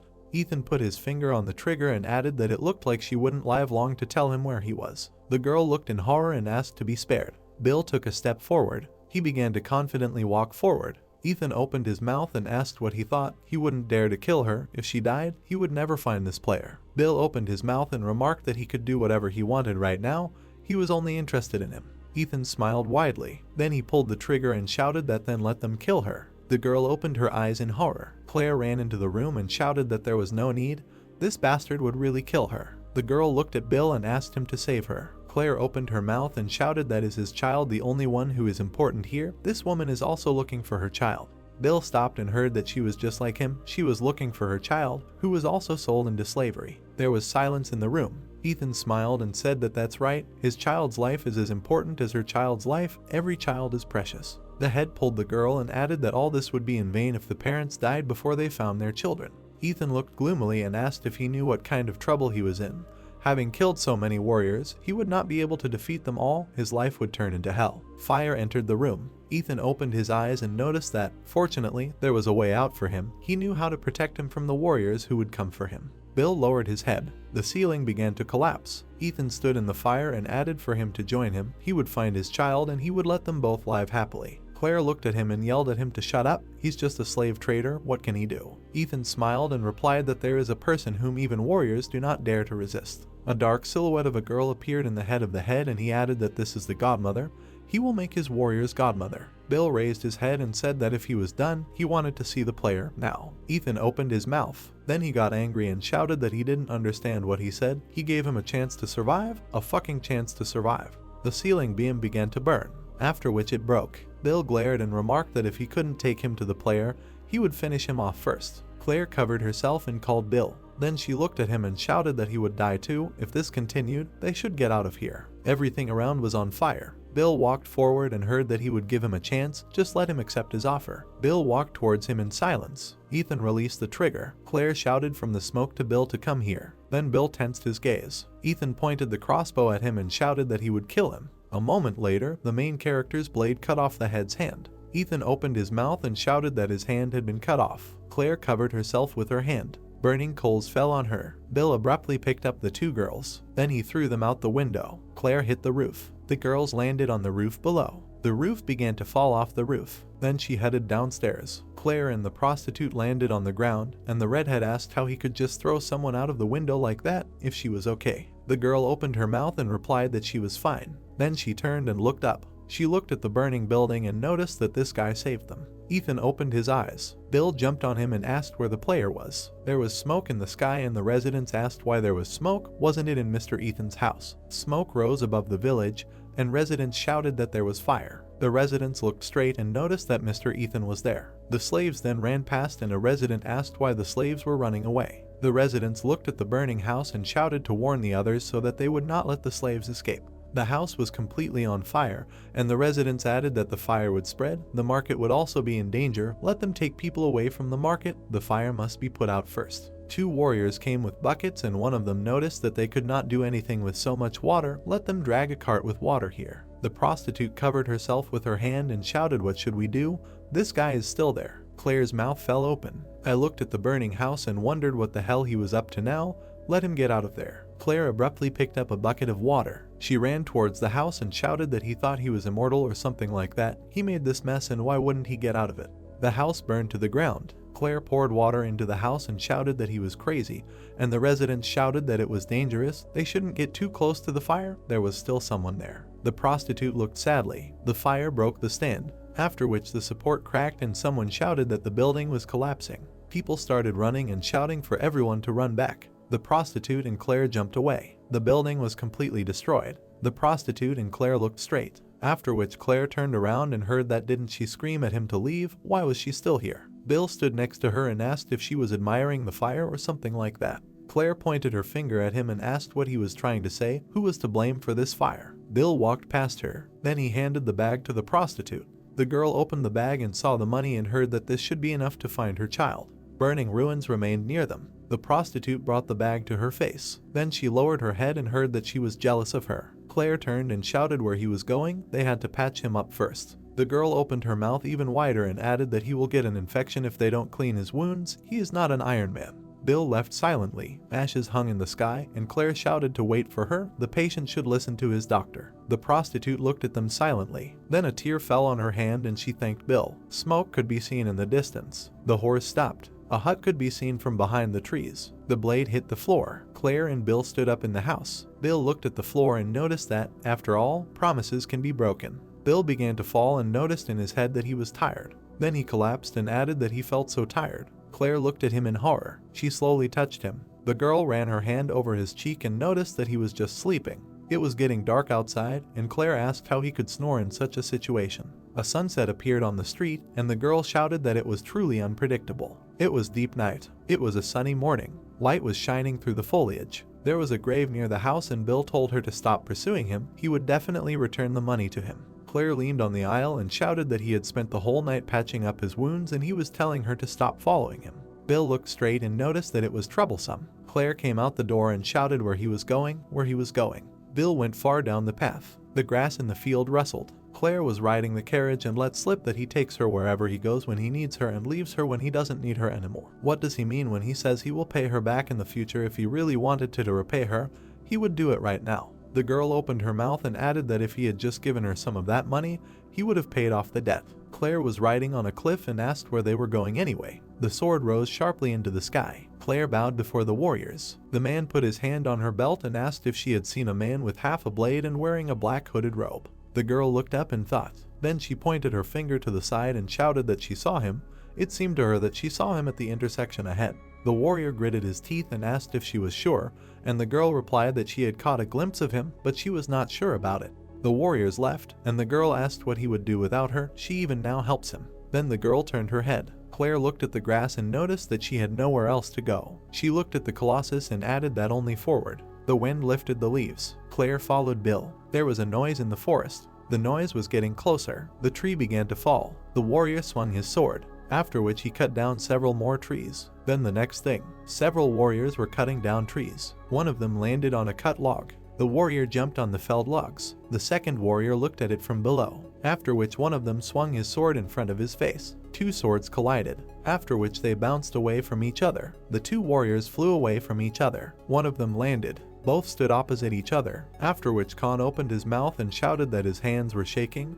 It seemed that he had not changed at all. Nan looked at him and noticed that he did too. Khan smiled widely. Then Nan laughed. Then he stuck out his hand and noted that it was another exciting battle. Then the friends touched hands and Han asked how long ago it had been, and Nan shouted that he was so happy. Khan began pouring water and said that the fight for their own goals felt like it was yesterday. The water flowed down. It fell into the cup, and Nan replied that 20 years had passed in the blink of an eye since that day. Khan took the mug and said that now in the team of 5 tiger heroes, only the 2 of them remained. The man raised the cup to his mouth and added that while he lived in solitude, he was the only one left. Nan looked at him and shouted that the team of 5 tiger heroes no longer existed. Nan began to pour water and added that the days of their team are gone. Although the name still exists, they no longer use it. This applies to them too. Khan moved his head and noted that the name still exists, they don't use it. Khan straightened up and noticed that his voice sounded different. The sky was clear, and Khan shouted that it was about a hero. They sat in the gazebo and Khan said that this is a man whom all warriors respect. Although he says that there is nothing special about this, he is changing this world. Khan took a sip from his cup and added that he had not changed that. Then he hit her on the table and shouted that it was simply because someone had taken his rightful place. Nan picked up the teapot and replied that he must be talking about the dragon sect master, Hanzai. Khan looked down and noticed that indeed, he had caused so many pointless battles and gathered so many warriors simply so that he could stabilize his position. Nan poured it into the cup and noted that the dragon sect is just one of many, except for the king, no one can give them strength. Khan looked furiously and noticed that lack of recognition was his only problem. Nan lowered his gaze and said that true power must come from the people. Han looked down and noticed that winning the hearts of the warriors would not be easy. Han's eye was secretly searching. Nan's eyes widened as Han added, the hero's last blade. Then he flew up and shouted that he was trying to use the blade to conquer the world and win the hearts of people. Nan began to laugh and added that he must be out of his mind. Khan leaned on his feet and noted that whoever said that this is not so, this is terribly stupid. He wants to find a blade that was mentioned only in legends. Nan looked straight ahead fiercely and heard that the only thing Hanzai needed was the position of a hero. Nan winced and asked if he still thought about it. If so, he suggested he stop. Khan closed his eyes. The man looked at the mountains behind and replied that the hero's current state is not stable at all. The shape of his blade is also lost. There is no longer a hero in the world. Khan looked straight and noticed that the hero did not disappear. Someone strong appeared, and he did not lose any of his battles. Nan opened his eyes and asked why such a person had appeared. Then he winced and asked what the hero's student was. Khan looked at the table and replied that he was not sure, but the warriors say that he is the reincarnation of a hero. They call him the new hero. Nan put the cup down and asked what the new hero was. Then he raised his mug and shouted that when he heard this, his whole body shuddered twice. Khan narrowed his eyes and said that firstly, he heard about the existence of a new hero, and secondly, the youngest son of the dragon sect master became the new hero. Nan glared and asked that this was the one who was kicked out of the dragon sect. Han looked straight and replied that the people of the dragon sect called him Senyang.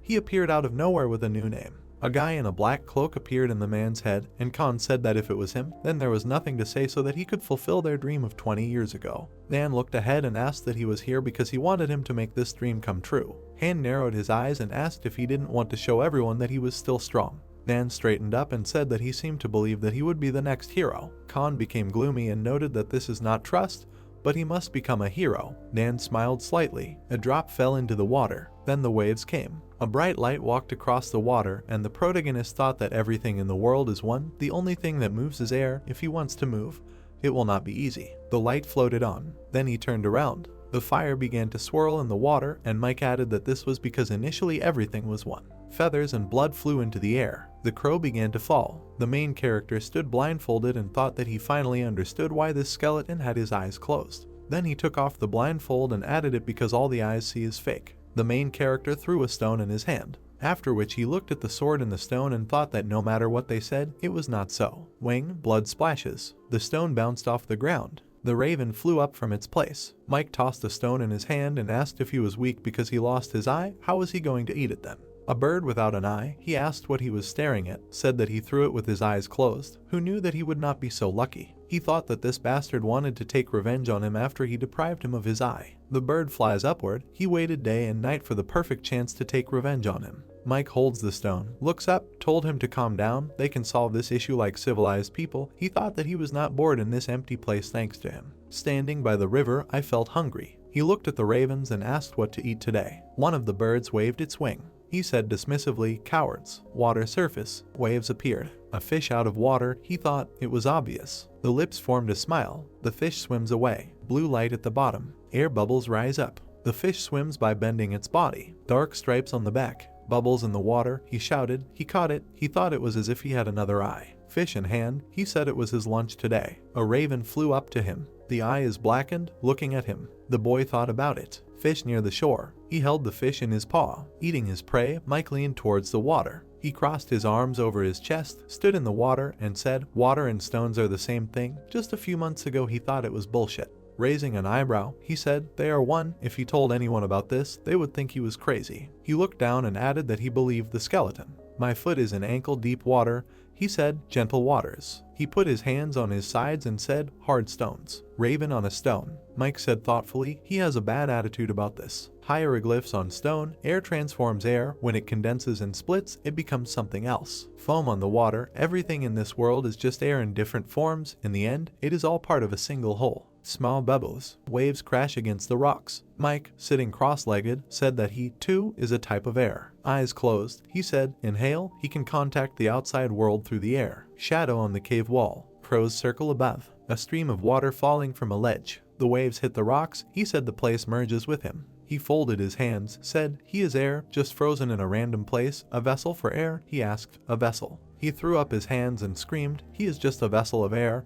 He is a genius. He realized this when he was here just a few months ago. A tired look, thinking, a few months, maybe. He lowered his head that other people would understand this in the blink of an eye, but he was just crazy. A sword entwined with plants, the blade would shatter if he pulled it out. Looks at the weapon. The fish jumped out of the water. He said it was not a fish. He took a step and said, "This is not a stone." The exit is at the top. The boy in front of the sword said, "This is not a blade." Hands on the handle, said, "This thing called his hand, air." He pulled the weapon towards himself, said, "This stone." Looks down, said, "Nothing." The sword is embedded in the stone. Blade movement. Empty slot. He was surprised when he pulled out a sword from the stone. He holds it with both hands, with the blade down. I thought he took it out. He looks at it, thinking that it didn't shatter into pieces. He raised his head and asked if that was all. Hand on his side, holding another sword, looking at the skeleton, asked if this was his riddle. I noticed a streak of light. He takes it out of its sheath and asks if he has really been fooled. It is not a blade, but just a sheath protecting the blade. The blade glows. Peers into the glowing blade. Hieroglyphs at the guard, asked, "Perfect." He pointed his sword forward and said, "Perfect blade." Mike with a sword, blindfolded, the blade emits light. This is not an ordinary sword. Rotates the sword in his hands. Swung upward, this sword. A raven is on a stone, watching him. The bird looks to the side, like a flower bud. Jumped, waving his sword, blossoms under a clear sky. Roundabout circulation. He waves his sword like butterflies flapping their wings. Jumped, a streak of light, and the sun rises above the horizon. He bowed, his hands laid back. The movement of hair, the blade cutting through the wind. Holds the hilt of a sword. Jumped, hand to head, blow down. Vegetation on the stones, sparks. He threw up the sword in his hands. Caught him. He raised his hands, jumped, shouted, and cut the moon with the wind. A thin strip of light, ripples, reflection of the moon, cutting the moon by the wind. A strip of light divides the moon. The stripe is getting wider. He leaned towards the water, holding his sword. Crow's paw, splashing water. A bird flies over Mike's head. The blindfold fell from his eyes. The boy's legs, a giant image of a man appears by the water, if that's the case. There is a picture of Ryan on the cave wall. Mike frowned and said, "Wait, he's alone here." I raised my head, but there was a group of people waiting up there. View of the guy by the river from above. From the opening of the cave you can see a boy standing below. Birds circle over a hole in the mountain. Wing, rocks. Bird in the sky. A raven flies high above the mountains. Tower, sounds of battle. The boy with the wooden weapon in his hand sighed. He swung his sword at the guy standing next to him. He parried the blow with his hand, asked if he was still so weak, and said that he would not defeat anyone with his weak attacks. Hit to the head. Blood spattered. The boy fell. The guy shouted what he had learned. The company is at the wall, looking with a grin. The guy was indignant. He threw his wooden sword. He will die. What is he doing? If he still wants to train here, he will have to at least fight. The boy runs away. He shouts to calm down. You can't turn your back on your enemy. You need to fight and never run away. He grabbed his clothes with his hand. He knelt in front of the instructor, shouted that he couldn't do it anymore, and asked him to stop. The man said gloomily, "Great, you won't have to fight again, ever." Blood running down the face, a frightened look. The boy is taken away. The instructor invited the next one. He shouts that he doesn't want to go there, he wants to stay here. Smile, wooden weapon. Swung it. He put the stick to his forehead. A burn on his forehead. Leo comes out saying, "It's finally his turn." He put his hand on the shoulder of the guy in the bandana and told him to give this child to him. Tired looking. He said he hated it when he saw someone with the same hairstyle as his. Leo pats himself on the shoulder, telling him not to regret it. The observer tells him to start. The guy knitted his eyebrows and called him crazy. The boy ran forward, swung it. Their weapons collided. They stand opposite each other, wooden swords cross themselves. With a tense face, the guy thought what was going on. How could he be so strong? The boy said with a smirk that he was disappointing him. How could he be so weak? Duke sits on the ground, clicking his tongue. He took the sword in his hand. I stood up. The guys standing behind were perplexed. He grabbed the guy by the head, pushed him, asked what he was doing. He was putting them in an unpleasant position, told him to leave, he would fight him. Min frowns at them. Leo smiled. He put his hand on his side and laughed. He finally confirmed its existence. Duke pointed his weapon forward and said that he was the kind of man who only knew what peace he could offer after being beaten. Leo laughed loudly. He put his hand on the sword and said that it was a pity to disappoint him, but he was not afraid of him. He grinned, said that there was a child in front of him who was acting cocky. He thought he was strong, but he was just a non-entity, and ran away after 2 minutes. The boy waved his sword to the side, asked, and ran away. He shouted angrily. He was talking about Mike. He ran away. He saw him. He lowered the sword, exhaled. He thought something had happened to him. Okay. Duke raised his sword above his head and shouted, "Is he stupid?" He said that he hates people like him. Leo with an angry face, a streak of light in front of him. Their weapons collided. The boy almost fell. The sword hit the ground. He said grimly, how dare he attack in the middle of a conversation. He swung and shouted that he wouldn't hold back either. Duke with a grin, a streak of light. Leo stumbled, trembling from tension, resisting the enemy's blow. He said through his teeth, he sees that the mighty Leo blocked his attack, grinned, and called Duke a non-entity. Bleeding from the nose. My hand is shaking. I thought, he is so strong, he is a monster. Duke lowered his weapon. Leo asked what he was waiting for. He had to fight. He raised his sword above his head, shouted, or his conversations were empty chatter. Duke knocked the weapon out of his hands. The sword spins in the air. The man's perplexed look. Leo shouted. He was circled. The boy jumped on him, screaming, hidden move, headbutt. Duke dodged and asked with a grin what kind of nonsense this was. Leo turned his head, hit himself on the head. Behind him, Duke swung his sword and shouted that his trick was child's play at best. Leo lunged to the side, shouted, hit his head, and now let's see who survives. Ming watches the fight. He sternly shouted at him to stop, otherwise he would die. A blow to the head, blood spatters. The stick broke. Chips are flying. Leo looks at him and asked if it wasn't a child's blow. It didn't hurt at all. A glance from under his brows. Now it's his turn. Duke is in a stupor. The boy staggered and asked, yes. Drops of blood on the ground at his feet. He thought his legs weren't moving. Darkness. He bent over, clenched his fists, and shouted that this was not the end. Mai is sitting on the floor next to him, asked what do you mean come here? The fight is already over, he was unconscious for an hour. Leo pointed his finger forward, shouted, no way, he fought with him a minute ago, they fought on equal terms. He replied that he needed to wake up already. Leo frowned. Mai said it was a miracle, usually people would already have a concussion. He looked at him and added, let him be honest, he's really stupid. Buildings in the mountains, Leo screamed, meaning he wanted to die, complained that his whole body hurt. Multi-story building, scream, keep up. A man leading slaves on a chain shouted that he was no longer in the circus. The boy with the chain around his neck pursed his lips. The man shouted that they were disgusting slaves. An old man in a dark robe looks out the window and asked, they had to sell them, but they will make a profit only after turning them into fighters.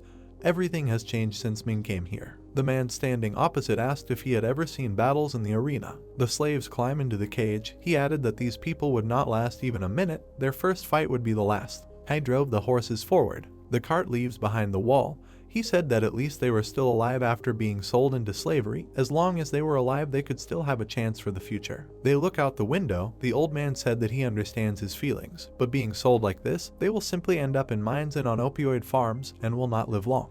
I asked Ming if he still plans to keep this leader. It's time to send him to the arena. He clarified, he's talking about Wu. The old man adjusted his glasses, asked if his name was Wu, said that he had not heard his name for so long that it no longer sounded familiar, but yes, he was talking about him. He put his hand on Ming's shoulder, said that the bosses were unhappy with them. Their group had also not sent them fighters lately, asked to send him along with those who came with him. They must somehow live. They are not a charity organization. Ming frowned and replied that they were not ready yet. The old man asked how long he planned to wait. Even he understands that he is talented. The man walked away and said that it was true, he was born a fighter, but the old man objected. Then that's enough, what is he waiting for? Ming looked at him and thought, seriously replied that he had not lost yet.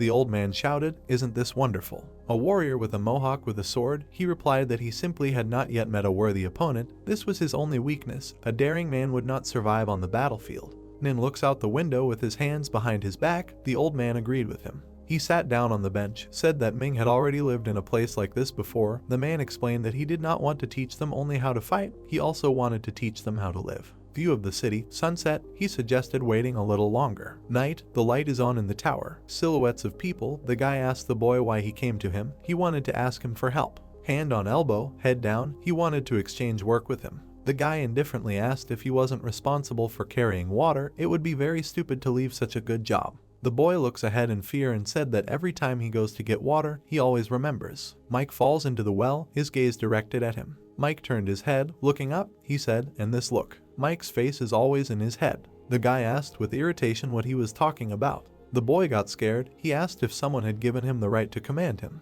He raised his hand, tried to object, didn't he ask him? The guy tensed. He said to do something with Mike. He kicked him in the stomach. He looks around, ordered to remain silent, or he wants others to think that he did something to Mike. He swung his hand to hit him, asked where his evidence was. How did he know that he did something to him? How dare he accuse him of something he didn't do, or should he report him to the instructor? The boy screamed that. He bent down, hiding his face. He sank to the ground, crying. The guy climbs the stairs, indignant at why he has such cowards under his command.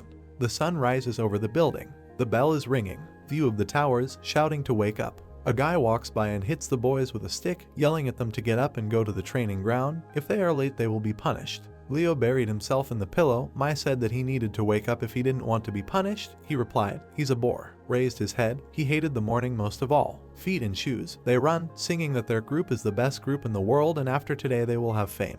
A guy in a bandana runs nearby, demanding to sing louder, otherwise he won't hear them. Leo asked Mai, who was running next to him, where the leader had gone. He replied, didn't he know? He went to solitary confinement. He wondered why. Mai looked at him, asked what could be the reason, and added that it was because of him that he tried to kill himself. Leo shouted menacingly, kill him, let him look at him, he's okay. He covered his mouth with his hands. Zio shouted, whoever is talking there, he wants to die. City, towers, he asked twice if they had confidence. They said yes. They shouted that they were the best band in the world. The thumb rests on the floor, doing push-ups with his fists. He asked why he was here so early. Doesn't he need to look after others? Ming walked up to the camera, told Quan that his opponent could have died. The guy replied, isn't it normal? Killing your opponent in the arena is the only way to win, right? The man said sternly, no, the guys here are not his opponents, they are his teammates. Looking down, beads of sweat on his face, Ming said he wouldn't let him hurt another of their team. The guy asked, he only came here to say that.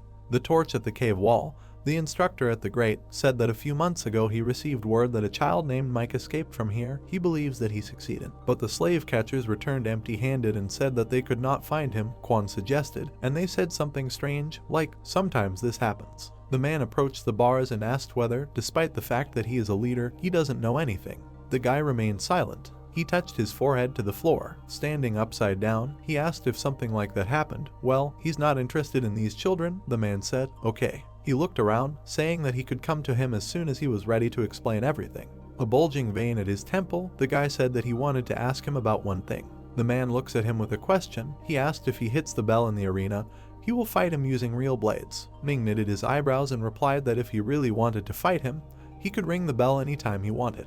The guy is standing on his hands behind bars, but he will lose face if he loses to him.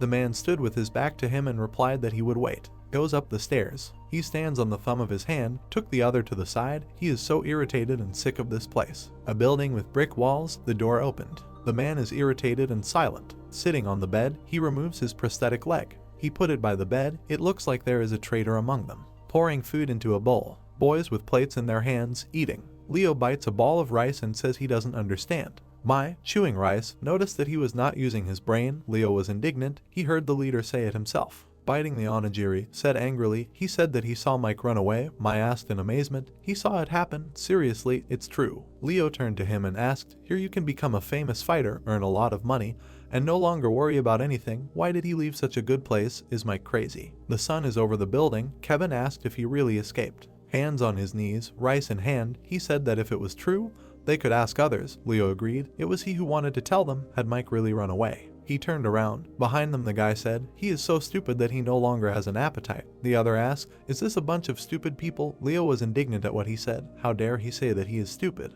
The guy in the black t-shirt said with a grin, this is not the first time something like this has happened. Such things happen sometimes. Leo, perplexed, shouted what he wanted to say. He took a bite of rice and explained, if someone disappears, everyone says that he ran away at night. Isn't it clear what that means? These people actually died? It's a secret that everyone knows. Leo dropped a ball of rice, exclaimed, they died. Kevin looks down, silent. The sun's rays penetrate the cave. Crows fly. Feathers fly down. Strike the feather with the blade. It split into pieces. Mike in a jump, parts of a feather. The boy makes new blows. The blade cuts into the stone. He picked up the sword, surprised by its strength. Vertical notches on the cave arches. The cross is carved into the stone, he thought, every time he waves it. Cuts in the rock, stones are cut as if they were paper. Mike examines the blade and says it's definitely different from the ones Grandpa made, which is a shame because that's the blade he wanted to make. Runs along the river bank with a sword. He touched the water with it. He waved. The water rose up. The boy thought that he needed to practice for a few more days. The waves hit the stone, then he can study the moon cut. He is screaming, standing in the water right now. This place is holding him. Through the opening of the cave you can see birds in the sky. It looks like a prison. Skeleton blindfolded. Fish in water. Jumped out of the water. He must find a way out of here. Fish with open mouth. Waves. Movement on the water surface. Mike is waist deep in water, catching fish with his hands. A fish swims near my hands. He closed his eyes. Tail, fins. Drops of sweat on the face, eyes closed.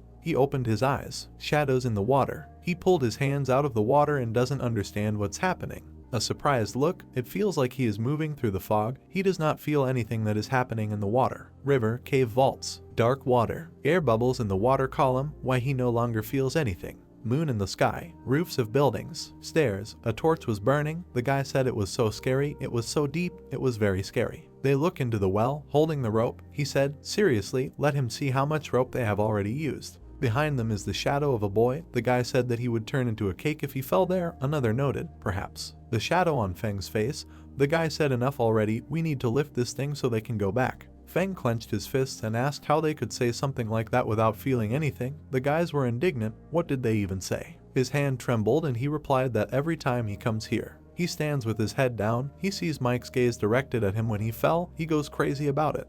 And their lips trembled and they laughed as if nothing had happened. The guy covered his mouth with his hand and told him to shut up. He said sternly that he, too, could face something similar if he continues to talk about it. The guy standing behind him said that he was funny, asked if he forgot. Fingers at a wide open eye. He added that the one who pushed Mike was him. Feng, the one who killed him was him, not them. They are just witnesses and do not inform on him just because they are friends. They leave with buckets of water. Feng kneels in front of the well. He covered his face with his hands and began to cry. Blue light in the well. He wondered why he did it. Cirrus clouds. He shouted to them that the left hand was for protection. Boys with their eyes closed, swords in their hands, logs above their heads. He shouted that the fabric on their hand was temporary.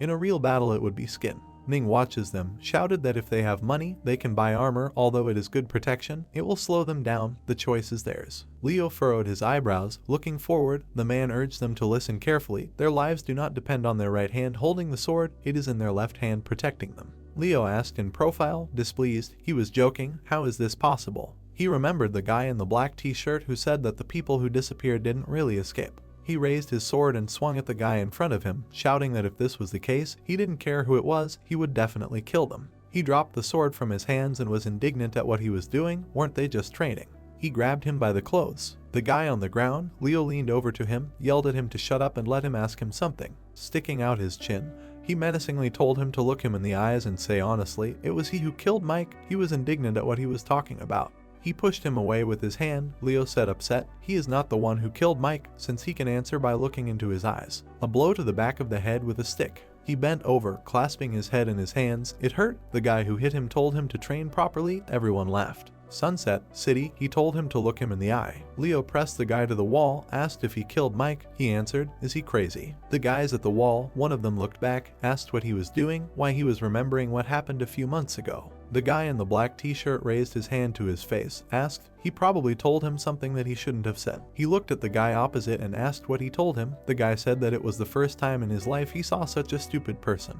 He put his hands in a basin of water, washing his leg. Zio on the bed raised his leg, asked the boy why they were still so dirty. The boy looks at the foot, the boy shouts to look more closely. Closer. Kicked in the face, they're still dirty, aren't they? The boy jumped back. Zio was indignant. Did he really think that he wouldn't notice? He's trying to deceive him just because he's not a leader. He replied that no, this is. The one who opened the tent door asked. He had been gone for some time, and someone was already trying to take his place. Zio turned his head. Duke stood in front of him. He asked what it means. It makes him happy that he acts like a big boss here, sitting in his place. He got scared and exclaimed when he came out. Blood splashes. Duke slapped him in the face, said he was only going to ask them once. Zio asked what. Standing in the corner of the wall opposite each other, Duke asked which of them killed a guy named Mike. He shouted that they didn't know anything. He said seriously that the instructor knows about this and he is investigating. Zio spread his hands. It's their business. Why is the instructor interfering? The guy in the hat asked. It's because he's a beginner and doesn't know what's going on.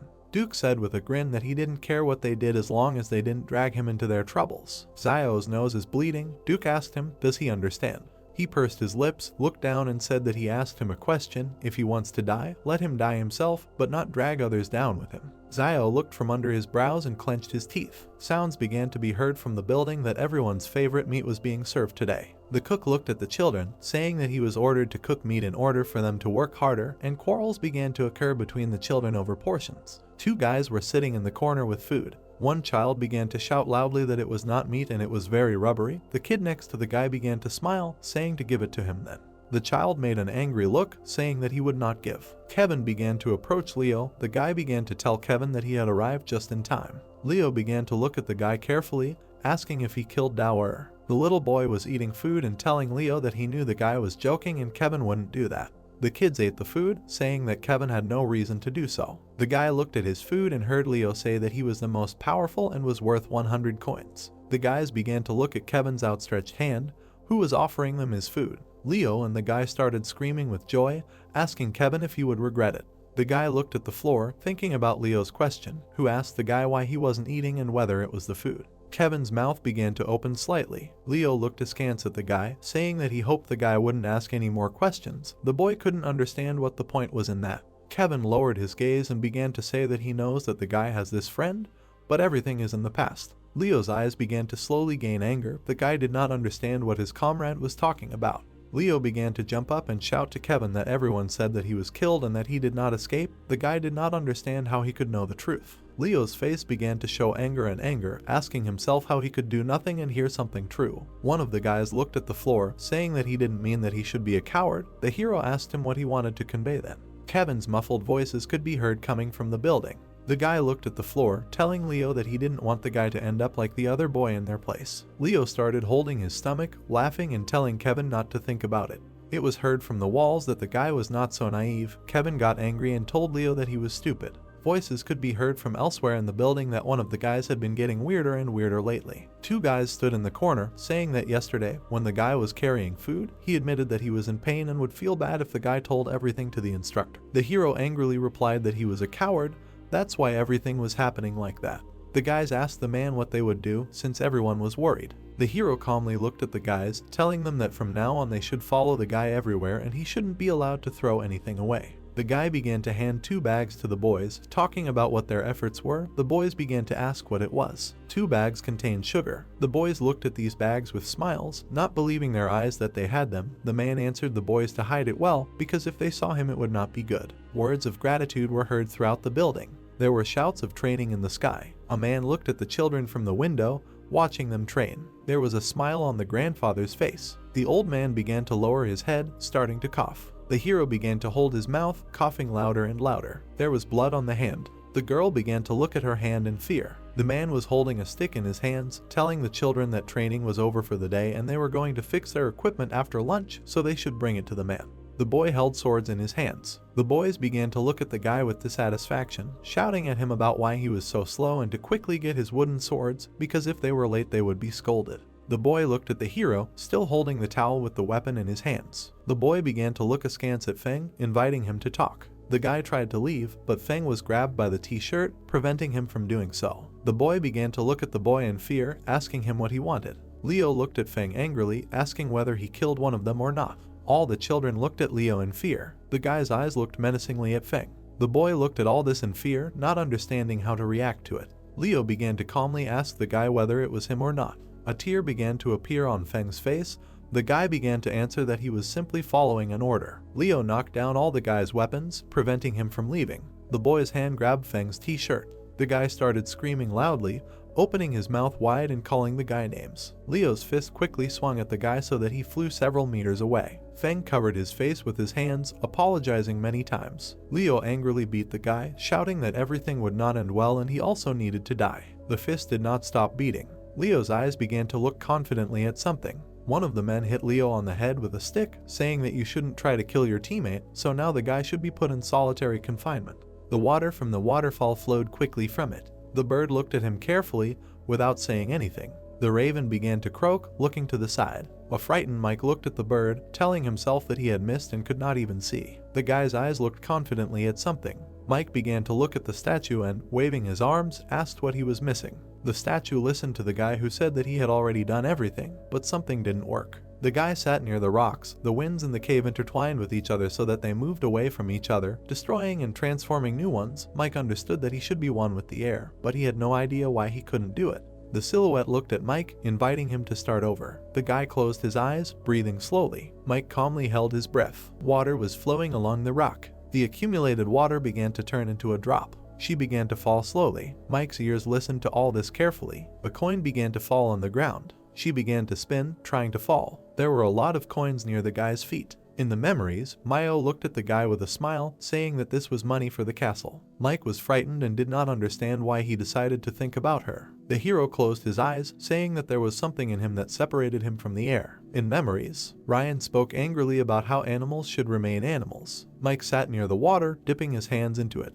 The hero looked at his reflection, remembering his grandfather. The boy began to look at the reflection in fear, seeing a black silhouette behind him. Mike's hand immediately grabbed the sword. The guy began to turn around angrily. Mike started swinging his sword, scaring away the crows. The boy looked into the distance in surprise, realizing that since he received the blade, his mind had been clouded by many thoughts about the past. Mike held the sword in both hands, thinking that this was it, because he had a lot of problems. The sword was firmly grasped in his hands. Mike said that this was his best blade. The guy looked at the blade, saying that it doesn't matter how strong that guy is, because as long as Mike has this blade, he will definitely lose. The boy began to swing the sword in different directions, saying that he would continue training and when he perfected his skills, he would be invincible. Their dungeons heard questions about why he was being kept here. Leo shouted from it, saying that they had imprisoned the wrong one. The guy held onto the bars, screaming loudly that the guy was the killer. There was no one in the tunnel, only darkness. Leo lay down menacingly on the ground. The guy began to get angry and scream, saying that he would get everyone when they freed him.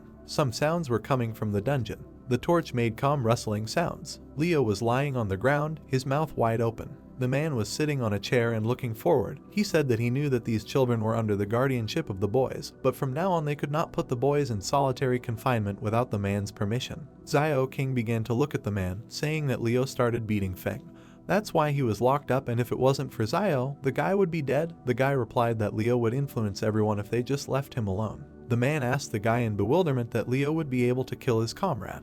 The guy next to Zio began to angrily tell him to shut up. The man looked straight, saying that boys have always been leaders. The man sitting on a chair asked if the guy thought that this question would affect learning. The man looked angrily at the guy standing next to him, saying that then he would quit training and let him be a leader since he wanted to be one so badly. Zio King began to raise his hands in fear, saying that he was not fit to be a leader and he would just train like everyone else. The man lowered his head without saying anything. The voices of a man could be heard from the building, saying that since this happened before he joined, therefore he would not interfere. But the man said that he wanted the guys to adhere to a few rules and that there would be no fights outside of training. The man looked at the guys carefully, saying that they could not have missing children and if any of the two rules were violated, the leader would be deprived of his powers. Zio King and her companion looked in fear at everything the man said to them. The sunset began in the sky. Because of the mountains, the color of the sky appeared incredibly beautiful. Leo spread his arms in different directions, opening his mouth wide. A guy's head was visible in the dungeon. A stone began to fly into the room.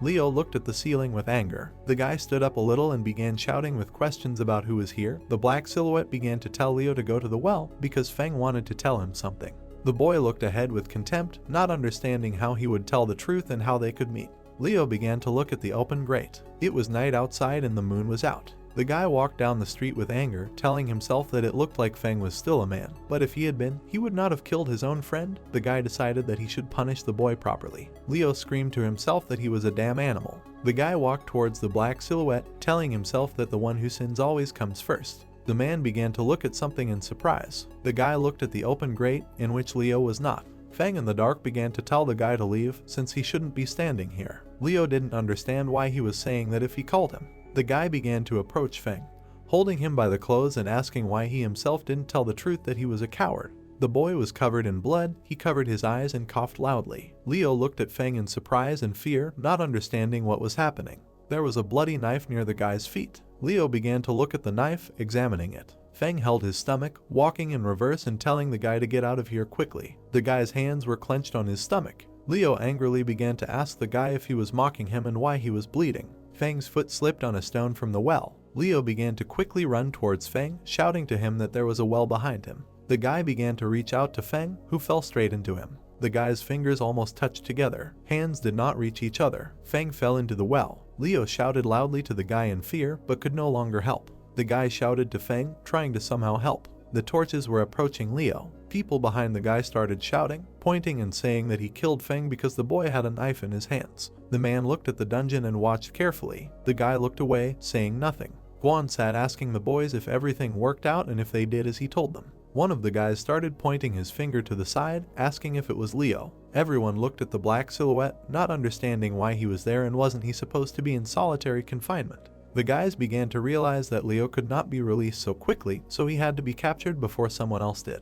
Voices shouted from the buildings that this needed to be done faster. The torches burned brightly. The children held them, asking each other who had escaped. Groups of people began to walk away, saying that it was Leo and that he had been asking people strange questions lately. Someone started watching the children from around the corner. His hands were completely covered in blood. The hero looked at the children with a smile on his face. People looked at the two silhouettes, realizing that there was someone else there. Everyone saw Leo holding a knife, and Feng was next to the guy. One silhouette was seen pushing another into the well. People held torches in fear, watching it all. The children began to approach, shouting to Leo that he had killed the fan. The groups looked at Leo, who had a knife in his hand, with which he wounded Feng and then pushed him into the well. The guy looked at the bloody hand with the knife. Everyone shouted that Leo escaped from solitary confinement to kill someone. The bloody hand threw the knife. Someone started hitting the guy in the face. All the people beat Leo, shouting that he was a traitor. The fire passed through the guy's body. The children shouted angrily and called Leo names, spanking him. An instructor began to approach the boy and began to tell everyone that's enough. Everyone began to look at the instructor, telling him that they could not let Leo go, since he killed the fan before their eyes. The man looked at everyone, and then said that they did not have the authority to kill and punish the guy themselves. Leo was lying on the ground unconscious. A girl was sitting near the window. The old man looked out the window, listening to Mike asking him what he was doing. There were tears of sadness on the grandfather's face. Mike walked around the house with food, telling Grandpa to go eat. Grandpa began asking his granddaughter to look at him. Mike was displeased to hear him say that he had forgotten about foraging.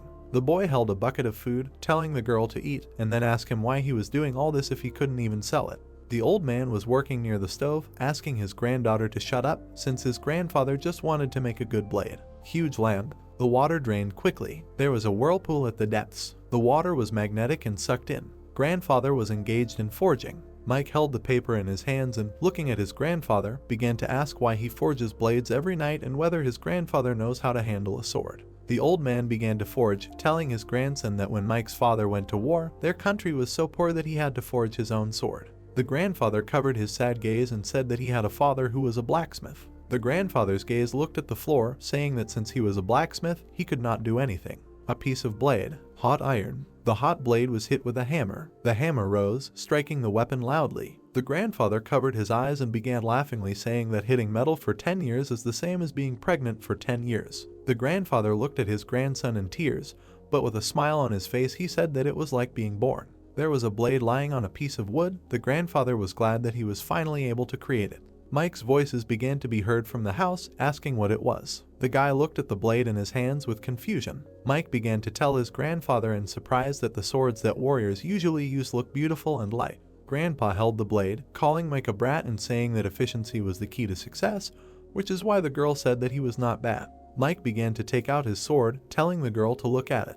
The guy held a blade in his hands, saying that it could not compare with his grandfather's. Mike's lips parted, telling the old man that the material mattered too. Ryan's lips slowly parted, indicating that no matter the person or the blade, they would have a different quality. Ryan looked into the distance, saying that weaklings will be weaklings. Something appeared in the sky. Something began to fly brighter and more clearly. Something began to appear in the sky. The two guys fought, blood splashes flying from different directions. All hands held the blade tightly. One completely bloody hand lowered the blade. Grandfather raised his head, shouting loudly. The old man's body fell to the ground. Mike stood near his grandfather's body, looking at him in fear and calling him loudly. The guy held the bloody sword, realizing that he had killed his grandfather. The sword began to split into two parts. The bloody part of the sword was moving away from the sword. Mike watched in surprise as the sword was cut into pieces. The guy looked at it in fear, thinking that all this was a perfect blade. The sword was divided into two parts. Mike himself was in the water. The guy's hands rose out of the water. Many bubbles began to appear. Mike was face down in the water, wondering what this place was like. Somewhere inside was a sword. Mike stood on the stone and looked at the sword that was in it. The guy knew that it was a sword that would turn to dust as soon as it was taken out. Mike looked in surprise, thinking about what kind of sword this was. There were hieroglyphs painted on it. The boy's hand touched the stone. Shrapnel began to appear throughout the area. They fell down, and Mike knew that this stone was not a stone at all. The pieces were still falling small. The guy began to curl up into a ball lying next to the sword. Mike closed his eyes. The hero slowly began to open them. Mike's mouth said it was just a figment of his imagination. The guy looked at the sword in surprise, thinking about the peasant's skills in handling the sword. The blade lay quietly on the ground. A guy on a small piece of the island lay curled up with a sword. The water began to foam. Mike began to look at this in surprise and fear. The guy looked forward, thinking that someone had fallen into the water. Water enveloped the bloody body. Mike looked at this in surprise, deciding that perhaps he was not dead yet. There was a splash of water near the stones. The guy plunged completely into the water and began to swim onto the body. Mike's face was very confident and scared at the same time. Groaning sounds were heard from the flooded cave. Two strands of energy hung in the air. Then they went underwater. The curls began to spin. Then they lit up brightly. There was a huge tunnel in the water. The waves crashed against the rocks. The main character leaned on the stones. Then he climbed ashore. Then he looked at the guy and asked if he was okay. The guy was covered in blood. Then Mike opened his mouth. The protagonist remembered how he was pushed. After which Mike looked surprised when he saw other memories and heard that he is a kind person. He should understand him. He can help them. They need 4 buckets of water and they do not have enough manpower. Mike examined the wounded man. Then he saw a deep wound on his stomach. The main character began to massage the heart and screamed for him to wake up. Mike grunted and pumped the guy out. After a while, Feng coughed, after which he began to cough. Then he opened his eyes. The protagonist was swimming in his eyes. Mike then stood up and heard that he was here to punish him. Is this the underworld or is this hell? Mike looked at him and replied that it was like hell, but he was still alive, and Feng asked if he was actually alive. The guy closed his eyes and said that he was still alive and that was good. Mike opened his mouth and shouted to stop talking. His wound was quite deep. He would help him stop the bleeding first. After which Feng took him by the hand and said that he should get out of here. Feng opened his mouth slightly and added that otherwise they would kill Wudu. It was not him who hurt him. Mike looked at him in surprise and asked what he was talking about. Feng lowered his hand and told him to go faster. The main character leaned over and shouted what was happening to Wudu. What was he talking about? Feng opened his mouth and remarked that it was so good. Then he covered him up and added that he was still alive. He was so sorry. Mike opened his eyes, after which he shouted the guy's name throughout the cave. There were shouts behind the stockades that they would execute him this evening. The beaten guy was hanging with a gag in his mouth. The crowd watched the execution and shouted for him to be raised. The guard approached the prisoner and shouted at him to raise his head and look properly. Then he smiled and added that this is the place where he will die. He even tied him tightly. Consider it a parting gift from him to him as a friend. The guy started yelling. After which the guard stretched out his hand and said that he was fighting. Even when he was about to die, just let him submit to his fate and stop fighting. The gallows was empty and the guard added that this is what he gets when he doesn't think before acting. Let him accompany Daoer when he is down there. A cry was heard from behind the wall that they were wrong. They were definitely wrong. The boy wiped his tears and said that he knew that Wudu was not that kind of person. The guy started crying harder and added that he was begging his brother to help him. The other guy opened his eyes and heard that dude was just looking for the person who killed Dao. Someone framed him, he wouldn't kill anyone. There were conversations in the house that he wanted them to save him. He killed someone in front of everyone, they should punish someone. The warriors sat at the table and said that they couldn't just let him go, even if he was talented, they just had to do it according to the rules. An old man was sitting at the table and remarked that he would be a strong fighter if they trained him well. If they took it lightly, it would mean that they could kill anyone whenever they needed, and the other replied to him that he thinks so too, but if they don't do it right, chaos will ensue. The old man lowered his head and added that they couldn't execute him publicly, no matter what. The man looked furiously and noted that he was against public execution, and his friend noted that he knew how he felt, but this was the only way out. The man clenched his teeth and shouted that since he was doomed to die, let the warriors die, and the old man asked what that meant. After which the man looked at him and replied that he could be called as talented as a warrior. The whip flew powerfully forward. The whip hit the guy's back. The whole crowd was looking at this. The boy covered his nose. The man hit him on the back with a whip. After which he put out his hand and said that he would ask again. He killed him. The guy looked down and asked why he was asking again and again. Then, after receiving another blow, he shouted that he didn't kill him. He didn't do it. No matter how hard he hits him, he won't admit that he killed him. The crowd opened their mouths and shouted that they saw that he did it. He hit him with a knife and pushed him into the well. Why is he still lying? The crowd put out their hands and shouted that he was a liar. He had killed one of them. He should die for thousands. The boy opened his mouth and shouted that he did not kill anyone. The boy wiped his tears and shouted that he was not a traitor. He was not the type to kill his friends, and the crowd asked what they saw him do, why he was still standing by his side. The man turned and asked if he believed him. The boy closed his eyes and replied that he definitely didn't kill anyone. The man turned his gaze and asked if he could prove it. The man turned red and shouted to swear on his life. The boy opened his mouth. Feng opened his eyes slightly. He lay on the stones covered in blood. The main character took the stone and thought that this was the second time. Mike put stones on the guy and added in his head that he was burying someone with his own hands. The main character put down a stone, after which he dripped some dirt with a shovel and thought that it didn't matter whether it was then or now. Mike dug hard. Then he began to dig in. A small stone lay on the grass. It began to rain heavily. The main character sat near the sword and thought that this is all he can do. It is so useless. Mike lowered his head, after which I remembered the blade and thought that it was the same as my grandfather's broken blade. The main character raised his head. I saw a sword. Then he took it in his hand, after which he took it out of its sheath and wondered what this blade was, why he only now thought of such a simple thing. The main character came down from the rocks. Then he looked at the skeleton and asked that he was useless, right? The skeleton opened its mouth. Mike put out his blade and shouted that not only he, but also this blade. The main character raised his blade and shouted that it was all an illusion. The man looked to the side and shouted to swear on his life. The boy silently lowered his head. Then he clenched his fists and shouted that he swears on his life. The tied-up guy turned around and shouted what he was saying. Did he even need his help? And the boy told him to shut up and just stay put. The criminal lowered his head and asked if he was tired of life, later he would end up like him. The guy started walking from the crowd. The crowd began to disperse. The guy looked furiously to the side. A man in the crowd raised his hand and shouted that he would just let him go after this. They can't do this. The crowd put their hands out and started shouting that this guy killed one of them. They saw it themselves. They saw it happen. The man lowered his head and heard that he was a traitor. Then he put his hand on his belt and noted that it was hilarious. He walked forward and heard that perhaps he was the one who killed Dao. They cannot forgive him. The man glared furiously and shouted for everyone to shut up and take a step forward. Who thinks that Wudu killed Dao? People started raising their hands and shouting. After which they came forward and shouted that they saw it themselves. There could be no mistake. He saw it too. They saw it. The man smiled. After which the Punisher looked at the crowd and noted that if so, he wants them to swear on this with their lives, and the crowd asked why they should do this. They are just witnesses. The man looked at them and replied that they must have the courage to swear to it if they wanted to kill the traitor. The crowd stood silently. The man imagined a bell in his head and shouted that the bell would ring tonight. Clouds hung over the city. The boy opened his eyes and heard that anyone who wants to punish the traitor must enter the arena as fighters. The traitor opened his eyes. A guy from the crowd stuck out his hand and asked, like real fighters, he wants them to use real swords and fight. The Punisher looked at him and replied that everything was correct. Then he turned and added that this is not a school or an army, this is a place where fighters are trained, and a guy from the crowd shouted that they should solve problems like real fighters. Then he smiled and added that they would let them sort everything out themselves. The guy rolled up his sleeves and asked if it was normal when someone dies in the arena, and the second one threw a stick over his shoulder and shouted that this was a valuable opportunity, they could serve justice and learn from this experience. The crowd looked at the criminal and shouted that now he finally understands what the instructor is talking about, how they can let him die so easily. The guy folded his hands, heard that now let them get lost.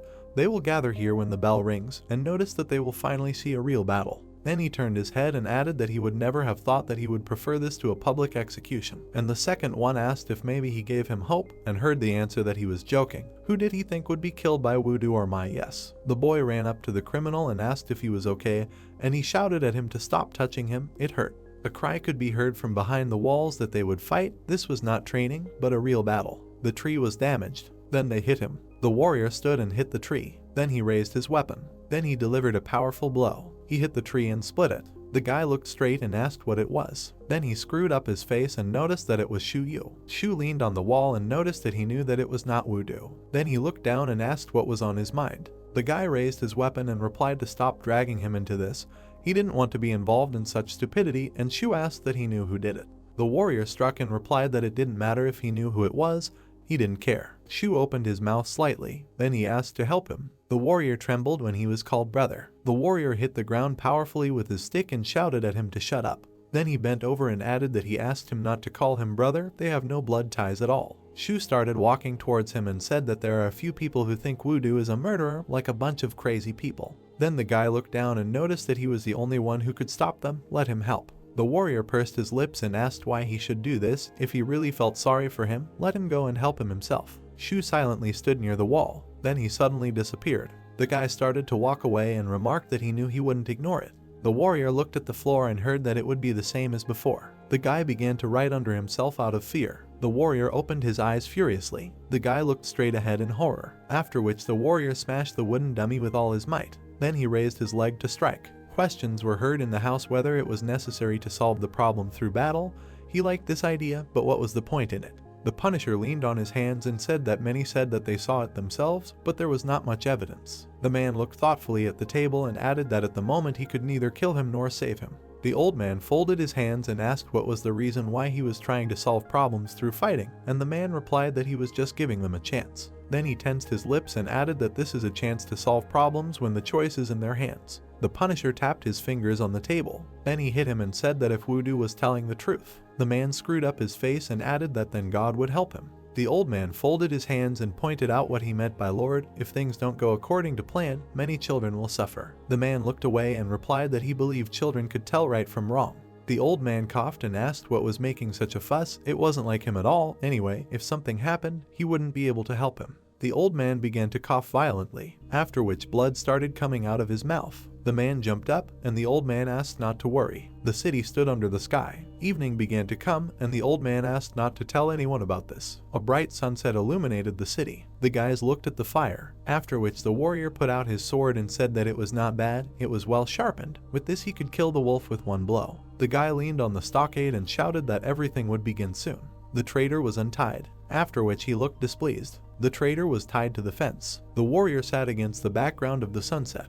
He lowered his head and thought about what he believed, that he wouldn't let it happen like before. The man looked carefully at the city. A crowd of people sat around the fire, after which the main ones appeared. A guy with a stick approached the traitor. Shu opened his mouth and shouted that he believed he didn't kill him. The traitor raised his eyes and asked why he was standing next to him. He was already tired of living. The boy wiped his tears and replied that since they came here together, they would leave together, and the traitor asked what he was talking about. The warriors glared at him and shouted that Shu was betraying them.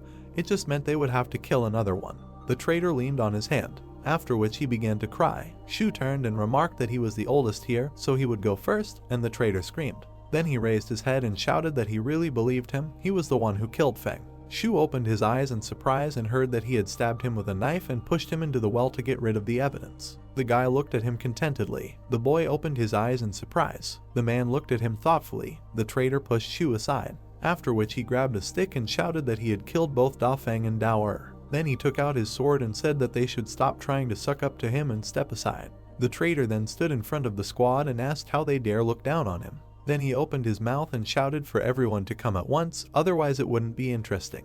The warrior got down from the stone and noted that he shouldn't worry, they had a numerical superiority on their side. The man looked at the people and shouted to ring the bell. The bell began to ring loudly, after which the traitor ran towards the detachment of soldiers. The guy opened his mouth and noticed that he was doing the wrong thing, rushing forward as if he were ready to die. The traitor began to fight with the crowd, after which he was wounded in the side. The warrior kicked him and shouted that this was all he had, he was useless. The sword stuck into the ground. The warriors stood around him and said that he was just a useless piece. They felt sorry for him, they would let him die a painless death. The warrior smiled fiercely and remarked that he had a different plan. They should let everyone carefully consider the consequences they have to face when they break the rules and still act cocky. That's justice. The traitor smiled and shouted to do whatever he wants. He will not die so easily if he dies at all. Torches were burning in the square. The sun was setting behind the horizon, after which he disappeared. The crowd looked sadly straight. Then they turned away when they saw the blood. The traitor covered himself with his hand. The warrior clenched his sword and asked where his mood had gone, after which he threw the sword over his shoulder and asked him to show his insolence. The traitor began to run. Then he swung. Then he delivered a powerful blow, and the warrior noticed that it scared him. The traitor began to wave his sword around, and the warriors asked what he was doing. Maybe he had gone crazy. The warrior tripped up the traitor, after which he began to fall. The traitor fell. The warrior kicked him and said that he was so self-confident just a minute ago. What happened to him? The warrior hit him on the head, after which he began to beat even harder and shout so that they would look carefully.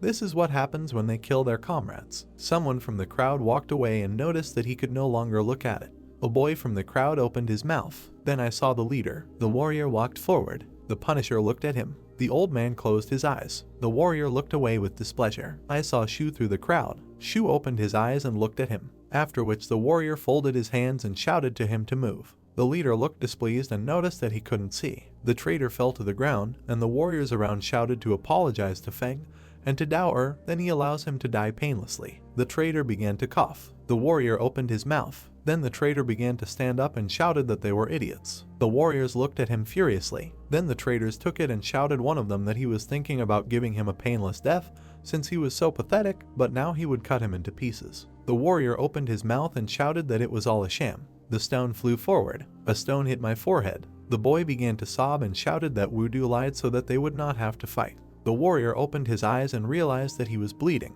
The boy took the sword with both hands and shouted that they were all terrible. They could have just let him go. Why did they need to torture him? And the warrior shouted what nonsense he was talking about. He was just a tiny, weak, little child. The warrior raised his sword to strike and shouted that he had gone crazy and was still daydreaming. The boy looked at the sword in horror. The blade was moving closer to him. The traitor opened his mouth and shouted, "What is he worth? Let him block." The boy opened his mouth, after which Shu blocked the blow. Shu looked straight. The warrior opened his mouth and shouted that he was a brat. He dared to betray them. He was also tired of living. The sword sparked. Shu then started throwing a lot of punches. The leader sat and watched, after which the warrior opened his eyes. The guy raised his hand and noticed that he maintained his composure. If anyone can be compared to the leader as a born fighter, then it is Shu. A guy from the crowd opened his mouth and shouted, "How is it possible? His opponent is brother Shu King, and Shu Yu is tiny compared to him.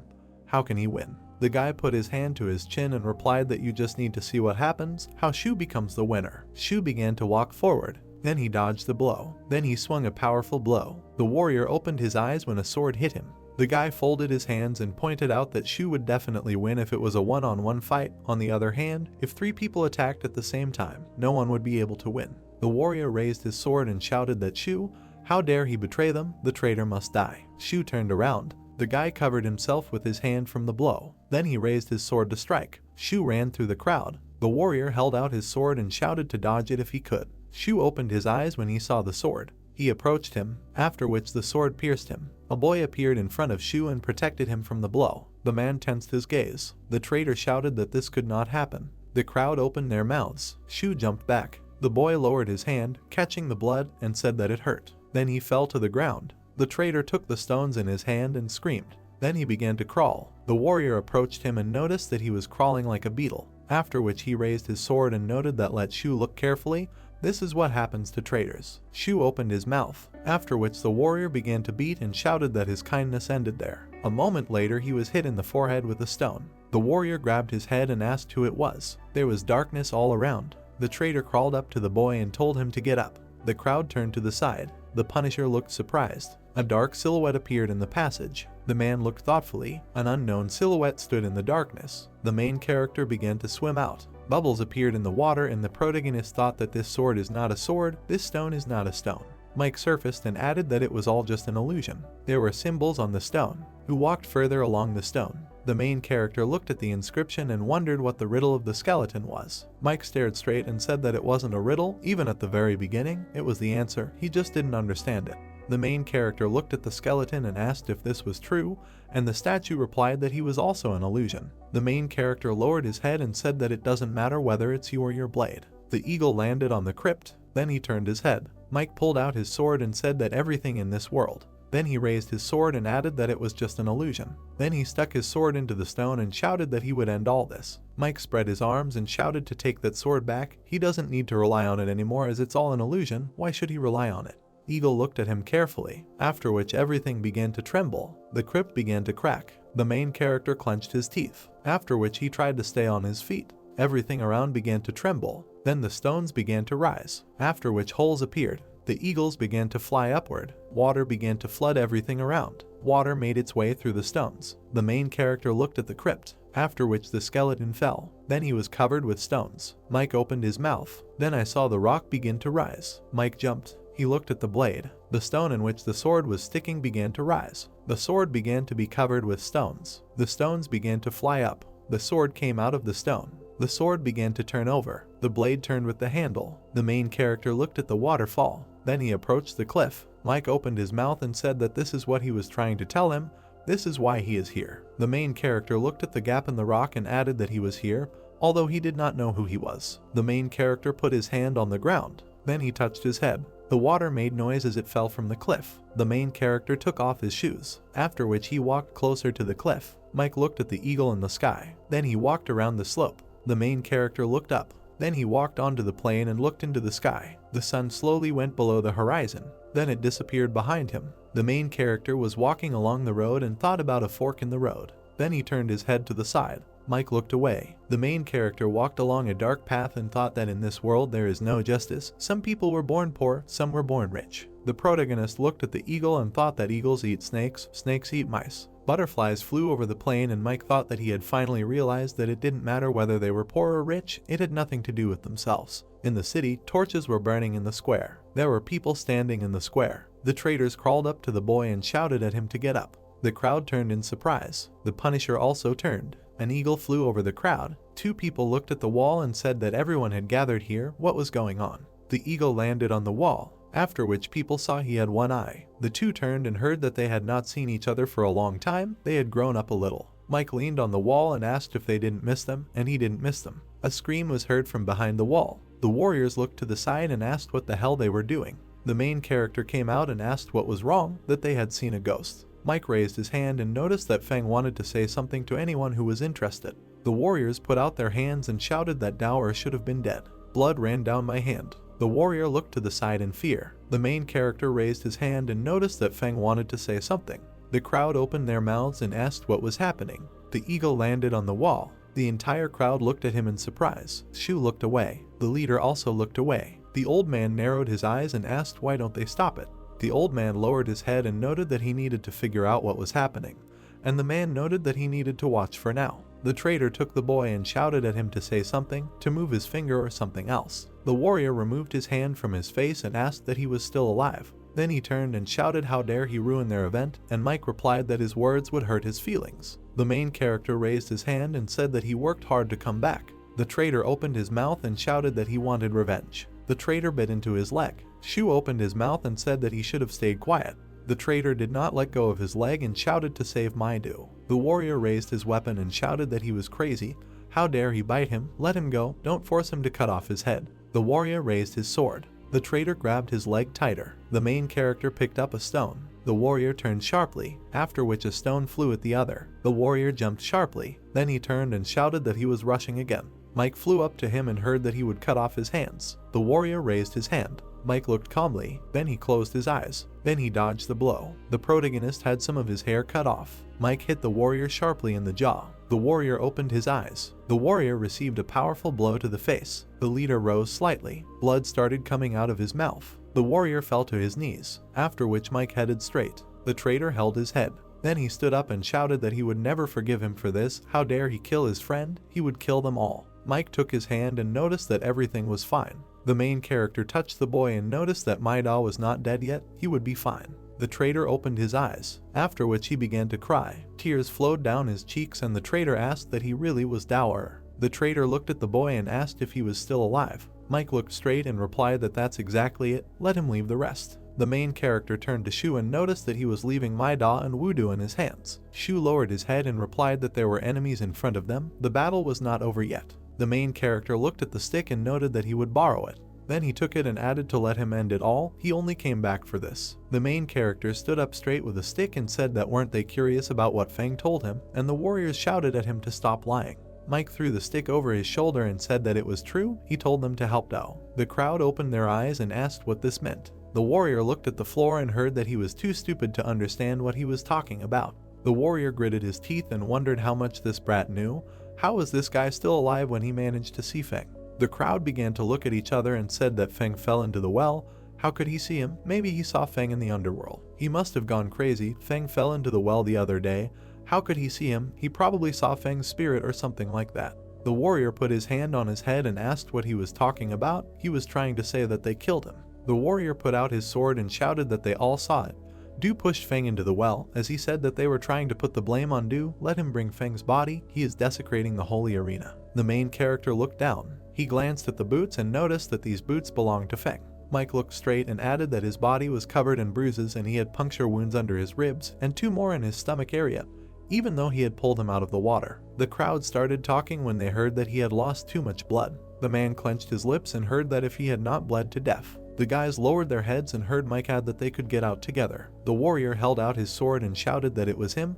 There could be no one else there. The warrior put his hand on his face and shouted that he was definitely the one who killed Feng and was trying to put the blame on Du, wasn't he? He was trying to pit them against each other. The main character pursed his lips and replied that it was not so. The warrior opened his eyes and heard that the one who is trying to hide this is the one who arranged all this. The warrior clenched his teeth and thought that he should kill him. Dead men don't talk. He looked at the wooden sword. After which the warrior smiled and wondered if he hadn't realized that they were using real swords, then he would end all this with one blow. The warrior held out his sword and shouted that since he entered the arena, he had not thought about escaping, and Mike replied that in the end it was he who rang the bell. The warriors looked straight and shouted that they were thinking about letting him go after that. He only came to the arena to put the blame on them. How dare he still talk? If they let him go, who knows what he will do with them in the future. The warrior looked furiously and shouted for them to kill him together. The warriors suddenly began to run. Mike took up the wooden sword. Then he leaned over and asked him to end it all. The warriors ran forward and shouted for everyone to kill him. Mike ran forward. Then he pulled the sword back. Then the black-haired man opened his mouth and shouted, "How dare he burst in here? He wants to die." Mike made an arrogant face. Then I heard a sound in my ears. The eagle looked at him carefully. Then he turned his beak. Mike kicked the ground. Dirt rose, after which the fragments flew off and Mike thought that when flowers bloom, the sun appears. Mike ran his sword along the ground. The main character ran past the fire and thought that when the butterfly flaps its wings, the sun will rise. The fire burned brighter. The main character hit hard. Then he turned over to the other side. I dodged all the blows and thought that when the blade cuts the air, it cuts the moon. The main character swung. Then he hit the blade. The warrior swung with all his might. Mike jumped aside. Then he hit the enemy on the back of the head. The warrior behind swung his sword. The main character leaned down and hit the warrior. Then he flew up and swung. The warrior began to fall on his sword. The warrior opened his mouth. Then he impaled himself on a sword. The warrior looked at his dead comrade in fear. The sword flew to the side. The main character jumped on him. Mike looked straight. The black-haired man turned and said that he clearly could not dodge. He could see his illusion. The main character turned over and hit him on the head. The warrior opened his mouth, after which blood flowed out of him. Blood began to fall to the ground. The warrior collapsed. The traitor turned. Shu looked surprised. The crowd opened their mouths. The Punisher watched carefully. The leader gripped the wooden sword tightly. Then he stood up. Then he looked furiously. Mike stood near the defeated opponents. Then he turned his head. The warrior was lying on his sword and noticed that this guy had stabbed him. Mike stood straight and heard that he was bleeding. She didn't stop. What should they do? The warrior opened his mouth and shouted that he did not want to die. He would not die. The warrior took the sword out of his chest and heard what he was doing. The warrior pressed his chest with his foot. Then he turned over. The enemy began to rise sharply, after which he swung his sword and shouted that to hell with all this, let him die. Mike turned and raised his sword. He turned it over in his hands. Then he squeezed it with both hands. The main character powerfully swung his sword. Then he used a lunar cut, and the moon was reflected in the water. The reflection of the moon cut in half. The water began to spread. The warrior opened his eyes. Then he put his hand to his forehead. Then he looked at his hand. Then he fell to the ground. Then he knelt down. Drops of blood on a black background. The main character does not understand what happened, whether he was cut. The main character thinks about the pain in his head and feels for the handle of the knife. A voice asks Mike if he's okay. Mike replies that it looks like his skills can still be improved. Mike thinks he should train harder. Zio King gets hit on the head with a stick and asks where so much courage comes from. Mike hits Zio King with a stick. Zio King can no longer fight. Zio King coughs and thinks she can't breathe. Zio King doesn't understand what happened to this brat. Zio King chokes and thinks Mike should have died but instead became a monster. Zio King looks at the other slaves. The other slaves look at Zio King in horror. Zio King shouts that they are worthless cowards. Zio King shouts that they shouldn't have just watched, they should have helped him. Zio King asks them if they think they can live peacefully after his death. The slaves look at him in horror. Zio King asks them if they see the blade on the ground and orders them to pick it up. The slaves recoil in horror. Zio King groans in pain and asks what they are waiting for. Zio King demands that the slaves raise the blade. The slaves refuse. The slave pushes Zio King away and shouts that he doesn't want this. The slave asks, didn't Zio King promise that this was the last time? Zio King asks what the slave is even talking about and raises his sword. Zio King yells at the slave to shut up before Zio King rips his mouth apart and to do what Zio King says. The slave turns to Zio King and says that they have made a deal. The slave says that everything was over after he released Leo from captivity. The slaves ask each other what he is talking about. The slaves ask if he wants to say that Leo has been released from captivity. The slaves ask if Zio King ordered this, but why? The slaves ask if this is to frame Leo. The slaves turn to Zio King and ask why he did this. Zio King shouts for the slaves to stop whispering behind his back and speak to his face. Zio King says that only worthless cowards are whispering behind their backs. Zio King, with a bloody face, screams for the slaves to come up to him and tell him to his face if they dare. A slave approaches Zio King and asks if he stabbed Ah Feng. Zio King shouts that the slave is a piece of trash and to shut up and swings a knife at him. The voice says enough is enough. Zio King asks if it's you again. The slave asks Zio King if he is trying to cover up the murder. The slave looks at Zio King. Zio King asks Mike if he really believes the scoundrel's accusations. Zio King says the slave will regret this. Blood flows from the sword. Mike says it was definitely Zio King. Zio King falls after being hit by a sword. Mike stands over the fallen Zio King. Mike asks Zio King if he didn't say this was fair. Zio King screams in horror. Mike asks that an arena battle only ends if the opponent dies. Zio King realizes that the end is coming and screams in horror. Zio King realizes that he was a fool. It dawns on Zio King that he was a fool until the very end. Zio King realizes that the slave set a trap and he fell into it. Zio King grabs the mentor's clothes and asks him to ring the bell to stop the battle. Jiang Ming demands Zio King to raise his blade. Zio King realizes that he is very unlucky. Jiang Ming says that no matter what, a fighter must always fight to the very end. This is what it means to be a warrior. Zio King does not let go of Jiang Ming's clothes and begs for mercy. The participants in the battle watch as Zio King begs for mercy. Jiang Ming asks Zio King if he wants to be saved. Zio King agrees. Jiang Ming agrees on the condition that Zio King is no longer a fighter for the group. Jiang Ming declares that the battle has lost its meaning and asks to ring the bell. Fortress wall with a bell. The bell is ringing. Orders are heard to patch up the wounded and restore order. The slaves shout for bandages and iodine.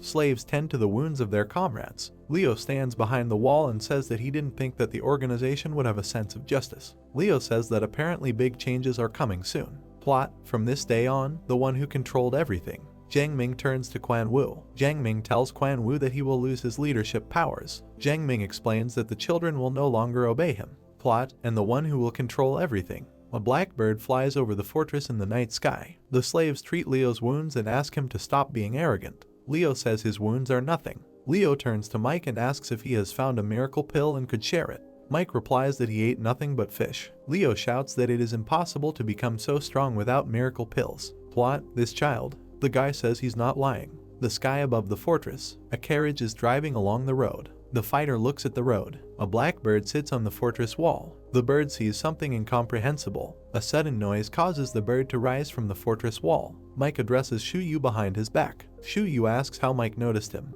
The carriage with the cells is approaching. Shu Yu says that the slave traders have arrived. Mike replies that they were brought here on these carts. Shu Yu asks if it is possible to escape from this cart. Mike replies that once you get on this cart, everything will be the same no matter where you go. Mike continues that their freedom will no longer be theirs. Shu Yu says the word freedom. Shu Yu asks why Mike came back, since no one would blame him if he left. Mike replies that Shu Yu is right. Mike says he got lost and heard a bell ringing. Shu Yu says Mike will regret coming back. Mike smiles. Mike says he doesn't regret it. The voice says that he looked everywhere for Shu Yu and Mike. Leo asks them to go quickly. Maida has woken up. Mike asks if that's really true. Leo asks them to go. Maida said he wants to see them. The voice says that now we can finally take a break. Behind the arena gates, a voice demands to open. The guards stand outside the gate and listen as the slave is forced to open his mouth. The guard tells the buyer not to worry, all their slaves are of the highest quality. The buyer counts the money and asks why the slave is being sold in this case. The buyer says there was a lot of money to be made from it in the arena.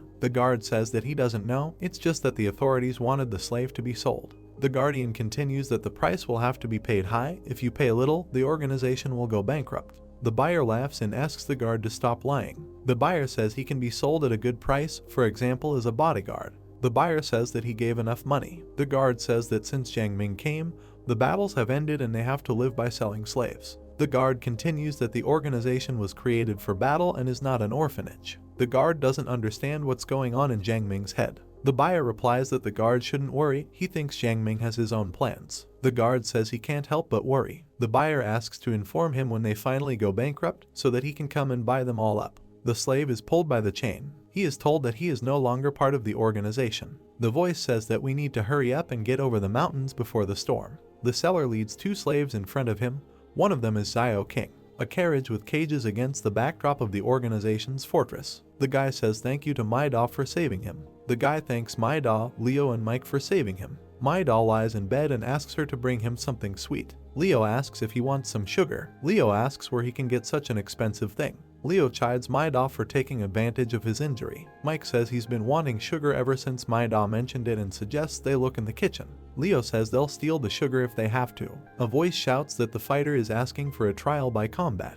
Jiang Ming replies that the time has come to change something in the fortress. The old man replies that he has been waiting a long time for the instructor to say this. The old man says it's finally happening.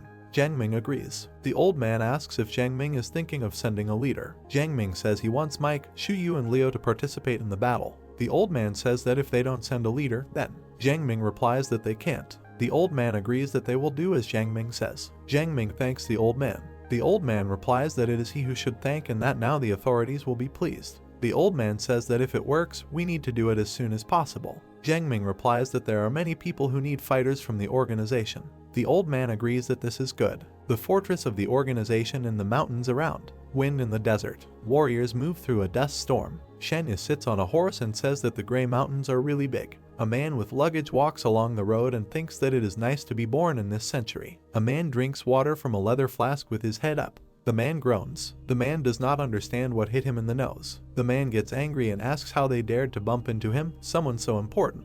The guy with the flag who crashed into him makes a blank face. The man with the flask gradually begins to realize that he has encountered the owner of the surrounding lands. The man screams in horror. It starts to rain. Water is flowing, and something yellow is already flowing down the legs of the frightened man. The guy sends the man flying with one blow. The cart, accompanied by the guy, moves on. Sitting in the cart is the South Peak Sect Master, Dai Wen-san. Bottom of a plank ship. A two-masted ship moves on the sea. Against the background of the sail is the master of the Flying Snake Sect, Zhu Shu Lion. The horse rushes across the plain. The clatter of hooves can be heard from afar. The master of the Tiger Sect, Gan Gongcheng, is rushing on a horse. Building in Taiyan City. Dai Wen-san moves down the corridor. The man wonders what is going on. The big guilds really invited the South Peak Guild. Dai Wen-san thinks something is wrong here. Dai Wen-san bows and greets the crowd. Dai Wen-san thinks that he is being ignored just because he is from a small sect. The crowd looks at Dai Wen-san with disapproval. Dai Wen-san looks around and, judging by his hair and tiger skin cape, sees the master of the Tiger Guild, Gan Gongcheng. Dai Wen-san thinks that he is a man full of rage. It seems that the rumors were true. Dai Wen-san sees the girl and wonders if this is the master of the Snake Sect, Zhu Shu Lion. Everyone calls her a scorpion. Those gathered continue to sit with sad faces. The herald shouts that the master of the Dragon Sect has arrived and everyone should pay their respects. Dai Wen-san thinks that this person must be Han Zai. The palace in the city of Tan still stands in its place. Officials talk. Something serious must be going on. If this continues, the taxes that need to be paid will become a burden on other sects. Answer: who knew that the war would last 10 years? Answer: debts will only accumulate. We cannot end the war without receiving booty. Citizens will think that we have lost the war. Conversations of officials: this is why we must raise taxes. The country needs funds. Shouts of agreement. Gang Gongchen raises his voice and says that he cannot continue to listen to this. As the protector of the South, the Tiger sect has something to say. Gang Gongchen says that he thought the peasants were lying when they said that the warriors took money from them, and now he sees that it is true. Gang Gongchen says that everyone should focus on training warriors first rather than talking about raising taxes. The Wisdom Sect Master says that Gang Gongchen is talking nonsense, remembering the needs of the peasants. Gang Gongchen says that the Wisdom Sect is trying to enjoy his life and that he lost money in the slave training grounds. Gang Gongchen asks if the Wisdom Sect Master is going to talk about his problems and get compensation. The Wisdom Sect Master denies any wrongdoing. The Wisdom Sect Master demands to see evidence and threatens Gang Gongchen. Gang Gongchen says that he is putting his life as evidence, and if he is telling the truth, the Wisdom Sect Master will die. Gang Gongchen looks at the Wisdom Sect Master with contempt and waits for action. The Master of the Wisdom Sect is seething with anger but cannot do anything serious. The Dragon Sect Master turns to Gang Gongchen and says that he has no say in the matter as an outsider. Gang Gongchen says he can't stand it anymore and asks if the Dragon Sect Master knows what the townspeople say about warriors. Gang Gongchen says they think the warriors are greedy jerks who kidnap blacksmiths and take civilians' money. Gang Gongchen says that if this continues, we will lose our face. We must start from scratch. The Master of the Dragon Sect says that there is already an order to catch the offender, you just need to wait a little. Gang Gongchen openly laughs and says that despite the order, the scoundrel has not been caught, although an alliance has been made with all the sects. Gang Gongchen says that everyone kills each other when they meet, and this gives this guy a great chance to escape.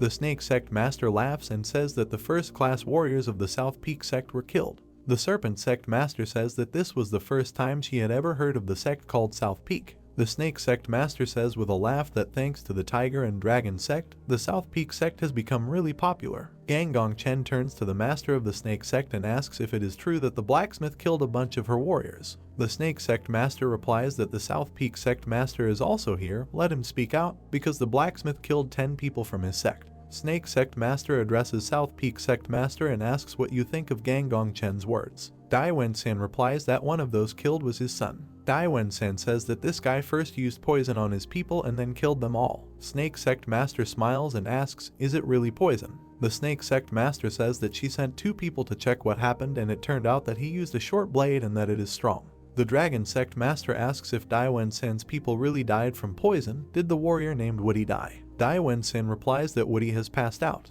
The Snake Sect Master laughs at how the 2 sects lost so many people over such nonsense. The Snake Sect Master does not understand how this could even happen. The Dragon Sect Master says that we will definitely avenge you after seeing that you lost your son, but Woody created a huge gap by trying to gain recognition. The Wisdom Sect Master says that he heard that Woody is spreading rumors that he is the new Blade Master and the South Peak Sect Master should do something about it.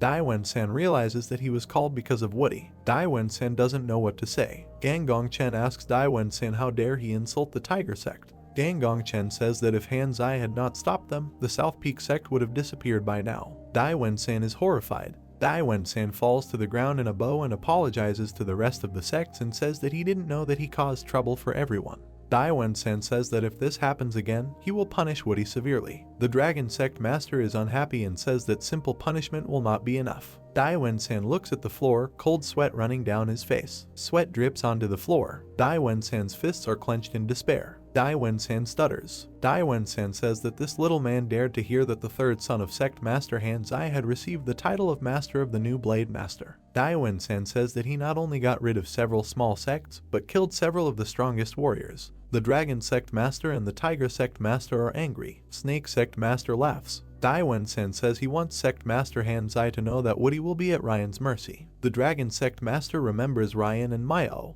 Dai Wen-san lies with his face buried in the ground in front of the Dragon Sect Master. The Dragon Sect Master tells Dai Wen-san not to call the warrior Ryan anymore. The Dragon Sect Master says that since Ryan was expelled from the Dragon Sect, he is no longer Ryan. Dai Wen-san agrees. Dai Wen-san wonders if the Dragon Sect Master wants him to kick Woody out of the guild. Dai Wen-san thinks that Woody is the reason for the prosperity of the South Peak Sect, and if the Dragon Sect Master wants him to kick him out. The Dragon Sect Master says that the Blade Master fought with them for a new world. The Dragon Sect Master adds that although he disappeared, the Blade Master's mindset remained with us and left us with sects and warriors who completely defend his will. The Dragon Sect Master says that thus the Blade Master is them, the Sect Masters. Dai Wen-san looks at the ground in horror. The Dragon Sect Master tells Dai Wen-san to tell everyone that whoever opposes the sects will be charged with treason and anyone who commits treason will be killed. Dai Wen-san thinks they want him to kill Woody instead of just throwing him away, going crazy. Dai Wen-san thinks that they are keeping to themselves and not letting anyone join.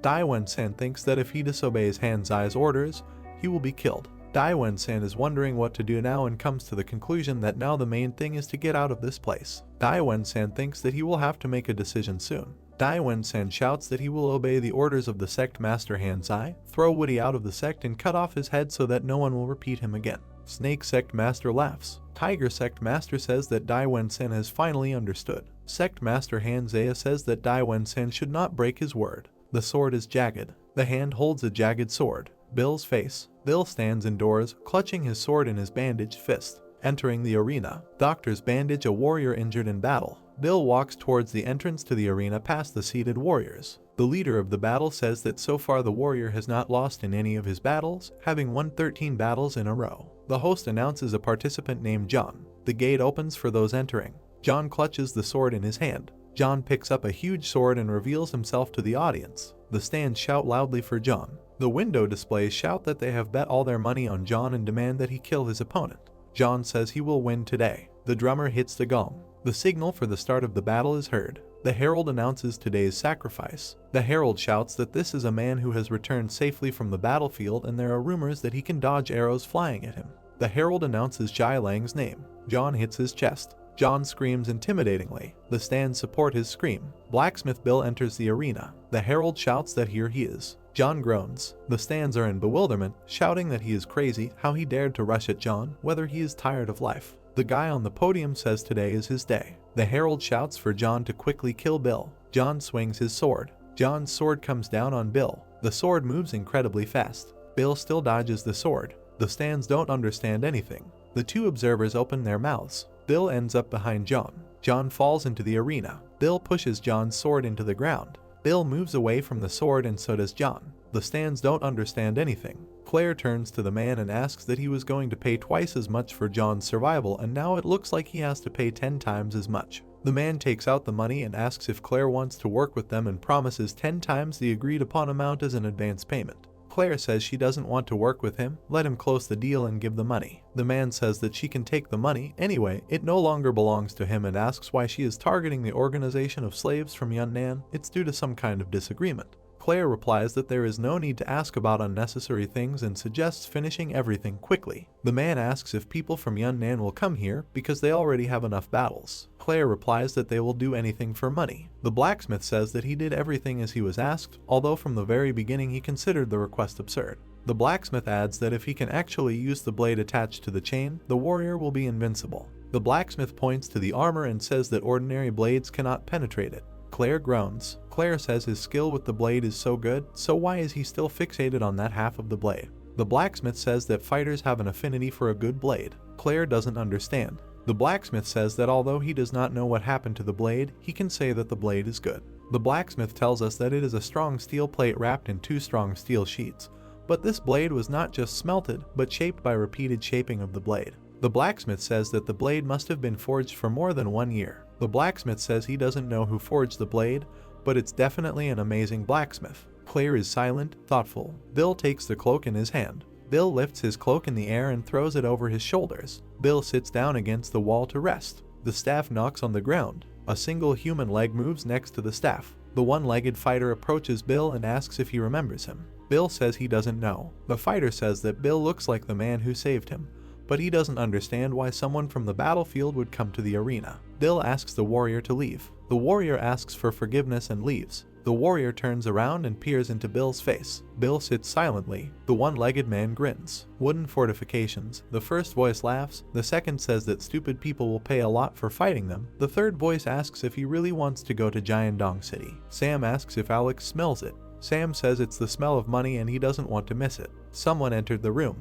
The waiter pointed to the table with his hands and greeted the customers. Two men with serious faces came in and said that they were hungry. Many empty plates stood on the table. People watched the men eat and thought that they ordered all the most expensive things and they did not look like rich people. The waiter watched as one man licked his fingers while another held a wad of rice in his hand. He made a mental note that he hoped they would pay for their own sake. The stranger held a hair in his hands and loudly asked what it was. Getting up from the table, he asked how they dare to give such food. The waiter bowed and stated that he was sorry and would let the cooks know to prepare another dish for them. The man grabbed the waiter and asked how dare he be expected to eat another dish after such a disgusting experience. As he walked out of there, he raised his finger and noted that they could count themselves lucky today and this time he would let them off the hook. They looked surprised when they saw a guy with a frying pan. The restaurant's angry chef ordered them to pay. The angry man screamed that it was he who put the hair in their food. Taking the cap off his head, the bald guy asked what they were talking about. The man began to take the blade out of its sheath and noted that even if it was not his hair, it must be someone else's.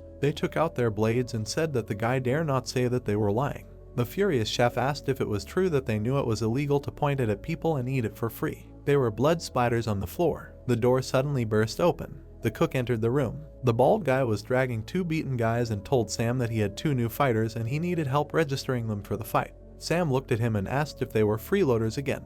He noted that he felt sorry for them and asked why they came to this particular restaurant. Sam clarified what bet the chef wanted to make. The bald guy with an angry look said that they had eaten 24 of their dishes and he had to somehow get his money back. Smiling, Sam said that there was a guy who challenged them with a lot of money. He assumed the guy thought they were weaklings. The cook frowned at this. Sitting at the table, Sam asked if Archie kills people every day and asked what he thought. Holding the beaten men by the hair, Archie asked what the payment was. Sam replied that the pay is good, but it is a little far away and is located in Jiandong City. Smirking, Archie said he agreed. Raising his hand, Sam asked what Alex was waiting for and ordered him to pack and prepare their wagon. Loud screams were heard on the street. The men waved their weapons. While watching the warriors, the stranger asked if Feng had been cut in half. He was told that this was so. Continuing to watch the warriors, the guy said that he bet that after this his opponent received a lot of money. They told him that this was so and he won 100-fold. The man began to talk with interest about the 100-fold win and asked what the name of his opponent was. Stretching out his hand, the old man said that his name was Bill, noting that he, too, had heard about him for the first time. The guy asked about Bill. The old man replied that he had heard that he fought without armor. Turning his head, the man ordered to find out who his owner was, adding that they would buy him if the price is right. The old man looked at him and noted that he had no owner and was a lone wolf. They watched the muscular warrior and said that it made their job easier and he needed money if he was there to fight. The enraged mercenary swung his sword. He hit the ground with great power. Looking out over the green mountainous area, the man stated that he hoped Bill would be helpful. The stunned stranger ran there and called out to the ringmaster. The man did not turn around and asked what it was. The frightened guy screamed that the warriors had arrived. Many horses walked towards the arena. Blood flowed down the man's lips. His body was pierced with a sword. The guy covered his face with his hands and screamed that the younger one was greeting the warriors and if they had done something wrong, they were asking for forgiveness. The stranger was sitting on a horse and said that his dog had run away. There was a loud ringing sound coming from the chain. The man noted that this dog has a human face. People walked in chains. The crowd of people were dressed in dark capes. The stranger noticed that there was only one place where he could hide and he came there to find it.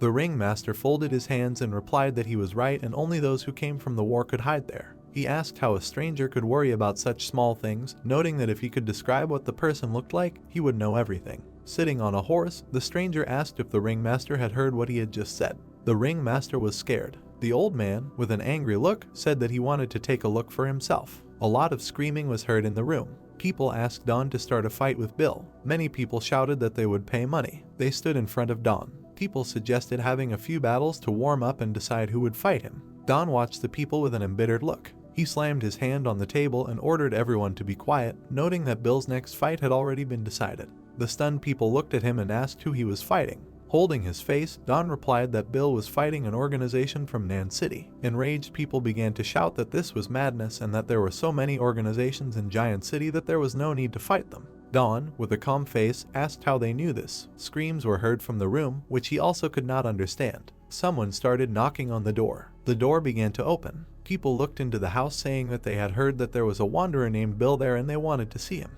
The guy with a sad look replied that people were so annoying and he was going to rest. He cried out that there was no one like him there. Looking at the guy in front of the door who raised his hands, he screamed that Bill had packed his things and left last night. The guy slammed the door and shouted that he didn't know where Bill had gone. As he walked toward the cart, the stranger cried out that he had to recruit Bill before the others. Sitting at the table, Claire cried out that Bill was now rich and famous and could look for a much better place to live. She calmly asked why come to a place like this. Bill was tightening his belt. He wound the chain around his hand and said it was well done. Claire asked if he could hear what she was saying. He wrapped the chain around his hand to which the blade was attached. He waved his sword in front of the candles. The fire began to spread from her. He cut her into many pieces. Bill spun the sword on the chain. He grabbed the blade in his hand. Crossing her arms, Claire asked why he was doing this to increase his fame and put himself in a dangerous position.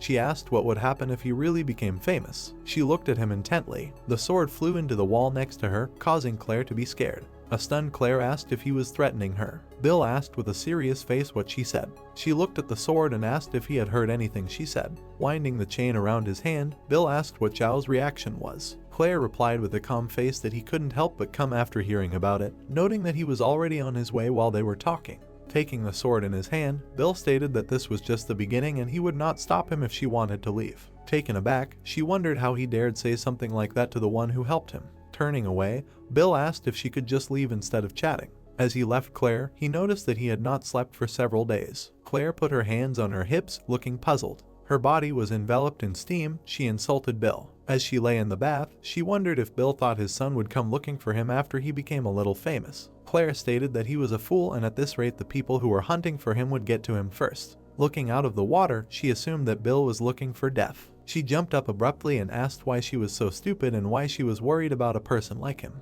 While putting things away in the drawer, she said that she couldn't do this anymore and needed to light some soothing incense. The guy was watching the house and heard Claire's screams from there. She hid behind a tree. Many blades lay in a pile. The old man stood in front of a pile of swords and shouted that warriors carrying foot-long swords was a crime. He noted that because of this, he could take their lives right now. The ringmaster bowed his head and agreed with the old man, but noted that weapons are the only means of livelihood for these people. He emphasized the fact that they use weapons to fill their stomachs and nothing else. The old man looked at the ringmaster and said that they fill their stomachs with swords. He noted that the ringmaster speaks beautifully. General Lei looked at his soldiers and ordered them to search the place and look for any trace of this dog. Taken aback, the ringmaster asked in his thoughts if it was General Lei. His teeth began to chatter and he wondered if this was the commander of the battlefield ghosts. Raising his finger, General Lei said that there was no sign of his dog, which was reason enough to let them all go. Lowering his finger, he declared that their lives were now in his hands. Holding his finger to the board, he noted since they all live using swords and his hunters use swords to hunt.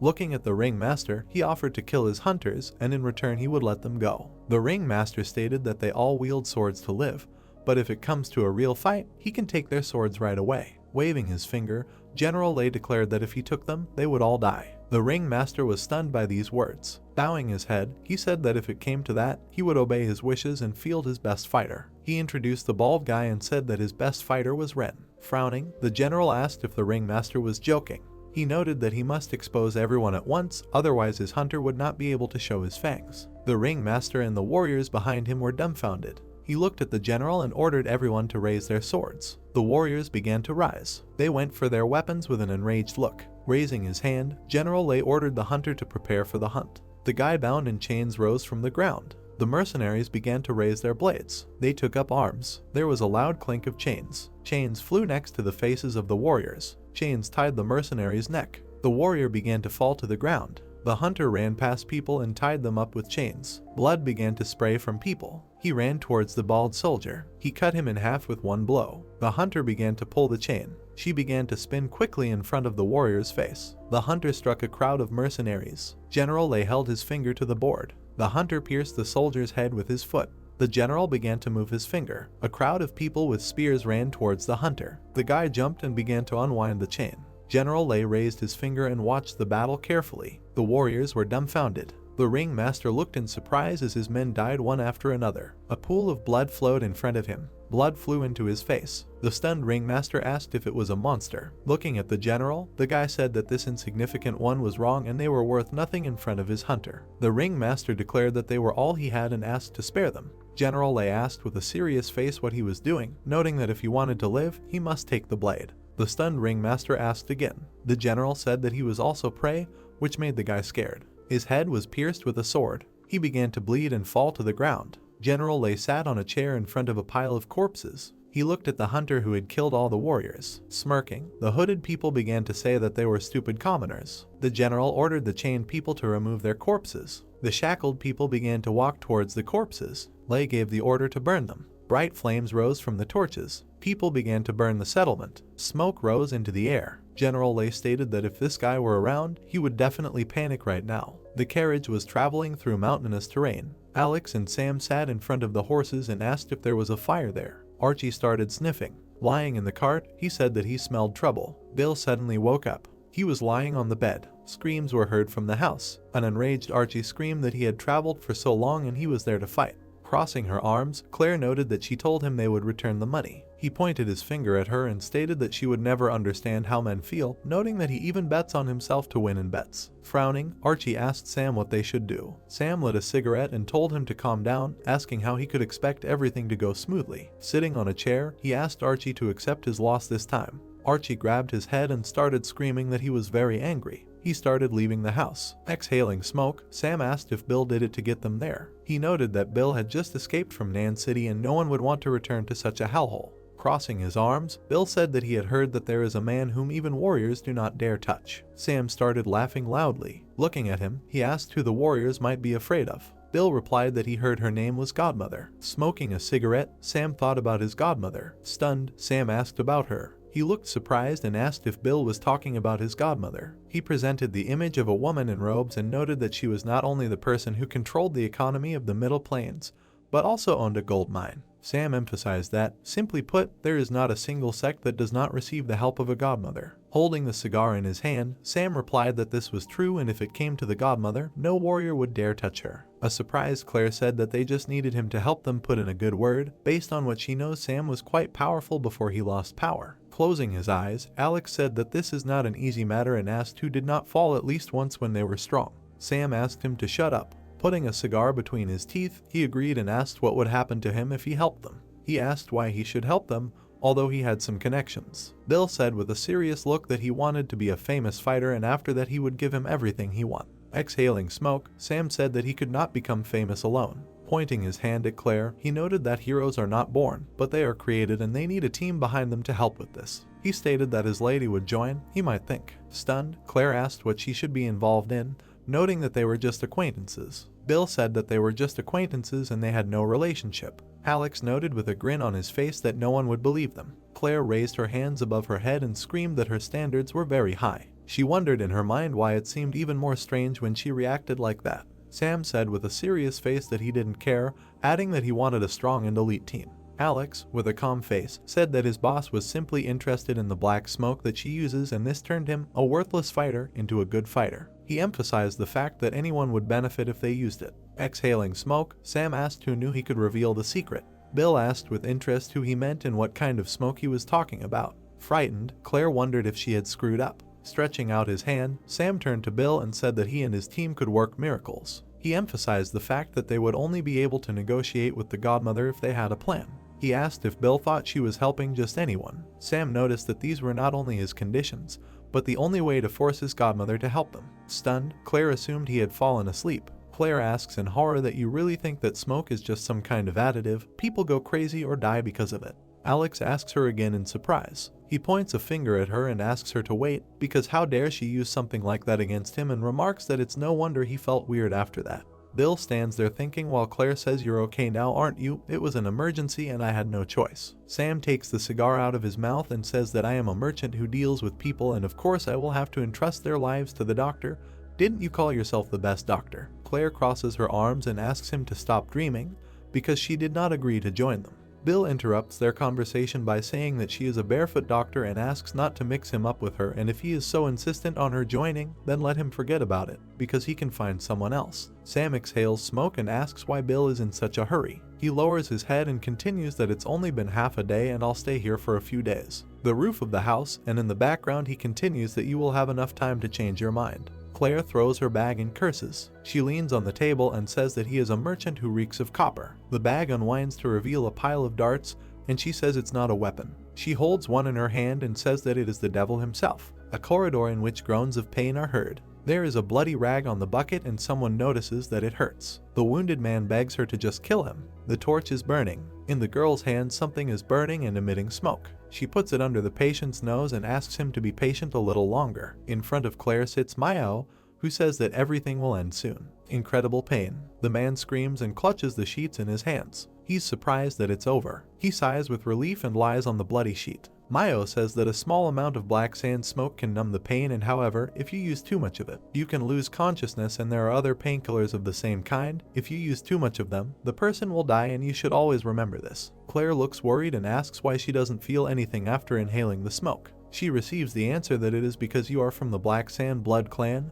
They are born resistant to black sand smoke. The wounded man lies while Myo says that you must remember, if you don't see someone who is as wounded as this person, then don't use black smoke, remember this forever. Someone came in and voiced their disagreement with what Myo had just said. This person asks why you would use something that could save our clan on a person who is about to die. Myo tells the elder that the existence of the Black Sand Blood Clan is to help the wounded feel less pain. To which she replies that you could use it in any way, but you decided to use it that way. She continues that just wait and see that one day your weakness will lead to the downfall of the clan. Someone shouts that it's a trap. Plumes of smoke in the air. People jump from the roof of a burning house and someone shouts to use black smoke. The banner is burning and someone is commanding to block all the paths leading to the main building. A group of masked people stand at the site of a fire. Someone shouts that these are masked killers and black smoke has no effect on them. The banner flares up and the command is given to burn all traces of the smoke of the black place, for this is the order of the three great sects. The house is engulfed in flames and someone continues that we cannot allow rumors about this to spread. Against the background of a fire, an order is given to kill everyone. Claire shields her face from the sparks. She looks at the burning building. Myo looks arrogantly. Myo strikes. People are running out of the smoke. Claire thinks about it. She thinks about what needs to be done, because perhaps she should go and notify Myo and should protect the secrets regarding the properties that the smoke has. She walks inside a burning house and thinks about the properties of smoke. She covers her nose near the bookcase. Everything around is burning. She notices a burning chest and is upset that this purple chest is on fire. She tries to put it out with a cloth. The edge of the chest is on fire and there is something inside. She reaches for the contents of her hand. She holds a burnt book in her hands and does not understand what to do.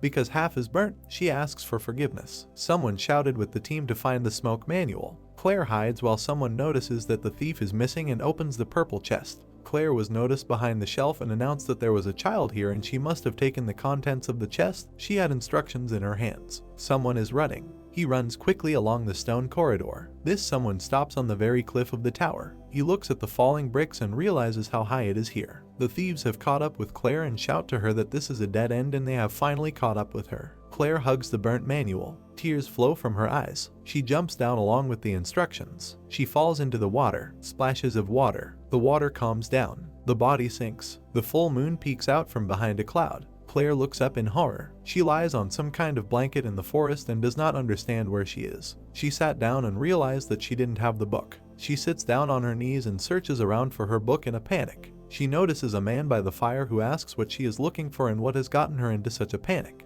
The woman says Claire was holding half the book when she found it. She looks at her softly and asks why this book is so important and notes that it was almost burned and she had to use all her strength to take it from Claire. The book is drying while she asks if the book is still being read. The same instructions are in Claire's things. She stands leaning over the box and says that she must find a way to restore the other half. She is desperate and does not understand what to do now. She turns to Myo. There is a lot of food on the table and someone asks if you have been cooking this all this time. Alex sniffs the food and says that he hasn't eaten so well in 100 years. Archie tells him to shut up, because this is not food, but his anger. Alex points his finger at the food and asks if it's his anger and notices that you say interesting words. Brother. Archie angrily stirs the fried food and sends Alex away, because he will go crazy if he doesn't cook. Sam asks what it is. He looks at Archie's back and asks if they can eat it. A table with leftovers, and in the background someone was belching and shouting that it was very good. Alex licks his fingers and asks how Archie makes such goodies and says that it looks like now they will have to piss him off even more. Sam lights the cigar, and Alex licks the plate and says that you not only preserved the taste of the ingredients, but also made them even tastier. Sam points out that Archie is a really good cook. Archie says it's only natural for a good cook like him. Claire looks at the food on the sticks and says that she really didn't know that food could evoke feelings akin to bliss. Bill says I don't understand why you want to become a fighter so much. You could get rich just by opening a restaurant. Archie is tense and replies that he has a restaurant. Claire asks why he still risks his life as a fighter by owning his restaurant. Archie responds by asking if she is asking the obvious. He grabs his head and says that he has accumulated too many bills when opening a restaurant and adds that I don't even make money from my restaurant, which is a harsh reality. Archie jumps up from the table and Claire asks Sam if he's still going to sit here and wait while Archie shouts asking if they know how much money he's losing by not opening his restaurant. He points his finger at Bill and says that he doesn't want to go home without a fight and urges him to fight now. Bill calmly asks why do this. Archie is furious and tells him to stop talking nonsense because he wants to know which of them is stronger. Bill asks if this is so important and why he would risk his life for such stupidity. Claire calls out to the chief with dissatisfaction and notes that the very fact that he does not fight Bill is the best choice he has ever made and adds that this guy can cut off limbs better than him. Archie warily asked about cutting off limbs. Archie bursts out laughing and says she must be joking. He bends over and remarks that Bill is as thin as bamboo and you think I'm afraid of him and adds that don't look down on me, you made me want to fight even more. He points his finger at Bill again and orders him to shut up and fight him and asks him to let him watch him cut off his limbs. The chair moves away with a creak. Sam gets up and leaves and Archie asks where he's going. Sam displeasedly asks him to wait here because he went to look for an arena in which they both could fight. Archie listens in bewilderment to Sam's words that he should try to understand true power instead of just cooking and that he is ashamed of him. Sam calls Alex with him because he needs him to drive the cart. Almost cloudless sky. A shout comes forward from behind the roof of the house. The cavalry drives off. Bill is standing near the house. Bill doesn't understand what's happening. Approaching and he wonders why. His tense face wonders why he is so restless. His weapon was thrown at his feet. Bill looked at him. Archie points a gun at Bill and says I told you I want to fight with you, where are you going? Bill says that he has already told him that he is not interested in this idea. Archie goads Bill and tells him that if you are a man, then take your blade and come here. Bill is perplexed. He takes the handle and notices that Archie is very persistent. He took up a weapon and Archie says that this is good because he is a real man. The carriage approached the man. Alex and Sam are perplexed. In front of them is a wounded guy without a leg. He looks ahead in horror. More than a drop of blood. Distance. Someone's dark face. Dark room. A pile of bloody weapons. The grate in the arena opens. Something is smoking. Against the background of something burning, a man says that General Lei, we sent our bait and something will definitely come for him. Lei bares her teeth and says that I feel so happy at the thought that I might be able to see him.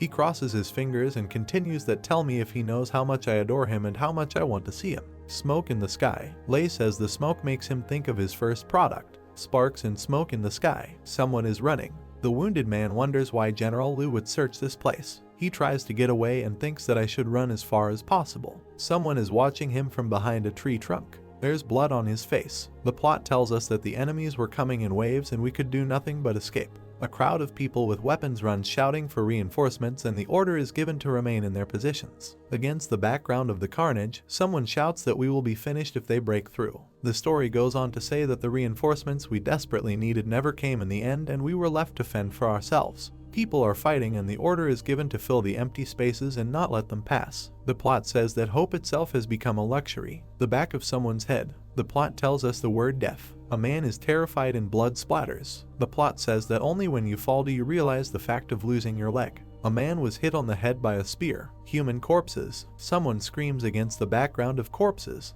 The man fell to the ground and groaned in pain. The plot again tells us the word death. A bunch of half-dead people groan. 2 people attacked the man in the bandage and already swung at him. He says he doesn't want to die like this. An angry man screams and attacks. The man's face is covered in blood and someone says that someone save me. Tears flow from the eyes. A man holds his bandaged hand. Bill with 2 bloody swords. He attacks while someone shouts asking if it is team leader Lang. The man continues the story by saying that only one person came to their aid and paved the way for them.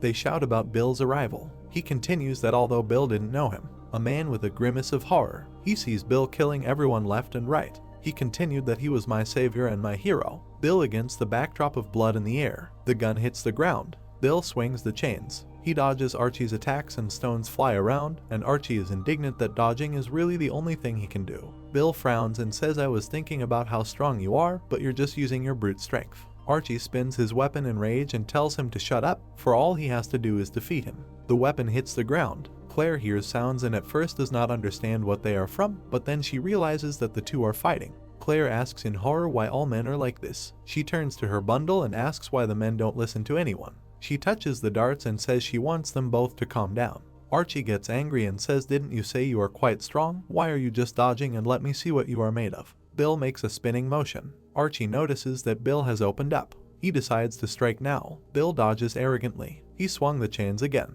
Chains wrapped around Archie's weapon. Bill tries to disarm the cook. Stones fly from their feet in different directions. Archie tries to resist and says, "Are you crazy? You really only used these chains to tie my spear?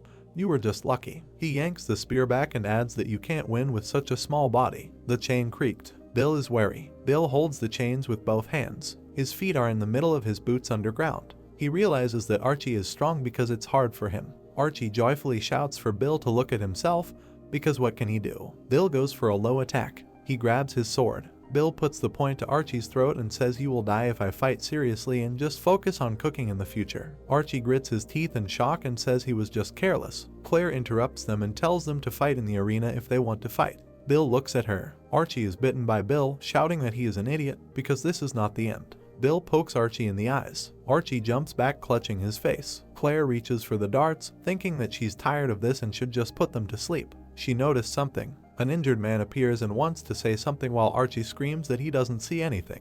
The wounded man shouts that the leader is here, run faster. The wheels are spinning fast. Something is smoking. Alex covered his nose with his hand. He asks what that smell is, and Sam notes that it doesn't look good. They are standing near a wall completely splattered with blood. Alex pulls Sam back and asks her to leave because the place looks very creepy. A large number of bundles are breathing. Sam asks if there was a war here because the place looks more like hell. Alex asks Sam to leave with him, and Sam asks what happened here. With smoke in the background, he says it looks like we're somewhere we're not supposed to be. The wounded man says that General Lay is looking for him. Bill asks in horror about General Lay. Bill realizes that the bad feeling he had earlier was probably because of this. The clatter of hooves. Bill stands opposite a man in a turban. Bill is wary. He thinks about Lay. Lay looks at the guy with empty eyes. The background is smeared with blood, and Bill thinks that other than using the word hell to describe it, I can't think of anything more appropriate. The wounded man continues to shout that the leader is coming and they must run, otherwise it will be too late.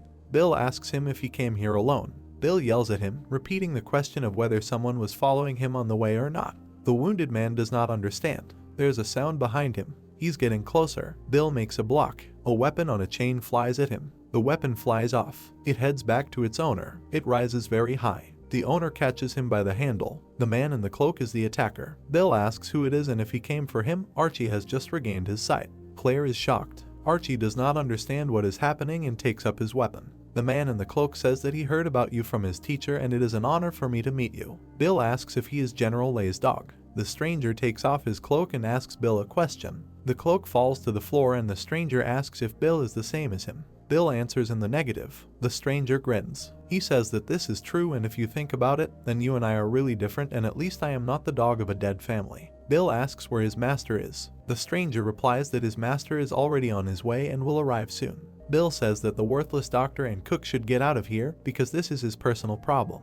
Claire calls him by name with concern, and Archie asks what he's talking about. "Because I don't even know you, why should I listen to your orders?" Archie points his finger at the stranger and asks the one that you have no manners at all. "Can't you see that we are fighting now? Wait your turn."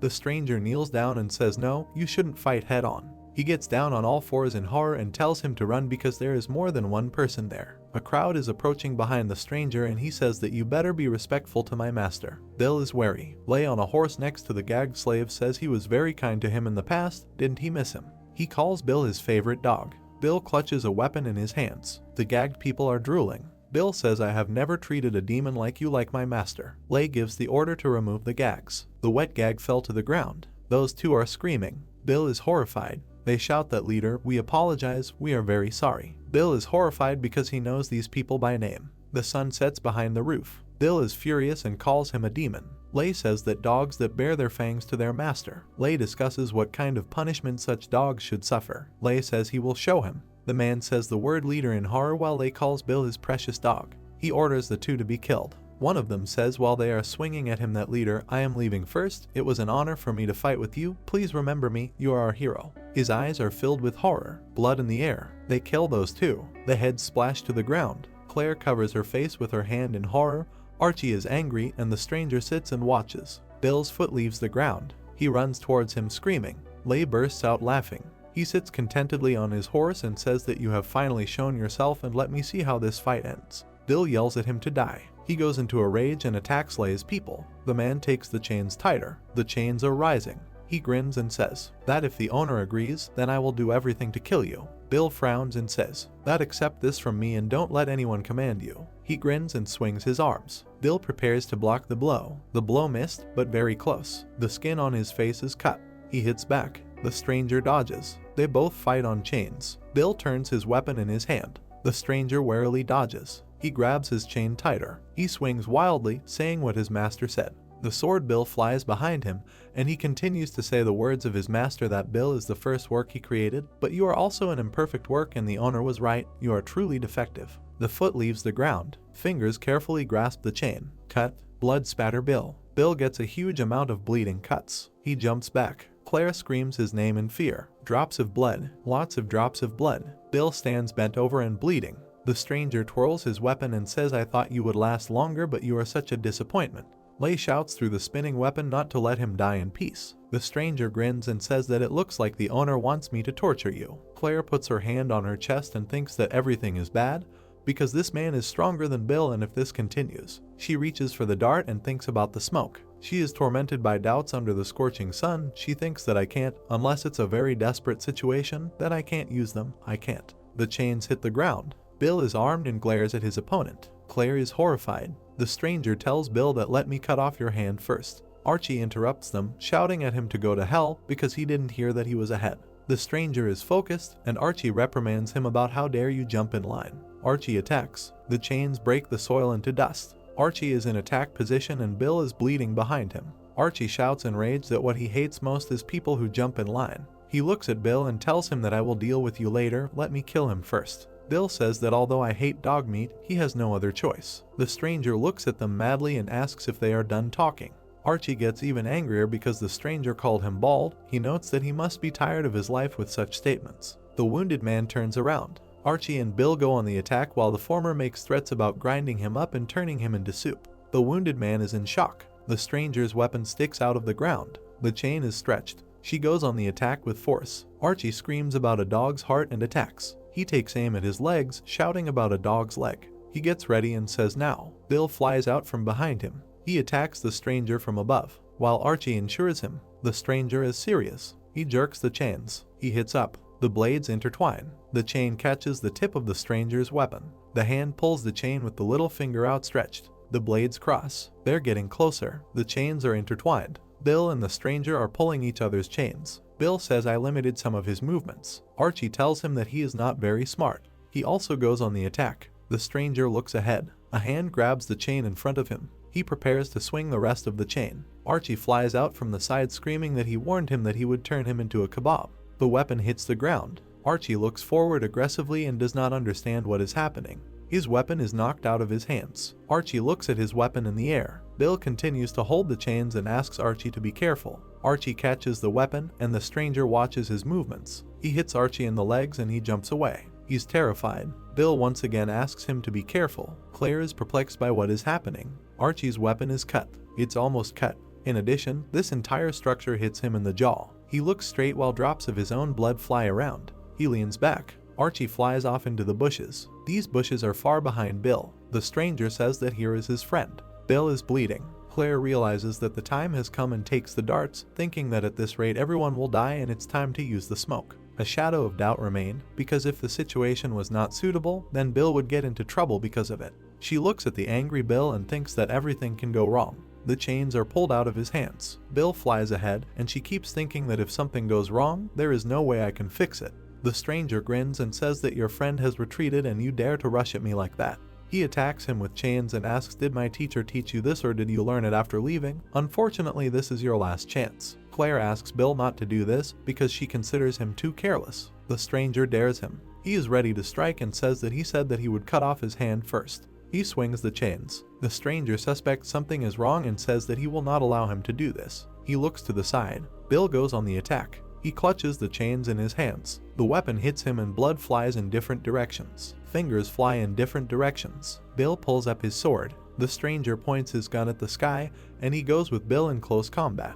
He looks at Bill madly. A cut appears on his neck. He also looks forward in horror and there is blood all around. Blood gushes in all directions. Claire looks at what's happening. The stranger fell face first into the ground and is bleeding. Life leaves his body and his eyes dim. The eyes close. Lei looks from the side and says that in fact an amateur was having fun with you. There is a close-up of his cold-blooded face, and he continues to say that where did the old you go? You used to be fierce, but now you look like an old dog. You have lost all value. Lei gets angry and gives the order to let all the dogs go because she doesn't want anyone to survive. Masked people incite the dogs to prepare for the hunt so that they kill everyone. The madmen are on the attack. Bill comes close to Claire and says, you have a gun in your hand, what are you waiting for? You have to do something and don't worry about what happens next, we can survive. Claire is embarrassed. Bill picks up the sword and wonders if they can survive. Blood falls on the floor. There's blood all over the floor. Claire doubts that if I make a mistake, they could die. She touches the bag and realizes it is missing. She looks at Bill and calls out to him.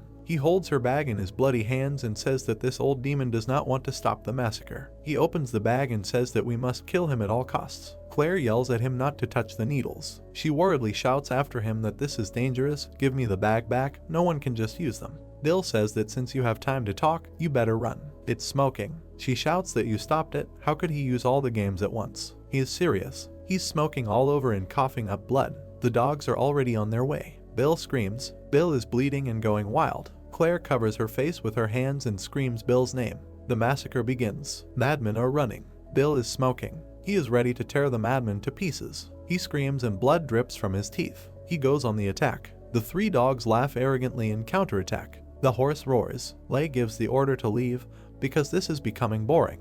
Bill goes head to head against three dogs. The weapon falls from his bloody hands. The chain is stretched. The sword drags along the ground. The dog attacks. Bill screams furiously. His feet leave the ground. The dog blocks the blow. The masked man asks Lei to turn around. Lei turns around questioningly. The terrified dog gets a bunch of cuts. Bill put the sword down on all three. They died with a grimace of horror and lay in a pool of blood. Claire is horrified. Lei looks interested. He bursts out laughing. He takes the reins of his horse and says, I thought he was a loser, but I was wrong. A pile of corpses, and next to it is Bill with chains, shouting that look at this work of art, it was me. He shouts with all his might that it is he created it. Lei laughs on the verge of joy and says that he must engrave this moment in his memory forever. The sword drags behind Bill, who goes to Lei. Claire screams at Bill to stop, because he is at the limit of his capabilities and if he overdoes it, his organs will rupture and asks him to stop right now. The masked man asks if they should send warriors to finish him off. Lei says no need, how can I let people participate in dog fighting?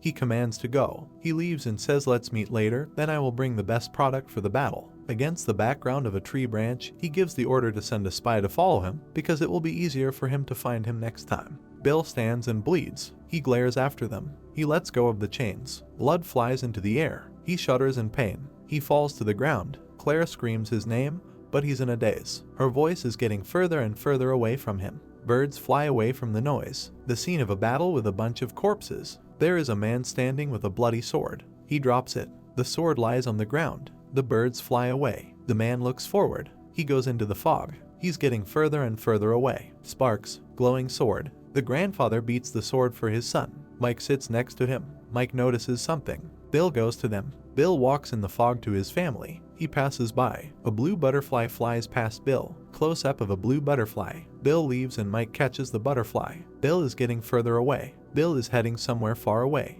His gaze is empty. He woke up in a bed with Claire sitting next to him. Bill looks at his hands and Claire is awake. Claire screams Bill's name and everyone understands that he has woken up. Claire tells him that you were in a coma for half a month. I thought you would never wake up again. It was a miracle. Bill looks forward with empty eyes, and she continues that you have terrible internal injuries and yet you woke up. You still have a chance for a full recovery. She asks him what's wrong with him. He asks her who Bill is. Claire realizes in horror that Bill doesn't remember anything.